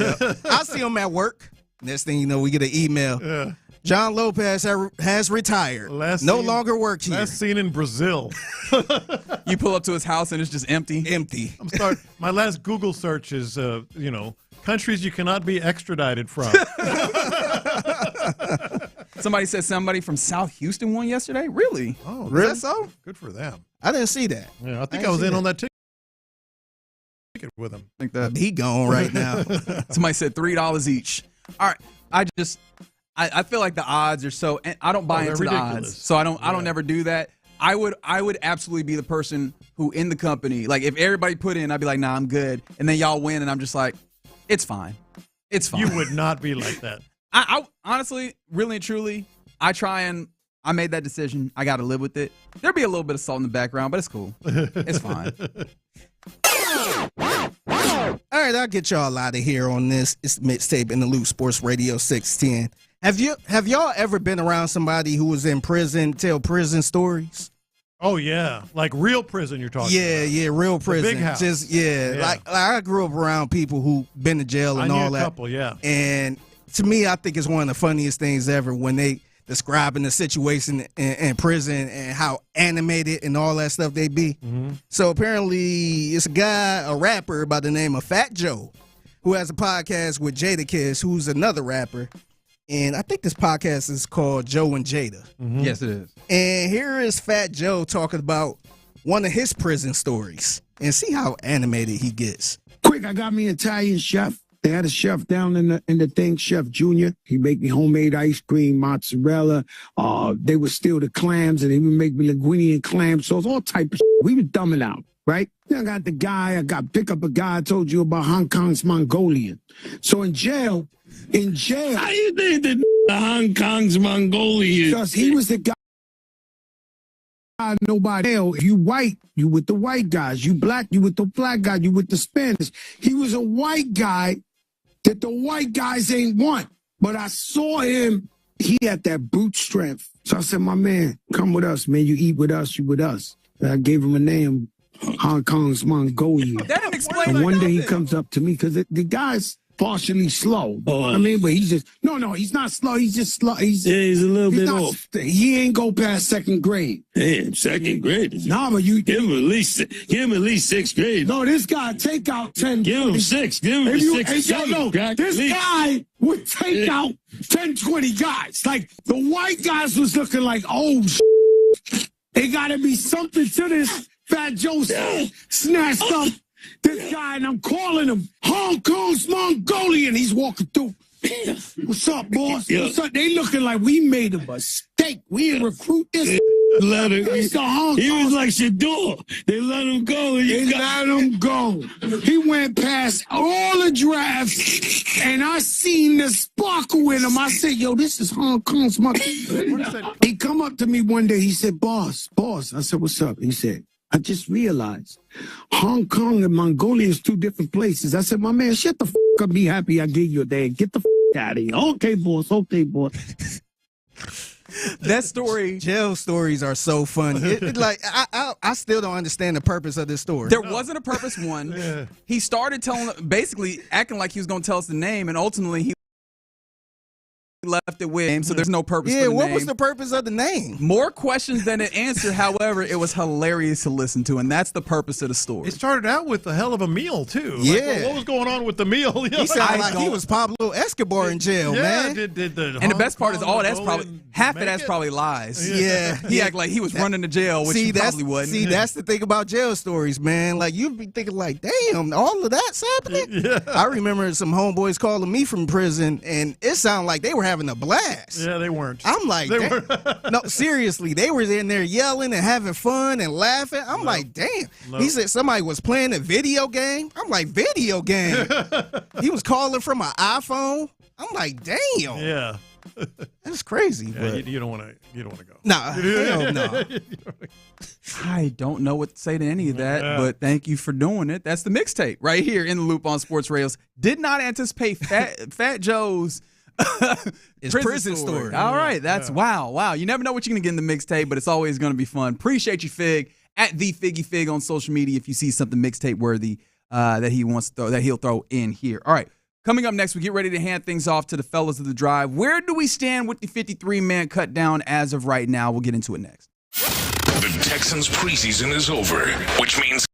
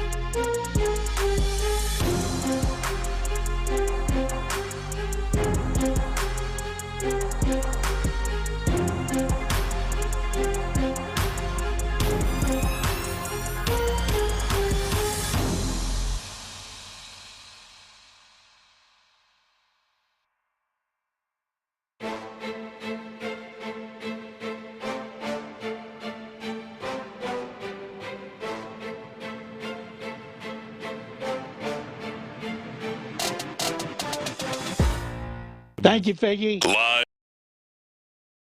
from the Mogos, Sports Radio 610 presents In the Loop with John Lopez and Reggie Atatula. I'm not going to lie. That was a mixtape that threw me all off my bearings. I'm still like, wait a minute.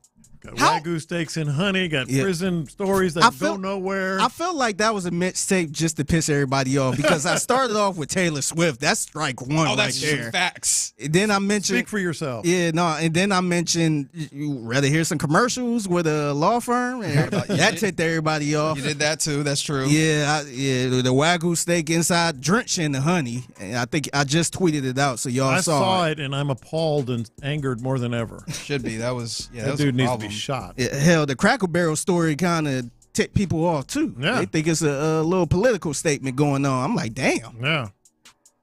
All right, I'm trying to make sure I'm keeping up with the 53-man cut down because if I keep rolling in my brain trying to figure out how much $300 of honey is, there's no way that what I saw in that video is $300. What kind of honeybees? It's got there's there's honey where that much will cost you $300. That better cure cancer, man. That's what I'm saying, bro. Like, it's got to clear up allergies and cure cancer and do quite a few things. But there's some things happening on the 53-man roster. Junior Tafuna has been cut, but more notably, Damon Arnett, and we've started seeing some cuts into that, more cuts into the defensive backfield, where Damon Arnett has now been released, as has Russ Yeast. I was mentioning, I think we're getting closer, especially with Jalen Reed,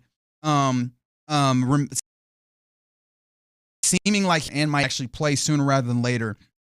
Early on in the season, I thought that was portended an end for Russ Yeast, and that is the case. So as of right now, if my numbers are correct, which is quite possibly that they're not, because I'm flying up and down trying to make sure I keep track with this with the tracker here. I think we're at 66 men, which means you're 13 away with some names that I think still are pretty easy cuts, at least in my mind, if not elsewhere. So where are we at in your mind? How are you looking at this? Oh, man, I'm looking at the secondary still, and nothing has changed, and the wide receiver room. So out right now in the secondary, the cornerback room includes Derek Stingley, obviously, Lassiter, obviously, and then Jalen Smith and D'Angelo Ross, and that's it. Did we see Tremont Smith get cut? I think Tremont Smith Tremont Smith is still here. And do you view Damon Arnett going as do you think that is at all saying something about Tremont Smith, or do you think that he's just kind of a placeholder until? I think that's just the latest one we heard that was reported. But I do think, obviously Jalen Smith is here. D'Angelo Ross seems to be one that, and I thought that last game kind of did him in, but he maybe he's still going to hang there. And then the wide receiver room, which we know the vast majority of we already heard Quintez Cephas has been released, and as Cornell Powell, doesn't matter really. He will be, I'm sure. No offense. So it's really Justin Watson and Braxton Berrios. Pick your poison there. Okay. Yeah. And according to Aaron Wilson and Braxton Berrios roster, according to sources that he's talked to, whatever that was worth. There's a lot of notable cuts that have happened elsewhere, and I'm trying to I've been so locked in on the Texans that I haven't checked a lot of stuff. But one of the things that popped up football-wise, the Saints apparently named a starting quarterback. Spencer Rattler is the starting quarterback there. I don't know. What would have been the answer? There's not an answer that they had that wasn't going to make you make that noise. Clearly tanking, man. Yeah. They absolutely. Somebody said they got my boy Jakob. They did get Jakob Johnson. I cannot wait to listen through the drive and hear where this roster ends up, because I still think that there's some Danico Autry still is very intriguing to me, because I think they could save money, and I think that they believe in Derek Barnett, Darrell Taylor, Dylan Horton. But I mean, this team, they lean on the guys that they trust. Like, that's shown up in the way that they've started kind of doing this 53-man roster. The guys that they believe in has still been able to remain for the most part. And I feel like, Danico Autry is absolutely one of those guys, right? No, D'Angelo Ross might be one of those guys, considering. D'Angelo Ross, but I think you're onto something with Danico Autry. Now, he's been reported as healthy, so who knows? I think that report is, hey, you're not going to have he's going to get stashed like some of the guys that we've seen be stashed with injured reserve, and we can make that decision later or whatever. And then the other one is Fatukasi and Togiai. Yeah, that one's still there. How that plays out. Somebody said if Ross is still on this team, it's favoritism. He's the only DB that has made no play practice. Yeah, that's the one where if he remains, and again, I think that he does a good job of like being around the play, but just the lack of plays being made, at least to my eye, feels like if that's the case, then I have even greater concerns than I had previously had about what the depth defensive back-wise is. There's nothing has hit you that makes you kind of look sideways about starters, though, right? Like, it feels like all the way across, you feel good about what this team would be starting-wise. We're just talking about how the depth ultimately lines up, right? Well, I mean, it depends on what you feel about the running back room with no Joe Mixon. That's the big story. Yeah. I like what I've seen from Nick Chubb, but, boy, as I keep going back to that number, 625 yards in the backfield last year.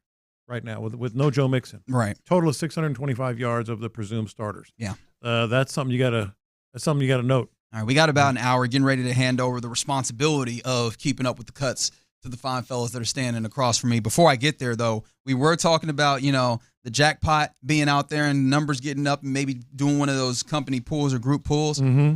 Who at 610 do you trust to hold the ticket? Me.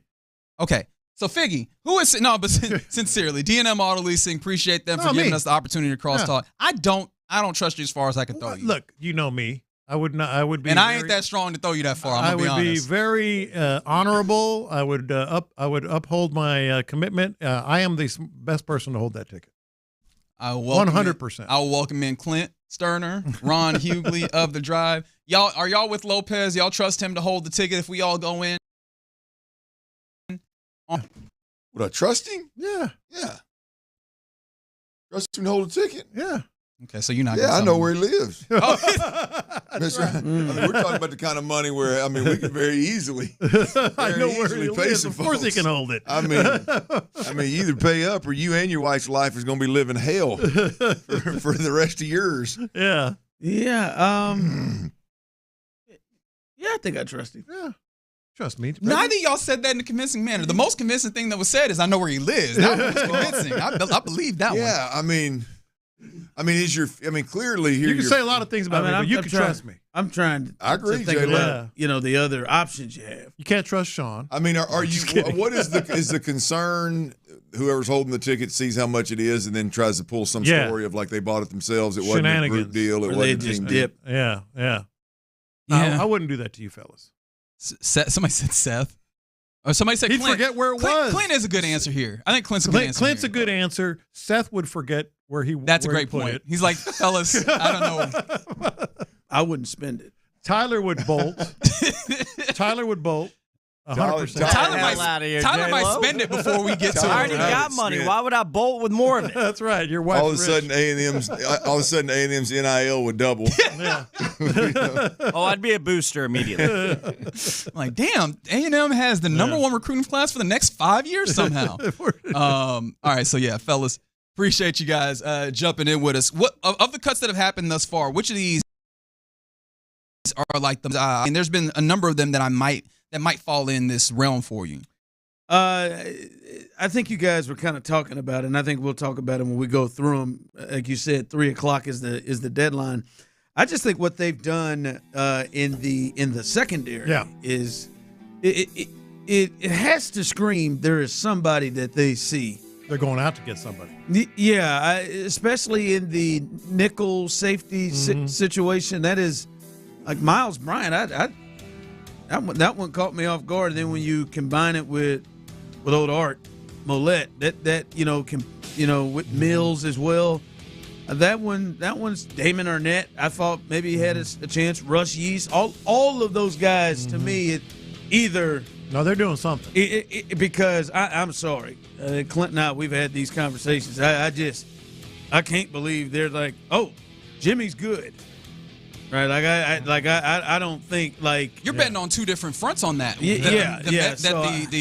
legal troubles will be handled properly, and then the medicals are still going to be good for you. Yeah, that's what I'm saying. So that can, because the way that if you would look at it and look at what they're doing, you would think, well, Jimmy Ward is a part of this, right? And I don't think that would be the case. So yeah, the secondary stuff is the one that has intrigued me the most. Yeah. Because everything else so far are maybe not, a little Trent Brown. No. Yeah. No, I don't. Yeah. I didn't know what to expect there, and they may still be dealing Cam, but what I heard was Trent back on the practice squad and potentially being an option down the road. There's probably some kind of, like you said, some kind of an agreement in place there with that. But he's coaching. The Cam Robinson thing reportedly being the trade being out there floated around doesn't surprise me, but it does. It is an attention grabber. Yeah. It's just because of teams don't typically trade starting caliber linemen, right? Like that's just. To pay a guy or offer have a guy $12 to $14 million contract. I know what is there 8.5 or 10.5 that they'd end up having to eat if they were to cut him. Obviously, trade him that doesn't happen. But I don't know, to make that move and that be the guy that's going to replace Laramie Tunsil, then draft a guy that is actually good enough to make you reconsider, and then find a trade partner that's willing to let you shake free of that contract, or at least some of that contract. The whole thing is just interesting to me. We didn't see him play. We didn't see him play one snap in a preseason. No. So the whole thing is fascinating, man. Yeah, that's been one thing. Listening to national kind of podcasts do their previews, listening to the way that they're viewing it versus inside the way that we've talked about it. It's just. It's going to be fun. It's going to be fun to get a feel. They hit that emergency break on that initial plan, didn't they? Plan A? What that football actually looks like. Damn that emergency break. Titus, no. I'm going to kick you back outside. Mm-hmm. Before I let you guys get off and running and really head through the final leg of our sprint to the 53-man roster cutdown, did y'all hear what Payne and Pendergast had going on with this mile run? So basically, every show having their representative who would have the fastest mile. Clint, did you take any offense to like the voting and where it's at? Because it seems like for the Payne and Pendergast it'd be Seth, it'd be me for In the Loop. It was not me. It'd be you. You would be the representative for the drive, and Sean Bijani would be the representative for Area 45. When it comes to the voting, 30% of the voters say that it'd be Seth, 30% say me, 17% say you, and 23% says Bijani. Say where I'm. Would have the fastest run a mile. Fastest mile. I mean, you can throw that damn chart away. Seth is number one? Yeah. Get the hell out of here. By the way, he believes you. He's with you. Too. He thinks that he thinks you're the guy. He thinks you've got I thought he had Sean Bijani. He had Bijani, but he said that he thinks you would beat him for sure. He said you should take some real umbrage. I would die trying. The want to factor has not been factored in by enough people. That is a good point. I would die trying. How are you feeling about your partner here, Ron? You think he's handling it? If you hit like how fast you think you could get a mile in right now? Oh, it's whether I would survive or not. You could pick him up and put him down, but could you go the whole 4 laps? Yeah. Are you under 8 minutes? No, I'm saying under 9 minutes? 8 would be my target. 8's fast. It is fast. 8 would be my target. Yeah. You think you're beating Bijani? 1 mile, just 1 mile, just go. 1 mile. Yeah. We're getting 1 minute, 1 mile in rather. But Johnny's the one that, because Seth I can get just out of sheer size. I think it'll hurt him to keep up. Body type. The same way that it would hurt me to keep up with you or hurt me to keep up.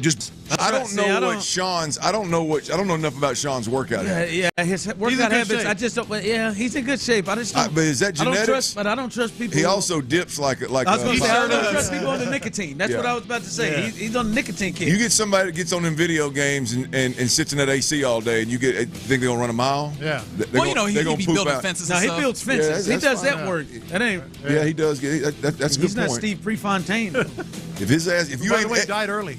If you ain't exercising outside right now, I got your ass. Okay, point blank. I just wanted that in the sun. That's all I wanted. And if you're a former D lineman, I think I got you. There you go. Damn. You're only 10 pounds apart, I heard this morning. That's right. You're only 10 pounds lighter. But for 40 plus years, he carried around 300. I'm excited to let you guys get off and running. You're listening to KLTAM, KLTFM, HD2 Houston, Odyssey Sports Station. As long as I do that, we can keep chatting. Are you kidding me? Seth Payne had the highest? Get the hell out of here. He said, but he did not believe that he should have been the highest. That's the listenership. Well, I'm not blaming it on him. I'm blaming it on them silly Well, you know what? I'm going to get out your way and let you talk to him, all right? You're listening to, like I said, KLTAM, KLTFM, HD2 Houston, Odyssey Sports Station. And right now, The Drive is live. All right, The Drive is live. Text line, Ron got out of there quick. before they mention him running a mile. I won't be last. Who you beat? I won't be last or second. You're going to trip last. somebody, huh? Who you beat? I'm telling you, man. I Lopez, get it. See, Ron. I get out. That look was that face. Ron's got some juice to him. Face. Is it on camera? that face. I don't know. See, I tell you, disrespectful. No, I ran for about 25 years. I used to love running, but then I stopped because of my knees and my back. So I kick your ass. Okay, I still get out there. I still get out 4 times a week out there.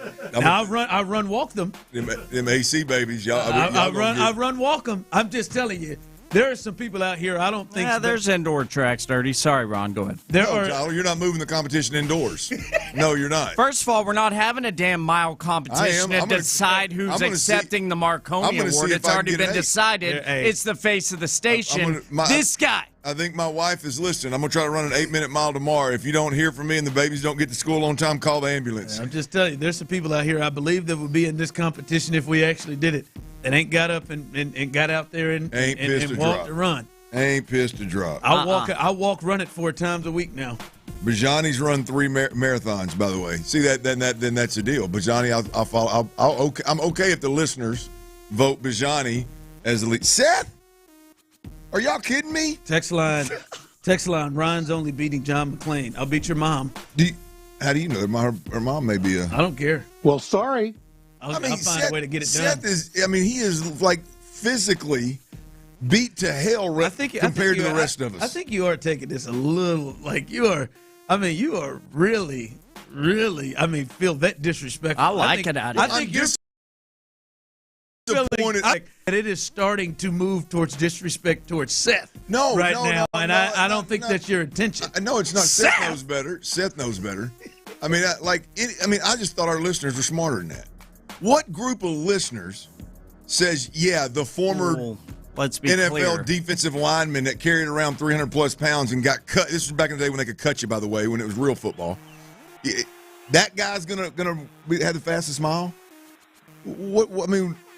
They lopped it off when I was 17. Yeah, see that guy. The hell y'all talking about?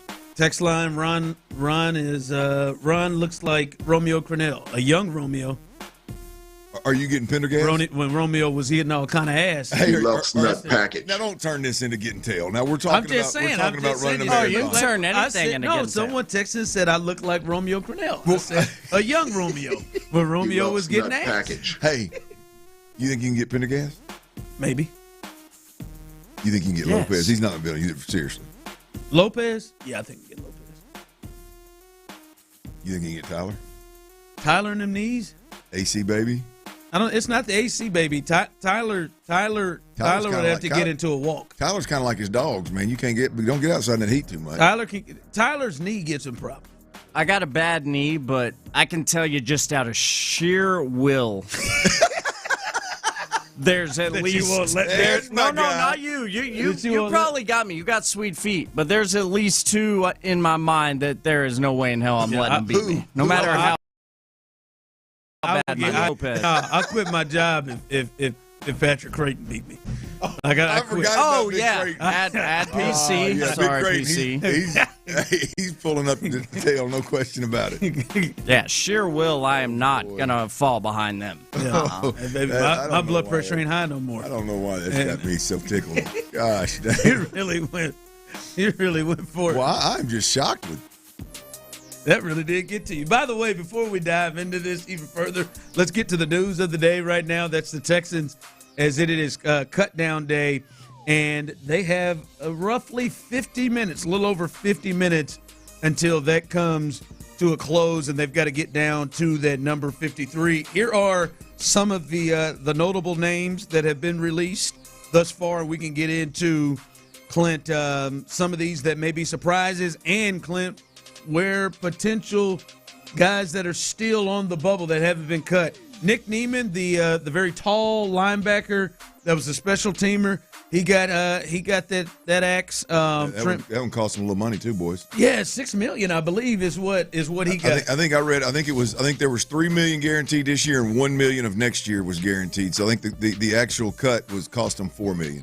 And so that when I look at that, and I'm like, hey man, I ain't afraid to take that. Justin Watson, look out. Trip Brown, another one of the names. We haven't seen him from his injury yet. Miles Bryant, that's one that maybe at least a minor surprise to some. Damon Arnett Jr. Had a pretty good camp. Russ Yeast, a bit of a surprise. Somebody that D'Amico talked about. I wouldn't not a surprise, but one that I think fits into the category where I thought there was a real chance that he could make it. Irv Smith likely going on IR, so that means Harrison Bryant is probably pretty safe to be the third tight end. Jalen Mills, who they brought over at the safety spot, he's gone. Keaton Slovis, the quarterback, out of here. And then this guy who for some reason just many of you all fell in love with him, and I just never got it. And I'll be honest, I never really gave a lot of conversation. I saw it up and down the text line, and that is old Ladarius Henderson. He has been cut. I mean, that's Casario did that. Nick Casario came on Payne and Pendergast and like singled him out. Boy, talk about his body had a great offseason, man. Body change, worked out. Bad all that. He had us all, yeah. And on the back end of a terrible season, protecting your quarterback, goes in about Ladarius Henderson. Yeah. D'Angelo Ross, Jakob Johnson, the old fullback, he was released. Gerard Jordan also hit that as well. Arthur Mollett, who also in that secondary, was released. So those are the guys thus far. They still need to make some more moves to get down to that number 53 to get their final roster clean. Any of those jump out to you? Well, I think there's a couple of things, not necessarily particular guys specifically. I think when you look in this secondary, like you talked about, there were a lot of guys that could potentially could have made in G. Ward, who's been arrested twice and has court cases pending. And you got C.J. Gardner-Johnson, who's been injured, and everybody that was there thought it was going to be a season-ending injury. And so it was a rough one, but it looks like he's going to come back at some point in time. Those two injuries, and then all of a sudden you've got out of that secondary, you mentioned Miles Bryant, you mentioned Russ Yeast, you mentioned Jalen Mills, Arthur Mollett. All of these guys that got released were all going to at least some way figure into kind of how they soften the blow of the injury and the off the field issues, legal issues of Jimmy Ward, and none of those guys have made the team out of the gate here. So it makes you think that potentially they could have their eyes set on somebody that's being released or maybe a potential trade that's going to bring in some help. One of my questions yesterday, Ron, on our show, was instead of trying to figure out how many guys are on the 53-man roster, just like one of the questions that the Texans are going to have to answer is, what do you do at safety with the legal issues and the injury? Who picks up the slack other than MJ Stewart? Right? How do you maneuver your cornerbacks and your nickel defenders and your safeties? How do you maneuver? How do you massage those three positions to make it all make sense, at least for a month?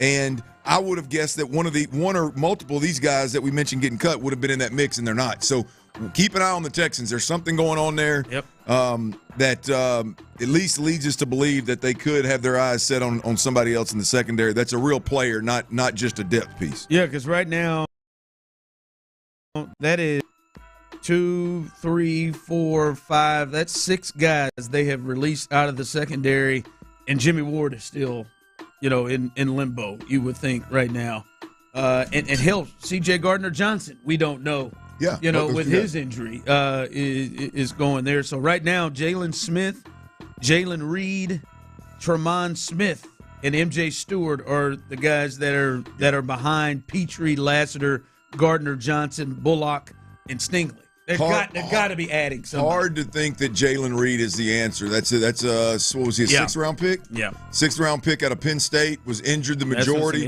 He was really good the first week of camp, but then got injured. Hard to think that his health and him returning has anything to do with what the Texans plan on doing in the secondary at that safety position. To me, this has to be either a Petrie move, right? You're going to move Petrie back to safety, and you're going to Tremont Smith and Jalen Smith and those guys and Kamari Lassiter are going to be the corners and the nickel defender kind of thing, or there's somebody out there that's they're going to trade for, or somebody that's getting cut loose they think highly of they're going to bring in. That safety position is one to keep an eye on still, next hour at least. Any guys that you're looking at right now that haven't been announced as cuts that this is going to be an interesting 45 minutes for those guys. Well, they got to do something with that linebacker position. I mean, I think you got to, and I'm talking. There's 2 or 3 or 4 guys that I think a couple of them are going to have to be cut, and unless you can make a trade, unless you can package them up and make some Pierce. Obviously, at that running back position, what are they going to do there with Damian Pierce, and then the veterans? Cam Robinson is still hanging out there. The word on the street is they could trade rumors there. They're floating trades with him. Danico Autry again. They got options there of leaving him on some kind of PUP list or cutting him and saving some money. So yeah, I think there's the next 45 minutes. I think is going to be pretty telling for the Texans, and there could be some significant names. I would say some notable names moving out, and maybe 1 or 2 moving in. That defensive line room too. That's one to watch. You talked about Danico Autry. Is there a wonder? Will something happen there via trade? Foley Fatukasi.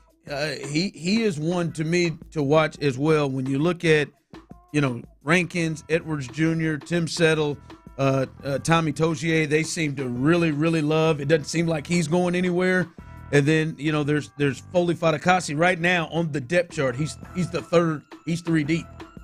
And you wonder, and hell, I think his contract might have been less than what they gave Neiman. So that's to me also one to watch in that room if they carry all the boy. If they, I don't know the contract, but if they cut Foley and keep Togai, boy. If they what? If they cut Foley and keep Tommy Togai, or however they say his name, they love him, man. I know they like him, but he ain't even on the same. He ain't even. I mean, that ain't even. Well, that'd be. They have talked about him. I just don't think he's going anywhere. They've talked about him. Oh, they like him. Ain't no doubt about they like him. Yeah, the head coach repeatedly gave him the nickname. Hell, Jerry liked me too. Game time, cut bait, bro. Jerry, when he was playing, he didn't call me Mr. Consistency though. To be fair, Jerry wasn't also Bill Parcells.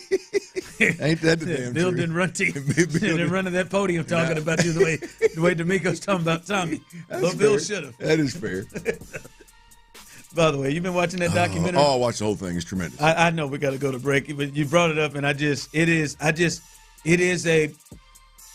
one of the most amazing stories in American history that Michael Irvin is alive or not in jail no right question. now. I don't. I mean, and I'm telling you, we only know a few of these stories. There's got to be other ones.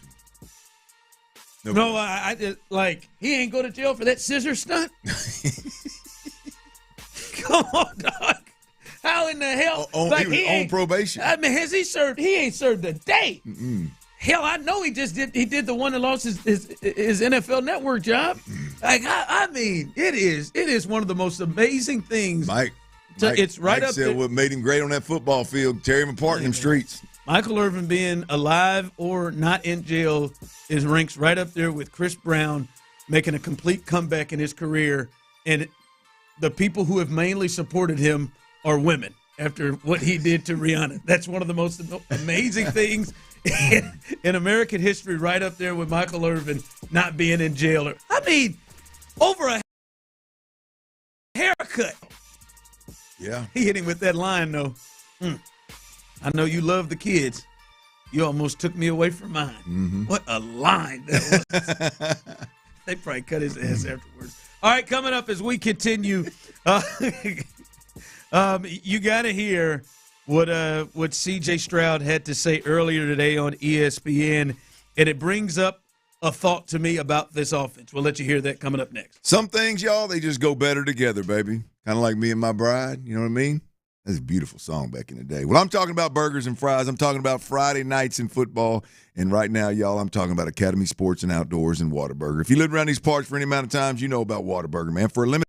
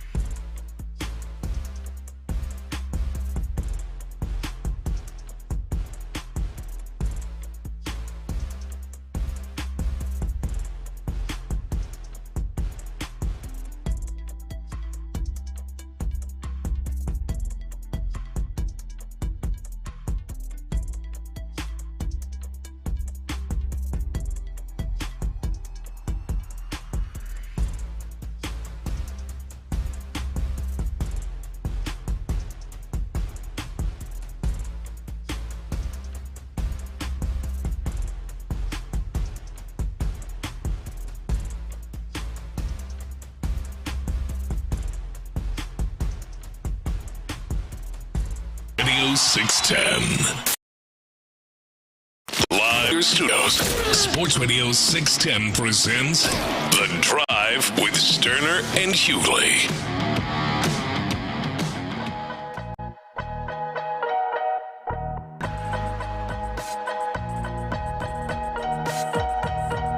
All right, as we are keeping you abreast of the situation, just over 30 minutes until the deadline in which NFL teams have to get down to that 53 number on their roster. And the latest cut is D'Angelo Ross for the Texans. That means in that secondary, Clint, D'Angelo Ross, Damon Arnett Jr., Miles Bryant, Arthur Mollett, they are all being released by the Texans, and they are moving on with those members of the secondary. So that's a lot there in that secondary. So we'll see the moves that they will make to get down to those numbers. All right, we will keep you updated. As said, 3 o'clock, that is the deadline. All right, Clint, C.J. Stroud, he went on First Take today and was talking about the new offense, the new offense he will be leading into this season. Here's his thoughts on the changes made. I feel great. I think we brought in a lot of great pieces. Of course, we know we brought in a rookie who is hungry, who wants to get better, is doing great in camp. Titus is back at tackle. He looks great. So we got a lot of good pieces, man, and versatile. We're young. We have a new scheme. I think that had to do a lot of it. That had to do a lot with it last year. Was like, we got to be able to get rid of the ball, move the pocket, like help those guys out. Everything can't just be drop back pass. It can be play action. So that's running the ball. So there's ways we can help those guys out. And by me, I got to do a better job of getting the ball out when it's necessary. So it's not just on them, it's on me as well. So I think we're doing a great job by setting that foundation in camp. And I'm excited, man. Our O-line looks great. All right, this did bring up a thought that I do want to get into here in a bit. But your thoughts of hearing CJ kind of express the differences, and as he talked about a new scheme, and he went into a little detail on some of the changes he needs to make and the offense needs to make. Yeah, just one more time, what I want to hear from my quarterback if I'm D'Amico Ryans, and what I want to hear as a Texans fan is I want to hear the quarterback talking about we've got to help those guys, because nothing can be more true about fixing the Houston Texans pass protection. Nothing can be quicker. Nothing can be more sudden. Nothing can have a more lasting impact. Nothing can be more related to winning than your quarterback understanding that he has to help those guys up front. And I love the way that it seems like every time C.J. Stroud is asked about his offensive line, he goes immediately to, we got to help those guys. They call it scheming, the quarterback play, getting the ball out of his hands. We got to help those guys. And so first and foremost, that is the most important thing I hear in that cut is he's taking the ownership and he's taking the accountability and he's letting everybody know that, hey man, a big piece of this is me. And I've been screaming this from the mountaintops all year last year, and the best version of C.J. Stroud is when he understands he's got to protect his offensive line. That's the best version of C.J. Stroud. And with this defense, if you get that version of C.J. Stroud with this defense, you're going to win a lot of football games. 713-572-4610. You can jump in on this thought, Clint. You can give your thoughts first. We've talked about a lot of things. We've now seen an entire training camp with OTAs, mandatory minicamp, 3 different preseason games. We've watched Nick Caley a good amount here leading into the first game of the season. What are your biggest questions for the Texans offense right now? What are your biggest questions? It can be very specific. It can be broad. What are your biggest questions about the Texans offense? Well, I think the same 2 things that we talked about leading up to the draft, leading up to free agency. I think the same 2 things are still the question marks, the concerns, the potential pain points for this offense, right? It's offensive line play, particularly interior offensive line play. Can Jake Andrews, who was released by the New England Patriots, was on the streets and the Texans grabbed him, and literally gave him the Kamari Lassiter treatment. Named him starter right away, and he's been running starter. He's been to the rotation and said he's been the starter from jump. Can you find a guy in that manner and that guy come in and be the answer to fixing your O-line problems? Because the center's got to communicate damn near as much as a quarterback does. And your right guard couldn't get ran up out of Minnesota any quicker after they drafted him early and gave him multiple opportunities. And you bring him in here, and he ends up being your starting right guard. Look, I think it was clear Laken Tomlinson was the guard they brought in to plug and play and be a starter. And he's there. But somehow Ed Ingram has found his way in a starting. It appears to be in a starting lineup at the right guard position. Do those two guys work out? The question marks are still interior offensive line. Then you go to the wide receiver position. Xavier Hutchinson, while I think he earned it, he's a good player, and I love the chemistry. I love the approach to his game. You still have a 3 through 5, let's call it, wide receiver question mark. Is Xavier Hutchinson really a guy that can give you big minutes throughout a season and produce, right? Is Noel and Higgins, the two rookies out of Iowa State, yeah, they got roster spots. Yeah, they're secure. Can they play at the NFL level and make plays here like they did at Iowa State? Big 12. Yeah. We'll see. So to me, it's still the same top two questions we had going into the draft, same top two questions we had going into free agency are the same two kind of pain points going into the season that we got to wait and see, and that's interior offensive line play and depth at the wide receiver position. Yeah, I think my one big question kind of involved, because I do think those are good questions to have, and I see some people kind of echoing that or here on the text line. I think for me, Clint, I think most people should feel better about the offensive line now. Doesn't mean that they're going to, when the regular season starts, when they get to the Rams, that they are going to really, really show improvements. But I think right now you've got to feel better about the offensive line going into the season and a lot of things. I think for me, my biggest question is Clint, they probably won't have to do this much with their defense. But can they go out and put up a big number on the scoreboard if they have to? Can they go out and can this team go out and get 30 if they need to? If there's a game, Clint, of which the defense is, there's some really good offenses in this league and they've got some on their schedule, right? They play Buffalo, they play Baltimore, they play potentially. We'll see what San Francisco does, who's traditionally been a good offense. They play some good offenses. If they have to go get 30, are they gonna be explosive enough to go and do that? That is a question to me. If they get into a game, will they be able to do it like they did a couple of years ago with the Buccaneers, or like they did a couple of years ago with the Bengals, where they had to go and CJ had to go and put up 30 plus in a game? I do wonder if they have that type of firepower moving for its offense, the way it seems right now. Well, look, I think that is a fair question. My only response is that this team is going to be geared around them not having to. No, I know. I said they probably won't have to do it that often, but Clint, I'm betting there's going to be at least one or two times this year that they're going to have to score. Oh, sure, there is. You know what I mean? There always is. Yeah. They're going to have to score, and I wonder if Darren said we're getting 50 on the Ravens. That might be it. Ooh.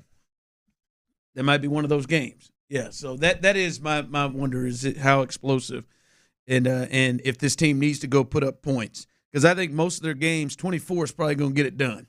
But maybe there's a couple that they gotta really score. All right, two big stories from the Astros and the Texans that I want to jump into, that we should have a resolution on both of those coming up in the next hour. We'll discuss that coming up next. All right, y'all. Daisy, French onion.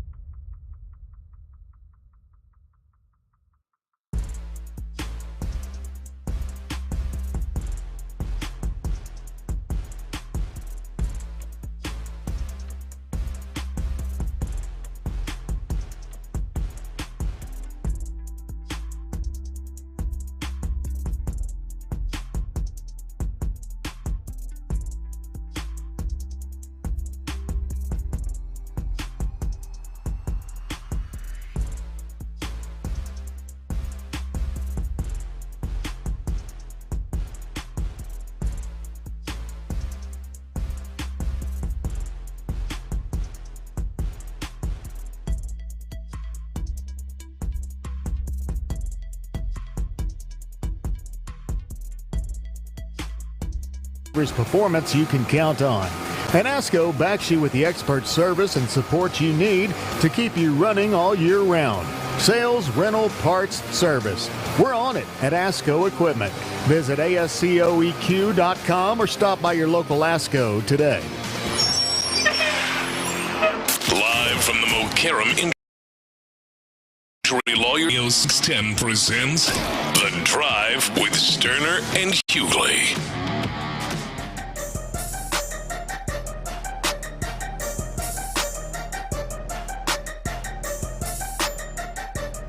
All right, just under 20 minutes remaining on the 3 o'clock deadline where all NFL teams, including the Texans, had to get down to a 53-man roster. And we are noting any other guys that have been cut. They still have to get down, right, Tyler? I think they've got about 6 or 7 guys they still need. Yeah, right in that neighborhood somewhere in around 6, yeah. And I'll be honest, I wouldn't be surprised if it's a little bit more because, as we said early, they've really kind of cut down a lot in that secondary with the injuries and legal situation with Jimmy Ward and C.J. Gardner-Johnson. So they may need to get a little further down, Tyler, so they can potentially add somebody else that's out there if that's what the plan is. You would think. Yeah, from another squad. The Browns placed Deshaun Watson on the physically unable to perform list if anybody's scoring at home. Yeah, so we'll keep you updated on that. From Kick Rocks on YouTube and Twitch, if Stroud and Collins are playing, they are capable. That's kind of a silly question. Any NFL team should be able held Titans put 30 up on us last year. It's a silly question if you have your complete Texans glasses on. You know what the hell I'm talking about. And there's going to be games where your defense, especially against better teams, aren't going to be able to just hold teams down, and you got to put up points. Pump sling it. Right? The Chiefs last year had a great defense. Buffalo scored 31 on them. They had to score 34. Right? Hey, the Eagles scored a whole bunch of points on them, and they couldn't score enough points on them. Our game, you know what the hell I'm talking about, Kick Rocks. You know football. All right? Now, stop just trying to do whatever the hell it is you're trying to do. Well, they're going to spend a lot of time and have spent a lot of time on building this, what I believe is going to be defense, run the football, be smart at the quarterback position, don't turn it over. Yep. Let the other team lose instead of you go out and try to win every damn possession. And that brand of football throughout a season can win a lot of games. I think it can get you back to 10 wins. I think it can probably get you back to the second round of the playoffs. But there's going to be a couple of games in the regular season, and there's damn sure going to be one, if not more, in the playoffs. Hopefully more. But there's going to be one, if not more, in the playoffs where, hey, man, your defense gave up 14 in the first quarter. I don't know what happened. Hey, maybe your offense put your defense in a bad spot, and you get behind, you dig a hole. And you know it's going to take, 28 or 35 to win this thing. And I think it's a fair question to say the way that the Texans are built and the way that they've kind of gone about putting this thing together, shift gears at a moment's notice and go, hey, man, we got to get real aggressive, and this is just flat out going to be a shootout. Do they have that ability? It's not just to say that they can't. It's just, do they have that ability with, again, 2 rookies out of Iowa State as your 3rd and 4th wide receiver, with continued questions about your offensive line's ability to protect, your best running back injured. We don't know what version of Dalton Schultz we're going to get this year. Can we protect? Can he create separation? Can he catch the ball? I think it's a very, very fair question, not only based off what we saw last year, but also just simply how this organization appears to be being wired this year. Yeah, I think most, as I said before, most games, Clint, 24 is probably going to get it done for them. But they're like, Kyle Shanahan's is really, really good, and he's got some players for the Niners. That might be a game where your defense just doesn't smother teams, right? The Ravens have a lot of parts on their defense, on their offense. right? The Texans had a good offense last year. They gave up 31 points, and they took their foot off the gas in that game against the Ravens. Andy Reid's pretty good. You got to there are going to be some games where your offense is going to have to keep up with some of those. Yeah. And I think it's a fair question. To all right. the Stars. A couple of other things here today to look for. Obviously, we understand here in about 13 minutes and may get cut down. Clint, I'm looking. Tyler, Cheryl will be looking. This could be a Yordan day. You would think that Tyler's crossing his fingers. If you're on YouTube and Twitch, can see this may be a Yordan day. By the way, real quick, and you can think about this, and we can touch this a little later. Who do you think is going to be affected the most with Yordan entering the lineup again? Who do you think is people with seats in the Crawford boxes? Usually pulls it, but I hear you. Yeah, that's fair. I'm an idiot. Someone said, whoever's sitting in front of him and behind him. Yes, that's probably it. Altuve probably, I would think, is going to be the person that hits, in front of him. You think? I think it's Correa. Or Correa, Altuve or Correa. We'll see where they've been having him hitting third, Altuve, so we'll see where he goes. But really, anybody in front of him, those guys are always going to see better pitches with him lurking. I think Christian Walker is somebody, if they elect to hit him behind him, like I think was the initial plan, will have a lot of runners on base in front of him the same way Jose Abreu did when Yordan was back in there. So there are multiple guys. I'd say Christian Walker, I think, a lot to constantly have guys, and they're not going to fool with him, and he's going to have chances to do some damage with guys on base. I'm gonna go. Carlos Altuve, Correa, and then. You think they switch Altuve and you think Correa? Well, I think Yordan goes in that 4-hole instead of the 3-hole. Remember, because it was Yordan in 3-hole. Hell, he was at second there. I guess he moved. That was spotted. He moves around, doesn't he? But I'm going to go with Correa, and but boy, you take your pick, man. It's a beautiful. It's going to be a beautiful sight. But I know Yordan Alvarez back in the lineup and Hunter Brown on the bump. Boy, that's a get home and we ain't watching WildStar, whoever it is Liv likes to watch tonight. WildStar? The old unicorn, man. The old magical unicorn academy. We ain't watching that tonight. We're watching them Stros, baby.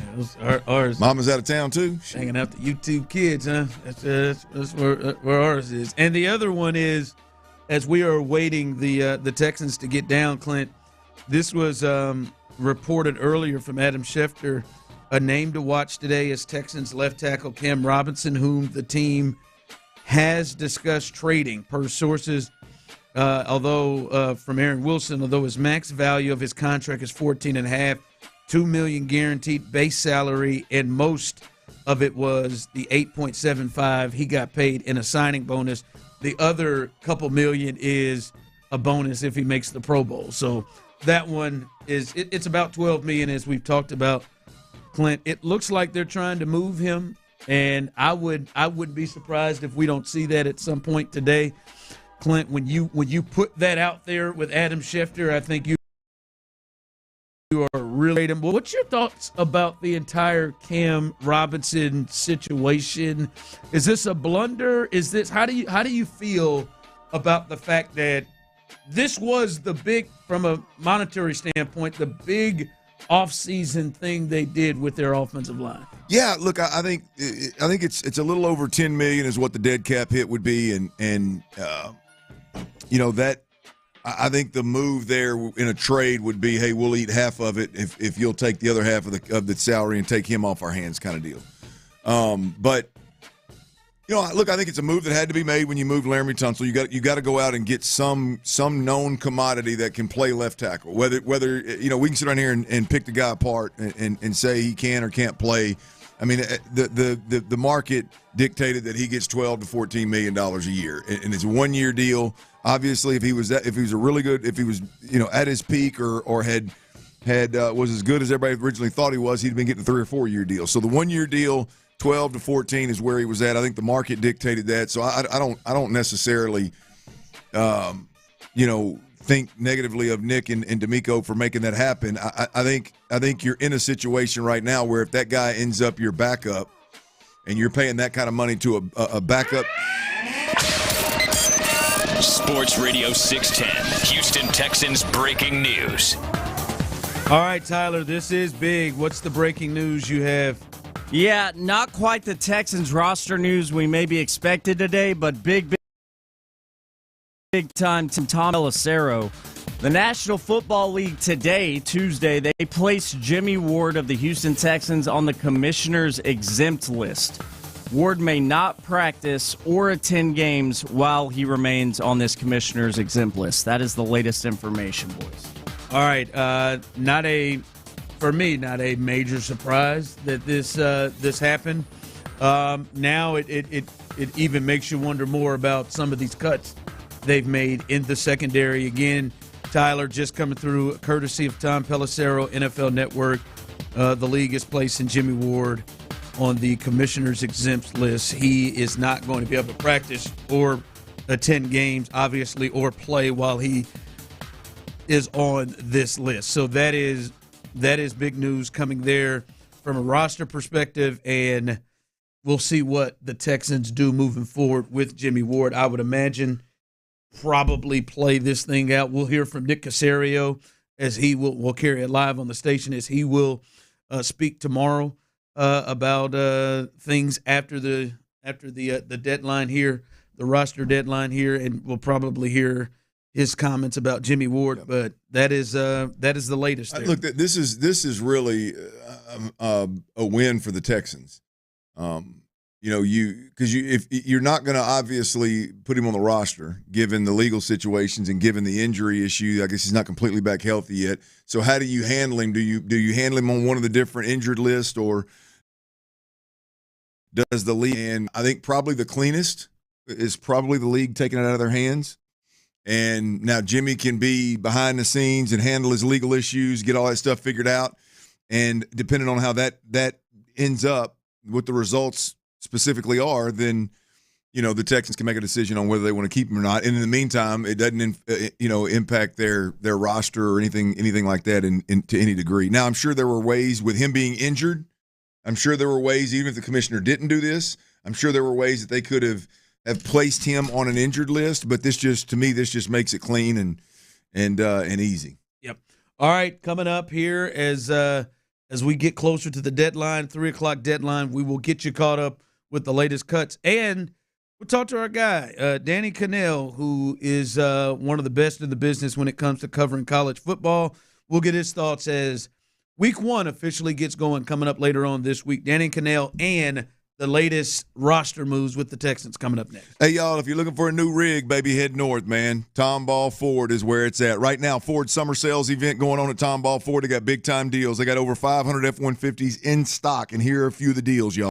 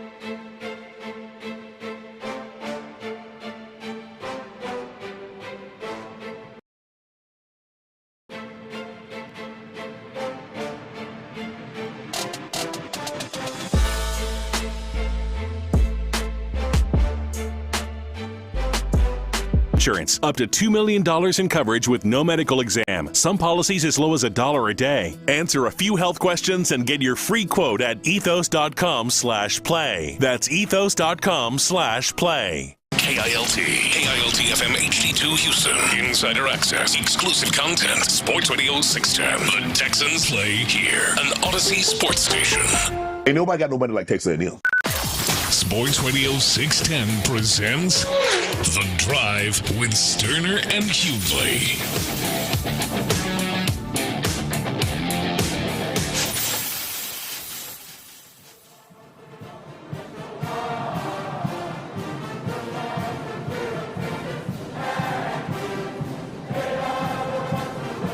All right, as you hear, Tyler's excited. We have reached and passed the 3 o'clock deadline. As soon as we get other names that roll through, we will let you know who the Texans made moves on to get themselves down to the 53-man roster. If you're just jumping in with us, welcome into the drive. Danny Cannell coming up here in just a bit. Wanted to let you know as well, Jimmy Ward is now under the NFL's commissioner's exempt list, which means he is unable to practice or play for the Texans while he is on this list. Only can place him on the list, and he is the sole authority to also take him off the list. So that is the latest thing there as he goes through his legal issues, and not to mention he hasn't practiced because of a foot injury as well. So that is the latest there with the Jimmy Ward news. And again, we will let you know what other players the Texans had to make moves on to get down to the 53-man roster. But as we are here now, college football, week 0 started last week. My Jayhawks had a nice little start. I felt good about that action as they took out Fresno State. But starting Thursday, week 1 really officially gets going, and there's some crazy matchups this week. And we're joined by our guy, Danny Cannell, courtesy of Bet Online. Check out betonline.ag for updated college football playoff win totals, conference, Heisman, and college football week 1 lines. Danny, it's good to talk to you, baby. You too. I love it. Man. I'm so fired up. And then just bringing up the Kansas game, like Jalen Daniels, he might be the leader in the clubhouse for the Heisman right now, right? I mean, three tutties, and a nice little game performance. I will say, if he stays healthy, that's always been my thing. I think Kansas is really hard to predict because of his health. His back issues have been there, and he did take some shots in that game. But if he stays healthy, that Big 12 is wide open. I wouldn't be surprised if they're in the mix at the end of the season. All right, listen, I'm not going to let you get me here, and I'm not going to take this from my audience. First call with you, Danny, to talk about a few things. I don't know if that offensive line is ready to go, but I've got some questions. But we can move on a little bit. But around here, the game of the week is obviously Texas going on the road to Ohio State. And this is the first time they've been the Heat, which is crazy to think in their history. Preseason #1 going into a season. And everything has surrounded in the offseason Arch Manning and the hype with him. How do you see this thing going? A lot of changes for both teams. It seems more for Ohio State when it comes to some of their top players like Will Howard and Juckins and some of those backs. But how do you see the game of the week going for Texas and Ohio State this weekend? I think it's going to live up to the hype. I mean, it's a tight line. It's a 2.5-point spread. The home team is favored by 2.5, so that tells you, like, essentially the home field is worth a field goal. So they're really evenly matched. And I was going through today and doing, like, a little position by position, who has the edge. And it was almost split. Like, when you looked at everything in totality, that the teams are really, really tight. And I think you bring up an excellent point because Ohio State, they lost so much from last year. They lost both backs in the backfield. They lost, a lot of the critical pieces on their defense. Jack Sawyer, who had that big fumble return, in the game last time against Texas. They had such big pieces that were gone now. And I think even more importantly, it might not be discussed about, they lost their defensive coordinator, Penn State, the NFL, and Chip Kelly, and they're breaking in 2 new play callers on both sides of the ball with a rookie quarterback, much like Texas is. But at least we've seen some of Arch Manning. With Julian saying, we haven't seen him at all. Like, we have no idea what we're going to get. But I will say this, he's got the best football player on the field in Jeremiah Smith, who I know Texas did a phenomenal job with in that playoff game, held him to 1 catch for 3 yards. But he is somebody that can definitely impact this game if Texas isn't careful. But I think this is going to be an absolute barn burner of a game. And like a lot of games across college football, even though we've got big names and Arch Manning's a huge name, we still don't really know what we're going to get from him at quarterback in his first start on the road. So there's a ton of uncertainty around this game on both sides. Well, what is Danny Cannell's thoughts on Arch Manning on in terms of what you expect to see? I know none of us know exactly what we're going to see, but what are your thoughts surrounding the young fella in Texas? Clint, I think he's got a ton of talent, right? We all know that. I'm stating the obvious, but I worry about the expectations being just unobtainable. I mean, he's the leader right now for the Heisman at 7-1 odds, and he hasn't played. He's played a little bit, but that's very rare for somebody who's played as little as him to be the leader for the Heisman, for the team that he's quarterbacking to be the favorite for the national championship. And my inclination is to think, as good as he is, and this goes for anybody, and you know this better than anybody, I think he's going to have a couple moments throughout the season where he plays like a first-year quarterback, force a couple balls in, or he throws a pick six, or he, fumbles in a critical situation, because that's what young quarterbacks do. And he has been there, and he's been learning the system, but you never really know what you're going to get until the bright lights are on, until live bullets are flying, and you got a real live pass rush that's coming after you. So I think it could be a little bit of a bumpy ride for Arch Manning. The good news is the supporting cast around him should be where it minimizes those mistakes. Like, the defense could be one of the better defenses in the SEC, if not the country. So you're not going to be absolutely derailed if he does throw a pick six or if he does throw an interception. But I still think it could prevent them from being a national championship contender. Like, I think the floor is pretty safe, where in the worst case scenario, you have an 8 or a 9-win team, and then the ceiling is undefeated. Like, if he comes in and he's this superstar that everybody thinks he can be, then they could absolutely win the national championship. I'm more inclined to take a more conservative approach, and knowing historically what young quarterbacks do, I think it could be a little bit bumpier ride for Texas. Danny Cannell with us, courtesy of Bet Online. Check out betonline.ag for updated college football playoff win totals, conference, Heisman, college football week 1 lines. Each and every week, they've got you covered. Danny, Yordan Alvarez is back in the lineup for the Astros today. Your thoughts? Hey, you want to dive into some MLB? I'm just kidding. I'm just kidding, Danny. Friday, though, that would have been funny to see. I want to see if you were ready to go with Yordan Alvarez. No, Danny, I could see our producers chomping at the bit. A&M, they went 8-5 last year, and they were playing for a right to get to the SEC championship game last year against Texas, and they had that tough loss at home where many people spent thousands and thousands of dollars for those tickets and went home pissed. Some people left early from the game because they were ticked off. What are realistic expectations for Mike Elko and his team coming up for year 2? I promise I'm not blowing you up, and I'm not blowing up any A&M fans. Danny, I think they could be really good. And now I fell for it hook, line, and sinker last year, and it wasn't the Texas game that disappointed me. It was the South Carolina game. Like, after they made the switch to Marcel Reed full-time and he wasn't splitting reps, I thought he was really dynamic, and I thought Colin Klein finally found a quarterback that was more similar to his skill set when he played at Kansas State, sort of more what he wanted to do with a quarterback who could run and really put pressure on a defense. And then they go to South Carolina and they get shellacked. And I was like, oh, man, was I wrong on that? Then they lose to Auburn in that overtime thriller.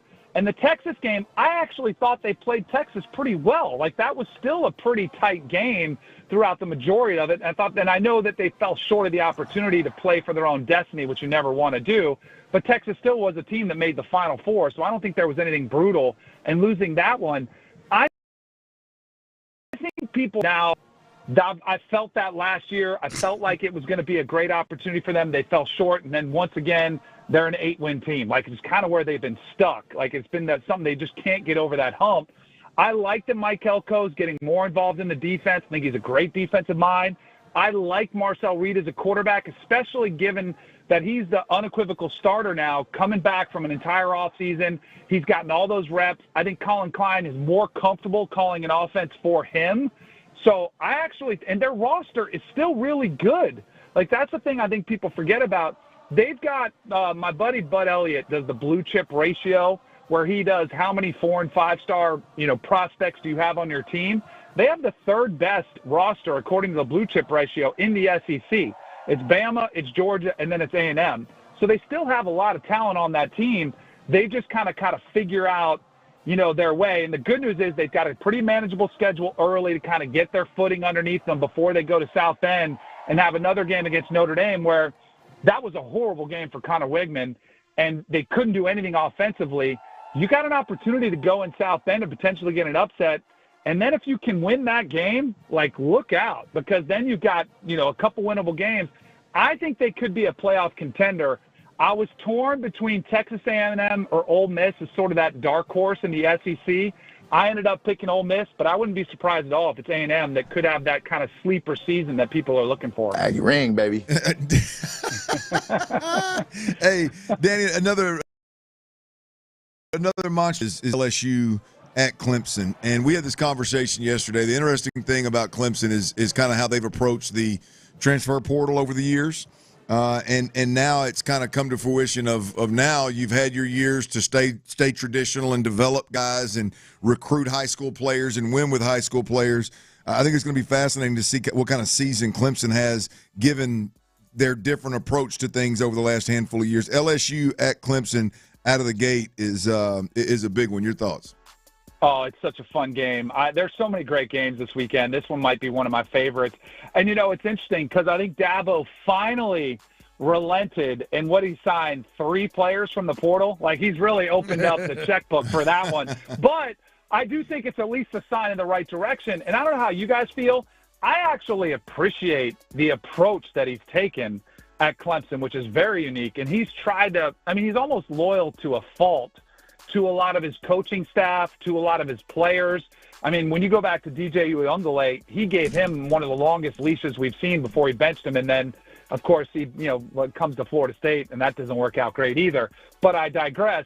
But I think this is one of the strengths of this team is now the continuity that they've got, where they just were able to be really selective in the portal and go out and add a couple players on the defensive side of the ball. Will Helt is an edge rusher from Purdue that I think could really be a good contributor for them. But the returning continuity, I think, is something that's completely overlooked in today's game. And it's something that's undervalued because we've seen some success with teams that are heavily invested in the portal. But a lot of teams we've seen fall apart because it's really hard to get on the same page and the same playbook and be all in the same scheme. But I think what's even harder is buying into a culture where it's team first. It's not individual first. And we've lost sight of that in today's game, where players are looking to secure the bag and they're bouncing from one school to the other just for the bigger payday.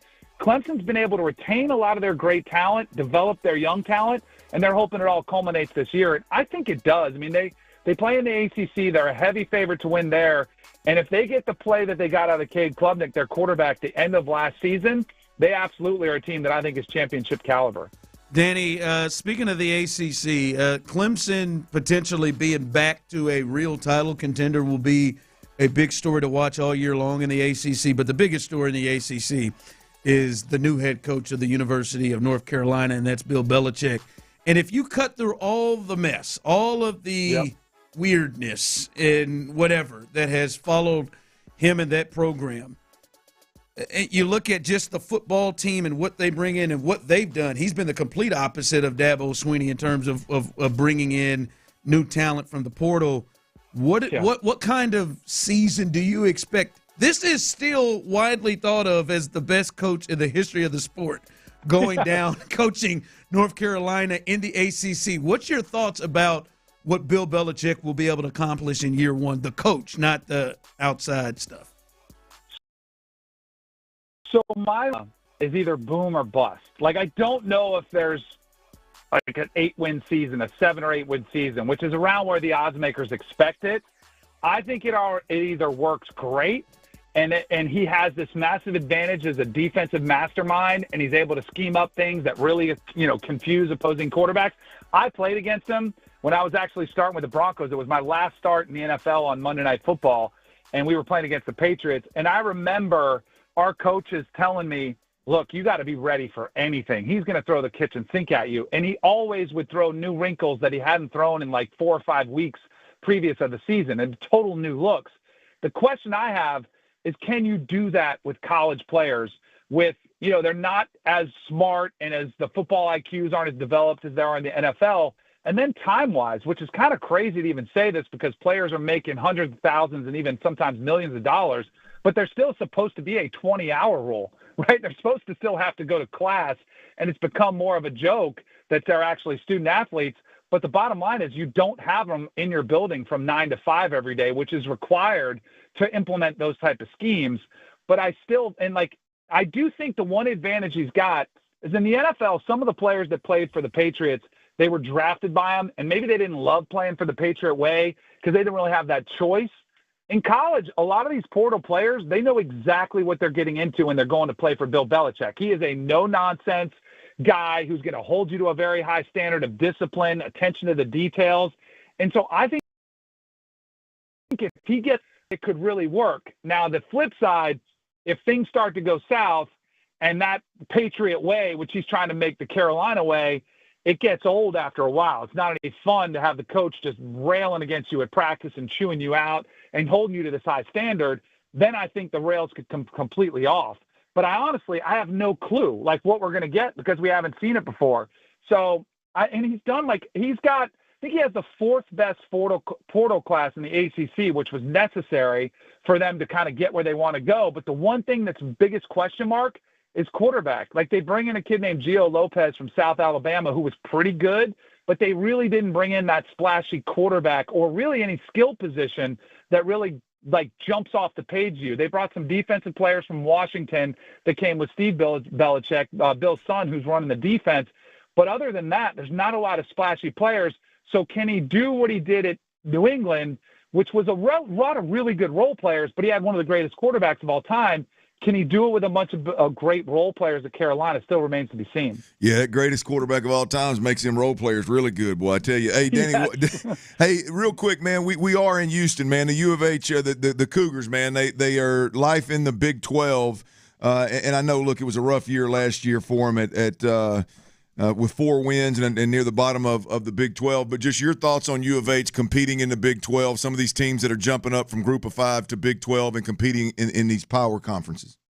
I think it's going to be a struggle, for some of these schools.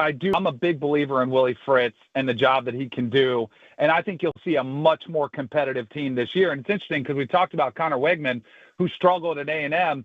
Sometimes you kind of have to find your space, like where it works. Now, I think of a guy like Bo Nix, who played in the SEC at Auburn, really struggled, finally goes and gets an opportunity at Oregon. He's playing against defenses that aren't quite as dominant as he was facing in the SEC, and he's able to thrive.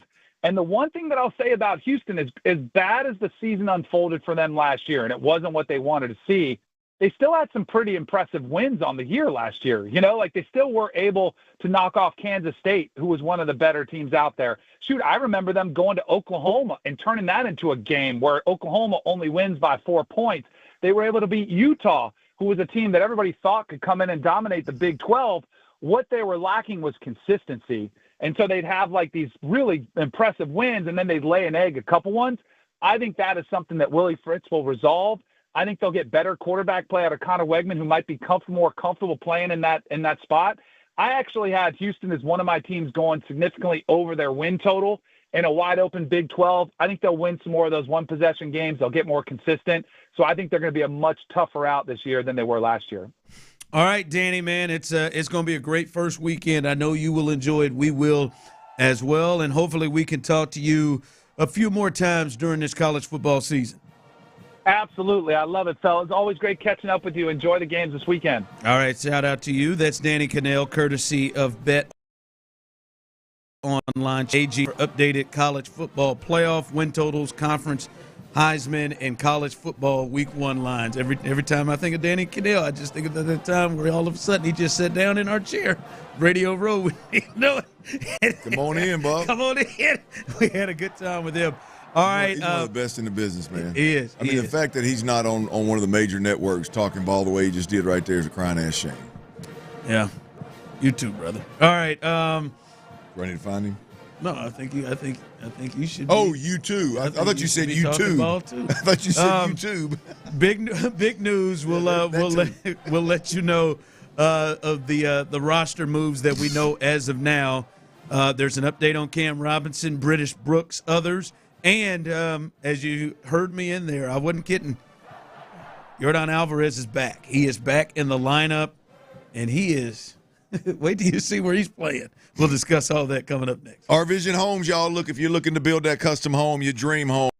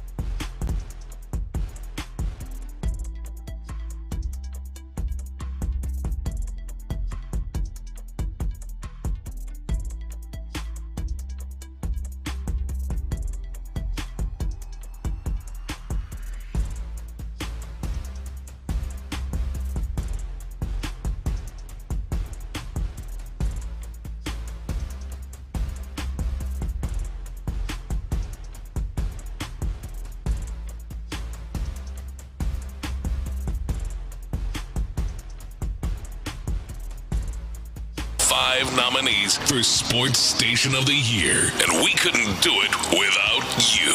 Thanks for listening. Thanks for interacting. Thanks for making us not just Houston's sports leader, but one of the best stations in all of the country. Houston's Marconi-nominated sports leader is Sports Radio 610. Yordan. It feels huge. Sports Radio 610 presents The Drive with Stoerner and Hughley.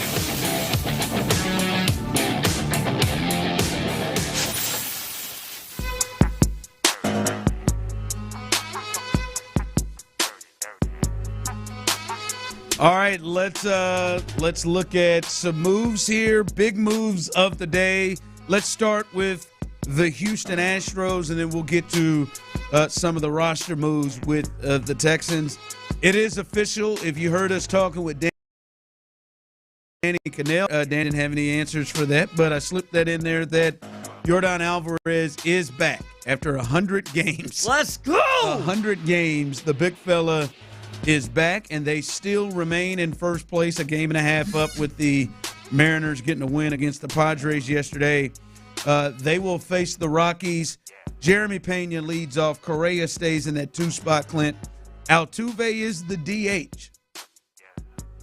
Altuve is the DH.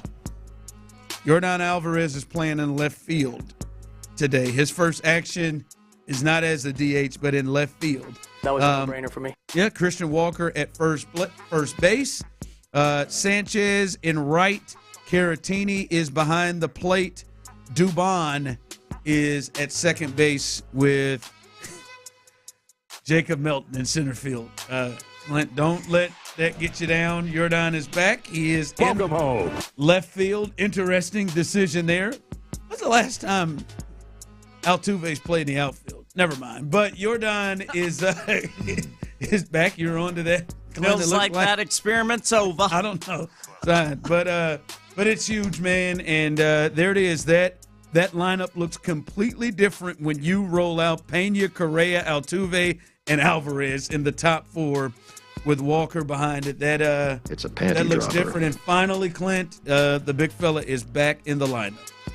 He's back, man, and this is what we've been waiting for, right? Can you hang on? Can the Astros have a lead, and how big would that lead be when they got hold? And now, look, I don't know. The pitching is still an issue, obviously, with injuries that have happened since Yordan Alvarez went down, and so I don't know that they're whole. But I can tell you this: getting him back is a major step in the right direction. Yordan Alvarez swinging the bat the way he's capable of swinging it can cover up a lot of problems. Yep. And Bryce Matthews has been optioned back to AAA Sugarland, so he had to make room for Yordan coming back. Also, when we look at the Texans, the deadline was at 3 o'clock, and as soon, again, as more names come out, we do know, Clint, that British Brooks, he has made the team. That feels like Frank Ross laid down on the ground over the train tracks to get him to stay on this roster. But the fullback and special teams ace stays on this roster. They do make a trade in the offensive line, Clint. It is not Cam Robinson. However, it is Austin Deculus to the Chargers. The Cam Robinson was one to look at when they lost Rashawn Slater. Wondered if that was a spot he may go to. There was an injury in Atlanta, but at this point, no trade. And Cam Robinson is actually on the 53 right now, Clint. Jamal Hill, the linebacker, he is on the 53 as well. So not seeing as many names being cut here of late, but actually Berrios looks like he's going to make it as well. Just reports of guys that are going to be on it as soon as we get more info back. I think Britt Brooks is a surprise there. Berrios doesn't surprise me, to be honest with you. You can't, they're not going to cut Cam Robinson. So if the trade doesn't happen, then he's going to be a Texan. That doesn't surprise me. They could still trade him. Yeah, they can still. Absolutely. British Brooks is the one to me that is somewhat surprising. I like the move. I did not expect the move. I like the fact that you've got a guy that can play all special teams and is an absolute beast on special teams, and he's going to play special teams in the same way that a linebacker would play special teams, so he can really do it all. He could be a fullback, and he caught a ball on fourth down this preseason. I mean, they clearly believe in his ability to catch the football out of the backfield, to play that fullback position, to be a tailback in the backfield. And, obviously not a guy that you're going to lean into, but a guy that you would trust if you have to play him. The British Brooks thing I think is a little bit of a surprise, but I really like it. Yeah, I do. I do like him too. A lot of different roles there. Again, if you also missed, there's a lot of news happening today. If you also missed Jimmy Ward, there has been a decision from the NFL with Jimmy Ward. Jimmy Ward at this time has been placed on the commissioner's exempt list, which means he is not going to be able to practice or attend games while he remains on that list. The only person who can take him off that list is the only person who put him on the list, and that is Roger Goodell. So we'll see what that means. And Clint, as we talked to open up the show, that is so many guys in that secondary that they have moved on from. And again, we have not seen any other guys replaced, but they moved on from several guys in that secondary, safeties and corners.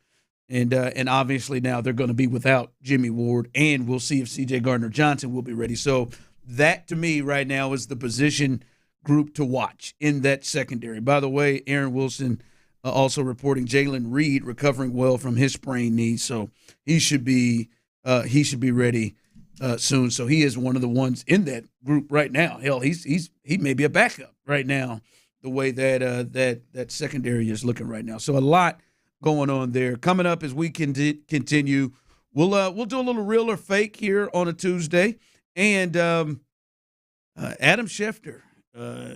Wait till you hear him on Joe Mixon, and this is sounding eerily similar to a player from last year. We'll discuss that coming up. All right, y'all, football is back in Underdog, baby. Underdog Fantasy is the best place to make picks and win money all season long. And guess what? As I told you all year last year and all basketball season, you can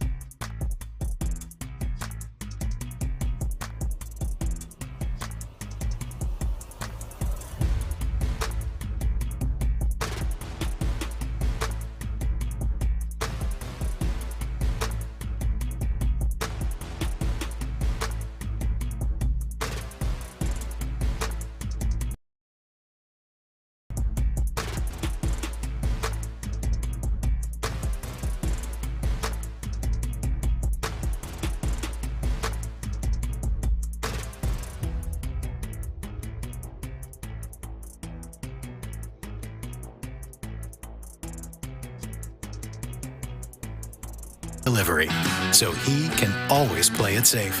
Call 1-800-GRANGER, click Grainger.com, or just stop by. Grainger, for the ones who get it done. Live from the Mokaram Injury Lawyers Studios, Sports Radio 610 presents The Drive with Stoerner and Hughley.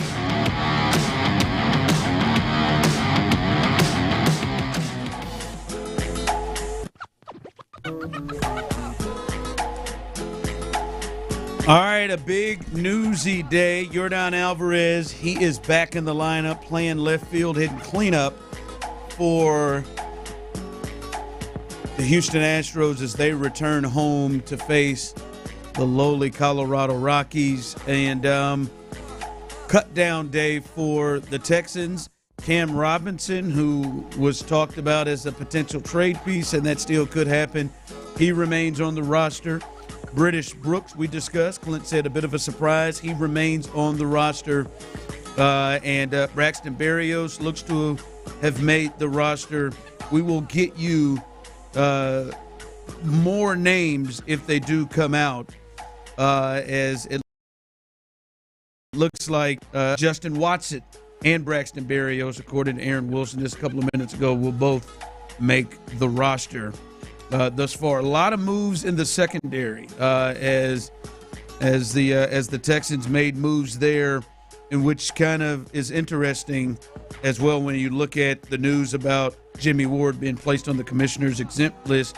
But they Miles Bryant they move on from Arnett, the corner, as well. Mills, who they brought in late when the injury happened to C.J. Gardner-Johnson, he moves on.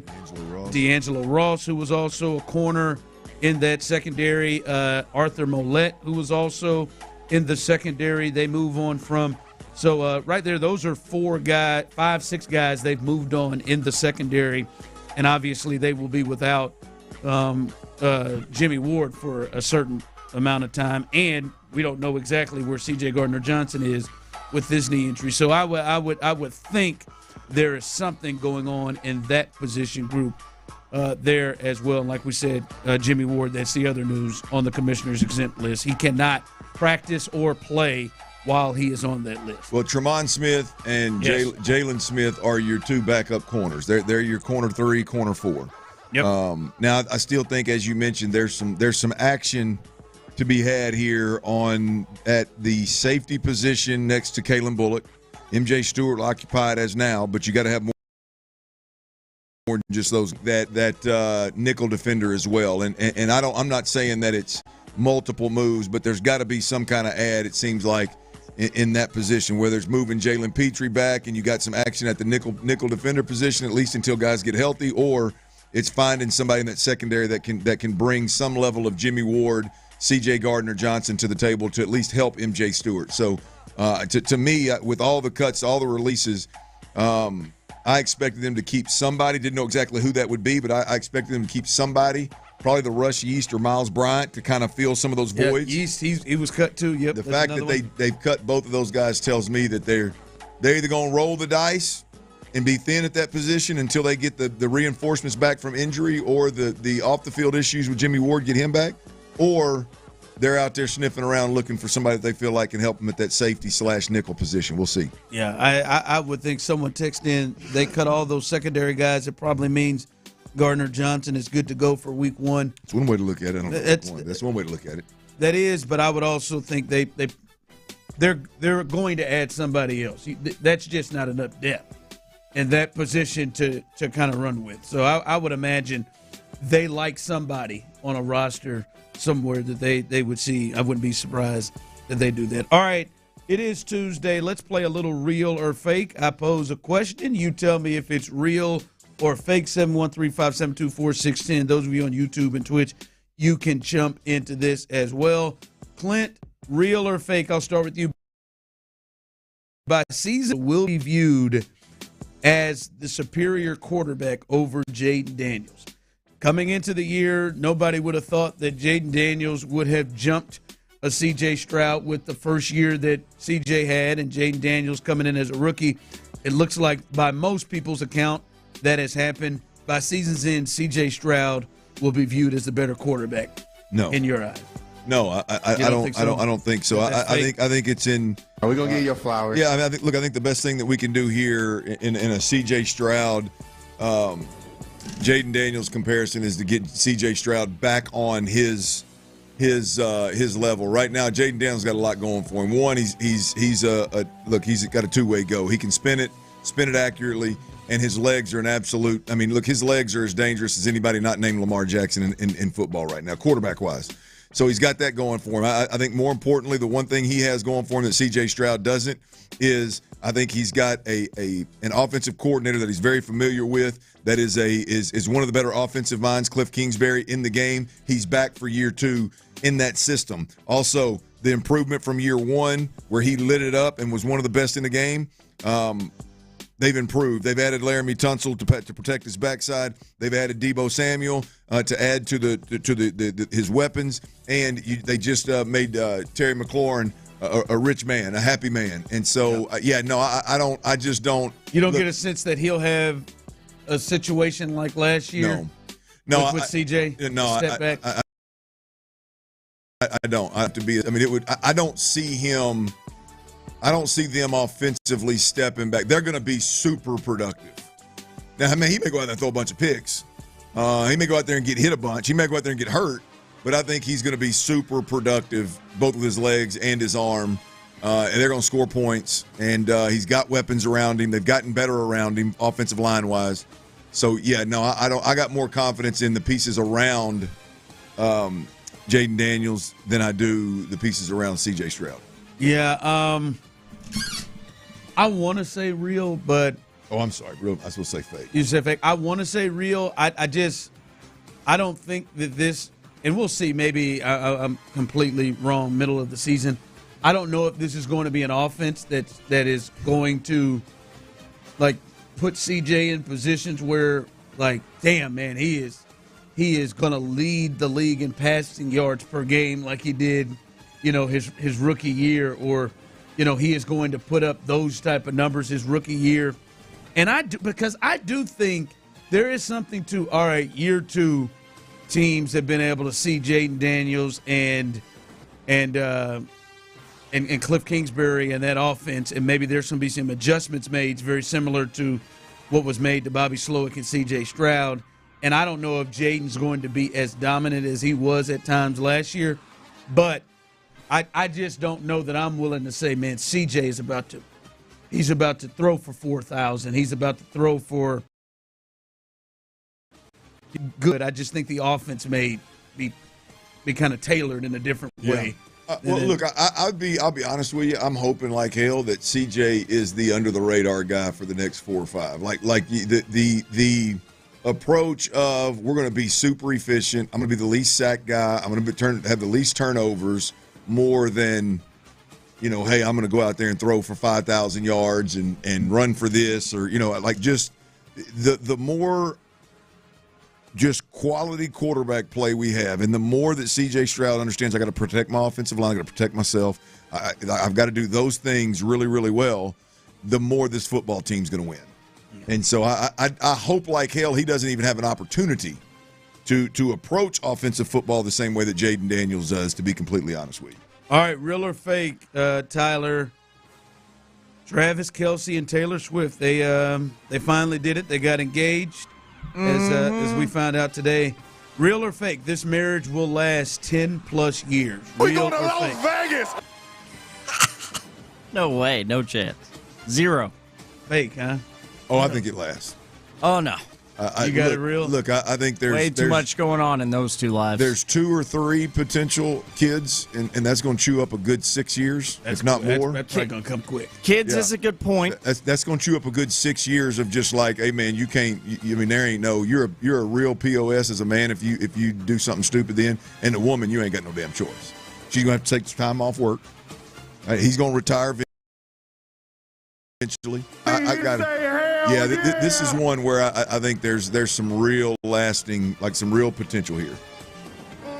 Yeah, I think, I don't know if they're going to be together forever, but I mean 10 years, like he is sprung Clint. I don't know if you watch him with her. Like, yeah, I hadn't paid much mind other than just the clips on that are on the sports. I watched that whole thing on the plane. He is sprung, like for real, like infatuated, and she is too. Like, I mean, they are really into each other, and I understand the thought, Tyler, of a lot of things going on in their lives. That's really all it is in my mind. But there's a lot of couples into that. That's and fair. I think something that I have sat and learned from the guy that I work with every day over the last 5, almost 6 years is, both of them have waited a pretty decent amount of time. They're going to be 36 years old coming up. Mm-hmm. They played their field. Yeah, they've done their things, times, and they're kind of mature here in this situation. So I think it's 10+ years. Yeah. The other thing I think I heard maybe Travis or somebody talking about, or maybe it was Travis's brother on the podcast, but they were talking about, like, there's something about, like, Taylor Swift and what she's accomplished and kind of how she goes. She's not just a musician that's making some money and touring. I mean, she's known as one of the best business persons in hands and everything that goes on. So when it comes to, like, them both understanding each other of, like, hey, I understand what goes into being the best tight end to possibly ever play the game and to be one of the best, if not the best musician, money machine, individual artist of all time kind of deal. Like, I got to imagine there's an understanding and a respect there that probably is impossible to create if they're not both of that stature. You know what I mean? To be clear, I'm not wishing it on them. Yeah, you are. I don't want that for anybody. I want them to fall in love. Trav, Tay, hope the best. But Taylor should have stayed with Jake Gyllenhaal, to be honest. No, she should. I don't think she believes that. She's wrong. She should have stolen I think there's a cleat chaser deep down in there. Stay with old Gyllenhaal. That dude's a winner. I don't think she knew she was a cleat chaser until she ran into that. You ran into a cleat, right? What you got coming up? C.J. Stroud, baby. We got some C.J. Stroud audio. He talked to Stephen A. Smith, I believe it was. And, boy, I tell you what, if I could draw it up, if I could walk in there and hand C.J. Stroud a script as a Texans fan, straight up, as a Texans fan and as a former quarterback, this is what the hell I'd want C.J. Stroud to say. That's next right here on Sports Radio 610. Before we do that, though, I got to tell you about Cold Coors Light. If I could walk in there and put a cold beer in C.J. Stroud's hands, it'd be a damn silver bullet. Ain't no doubt about it. Be one of them old wolf killers.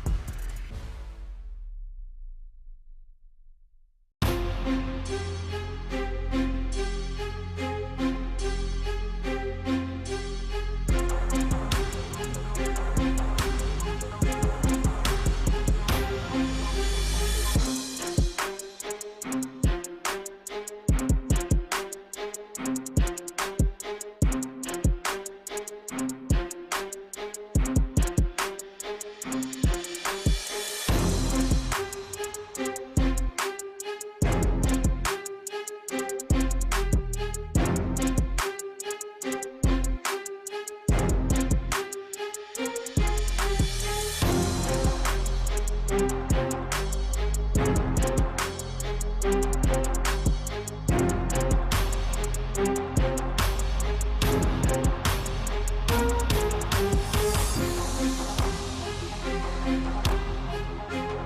a dad. I can't stop thinking about what would happen to my kids if something happened to me. Like losing the house or not affording college. Yeah, that used to keep me up at night too. It's why I finally got life insurance from Ethos. It's 100% online. No medical exams, just a few health questions.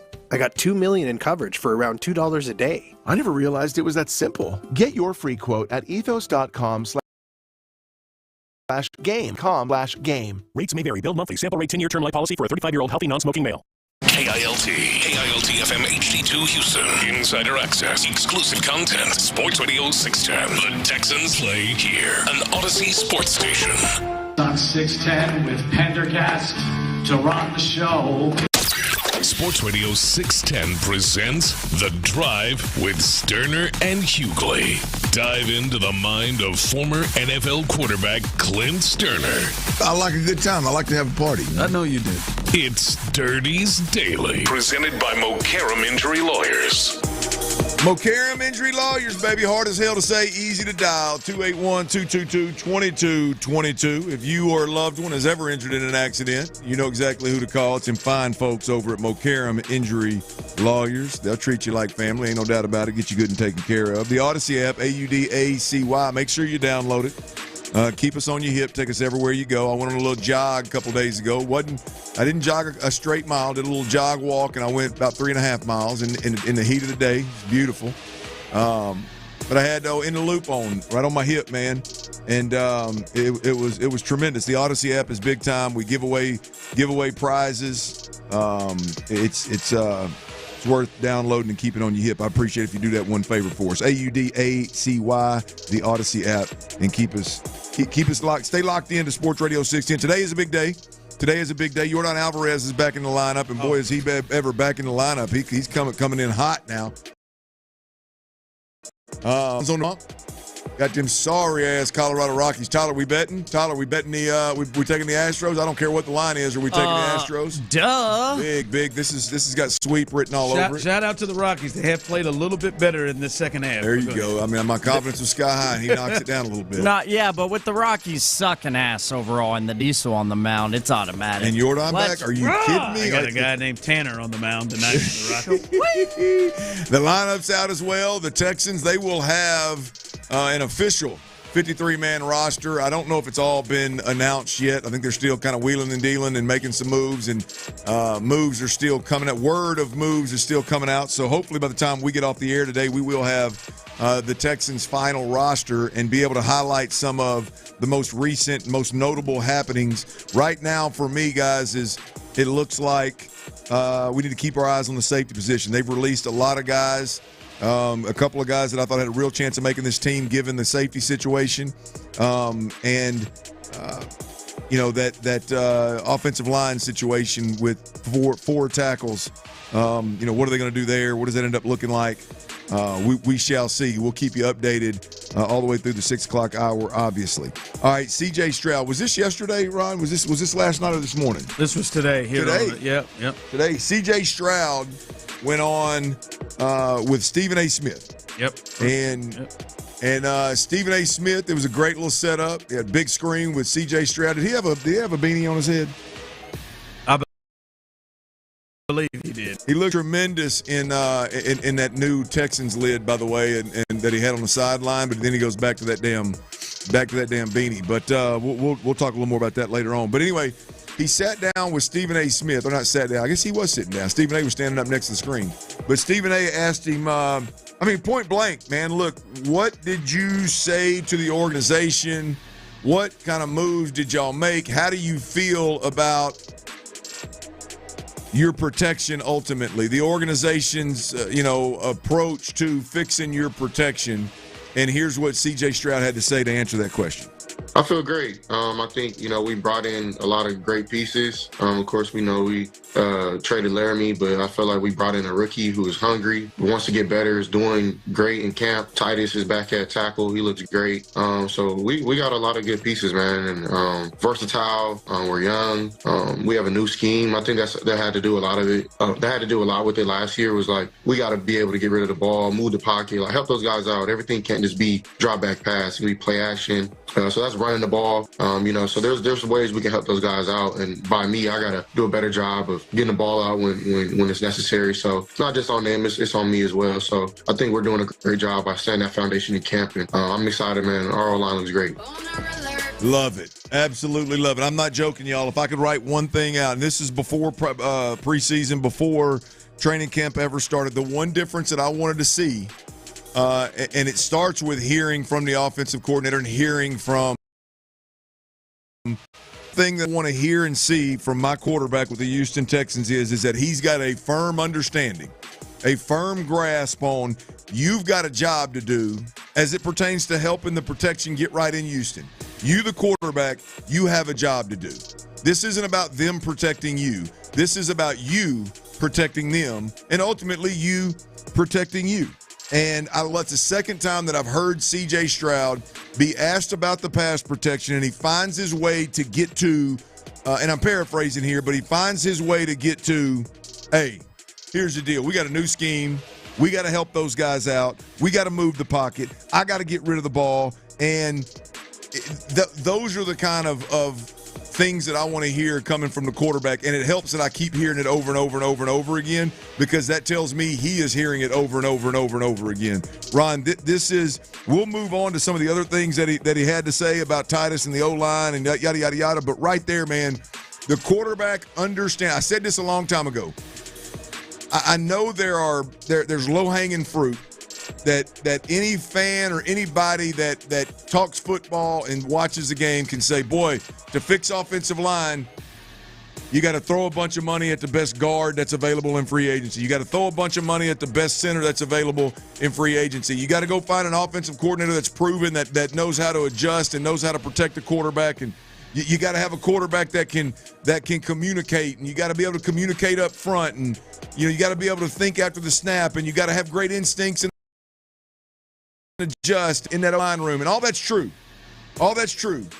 No doubt about it. But if you want to make the biggest impact right out of the gate to fixing the biggest problems for the Houston Texans, folks, that's it. Your quarterback understanding, he's got to help the offensive line out. He's got to get rid of the ball. They've got to move the pocket. He's got to get the ball out. And he's got to protect those guys. That is, Ron, that is music to my ears. If you said, Clint, one thing this year for the Texans, one thing that you want to know after training camp, that you want to hear time and time again, and you want to know is an emphasis in training camp, that would be it. Clearly sounds like a different approach is being taken this year, right? It sounds like from what we're hearing from many players around, and it sounds like a different approach. Yeah, no, and it's 100%. It's literally a 180. It's literally a 180 from what we heard last year. And last year, I would say whether it was injuries or the inability to protect, because you can also say that Diggs and Tank Dell going down. I mean, it didn't matter if you could protect or not. Those two guys going down, and it really being a Nico. one. Yeah, well, Nico and Dalton Schultz not playing like he did the year before, kind of deal. I think injuries really derailed you, along with the inability to protect. But boy, if you can protect your quarterback, and if your quarterback, more importantly to this point, can protect himself, and he can help those offenses back to week 1 in training camp, preseason game number 1. Now this is Davis Mills, it's not C.J. Stroud, but Blake Fisher completely whiffs at the right tackle position. He allows I don't know if it was a spin or a rip or what kind of move it was, but the DN gets inside the tackle and has got his sights set on the quarterback, and he is fixing to literally bury Davis Mills. Davis Mills gets the ball out on time. Now I'm sure obviously Blake Fisher is getting graded and he is being held accountable to some degree, but I know it didn't stall the drive. It didn't set them back in second and long. Now, was that because Blake Fisher and the offensive line was great? Was that because the scheme was great? No. It was because the quarterback got the damn ball out of his hands on time. And C.J. Stroud is going to have to cover up a big chunk of, let's call it, poor protection throughout the year. All the great quarterbacks do it. All the good ones find a way to get it done. And I think C.J. Stroud talking the talk is encouraging, because at the end of the day, that's the walk that he's going to have to make in order to get this thing better. I don't mean to take this too far, but I cannot wait till the Bobby Slowick book is written.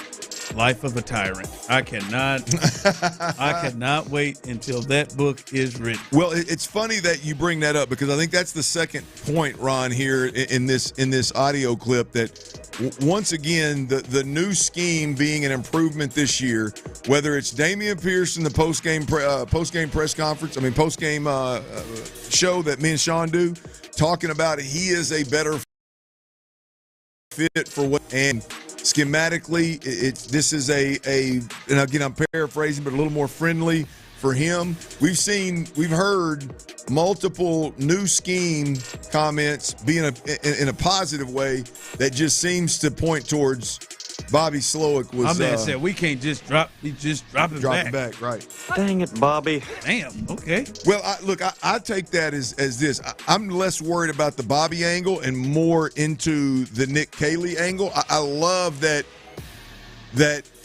Nick Caley is doing things that players feel like are a little bit more player friendly. It's a little bit more in what their wheelhouse is. Now the quarterback, he doesn't necessarily have a wheelhouse. He's got to play a certain brand of ball and make sure he's protecting guys, as we mentioned. But the Nick Caley era here in Houston, I think, Ron, I think is off to a pretty good start. I mean, we won't know anything until rubber meets the road. But when you look at what all of these guys are actually saying, and I'm not talking about the juice and the energy. Nick Caley's got to cringe every time he hears somebody that's asked about him start with juice and energy. His aura. Oh, it's unbelievable, and I'm sure it's what Gronk said. I'm sure it's powerful. I really, if it's that powerful, whoever entertained putting him in the damn booth instead of having him on the sideline in a game, I don't know, but I'm just that part of it is a complete coming out almost inadvertently, from guys. Yeah, you can look at it as, boy, Bobby Slowick was a real POS, but we can also look at it of like, hey, man, Nick Caley seems to have learned from whatever it was that Bobby Slowick was doing wrong and seems to have turned the page. And at least for me, there's comfort in knowing they're doing things differently. Like, there's comfort in knowing that C.J. Stroud is going to have more control of what the hell's going on. There's comfort in knowing that you can look at Damian Pierce, and which we all can, right? I'm not a big believer in, boy, Damian Pierce wasn't a good fit, but I am a believer in, man, we tried to run too much toss last year. There's too much outside zone. We need to get downhill with everybody, not just Damian, but with everybody. Like, there's something there about, hey, you know what? Nick Caley notices that, it was a flawed system last year. It was a flawed system last year, and we're going to change some things and do things a little bit different. They got the flaw up out of there. Well, yeah, no, he's definitely up out of there. Man, he's up out of there.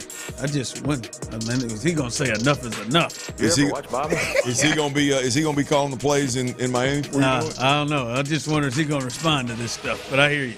They could be dropping back all the damn time. You think Bobby's got a chance to respond?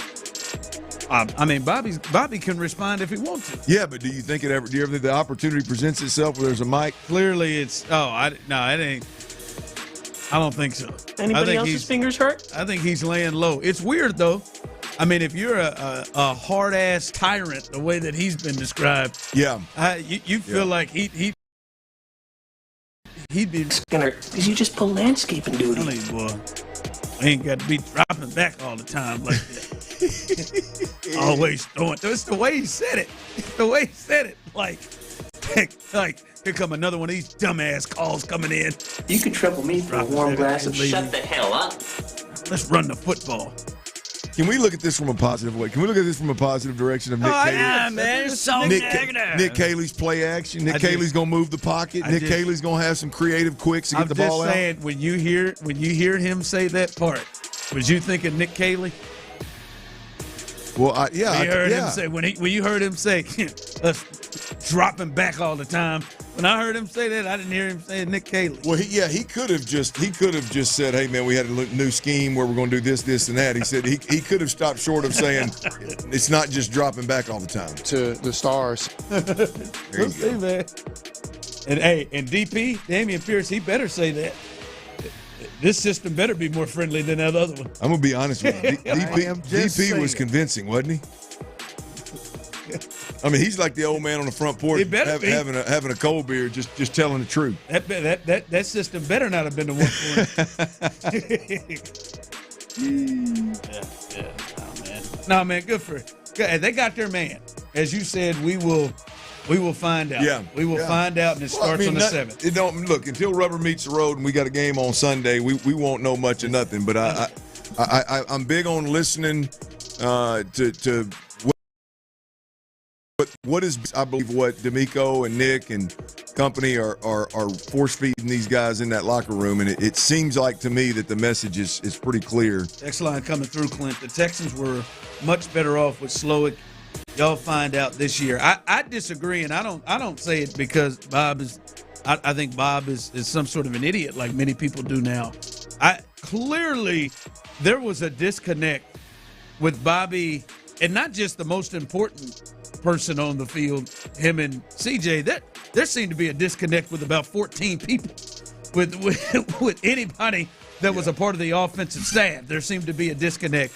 Well, and I don't care how great a coach you are, that can't be had. Yeah, there had to be some level of just like crazy bullheadedness that ended up splintering the group. CJ, Gerard, Bill Lazor, the whole crew. I mean, you look at how it went down. I mean, that was D'Amico's guy, man. That wasn't just a random kind of next guy up. Like if somebody else would have hired Bobby Slowick and it not work out, and Bobby Slowick be the odd man out, that's one thing. But you're talking about, these two talked about going into the San Francisco organization together and coming up together and being dudes that were working late. He was always like the guy he was going with. Yeah, man, to single him out and get him the hell up out of here, it had to be bad. It had to be bad. And I'm not even talking about the offensive mind, the scheme, whatever went on from a we're not going to change. And I think it has a lot to do with it's not the scheme. Basically, they just got to execute it. Like that was a cut. All right, Yordan Alvarez is back. He is in the lineup today, and then he's in left field. But there are other news on the injury front with the Astros. We'll tell you that, and our college football question of the day as we lead into week 1. That's coming up next. All right, y'all, that nagging joint pain.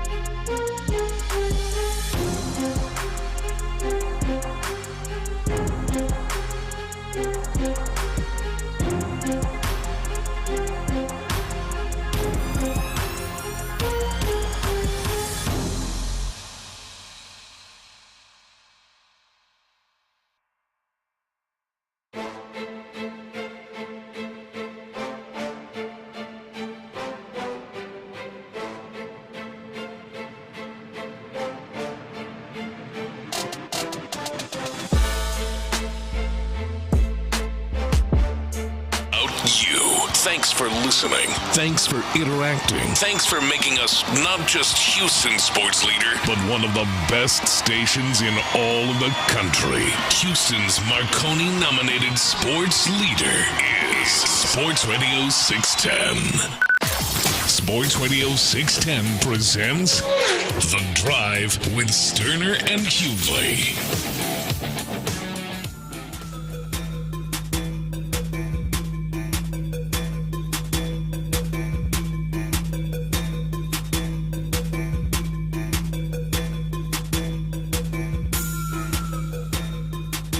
All right, a lot of news rolling throughout 5 o'clock fire. Should be the big news from the Astros perspective is Yordan Alvarez is back, Clint. He is back in the lineup. He will be batting cleanup and in left field tonight. But there are others to report on. We're up to 13 again with Yordan coming off. There's the scroll of the injuries up to 13. And some of the importance, Luis Garcia, he is scheduled to make another rehab appearance tonight at AAA Sugarland. He's made several appearances. I mean, he's a lot. I mean, he's got to be there, I would think, but still let him roll through. Josh Hader, the closer with that left shoulder issue, is rehabbing in Houston, yet he has not started throwing at this point yet. Not started throwing yet. Zach DeZenzo, he's had the hand issue. He is scheduled to begin. These nuts. That's right. A rehab assignment in AAA Sugarland tonight. Got him. There you go. Bennett Sousa, who just went down, is rehabbing in Houston. He will not throw for 2 weeks. That was previously brought up. Jake Myers, if you maybe have forgotten about him, remember before the game started, he was trying to run out to center field and couldn't make it to center field because of a right calf strain.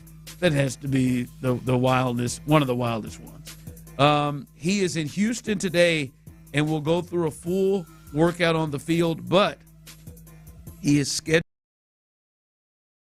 Clint, at AAA Sugarland tomorrow. Taylor Trammell, he is in Houston. That's all they're saying about him. Isaac Paredes is currently rehabbing in Houston, and I mean this guy is serious. He is, saw his social media, he is dead serious, and he is not giving up on this season yet. He is trying to get back. I mean, I don't know where he's going to play, but hey, he is trying to get his ass back. He won't be a bench bat or something. Get back and help his squad. Now you're talking about what QC Kinetics can do for you. I'm coming in there to get that work in. That's right. It's the only way you're going to see results. Yeah, so that is the latest of the injury things. Jake Myers, that's, to me, him getting closer and being able to go to AAA Sugarland tomorrow. That's probably the biggest step. Because right now, Clint, they don't have a outfielder that you know. I know exactly where he's going to be every day. Mm-hmm. Right, like that. Cam Smith has fallen out of the everyday. Now he's just facing left-handed pitching. Sanchez just facing right-handed pitching. No matter what he does, he can go 5 for 5, hit a double off a lefty. He's just facing right-handed pitching. Center field is a revolving door with Chaz and others. And now they've just thrown in Yordan. He's playing in left field. I think we've got 40 games of Altuve in left field. So Jake might be in center field damn near every day. So if they could get him back, and as we were saying, man, he's been around 300 all year since he's been up with the Astros before the injury. So that's the one to really look at, that he'll be back tomorrow in Sugarland to begin a rehab assignment. That's to me the big one of the injury things. Yep. Get Jake Myers back right after you get Yordan Alvarez back. I mean, that's a 300 hitter that's an everyday center fielder. Get him back in the fold. That would be part of getting whole. There's no doubt about it. Yeah. All right. As the college football playoff nears, we did have a good conversation at 3 o'clock with Danny Cannell. You want to go back and check that out. Go back on the podcast page, or a little bit later on, the Odyssey Rewind feature. You can use that. We had a good conversation with him, and he did bring up some of the local schools, including A&M, and this is my one college football question of the day, and that is A&M. Do you feel confident that they will improve on that 8-5 record in year 2 of Mike Elko? They were strong last year until the end there, but do you think they'll improve on that 8-5 record this year? 8-5. I was on board last year. You were, boy. You were. I was party on boy. board. You were. Yeah, I'm not on. I'm not on. I got him. I got him in that 8-5 range. Baby. Look, I'm looking at this schedule. You go to Notre Dame. Yeah. You go to LSU. You go to Missouri, which shouldn't be. Missouri's got a weak slate, and they're going to be pretty good. You got to go to Texas. South Carolina at home. South Carolina at home. I mean, Auburn's going to be better. You got a schedule there. Y'all got to go to Fayetteville too, Tyler. He ain't worried about going to Fayetteville. 11-12, brother. 11-12. They're going to win 11-12. Oh, 11 of the last 12. That's right. Yes, the last 12. They got to go. They got Florida on the schedule as well. Yeah, no, I don't. I can't bet the over in that one, Bob. And if you can't, they might get to 9, but I don't see it. I don't see them competing for a national title this year. No, but I mean, and Tyler, I'm sure will chime in on this. Is with this schedule and A&M where they are right now, is 8? Is that acceptable? It's what they've gotten every year since the war, so hell yeah, it's acceptable. I mean, that 8-4 is a punch the clock kind of event lately for the Texas A&M football program. Yeah, no, and Danny said that I was thinking to myself, Jimbo didn't always get to 8, but for the most part. But I just didn't know where we were expectation wise with A&M year 2 with Elko, because I mean, try not to have any, man, to be honest with you. Last year was a weird 8-5 because it didn't feel like they were 8-5. They just did they lose? Did they end on a 3-game losing streak? Or they something like that? It's either they lost that 4 of their last 5. Yes. Yeah, they lost 4 of their last 5. Yeah, because that's South Carolina game. They were late in the season, the number 1 team in the SEC, right? Late in the season, and the final game they still would have faced Georgia had they beat Texas in that 7-1 going at 7-1 with a loss to Notre Dame going into that South Carolina game. That you're right, that South Carolina game derailed them and awful, man. And then had the dumb Auburn game. That was the one they shouldn't have lost. No, in all seriousness, I do think as an Aggie you should probably try not to have expectations every year. If there's anything I've learned in my heartbreak, but man, Texas A&M should have a top 3 offensive line in the country, in my opinion. I think Marcel Reed at quarterback is going to raise some eyebrows, and the defense will be stout. So, anything can happen. Yeah. Yeah. I can tell you one thing, Dirty Red. I sure as hell am not scared about walking into Austin to play that nasty-ass burnt orange squad. Oh, I thought you were going to talk about Arkansas. I mean, now I thought you were going to talk all that based on your voice about going to Fayetteville. And I was going to say, hell, I don't blame you. But you're confident going to Austin, huh? Fayetteville too, both trips. Whew. I tell you what, boy, that's yeah. I think this is a rough schedule, and that road schedule is nasty. I wonder if Mike's had time to get that culture up out of there too. Yeah. Now it seemed like that was, I don't know. It seemed like he got that part of it. Tyler, they've got to be kicking themselves in some of those games last year. The Texas game, that was, I mean, they couldn't get in at the goal line. They had weird turnovers in some of those. I'm sure they vomited in the stands. Like, in my mind, looking at what they did last year, my mind says they're ready to take a step up until you say, damn, they got to go to South Bend. Damn, they got to go to Baton Rouge. You lost 4 of the last 6, and there's only, I mean, it's inexcusable to lose 3 of those 4. I understand you losing to Texas. They were a championship caliber team. South Carolina, Auburn, and LSU. I mean, I'm sorry, USC. You said South Carolina. South Carolina was like the hottest team in college football, and then they were the last team out, or them or Alabama. Them and Alabama were the last. the last team out. Yeah, I like South Carolina, but there ain't. If you've got a 7-1 A&M football team, 7-1 A&M football team should mop the floor with South Carolina. I mean, my opinion or my thought of there's no like Texas A&M. We shouldn't be. Tyler should be. Not that I think he's accurate, but like Aggies should be embarrassed the fact that they're sitting here and you're an 8 or 9 win team. You should be talking about 10, 11 wins, national championship. That's where Texas A&M should be every year in, year out. I mean, Danny Cannell just came on here and said in the SEC, when it comes to stars on your roster, they are third. You know how big that is? Yeah. I mean, you are third in terms of your roster, the quality of your roster, the caliber player you have on your roster.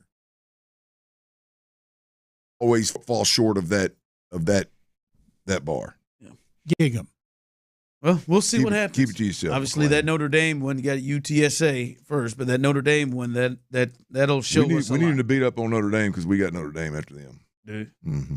You want them to beat up on them? Then Notre Dame's real pissed off to play Arkansas after that. Yeah. Knock the quarterback out or something. Be nice. Not good, Sean. All right, injury. That's where we're at here in 437. That's what I got to have, man. Injury right here. That's what I got to have, boys. All right, coming up, the latest on Joe Mixon. The latest on Joe Mixon and what it's starting to sound like. And Cam Robinson is on the roster for now, but we've heard a lot from guys like Adam Schefter, Ian Rappaport, that he is someone that could be on the trade block for the Texans.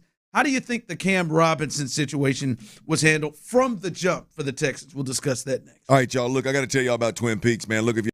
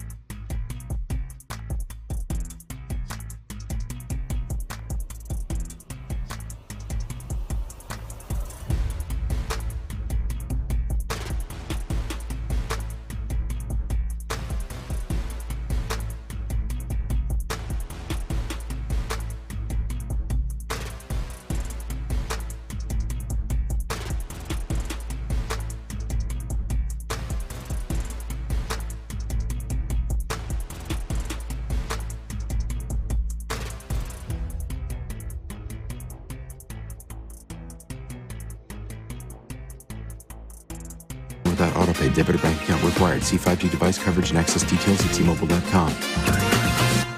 Live from the Mokaram Injury Lawyers Studios, Sports Radio 610 presents The Drive with Stoerner and Hughley.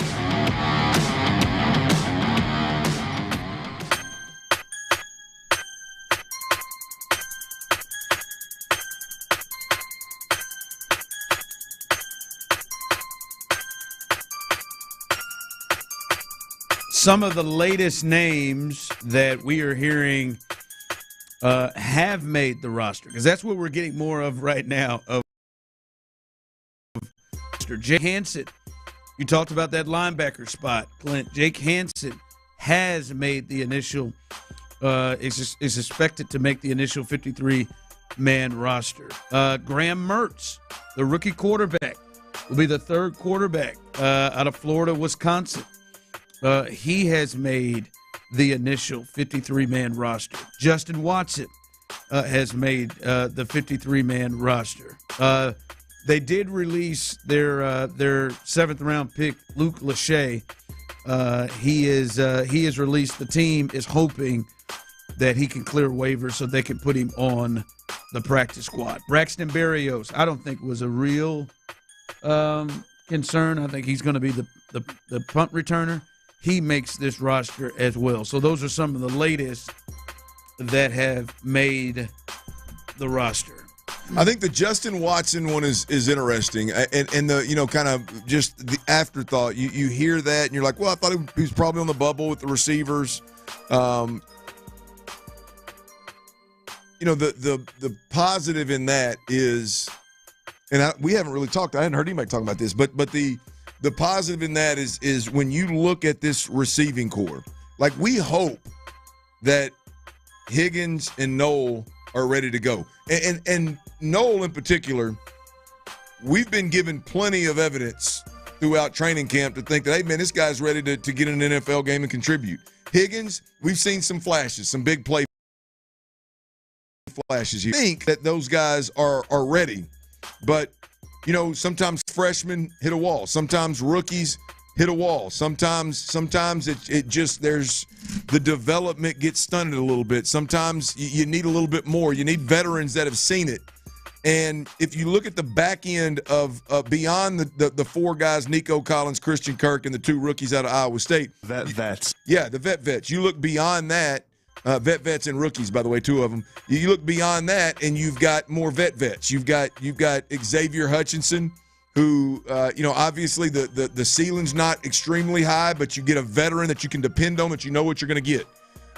To me, you get Braxton Berrios is a weapon, a guy that brings a little bit of something, a little bit different twitch and speed to the game, and sees the game through the quarterback's eyes. Another veteran, and then you look at Watson, another sure-handed player that, the ceiling's not necessarily as high as you would like it to be, but you know what you're going to get. He's going to play all the special teams, and if need be, he gets in a game. He can at least listen, retain, and apply a playbook at an NFL level. And so I think you look down the line at the wide receiver room, and some of those vets that were kept beyond the two rookies are really – could potentially be leaned on more than expected, at least out of the gate. Give those two rookies a little bit of grace and a little bit of room to grow the first month or half or 2 months of the season. Yeah.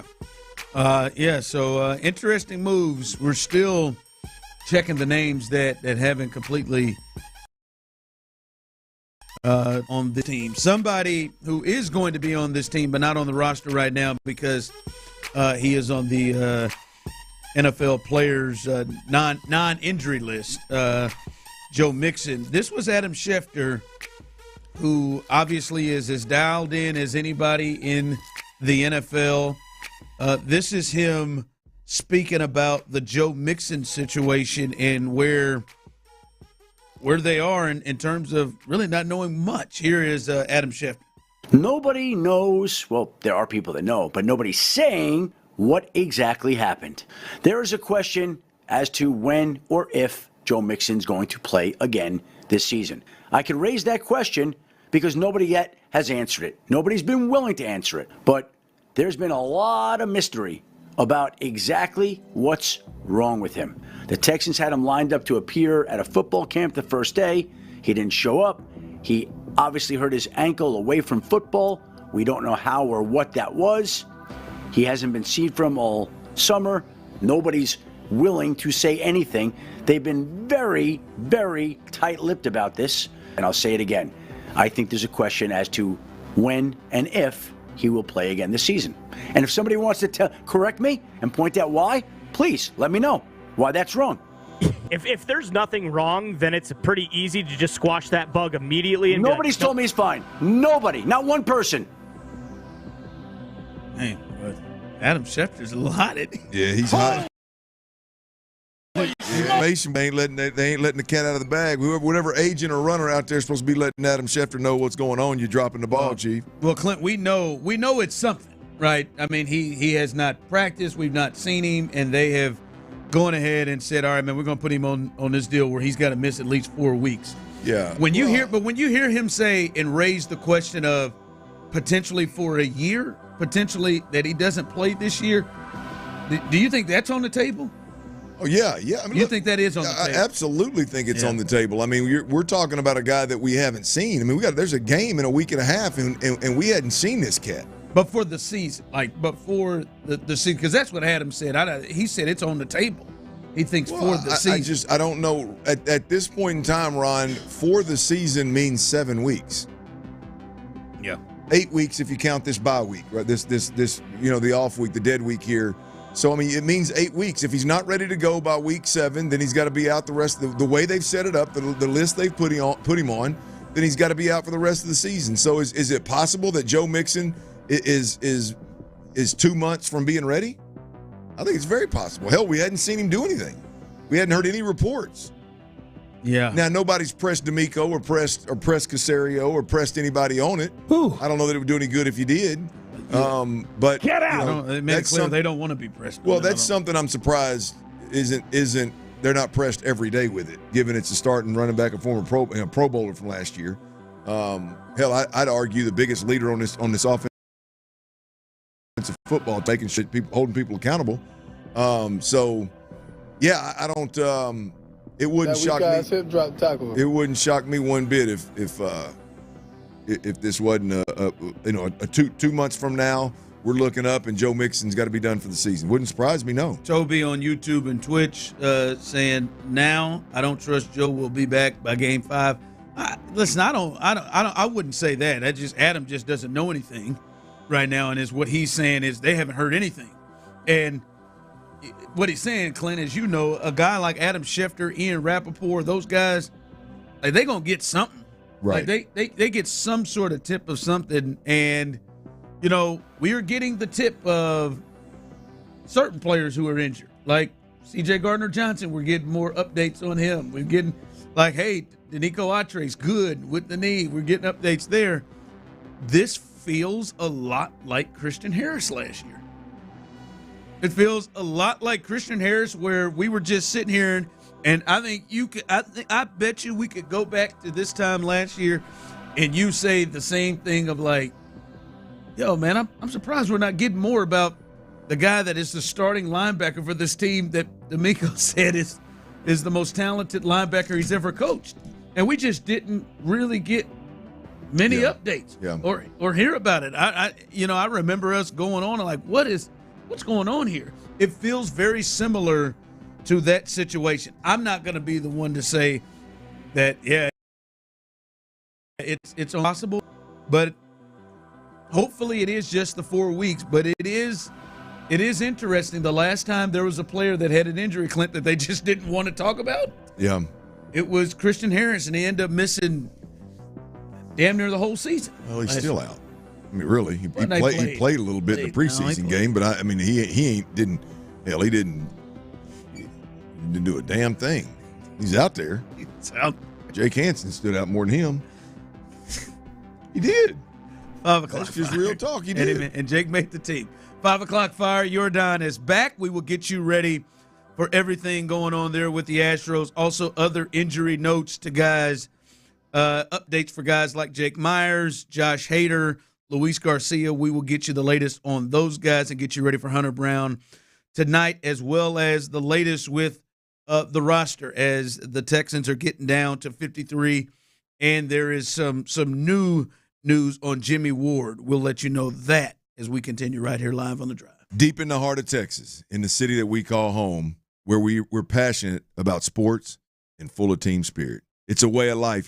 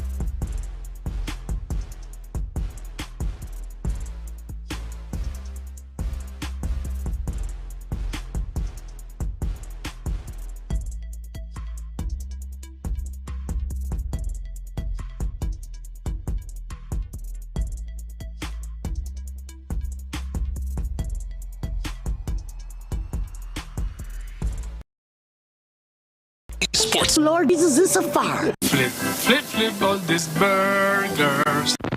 Sports Radio 610 presents The Drive with Stoerner and Hughley. It's the 5 o'clock fire. It is 5 o'clock. Congratulations. Hopefully you're off work. Luckily for you, Old Dirty Show, T-Mill, a.k.a. Psycho T, a.k.a. the face that produces the place. Tyler Milner's in the building. And it is I think it's a huge, great day here in the city of Houston, especially for the sports world. And nothing better than to hear this, Clint, after 100 games away. Yordan Alvarez, this team's best player, this team's best hitter. He's clutch. He's done it in the big moments. He didn't get off to a great start this year, but nobody doesn't have any confidence that Yordan Alvarez, if healthy, will be Yordan Alvarez. He is finally back, Clint, after 100 games, and that is huge. Before I get your thoughts, here is Joe Espada, the manager, giving his thoughts on finally having the biggest bullet that he has in the chamber for his team back in his lineup. Getting Yordan back, huge. Not only what he means to our team and our offense, but what he means as a competitor. Our team just got that much better today by adding one of the best hitters in the big leagues, and we are really excited to have him back.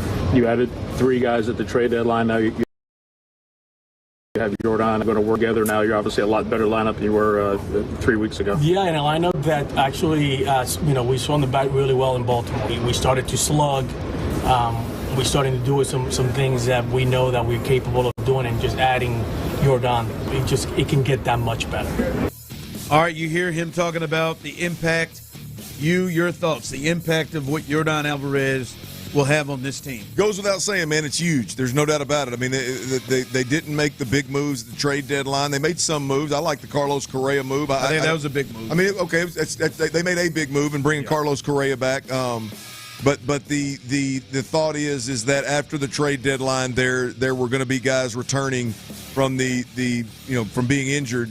That were going to be like making a big trade or like making a big acquisition and acquiring a big free agent or something. And this is the biggest one of them all, right? Getting him back in the middle of that lineup obviously takes the lineup to a whole different level. I think he's one of very few guys in Major League Baseball that when he comes to the plate, I think opponents and all pitchers actually fear him. And you put that dead in the middle of the lineup of which, again, the Correa move is obviously one. Pena is having obviously a career year at the top. Altuve is Altuve. Christian Walker seems to have turned the corner. I say turn the corner. It's like he's just continued to chop wood and seems to be swinging the bat as well as he swung it all year long right now. And so, yeah, I mean, you got that top 5 or 6 in this lineup, man, is really solid, and bottom half, the bottom 3 or 4 hitters isn't anything to turn your nose up at when they're healthy either. Yeah. No, it's a game changer, man. Right? Like started to slug. It's like the Yankees adding Aaron Judge after 100 days out. It's like the Dodgers adding Shohei Ohtani. He is in that era of hitter, and even bigger. I would say bigger than any of them. I would put my money that Yordan Alvarez is the best clutch hitter in baseball. There is nobody, even Carlos Correa, there's nobody else that I would take at the plate in a big moment than Yordan Alvarez. He has proven it time and time again, and to bring that back into the lineup, it changes the game. And as we see him in the lineup today, I mean, he's hitting in that 4 spot right behind Jose Altuve. He should see a lot of fastballs. He should see a lot of pitches because you don't want to put more guys on base. This lineup looks completely different, as you alluded to. By the way, today's lineup: Pena leading off, Correa, and by the way, when Yordan was playing, Pena leading off was a completely different person than he is today. Jeremy Pena has been one of the best players in the American League all season long. He wasn't this guy leading off in front of Yordan Alvarez, but Correa obviously wasn't there earlier, and he's swinging the bat as well as anybody in the lineup. Altuve, Alvarez, as you talked about really benefits from him. Jesus Sanchez, Caratini, Dubon, and Jacob Milton. That is the lineup today. By the way, on the injury front, I'll look at some of the big names. Luis Garcia, scheduled to make another appearance tonight in AAA Sugar Land. He should be getting close. Josh Hader is rehabbing in Houston. He has not started throwing yet. Brandon Walter, not started throwing yet. Jake Myers is another big one, Clint. He is in Houston today, and we'll go through a full workout on the field. He is scheduled to begin a rehab assignment, AAA Sugar Land, tomorrow. So those are some of the big keys and names tonight. By the way, Hunter Brown on the mound against the Rockies. Pay attention to best bets. How'd you do last night? That'd be a perfect 3 for 3, sir. Man, I tried to tell him. I told him yesterday. I told the people he was going to go 3 for 3. We got a hater. I mean, I tried to tell you. You did say that. I said it repeatedly. I mean, you're hot, man. What are we going to do? We're going to have 8 bets tonight? 3 more. We're going to stick with 3. That's the number? Yes, sir. Let's do it, man. Slow climb. They probably got Hunter on there 8.5 on the strikeouts. I bet they got them strikeouts high as hell. We'll find out. It's a lot more desirable. It's a lot more desirable. desirable. It's going to make an appearance. You're going to hit that? Yeah, okay. All right, Tanner Gordon, according to Tyler, versus the Diesel. By the way, Tanner Gordon walking in here with a 7.11 ERA. So they should. I'm getting all over this. I'm even consider upping my bet. How much room you got? They should. Oh, wow. Hell, I got these floors going in. Hell, I might get in here myself. Hey, man, let's pay for them, man. I'm just kidding. No, let me not. I thought about it. No one should give an F about Aaron Judge. 5 o'clock fire. All right, Clint. It was cut down day for the Texans, and a lot of guys. Braxton Berrios makes the roster, as well as Justin Watson makes the roster in that receiver room. We wondered if all of them would make it. I think the biggest thing to me, Clint, is when you look at the secondary. And we'll get to the other news that impacts this here in just a bit. But Miles Bryant, Damon Arnett Jr., Russ Yeast, Jalen Mills, and D'Angelo Ross, all in that secondary, Clint. They were all released. Arthur Mollett as well, who they brought over from the Ravens last year. They were all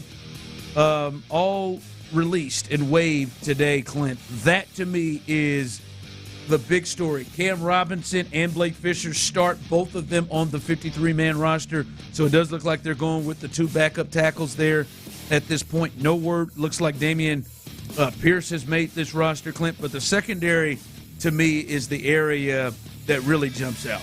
Yeah, the secondary is the one. I mean, to me, that's the where there's still moves to be made to some degree. I mean, and maybe those moves are from within. They're just going to juggle how they use Kamari Lassiter, Jalen Petrie, one of the 2 corners. Smith. Like, how do you handle your cover defenders on this football team, and will that allow you to move Jalen Petrie back to a safety position potentially, or is C.J. Gardner-Johnson closer to being healthy than we think, and he's going to be back in the first couple of weeks of the season? They want to make sure they have room for that, or do they have their sights set on a safety or a hybrid nickel defender, kind of like a C.J. Gardner-Johnson type that's out there that they're going to trade for, or that maybe was released and is on the streets, and they got a pretty good feeling that they can go get that player. I don't know exactly what they're going to do, but when you look at all of the secondary players, and really these are really it's the safeties and nickel, the combination of those 2 guys, I thought they would keep 1 or 2 of those guys. Miles Bryant, Russ Yeast would probably have been my top 2 picks. Neither one of them. They've all been released. So to me, it's keep an eye on Houston at that safety position of what the heck's going on there and how they handle the injuries, the off-the-field problems, along with all these cuts. Yeah, and again, we've talked about this, Clint.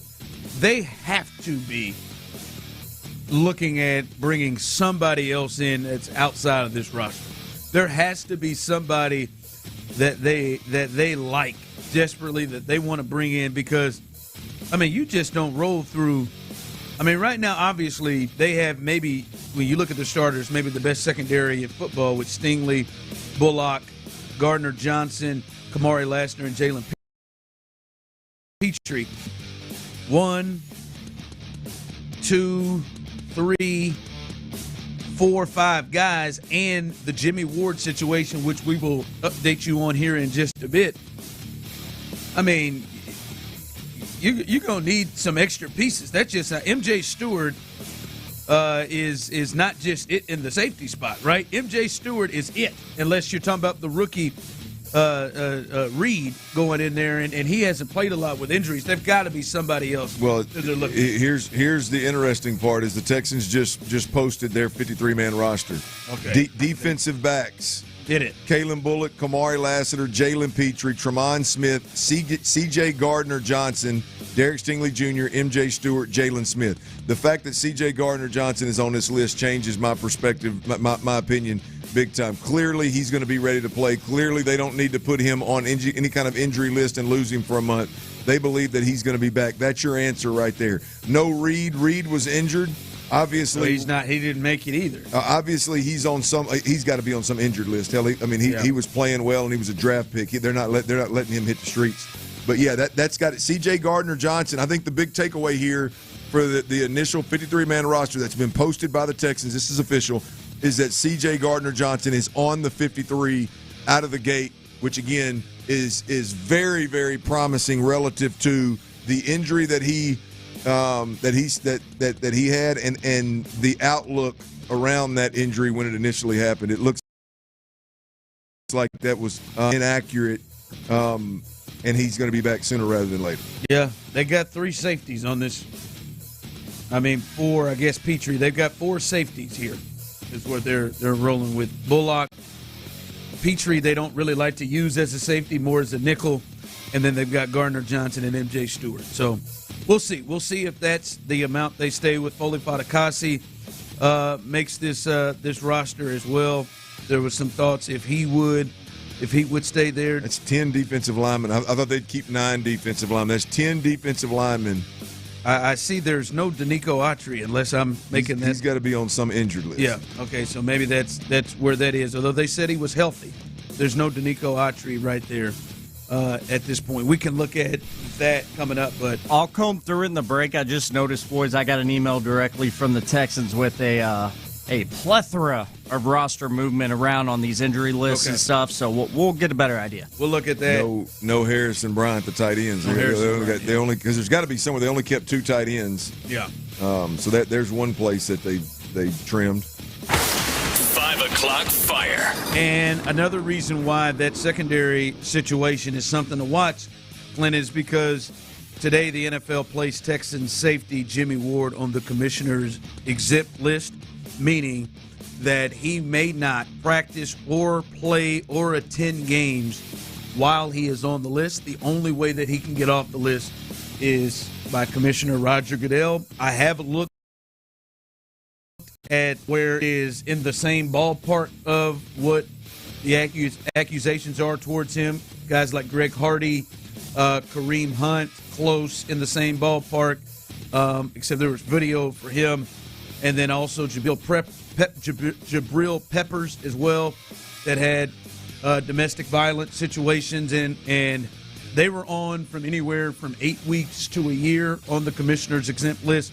Obviously, Jimmy Ward's situation is different, but just kind of doing research of what has happened with guys that have had domestic violence issues on the commissioner's exempt list, that's where it is. But right now, the Texans, you would think that they're probably going to expect to be without him for quite some time. I don't imagine, Clint, they're going to do anything right now with him because they don't have to, because he's on the commission. Well, they don't have to, but look, I'm going to be honest with you, Ryan. When the way you phrase that, I can't help but think, like, if Roger Goodell, if this thing doesn't turn out, after D'Amico Ryans comes out and says, look, we don't know the whole story. We don't know the true story. We don't know what happened. That leads me to believe, and you're keeping him on the team, that leads me to believe that you don't think, that you think there's a good chance he's going to get off. If for some reason Roger Goodell doesn't see it that way, I got to believe that he's not going to be a Texan very long. You know what I mean? Like, this is if what D'Amico Ryans and the Texans organization is seeing and hearing and feel about the situation. I mean, I was there about 3 weeks ago, but I mean, right. Well, I just got to believe. I say that to say that I got Goodell saying, hey, man, first of all, that it didn't happen the way that it's being portrayed, and that Roger Goodell is going to have no problem letting him off the list, and the Texans are going to have no problem letting him play. No, you're right. They because feel that way at least. In some of those cases, the teams just they cut them. Yeah, right away. I know Kareem Hunt was immediately cut and then put on the list. I believe Peppers, that was his situation too, and he was cut. So we'll see. There right now, as of now, there are no reports that the Texans have done anything, and as I said, I would imagine they just kind of let this play itself out with Commissioner Goodell. So that is the latest there when it comes to the Jimmy Ward situation being placed on the commissioner's exempt list. All right, coming up, this just hit the fan here the last couple of minutes. The official roster. We'll take a look at what it looks like, and as Tyler said, there is a bunch of notes and designations for certain players that aren't on the 53. We'll dive into that. Look at that coming up next right here live on The Drive. All right, you're losing your hair, and you need a simple solution that works, man. You want the best. Modern technology with top.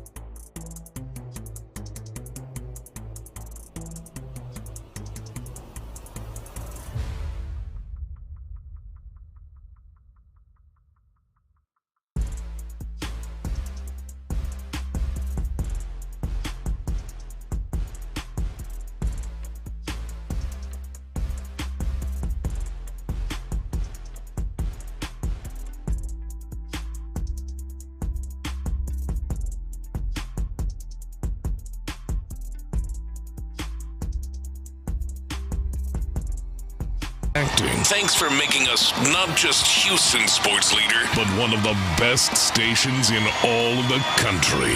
Houston's Marconi-nominated sports leader is Sports Radio 610. Drive's busting this day open. Busted what the hell open, ain't it? And we're telling them to bring it back. Sports Radio 610 presents The Drive with Stoerner and Hughley. All right, the Houston Texans have put out their official, as they're saying, initial 53-man roster. They have put it out, offense, defense, and special teams.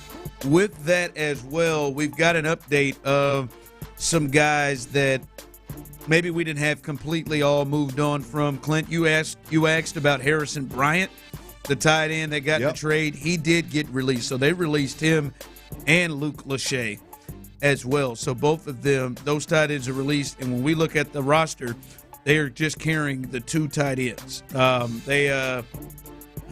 British Brooks made this roster. You thought that was a surprise. Maybe that's where they added extra in running backs, but they're carrying and only two tight ends there as well. Some of those designations, as we said, Danico Autry wasn't on that. He is on the physically unable to perform list right now. So he, Tank Dell, and Kurt Heinisch, those three are on the PUP list. As we talked about it earlier, Jimmy Ward is on the commissioner's exempt list. And then Joe Mixon is on the non-football injury list as well. Irv Smith, Clint, he is on the reserve injury list. And I think that ends his season. And Jalen Reed, we talked about, wasn't on there, one of the safeties, because they seem to be thin there. He is on the reserve injured designated to return list. So there's a lot going on there with all the moves they had. Like there is some movement there, but they're carrying three quarterbacks because Graham Mertz made this roster. As I said, two tight ends, and Justin Watson and Braxton Berrios made that list when it comes to receivers. So Collins, Kirk, Hutchinson's, Higgins, and Noel all made the 53, the initial 53-man roster. And you pointed this out, they're carrying more defensive linemen than maybe some teams usually do as well. So kind of interesting how they have this roster set up. Let me tell you here, Big Dog, there is 0% chance that they play a game with two tight ends on the roster. I wouldn't think so. Not as much as we've been seeing all the tight ends. Say no. There is a 0% chance that there is three quarterbacks on the roster and two tight ends on the roster come Sunday. Yeah. There is. Now, I'm not saying you can't have three quarterbacks on the roster, but there ain't no way you're going into a game if you're Nick Caley and you got two tight ends. So every time you go, you're 12 personnel, a guy's playing every single snap.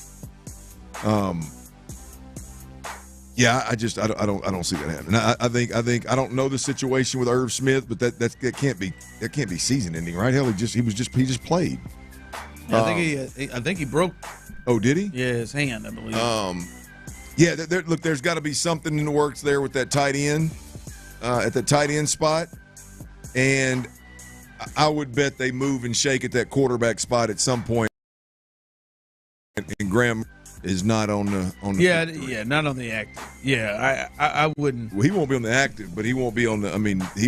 He'll be inactive for sure. Yeah, inactive. Yeah. But carrying three quarterbacks is.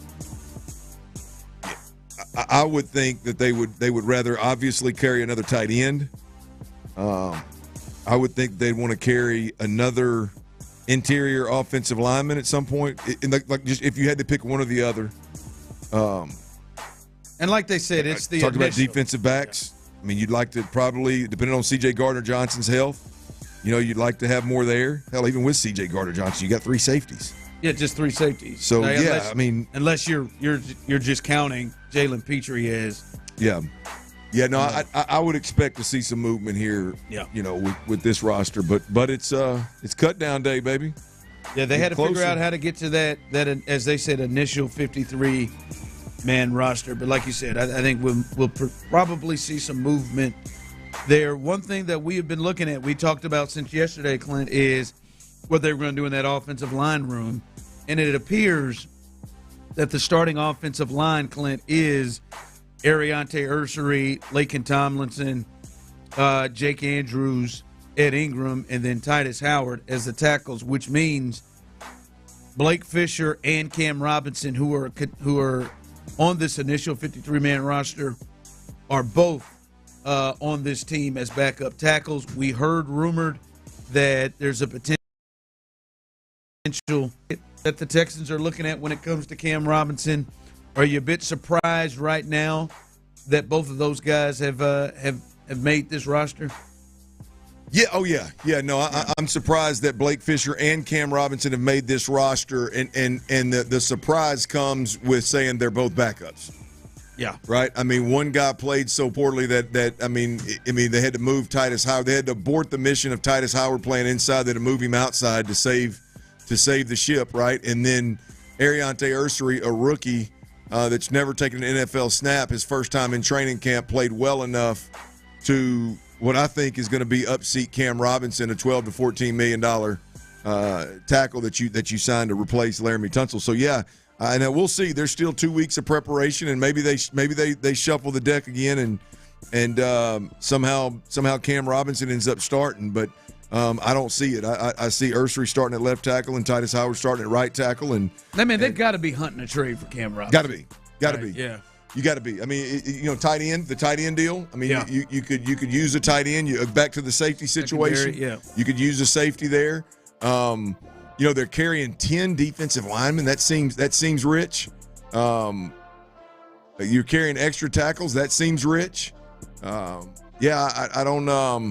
They kept an additional wide receiver. Like what they do, they kept one more wide receiver than we thought with Justin Watson. That seems rich. It's really about the 69.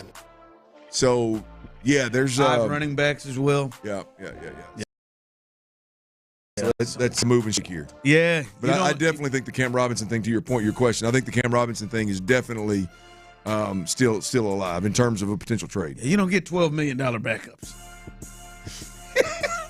I don't know. I mean, he better save. Unless it's a quarterback. He better step in. If somebody gets injured, step in and play lights out late in a monster game to get that value, right? Yeah, I guess. Got that money.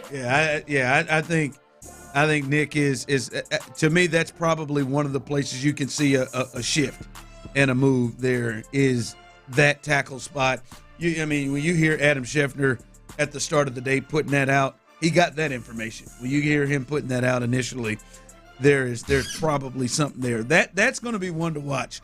Like, I don't necessarily think, Clint, it's a blunder. Clearly, you don't plan on having your $12 million backup, your tackle as a backup, but you do understand, like, hey, we were in such a tough spot at the offensive line position. Let's try to get answers in here.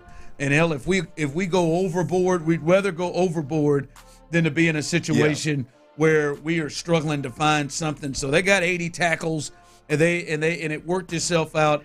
I think Cam Robinson is probably leaving this team or not a starter more because of what Ursery did than anything he did. Because hell, we didn't see him enough, right? He didn't even play enough to make a determination. And this has to be because now again, especially after this year, Clint, because Will Anderson's going to get new money, C.J. Stroud's going to get new money. You don't want to make it a practice of just bringing in $12 million players and then not using him and having to trade him and eat some of it because money's going to be a lot tighter when those two guys, get on the books.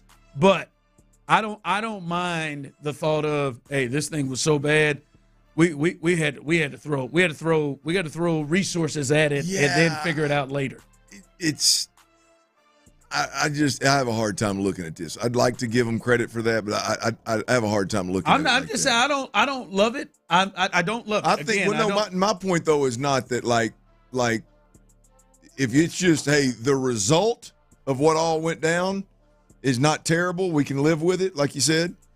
Okay, but like I didn't view them as we're going to sign Cam Robinson and we're going to draft a left tackle and this guy's going to be able to play early and Titus Howard's going to move to tackle from guard, and we're just going to be overloaded on tackle, and that's how we're going to fix this thing.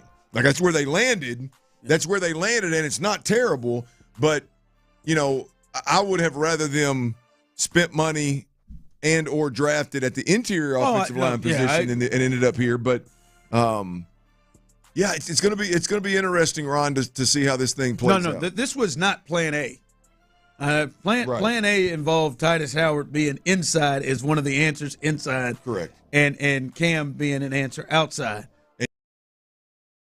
But you're hoping out there or Blake Fisher can play.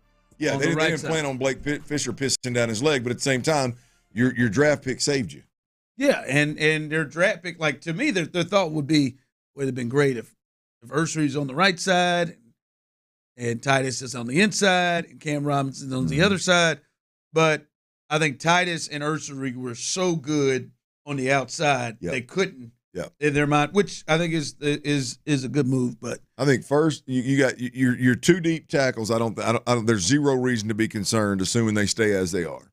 Now you're at a spot where that interior line is got real potential to continue to be a problem. Or also for them, Blake Fisher's a step away from jumping into. So the depth part is that, but I don't know. I mean, God, he played in big games last year. I mean, Blake Fisher's two tackle injuries away from playing. Is it 2? Yeah, he probably is 2. It's going to take. Well, he's played. It's going to take 2 guys going down for him to play. I don't know, man. Unless it's one of the tackles, like if it's Ursery or it's if Ursery goes down, Cam steps in. If Titus goes down, Ursery. Well, goes Cam over right now. Cam right now. I'm operating. I don't believe Cam is going to be on this roster. I just don't think they're going to have a $12 million backup. We'll see. I could be wrong. That doesn't sound like the way it goes. All right, T-Mill's best bets coming up, as well as getting you ready for the return of the big fella, Yordan Alvarez. He is back. We'll do all of that as we continue right here live on.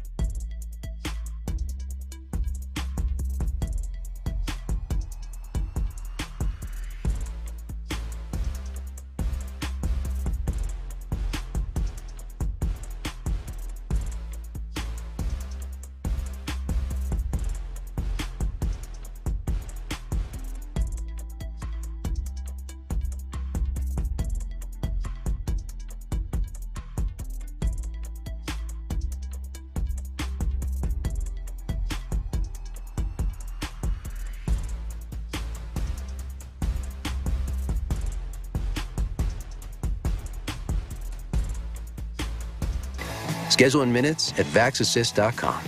Sponsored by Pfizer. Live from the Mokaram Injury Lawyers Studios, Sports Radio 610 presents The Drive with Stoerner and Hughley.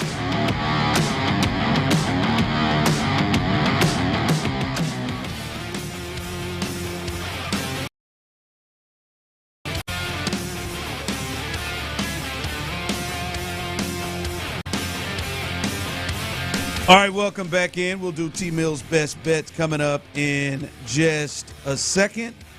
As someone texted in, John said, haven't heard you guys cover how many running backs they kept. They kept 5. They decided to keep 5 running backs: Nick Chubb, Woody Marks, Damian Pierce, Dare Agumbawale, and then British Brooks makes this roster. So they kept 5, John. Kept 5, guys. Coming up behind us, remember, as we continue, and I'm sure the fellas will continue things rolling as well. John Harris, I saw him walking through here. He'll be live in studio to discuss this roster, the final roster hits, and nobody, and I mean nobody, knows these players, and he'll really knows how D'Amico and Nick view and see things as well as John Harris. So stay tuned for that. You can probably call in tonight to talk to John Harris and get some questions answered. So that's coming up right behind us. And then Area 45, they are going to be back live, the best damn sports show in all of Houston after dark, baby.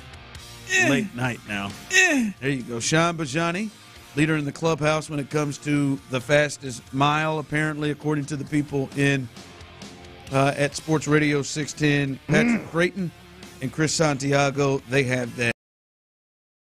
As we said, T-Mill's best bets coming up here in a few minutes. Clint, someone texted in, give him credit for the draft pick.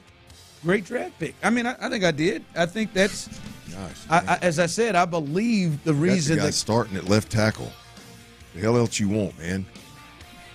As we said, man, I think the reason Cam is playing is not playing and is getting shot is due to Ariante Ursery impressing them so much that he got Wally pipped. He did. And that they feel like we need to go there because Cam Robinson, and I'm sure he's probably thinking this to himself, well, damn, man, I didn't even give enough a shot to even play my spot. But, look, the tackle, I get it, the tackle position and the way they addressed, retooling the offensive line from the outside in has landed them in a really, really good spot. I'm not even as low on Blake Fisher. I've never been as low on Blake Fisher as everybody else is. I'm lower than I started training camp with because he hadn't had a good camp. But, again, I'm just of the belief that if you're going to fix your offensive line, I agree with what D'Amico Ryan said following the last football game of the season last year when he said you got to fix it from the inside out. And if you're asking my opinion on this offensive line, I feel pretty confident, especially knowing Cam Robinson is on this team, whether he's a starter or a backup. I feel pretty confident about the edges.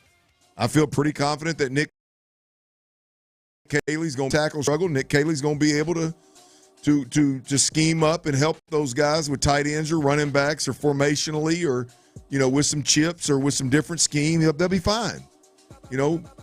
Again, after a rough season protecting the quarterback, the head coach gets up there and says we got to fix this offensive line from the inside out, and that is Laken Tomlinson, Jake Andrews, who was cut by New England, and Ed Ingram, who they couldn't get up out of Minnesota quick enough because they had a pass protection problem. Yeah.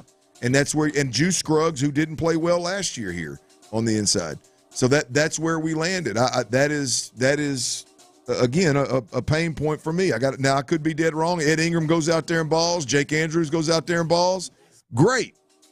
But as we break down this roster, I think it starts with the offensive line. And in my opinion, anybody that doesn't have concerns about the interior offensive line is lying to you. Yeah. No, The interior part is, I just don't believe that was on anybody's bingo card that would be the threesome. Yeah.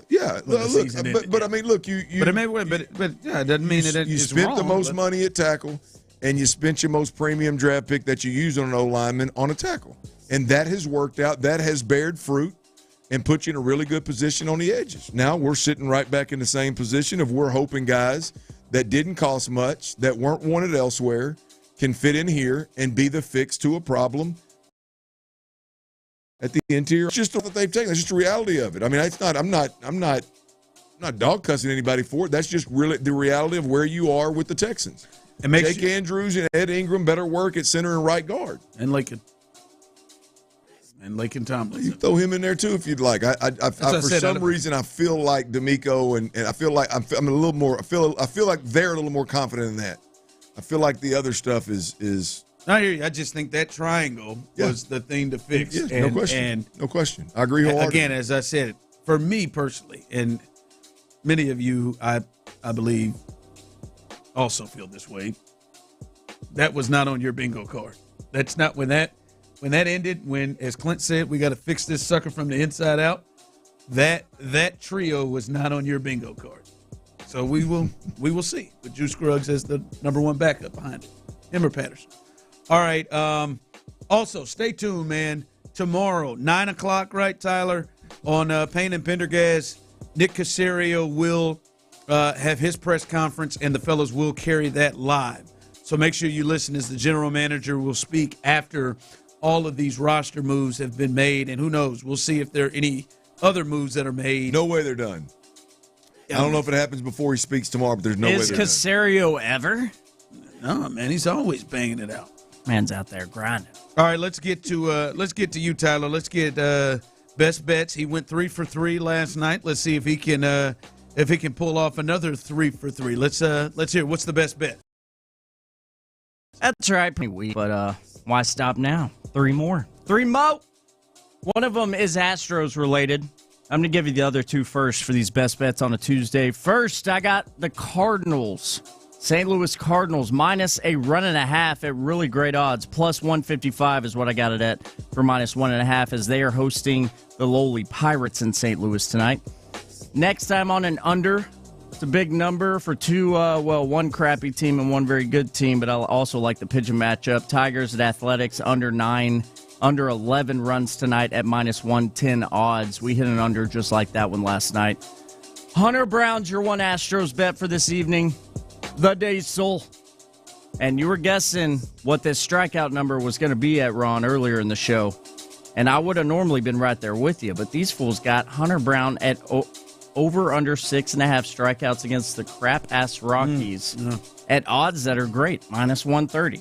If I saw 6.5, I would have expected 160, 165 even maybe. Minus 130, Hunter Brown over 6.5 Ks because the Rockies suck. Those are your 3 best bets. There you go. 3 best bets right there. We've been talking about in the second half, taking the Rockies. I thought taking anything against the Rockies.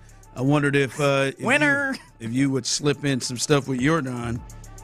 Had this put together before I got you before you knew. Well, I need given that I think I just saw the Rockies strike out. The only team that strikes out more than them is the Angels. So I think I'm gonna jump on there with you, man. I think I'm gonna jump on that Hunter Brown with you. I think I'm gonna jump up because Tyler, I need my damn music. Give it to me, Tyler! Don't tease me. Give it to me right now! I need my damn I've been waiting for this. You better deliver. I need it. Come on, Jack. Yeah! It's been a while. We made promises. When the big fella gets in, the other big fella's gonna get up and give you these lineups. Here we are as the Houston Astros will be live at the Daikin, and they will face off against the worst team in baseball. Here is your starting lineup. Batting first, leading off, and playing shortstop, he is the penny dropper. And listen, ladies, he likes mature ones too. He likes a real woman. He don't just take the thongs, he'll take the bloomers. He'll take all the big draws, all of them. Come on in and throw them damn draws right on the field. Jeremy Pena. It's a panty dropper. Batting second. It's been a while, baby. Yeah, I know his mama named him Carlos. I know his daddy named him Carlos. But damn it, right here, we call him Los Correa. And he is batting second and playing third. And the designated hitter hitting third. He may be 5'6", but he carries the big stick. Jose Altuve. And the man that got us here, batting cleanup. You know he stays in them big fofos. I love it when you call me Big Papa. They said I love it when you call me Big Papa. The big fella's back. Yordan. And batting fifth. The very pristine, the real cowboy of them all, the first baseman, Christian Walker. He's turning it on, though. He is really coming on. I give it to Christian. He's coming on. And batting sixth. The boy's name is Jesus. And you know who that is? That's Lazaro and Martinez's boy. There he is, Jesus Sanchez. And batting seventh, the second baseman. And by the way, batting seventh is not the second baseman. It is the catcher. I'm sorry, the Italian stallion, Victor Caratini. I know he's not Italian, but damn it, Caratini feels Italian. I'm sorry. And batting eighth, the second baseman. Is it a bird? Is it a plane? Nah, it's Dubé. It's Dubé. Really, really happy. Mauricio Dubon. And batting ninth in center field, Jacob Milton. That is your starting lineups. The Astros will take on the worst team in baseball, the Diesel Hunter Brown on the mound. Go get a W at the Daikin, and we will talk about it tomorrow. Click, great job.